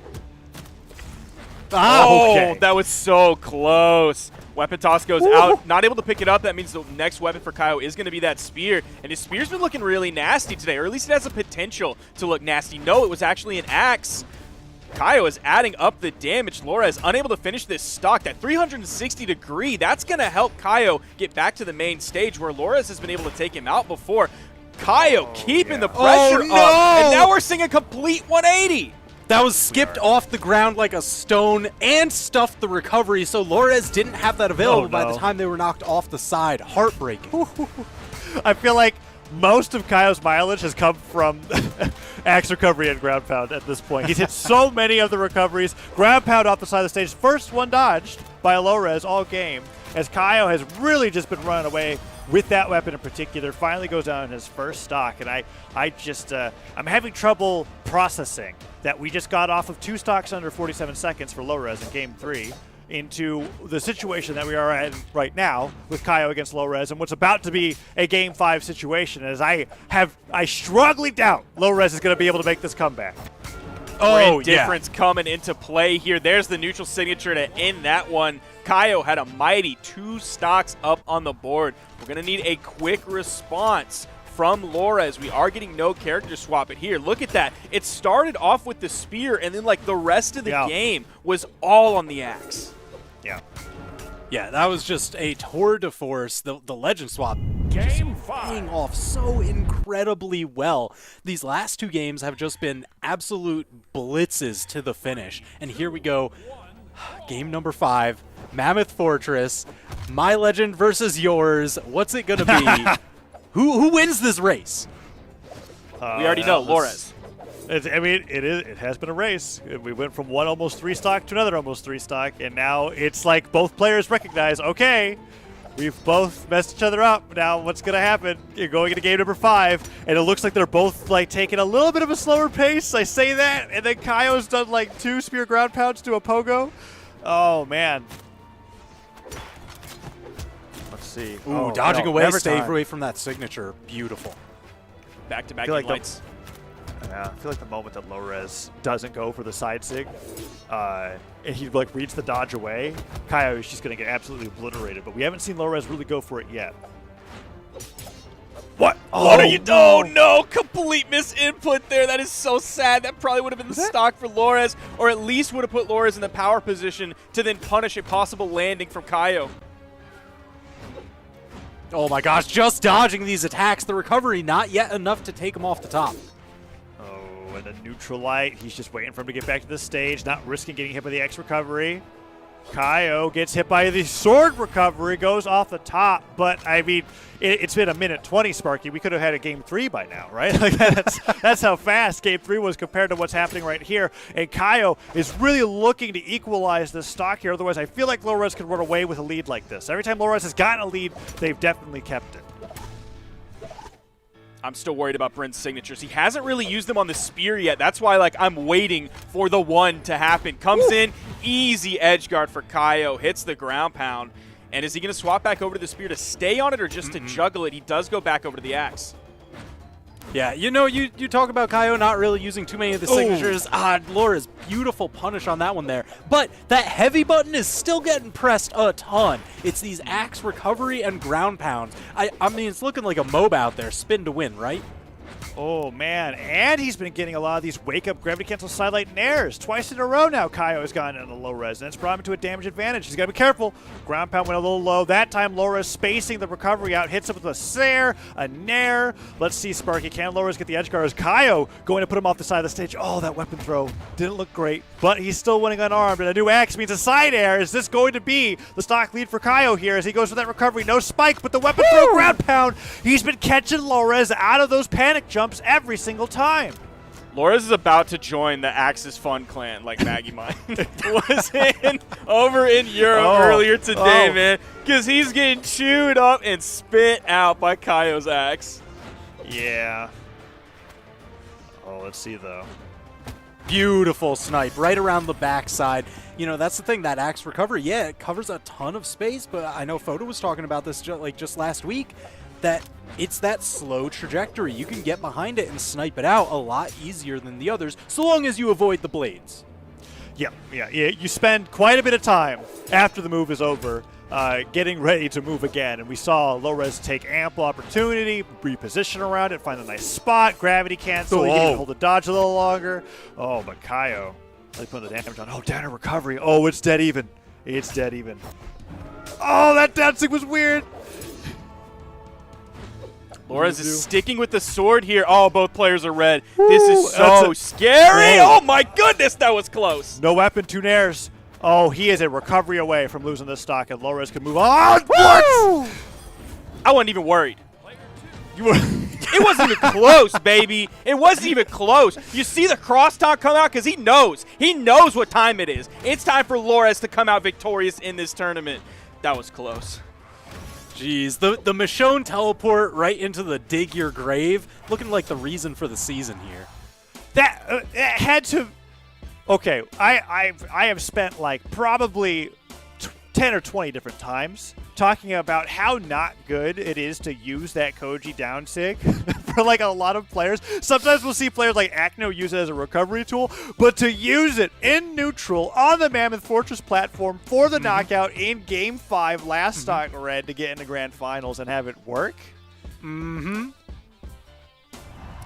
What an incredible set, man. What a good winners finals. That was a pleasure to watch. To see Lores come out so strong, then see Kaio answer back, then see the character swap making such a big difference, and then the adaptation coming out from Lores. It was this tug of war, back and forth, back and forth. It's incredible to see this game of tennis where one player had the ball, hit it to the other person, the other player had the ball. So, man, I almost want to see that again in Grand Finals. I'm looking forward to the rest of these sets, but I'm not sad if we see that again.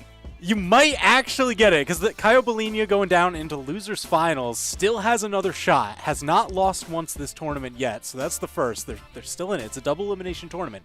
But we still have other contenders fighting it out in losers semifinals. We're going into Hyper versus Yuki for our next match. Yeah, I'm trying to see if Kaio had fought against Hyper or Yuki earlier on into the bracket. I don't believe that he has. So it's going to be a whole lot of new matchups for him going on into the lower bracket, depending on who wins this lower semifinals matchup. We've got Hyper PR 19 versus 26. Very close. And in terms of top 32 placements, Hyper's got a bit more of them. And I could have said that just with the fact that TWK, you and I recognize the name from the tournaments that he's been in. And Yuki not too far behind in terms of recent placements. Now, you were talking about, like, who had previous matchups on their path through this bracket, and I gotta tell you, this top 4 that's left is Lores and the last 3 people that Lores beat. Hyper, Yuki, Kaio Bolinia in that order all the way up through. Looking pretty good for Sparky, isn't it? It's looking pretty good. And for Lores. If you look at most of those, they were not as close as what happened between Lores and Kaio Bolinia. Yuki, that was a 3-0 for Lores. Right before that, it was Hyper, and that was a 3-1. So we still took 1 game off. So this is like TWK said, the rest of this tournament is like the battle of people who lost to Lores. We'll see how that comes here. We are on Demon Island. Hyper coming in with a character. I talked about we don't see Wu Shang very much. Here's a character we see almost never with the Cassidy. He's dead? He's dead? What's going on? You're right about never seeing him, Sparky. That stock was gone, and that was awesome to see Yuki do with the guitars, because that's like the first players that I really saw using it to great effect.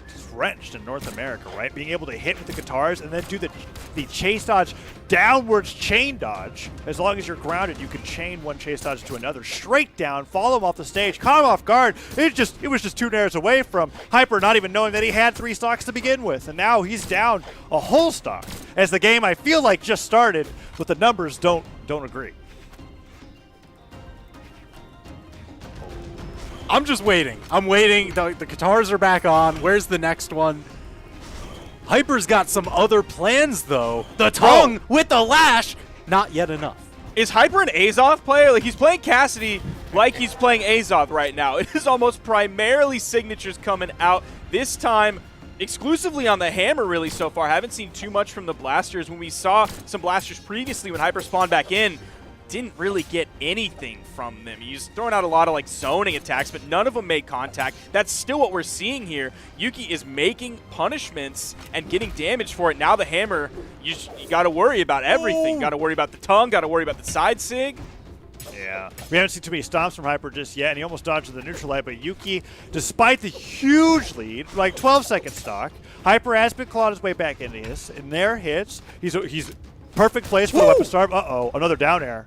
He side airs him instead! The down sig. I wonder if ground pound would have worked there. I feel like down sig was he was going for the dodge up or jump up read, but I don't even remember how many jump resources Yuki had. It had to have been low, because that side air caught Yuki off guard for sure. But still, stock goes over to Yuki. Okay. Hyper's seed 9 going into this one. A strong player, but Yuki is absolutely clowning on him. He was bringing it back in the second stock, but after that, Tornado, that was just about it for him, right? He's getting hit by a ton of attacks. Yuki dash trips to the second blast. Yeah, side sig will still shoot twice, even if it misses.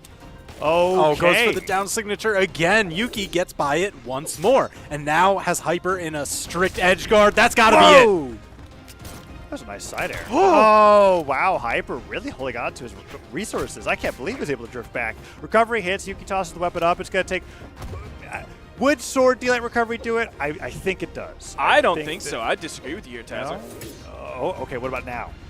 I would disagree with you, Tazza. Still? Fine. We'll see. My gosh. Maybe we'll never see. Maybe I really hope. Takes the next weapon sword. We're going to find out. Oh, that's true. I mean, who doesn't knock out with recovery here? Right? Okay. All right, so what's the bet? Is downlight recovery from Yuki enough? No, we might not actually get to find out. Okay. It would have! Oh, no! I mean, It would have when I said it, Sparky. I don't know why you were acting. He got hit by like 5 things since I Bro, said it's the Demon Island. You know how that works. It's always like, okay, how many more sword recoveries? The answer is never an integer. It's always one more. Well, and that time it worked Jeez, out. that first stock. Just getting that quick. replay up on the screen again. That was Absolutely disgusting. brutal. Nobody does that. Like, literally nobody does that. That's why it's so rare. I was just talking over it. They were totally in like white or yellow. You never see someone take a stock that early, and then all of a sudden it just happened.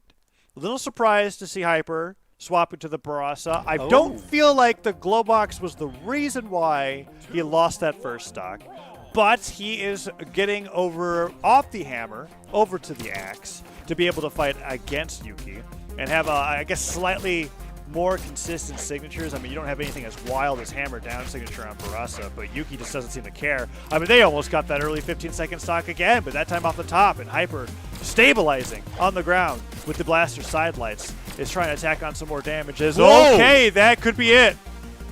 Sniped? But did we get enough of a touch? Yes, Yuki still back in it. Such a volatile matchup. Guitars versus blasters, just one very close range, one very long range.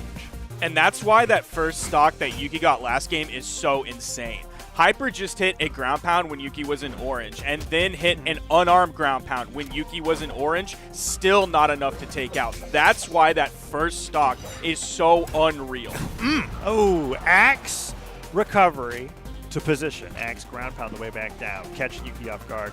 Maybe expecting Hyper to jump or dodge after the recovery, but no, Hyper just turns right back around, spikes Yuki out of existence, takes the stock lead, sidelight, nair, punishes that unarmed ground pound. If you're going for unarmed ground pound, fresh stock, I gotta say, your opponent's gonna be getting in your head a little bit. It's so difficult for that to ever work. Okay, Hyper, what are you doing? Yep.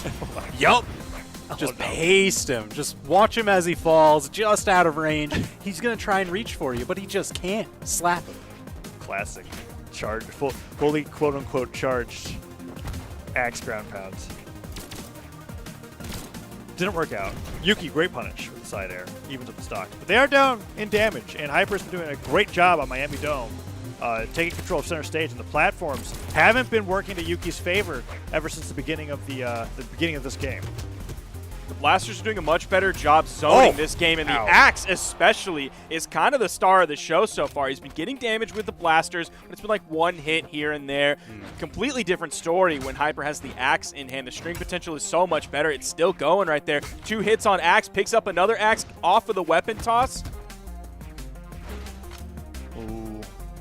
Back to center recovery hits, but Hyper's just he's looking for nairs, neutralites, and then if he's at the right distance, a dash forward sidelight. Oh, ground pound. That time, not holding it long enough for Yuki to react. Just hits him with it.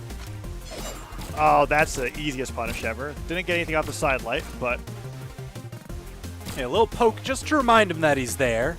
And that, time is running short. Yuki entering the red now on final stock. Yuki all of a sudden just playing really scared. That's a nice punish there. Hyper got a little bit too greedy with that side signature, throwing it over the corner. Still does have the axe in hand. Full stock up. Yuki wants to get greedy this time. Hyper is there to punish it. Fantastic weapon toss to end that stock, and a completely different game. Hyper, my goodness. It's cool that you can slide charge pivot to Surrey side stick from Miami Dome. And I guarantee you, I would have fallen for it in a doubles matchup. But in singles, a little bit easier to react to that, hit him with the sider afterwards. Not to mention that Hyper was so far away that he could pick his poison in terms of what he wanted to do with that. Run away with it, attack side air, watch it, taunt, and then punish. He may have had enough time, honestly. Just a completely different game. Game 2, really explosive start from Yuki in Game 1. Switched over to the Barasa, and it was like they just could not get in, which is surprising to me because I feel like Guitars, when they get in on blasters, can have a very good matchup, assuming that they're playing around the dead zone that blasters naturally have. But even then, when it happens, Hyper did wake up neutralites. We saw that a few times, and it would interrupt the pressure, and then he'd go back to being in control. Really great game, TWK, from Hyper in Game 2. Hyper was really good at interrupting those strings, and then you see his own damage per engagement so high. That's because, he was using the axe. That's a ton of damage per hit, but also so much more defense available. Barasa is a very tanky legend, and having the map swap with the legend swap and the winner swap, everything was coming up Hyper. So what does that say for game number 3? Well, how about Sparky talk about the legends on the screen, because this is awesome. We have a Vector. We've seen some Vector play just all of a sudden come out of the woodwork lately. I'm looking specifically at Amaze that we've seen recently. We'll see what Yuki has with this. I mean, I'm always a doubter whenever a Vector is on screen, because until just recently, it's never been effective. I feel like you were the doubter when Olgrim was on screen, back when he was considered the... Yeah, because he was a not good remember legend. This. Tessa. No, you were the one saying that. It all He was a comes full bad circle. legend. You're going to be the reason why Vector's going to be the Oh most my picked legend. Yeah, No, okay, no, these 2022. dodge reads are going to be the reason why Vector gets knocked out here. That's true. That's true. Jeez, man. Hyper with the blaster signature into the axe signature. He's continuing all this momentum from game number 2. Ooh, yeah, and Yuki hasn't found any momentum on the Vector so far in game number 3. Okay, great cancel neutral signature to reposition, maybe to punish. Okay, several recoveries. A barrage of them, and one of them hits. Down air. Doesn't get... Okay, that ground pound probably... I wonder if that was ground... Oh no. Oh Hyper no. is just destroying it. What is this movement? What are you... All right, you were getting a little wild there, Yuki. I don't know what you were scheming for there, but... Different plan. I didn't even know Lance could move like that. I'm going to be honest. That was really nerve-wracking. Wow. I'm trying to look for stats on this Vector. Let's see. Level 29 on the Oh Vector. no! Oh no! All right. Okay. If that actually was the end of it there, just clip it. Clip it, send it out. Everybody put a frame on it. Yeah, the Vector is Yuki's highest leveled Lance Legend at a level 29. Oh, hey. I mean, he's doing Yo. some cool stuff. That was a downsig opportunity for sure. Yo! Oh, he did it! He got Okay. it with the neutral signature, carried him right off the left side of the stage. That was slick. Vector signatures are wild. He tried to get with the slide charge downsig earlier and almost lost his stock from it, but now Yuki has brought it back. Has the bow, waiting, biding his time, looking for the right moment to strike. Ouch. Hyper invited him back onto stage. You saw him just kind of retreat to Oh that no! back What platform. was that punish? That was a very weak punish. But you see the way Hyper is playing now. He's trying to just normalize the game. Because everything that Yuki was doing that was successful was in a very chaotic game, in that weird stuff on the side. Once it normalized again, Hyper comes out on top. He's able to control space so much better, something that Barraza does very well with the blasters and the axe. Hyper coming out on top. Oh yeah, there's that neutral sig that TVK was talking about at the beginning of the game. We're seeing all of the that was a 5-second string of him not actually using a jump. Like that was all Lance moves the entire time. And well, you know what? Hyper knew exactly what to do. Ground pounds, that was it. Yuki switching again. Vector's not the answer. He agrees with Sparky. It's the Asuri for game number 4. As game number 1 was amazing for Yuki, all singing his praises. Hyper switches over the Barraza. Yuki's been lost ever since. Sparky, how do you feel like this game is going to go? Because, I mean, if Yuki loses this, Hyper is in top 3 to go against Kyle Bolina.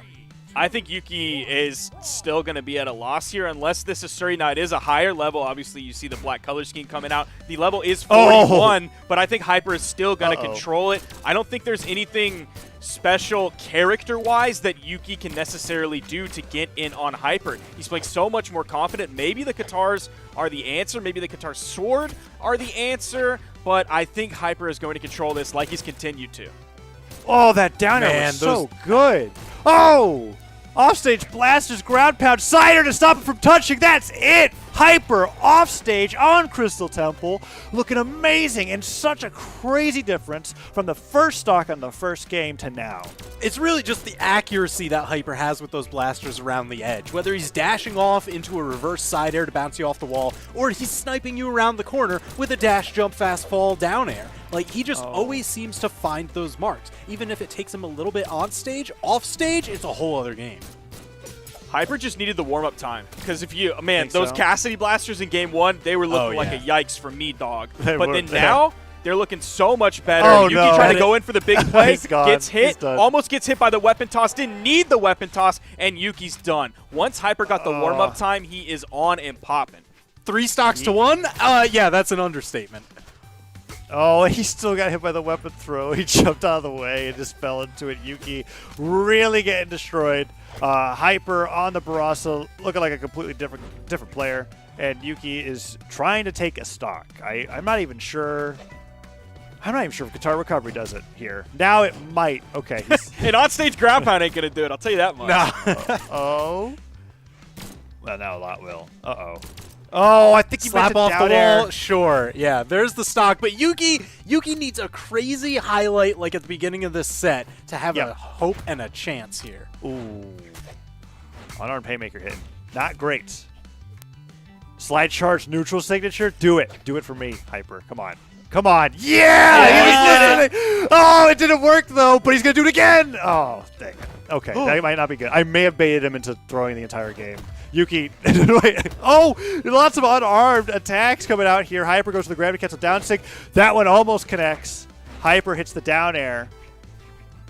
Side sig's not going to hit. Okay, all right, Hyper, calm down. I'm sorry. Just play normal. Yuki doing a good job fighting back into this. You still see the spirit coming out from Yuki Oh with some my really God. solid punishments, but it's not enough. Hyper is yet again going to take out with the down signature, sending straight off the top, and that is going to be a 3-1 going the way of Hyper. Incredible work there. He's going to be moving on to face Kaio Bellina in the losers finals, and Yuki is going to actually match the seed. 4th seed getting 4th place. Wow, accurate prediction. Yeah, You know, yeah, pretty. I don't think we can all say that. When seeds do their job. Hey, if Boris comes out on top, I called it. That's all that matters. If he gets 3rd, I called it, which he actually can't get 3rd. But if he comes out on top, I called it. Still a dub for me. Wonder if, well, I can't wonder anymore because I saw it in the corner of my eye. Hyper is opening up with Glowbox for game number 1. So it seems as though Barasa's like the pick that he uses if the Glowbox doesn't work, and he's really trying to push Glowbox for these games, opening up with game 1 against Kaio, which would be interesting to see. I really liked the Barasa, though. When I can say slide charge, pivot neutral signature, because I know that they know, and then they do it 5 seconds later, that's when I know that, like, I'm a huge fan for life. But you know what? No Barasa at the beginning. Can't say it's going to go well, Sparky. This game number 1 might be pretty rough, as the Michelangelo is being locked in for Kaio. The blasters are warmed up now. That's what you got to remember, is the blasters are warmed up.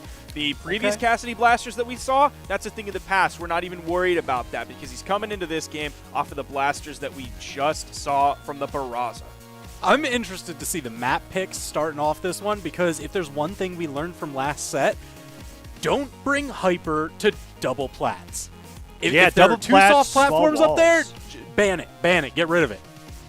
Yeah, it was terrifying on Crystal Temple, and honestly, I'm wondering if even no plats would still be very good for him because Hyper had the skill and the awareness to do like a he did dash jump, fast fall, down air, but he got it so that the down air would just barely reach over the edge. So it was like one of those grounded down airs. You're like, oh, I can't believe I hit this, but because he got it over the edge, he was able to get those edge guard scenarios where he was able to finish stocks with side air, and that's something that you could really do effectively on Crystal Temple and Demon Island because the walls just basically aren't there. But Hold on. Is this actually the first time that these two are meeting in tournament? It might be. Yeah. Players from different times. Like, we have to remember that, at least for this tournament, right? All of the players in the lower bracket were knocked into lower bracket by a low res. They had not faced each other yet, right? So they're all going to against each other for the first time, at least here. But if this is a lifetime first between these two, I'm very excited to see the outcome of this matchup. As we're going on the Demon Island for game number 1, and this is where Hyper lost a stock in 12 seconds. But I don't see any Katars this game, TWK. No, it's just all tongues and rats. I don't know how you feel about that, but right now Kaio is putting in that work. I'm uncomfortable. That's you say tongues and rats, I feel very uncomfortable. Oh man. Oh, ground pound misses. Gutsy. It's a frog versus a turtle. That is the matchup we've got going on right now. Or is it a toad? I don't actually remember. Pretty sure Glowbox is a frog. TWK, can you confirm production? We need a confirmation here. I don't Production, know let us know, because I'm curious. I I have no idea what this thing is. We call the downsig the Toadnado, but really that's just discriminating when it comes to amphibians. There's like 5 different actual species. Anyways, Kaio coming back to the stage, weapon toss, comes forward, side sig hits, and he's out of there. The blasters are looking warmed up, Sparky, and so far so good for him in this game number 1 as he has a stock lead. He's going to have the weapon advantage here. One's going to spawn in. He doesn't actually really attempt the weapon starve. He just kind of plays around it, using it as a trap. Almost found that ground pound, which actually would have been a nice extension of the damage. Oh, somehow finds that recovery there, keeping himself alive on this first stock. While Kaio's looking to take it out. That's a color change, baby, from yellow to orange. Even though Kaio does find the quick response, getting the KO off the top, he's about halfway through this second stock as Hyper spawns in fresh. Yeah, you're right. Those blasters looking pretty warmed up. That's a significant damage lead and still finding the hits. Kaio dodging away from that signature this time, turning it into a big damage punish. He really wants that down sig to work. We saw him using it in that game 1. Oh, but there's the down air on the stage. That's what I'm talking about, TWK. Demon Island, Crystal Temple doesn't matter. When he's edge guarding with down air, sure, he pivoted it that time. He didn't do an immediate fast fall, but he's still been using it to such great effect to get these edge guards, get these early stock leads, and the D-Light side sig, punishing Kaio for sidelining off stage. Uh-oh. Double ground pound. I think still is gonna it get enough? No! Oh, He just there's missed the touch. He got the chase touch. He had so many chances. Oh, so here's the thing. I actually think that's fine for Hyper. He got 2 nairs while falling, right? Like he got plenty of damage in. He could have extended that, though. He got KO'd in the orange. Yeah. I want to see that again. Hopefully we can see that one in slow motion from production. Oh. What? Kaio just going to ground pound off stage. Hyper, what? Yo! No, is that it? Oh my gosh, the double side signature to seal the deal. Kaio thanking his lucky stars that, you know, things kind of went a little pear-shaped on that second stock. Oh, All right, that's 2 things we need to see in slow motion then. Yes. That's a lot, that game, for sure. Okay, the ground pound There's the flashed with that dodge. nair. He touches, I think, so Yeah, this time he here's makes it the back touch. right away, Here- and then he nairs, like, I think frame-perfect nair after this. Oh, recovery, he pulled right? away Yeah. from the wall at the last second. Yeah, that's tough. He even did the chase dodge up like he should. So, man, But look that at is the just snipe, so though. tough. Kaio just really capitalizing on these opportunities. And we're seeing Hyper swap over to the Reno. We love a Reno pick. Everyone is always stoked when someone pulls out the Reno. And thank goodness, because production just gave us like a Wikipedia entry on the species that Globox is, and I don't feel like we have the time to talk about it right now, so we're on to Reno as we're going into game number 2, and Kaio still staying on the Michelangelo. Picks up the, tried to get over his head with the cider. That will actually just knock the orb out of Hyper's hands, as blasters all around for Hyper so far, but he's been really going around to the Legend roster when it comes to these blasters picks. Oh my gosh, he picked that one up. That's going to have a lot of force on it, even though it sends it that 45-degree angle to the top left or top right, depending on where you hit it, which is a really far away blast zone. Still finds the KO there. It does have that little bit of extra force on it to kind of help you out with that one. He attempts it again, too, but Hyper was just out of range of it. Man, really going for that pizza slice. Kaio's sword has been popping off this entire set. I mean, especially last game, it was all about the dunks. Ground pound into the side signatures. Yeah, this is the it. stock. Oh, but Hyper's got dunks too.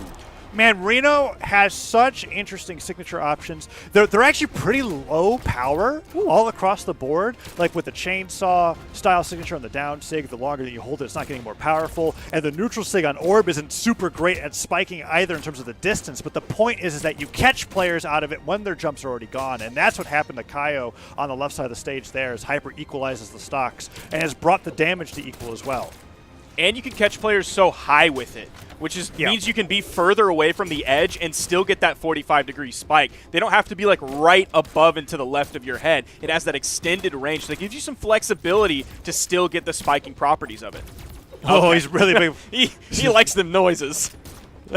Hey, they are fun signatures to use, that's for sure. Oh, recovery hits. Kaio tries to get the second recovery of the orbs picked up. Here, Hyper. Let's see. Reno's got this like interesting rock, paper, scissors moment where when he's in neutral and he's facing down his opponent, you either go for orb sidelight or you go for orb neutral signature. You're going to read for them to stay grounded or go for the jump, or the third thing being that they dodge, right? But let's see what Hyper picks here in these situations. Of course, now on the blasters, back to the orb. What's it going to be? Keep that them guessing. down sig was a little wild, You know, we were so focused on the signatures. It's just that falling side air. And I guess that's the mix-up, right? You condition them, get them thinking about all those big, heavy attacks, and then you just punch them right in the face. Oh, no. He thought that he was going to land after the gravity cancel side zig, put out the downlight, but then Kaio just jumped out of the attack and punished him for committing to such a move. And Orb picked up. Nice sidelight D-light, but no recovery afterwards, and Kaio is just falling him right into the sky. Oh, didn't know the distance. And he gets punished for it.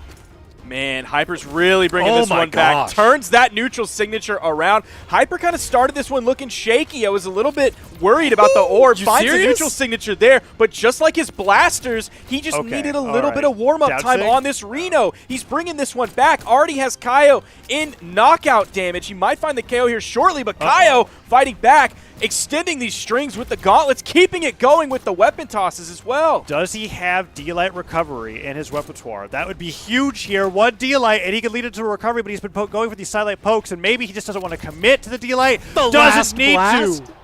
Oh my gosh, just the very tip of that. You know, he was looking for that neutral signature around mid-game. It wasn't really working out so well. Kaio, however, jumped into it on that second to last time, and Hyper's like, I got your number. Oh, and Kaio, after that loss, switching from one crossover to another, Poe is coming back for game number 3 to go against Hyper. And Hyper with the predictive switch off the Reno is like, yeah, that was fun, but I don't like it. I'm back to the Barasa. And he's going to be bringing that out again for game number 3 here as we're over to a tri-platform stage. Oh my goodness, you see the graph right there? That second stock from Hyper extended for so long. That was a massive wedge of blue there when he initially started off behind, but now Kaio swapping over to this. He has the fantastic spear that we saw earlier. Not on the Bryn just yet. He'll have to win this game.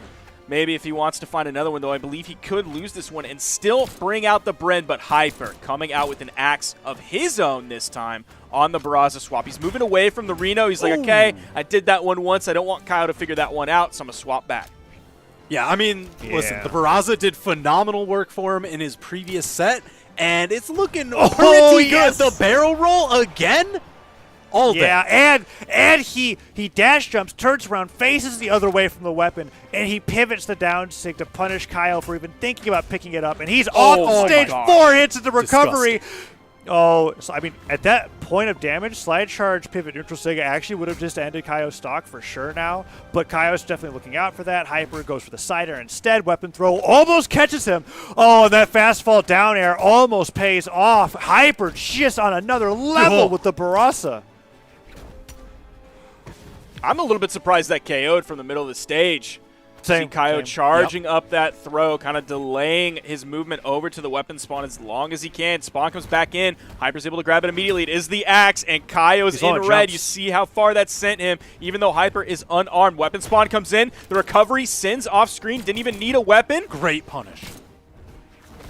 Oh no, the second blast punishes the spot dodge. That feel when you react straights. The feel when you react to the startup of the signature and not the actual signature. You just hear the blast, you're like, oh, spot dodge. Uh-oh. And then it's like, joke's on you. This signature is incredibly slow. Oh, but Hyper doesn't make it back. And he evens up the game right away.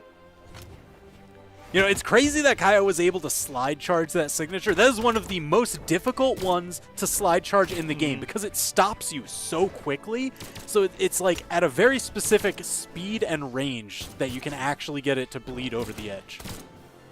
Good movement and dodging coming out from Hyper here. Still maintaining the lead. Kaio hasn't found too much momentum. He's found a hit here and there. That's a nice 3-hit string to bring it back. 4-hit string. 5 hit. Ending in a signature, actually sending Hyper off screen. Now Kaio is all of a sudden in the lead. Yeah, the big thing there before okay. Oh. That was... You sure the Sparky Curse isn't a real thing? Another stock gone way sooner than I expected. I mean, yeah, it's Exciter, but still, man, that was so soon. There was a huge deal from Kaio because that string that he got with the spear was off of a dodge punish, and he was able to end it with a side stick, but no, sidelight side air, just connecting there. Jeez. What a great option from there. And no legend swaps. We're not seeing the Bryn. Kaio's putting it all in Poe. If he's out, he's out because he's match point, as Hyper is now up 2-1. we're going back to the Enigma here. You're right, we aren't seeing the Bryn coming out. I was a little bit surprised once he locked in the Poe, the Wu Shang pick. He's going to start off with the Spear here. No major follow-ups off of that sidelight like he found at the end of last game. That was kind of the only one he found, too. So it's not like he's banking those 4-hit, 5 hits every stock. Man, but Hyper is just banking 5 hits uncontested, keeping Kaio out. A little bit of a damage lead, and especially now that he's over on the axe, he can contest that Spear's range. Oh, he went for the Sidelight Cider again, but that time Kaio ready for it. Sidelight Cider on axe, incredibly hard to hit true. I'm pretty sure it's only true at lowest damage. After that, going for it, you gotta get like a meaty hit at the end, and that was a real meaty chop. Early stock. Oh no, and now Weapon Spawn comes in. Kaio with the gauntlets, but Sidelight Nair comes through. I thought Hyper was going to extend it even further. This time he might. Sidelight Side Air. So many axe combo starters. Oh my gosh, dude. Hyper's just been destroying him. He's chopping him up Yo, so double hard. dunks. Yo! Kaio fighting back. Nice offstage engagement. Going to go his way. Taking out that stock super early. Going to at least even it up for stocks. Hyper's going to be looking for the weapon. 2 hits, 3 hits, 4 hits, Look 5 at this hits. movement. Oh, axe picked up. Side Sig put out, hoping that he was going to spot dodge in place again, I suppose. But Kaio dodged away that time. Okay, Oh, wow. Kaio. Okay, Wait, actually, what? just bet. Yo, Kyle's a He genius. bet it all, and he broke his ankles? Okay. Kyle's a genius. I need to see that again, but I'm pretty sure Hyper just ran off stage and lost his stock. I'm pretty sure that's what The happened. bloodlust was too... What, did you see something different, Sparky? Yeah, Hyper just didn't have the stones to keep going. They played a game of okay. chicken. He thought that down signature was going to end, and it just didn't. And he got in trouble down He there. He charged was it all the burning way. options, and Kaio is an absolute genius, the bravest man alive.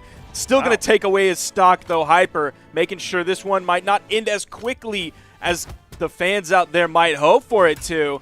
Hoping to chop away at this final stock from Kaio. That's a color change. It's yellow. Yeah.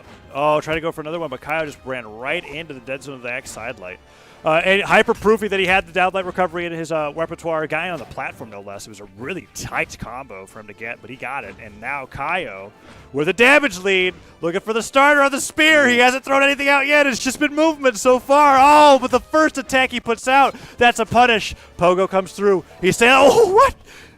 That was kind of cute. I thought that was a Oh, stock. my gosh. Oh, but Hyper has no jumps. Does have the Oh, dodge. this is just shy of the corner. Oh my gosh. I think he did You're it not on gonna be thinking purpose. about that one, but not for too long. What? But breakdance, Kaio bringing it all the way to a game 5. That is such I a think thing to Kaio do. ending that ground pound on the platform, like that was definitely the better thing that could have happened. think so? You saw how high he started it. It was totally telegraphed. Like no shot Hyper let's was see not what going to be able to happens punish that.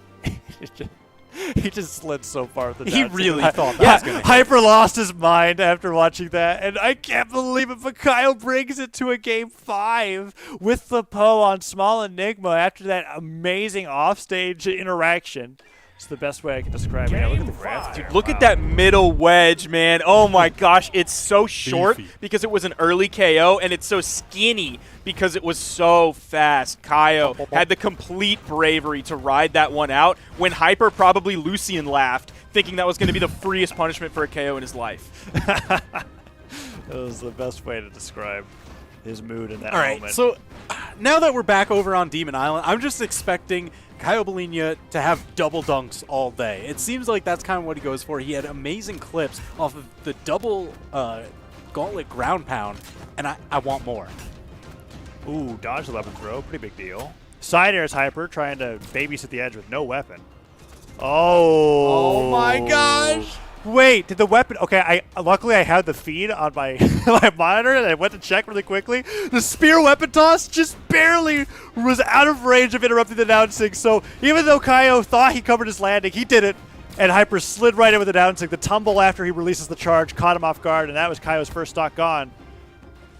I don't know if Kyle's going to be able to close this one out. It is a Game 5 situation. He's going to punish that Oh, easily. no. Kyle might as well have held it, hoping that Hyper was going to jump the gun I think and he try to did hold punish it it. early and fall into it. So, I mean, it was definitely a risky choice to try in the first place, but charging it was probably the better answer there. I'm not sure. Yeah, tough to say. Wow! Sidelight into the dash What? jump recovery to beat out the wake up. Kaio, you saw it, stuffed the recovery. He was trying to answer, but Hyper just too quick. And it knocked out a Demon Islet off the top of all stages. Hyper is really not happy about what happened in Game 4, and he is just tacking on the hurt D-Light Cider. Oh, Neutralite gets the down air yeah. Cider. Oh, yeah. Hyper Oh, with the my weapon throw. gosh. Neutral Sig to finish it. Oh. Clip ruined. Clip ruined Hyper. So you just want the neutral sig, Come even when on. it's in a terrible Here, spot. This is He's gonna perfect. do it. No, that was actually perfect, and you know it. Oh, okay, cool. That was The actually cool too. gutsy spot dodge. That's a Game 5 victory. Hyper looking absolutely dominant with the 3 stock. He's going to be continuing on through the bracket. So confident. What can I say, Sparky? That's how I know that he's just picking Barasa and not maining him, right? Okay, if you're not hitting with a neutral sig every other stock, what are you Hyper doing? will pick up an axe in white, and his opponent is white. Like, it'll be the first weapon he picks up in the game, and Taza is already over there itching and fiending for a neutral signature right off the bat. I said it 3 times this set, okay? It Bro, wasn't look at that bad.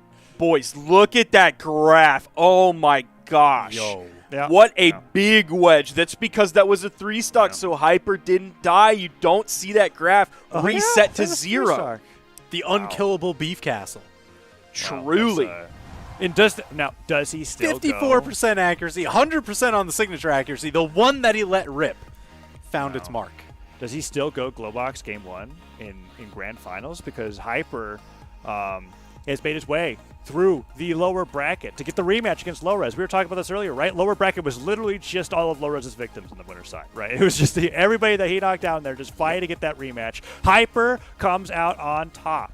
And now we're in Grand Finals, and I'm curious because Hyper has shown that basically as long as it has blasters, he can play it. What character is he going to pick out to go up against Low-Res in this Grand Finals matchup?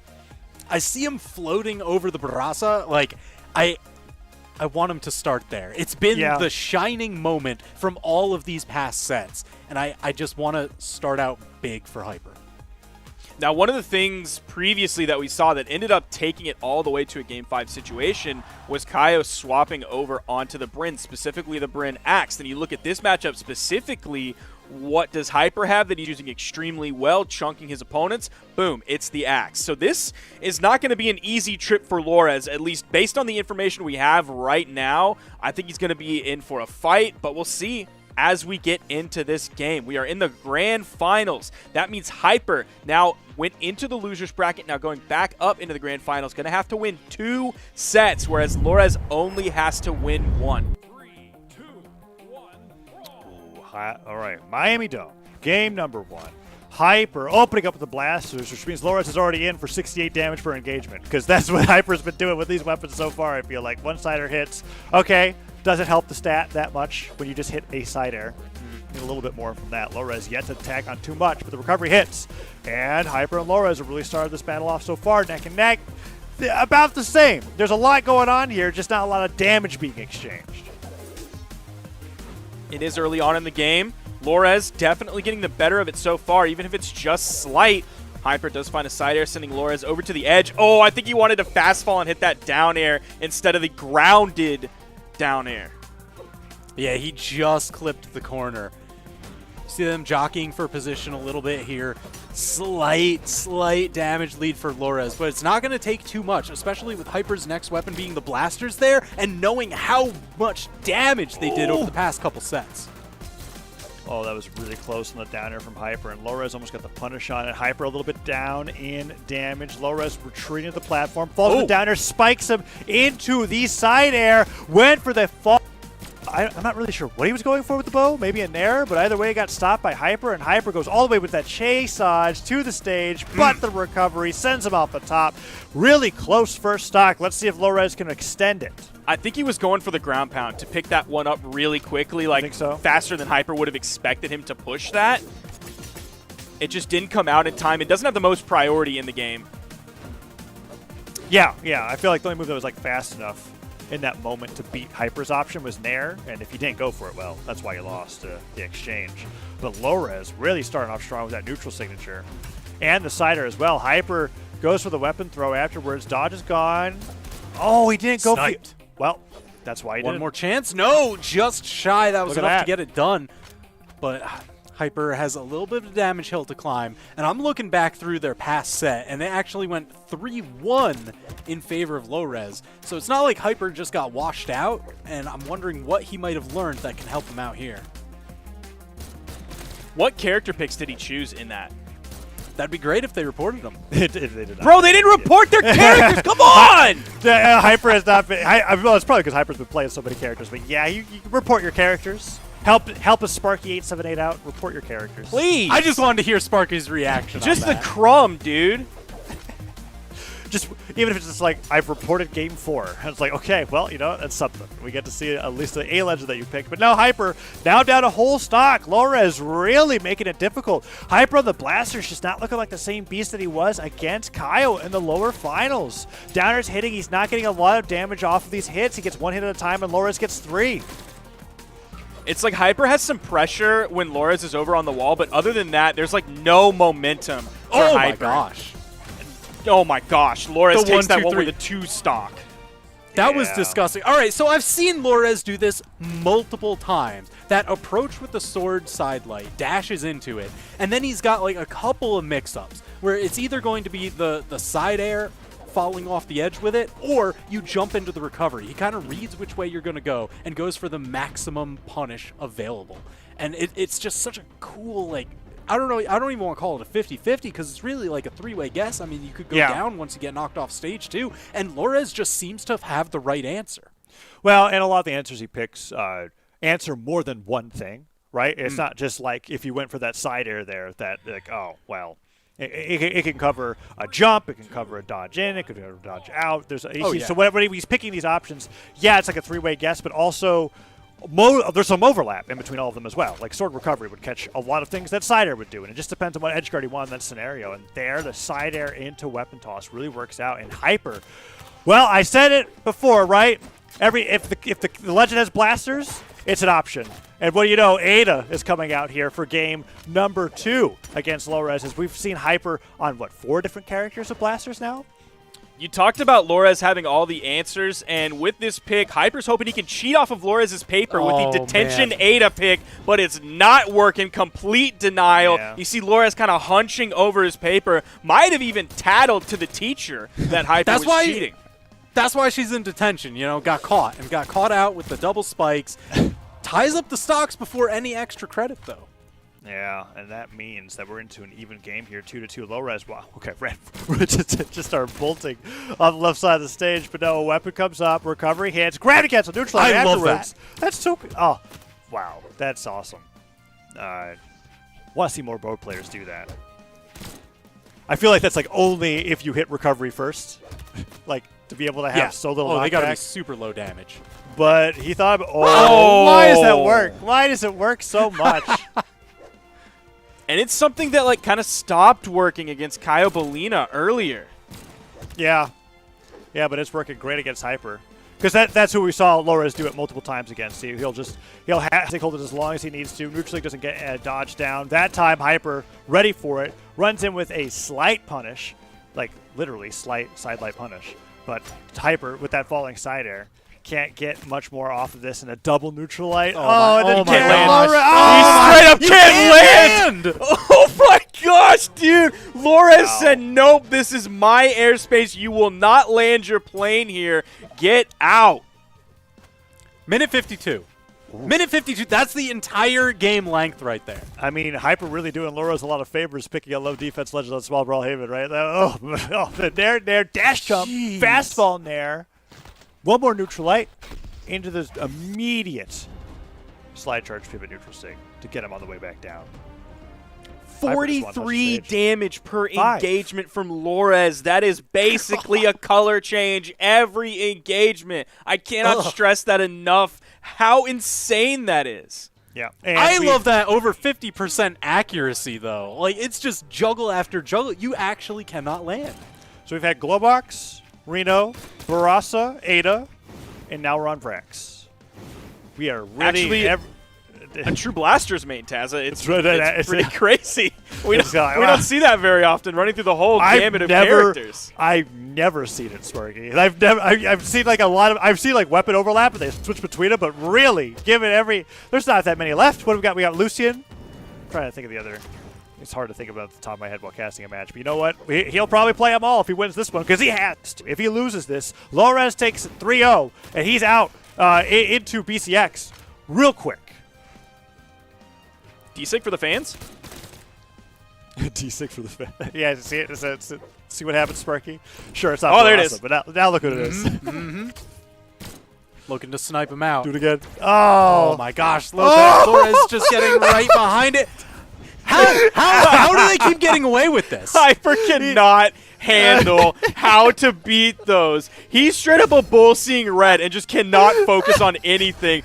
Does get that beautiful down signature. We love to see that as a Vrax player. I can't believe he literally just down aired and died. Okay, well, I'm actually even just game. doubled over, just face in my hands. Please don't let it happen again. Hey, at least he went for it. He went, and if it worked, I'd be singing his No, praises Tazza, right don't now. say at least he went for it. No. You miss 100% of the shots you don't take, right? He's also missed 100% of the shots he did take. Yeah, that's true. That's true. Oh, but he's bringing it back, Sparky. He's bringing it back. Side stick hits.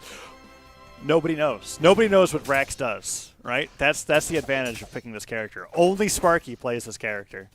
That is true. He might not be able to determine the difference between which signature Hyper is using, especially when he has the lance in hand. That is a struggle that a lot of people have because they don't see Side Vrax sig very and down sig until the move hits. You're not really sure. You have no idea which one's hitting you. Oh, he did that dodge down. Side light hits. Down light recovery, I think, actually knocks out on Brawlhaven at this damage. I think so. Oh. You know he's going to be looking for it. Oh, the snipe reverse off the wall, and now Hyper potentially on his last tournament stock. Let's see what he can do. He's unarmed. He's waiting for that weapon to come through. Doesn't get the neutral light. Avoids the down air. Okay, it is neutral sig time, Sparky. Okay, that's side sig, maybe? Side sig. Okay, so it's a different signature than I was thinking. What? If No, he's that's a not down He air. wanted the down air. He wanted If he's down a air for real sure. Vrax gamer, he hits the lance insig into gravity cancel insig. I mean, we still have another stock for that potentially. As that recovery hits, Hyper evens it up. He did take a bit of damage though, but it's close. Opting for the blasters to start this off. Gets the neutral air into the weapon starve. Extra blasters, extra neutral air. Yo, winnable. Oh, no weapon pickup right away. Okay, pick up the weapon, please. All right, there it is. Oh, that was so close. Side air, down air, side air, Hyper bringing it back. Looking for the neutral light, but Lores lands right on top of him. Nares him. Hyper, no. One Oh, of the no. few weapons that can actually get a clean punish from that distance. Oh, Lores knows it's within his grasp, and he takes it. That is a 3-0 in Grand Finals. Lores is your South American Last Chance Qualifier champion. That means he qualifies for the World Championships in that 16th seed spot.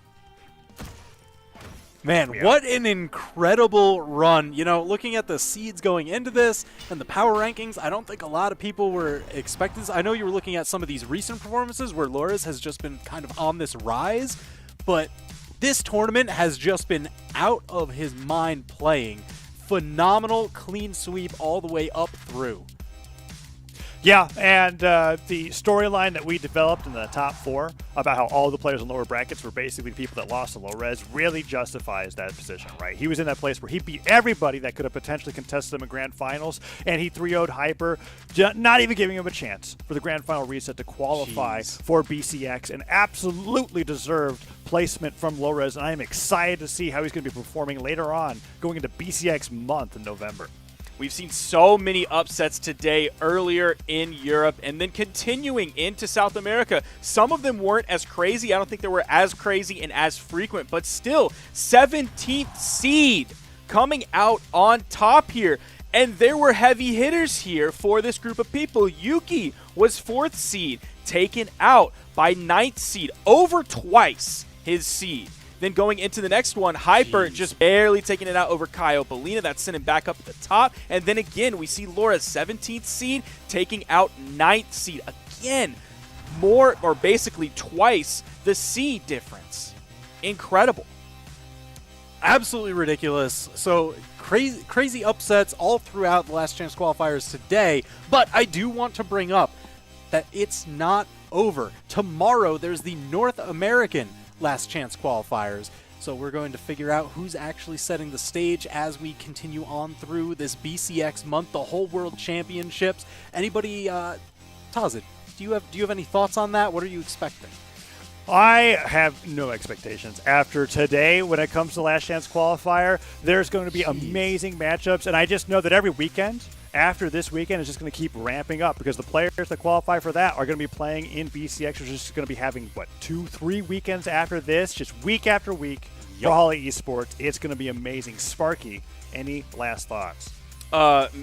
You nailed it. It's all starting right now. It's already been crazy. It's going to keep going crazy. If you want to see the schedule of what we have coming up, brawlhalla.com/schedule. That will not only give you a calendar of events, but it will give you a starting time of events, and it will be localized for your time zone. So you don't have to Google 4 p.m. Central is actually in Eastern. What is that? So it takes that guesswork out of all of it. You don't even have to worry about it. So make sure to look at that. Follow Tazza on Twitter at Tazzalol, Tazalol. Then follow TWK at TWK Smash on Twitter. Follow me on Twitter at WhoIsSparky.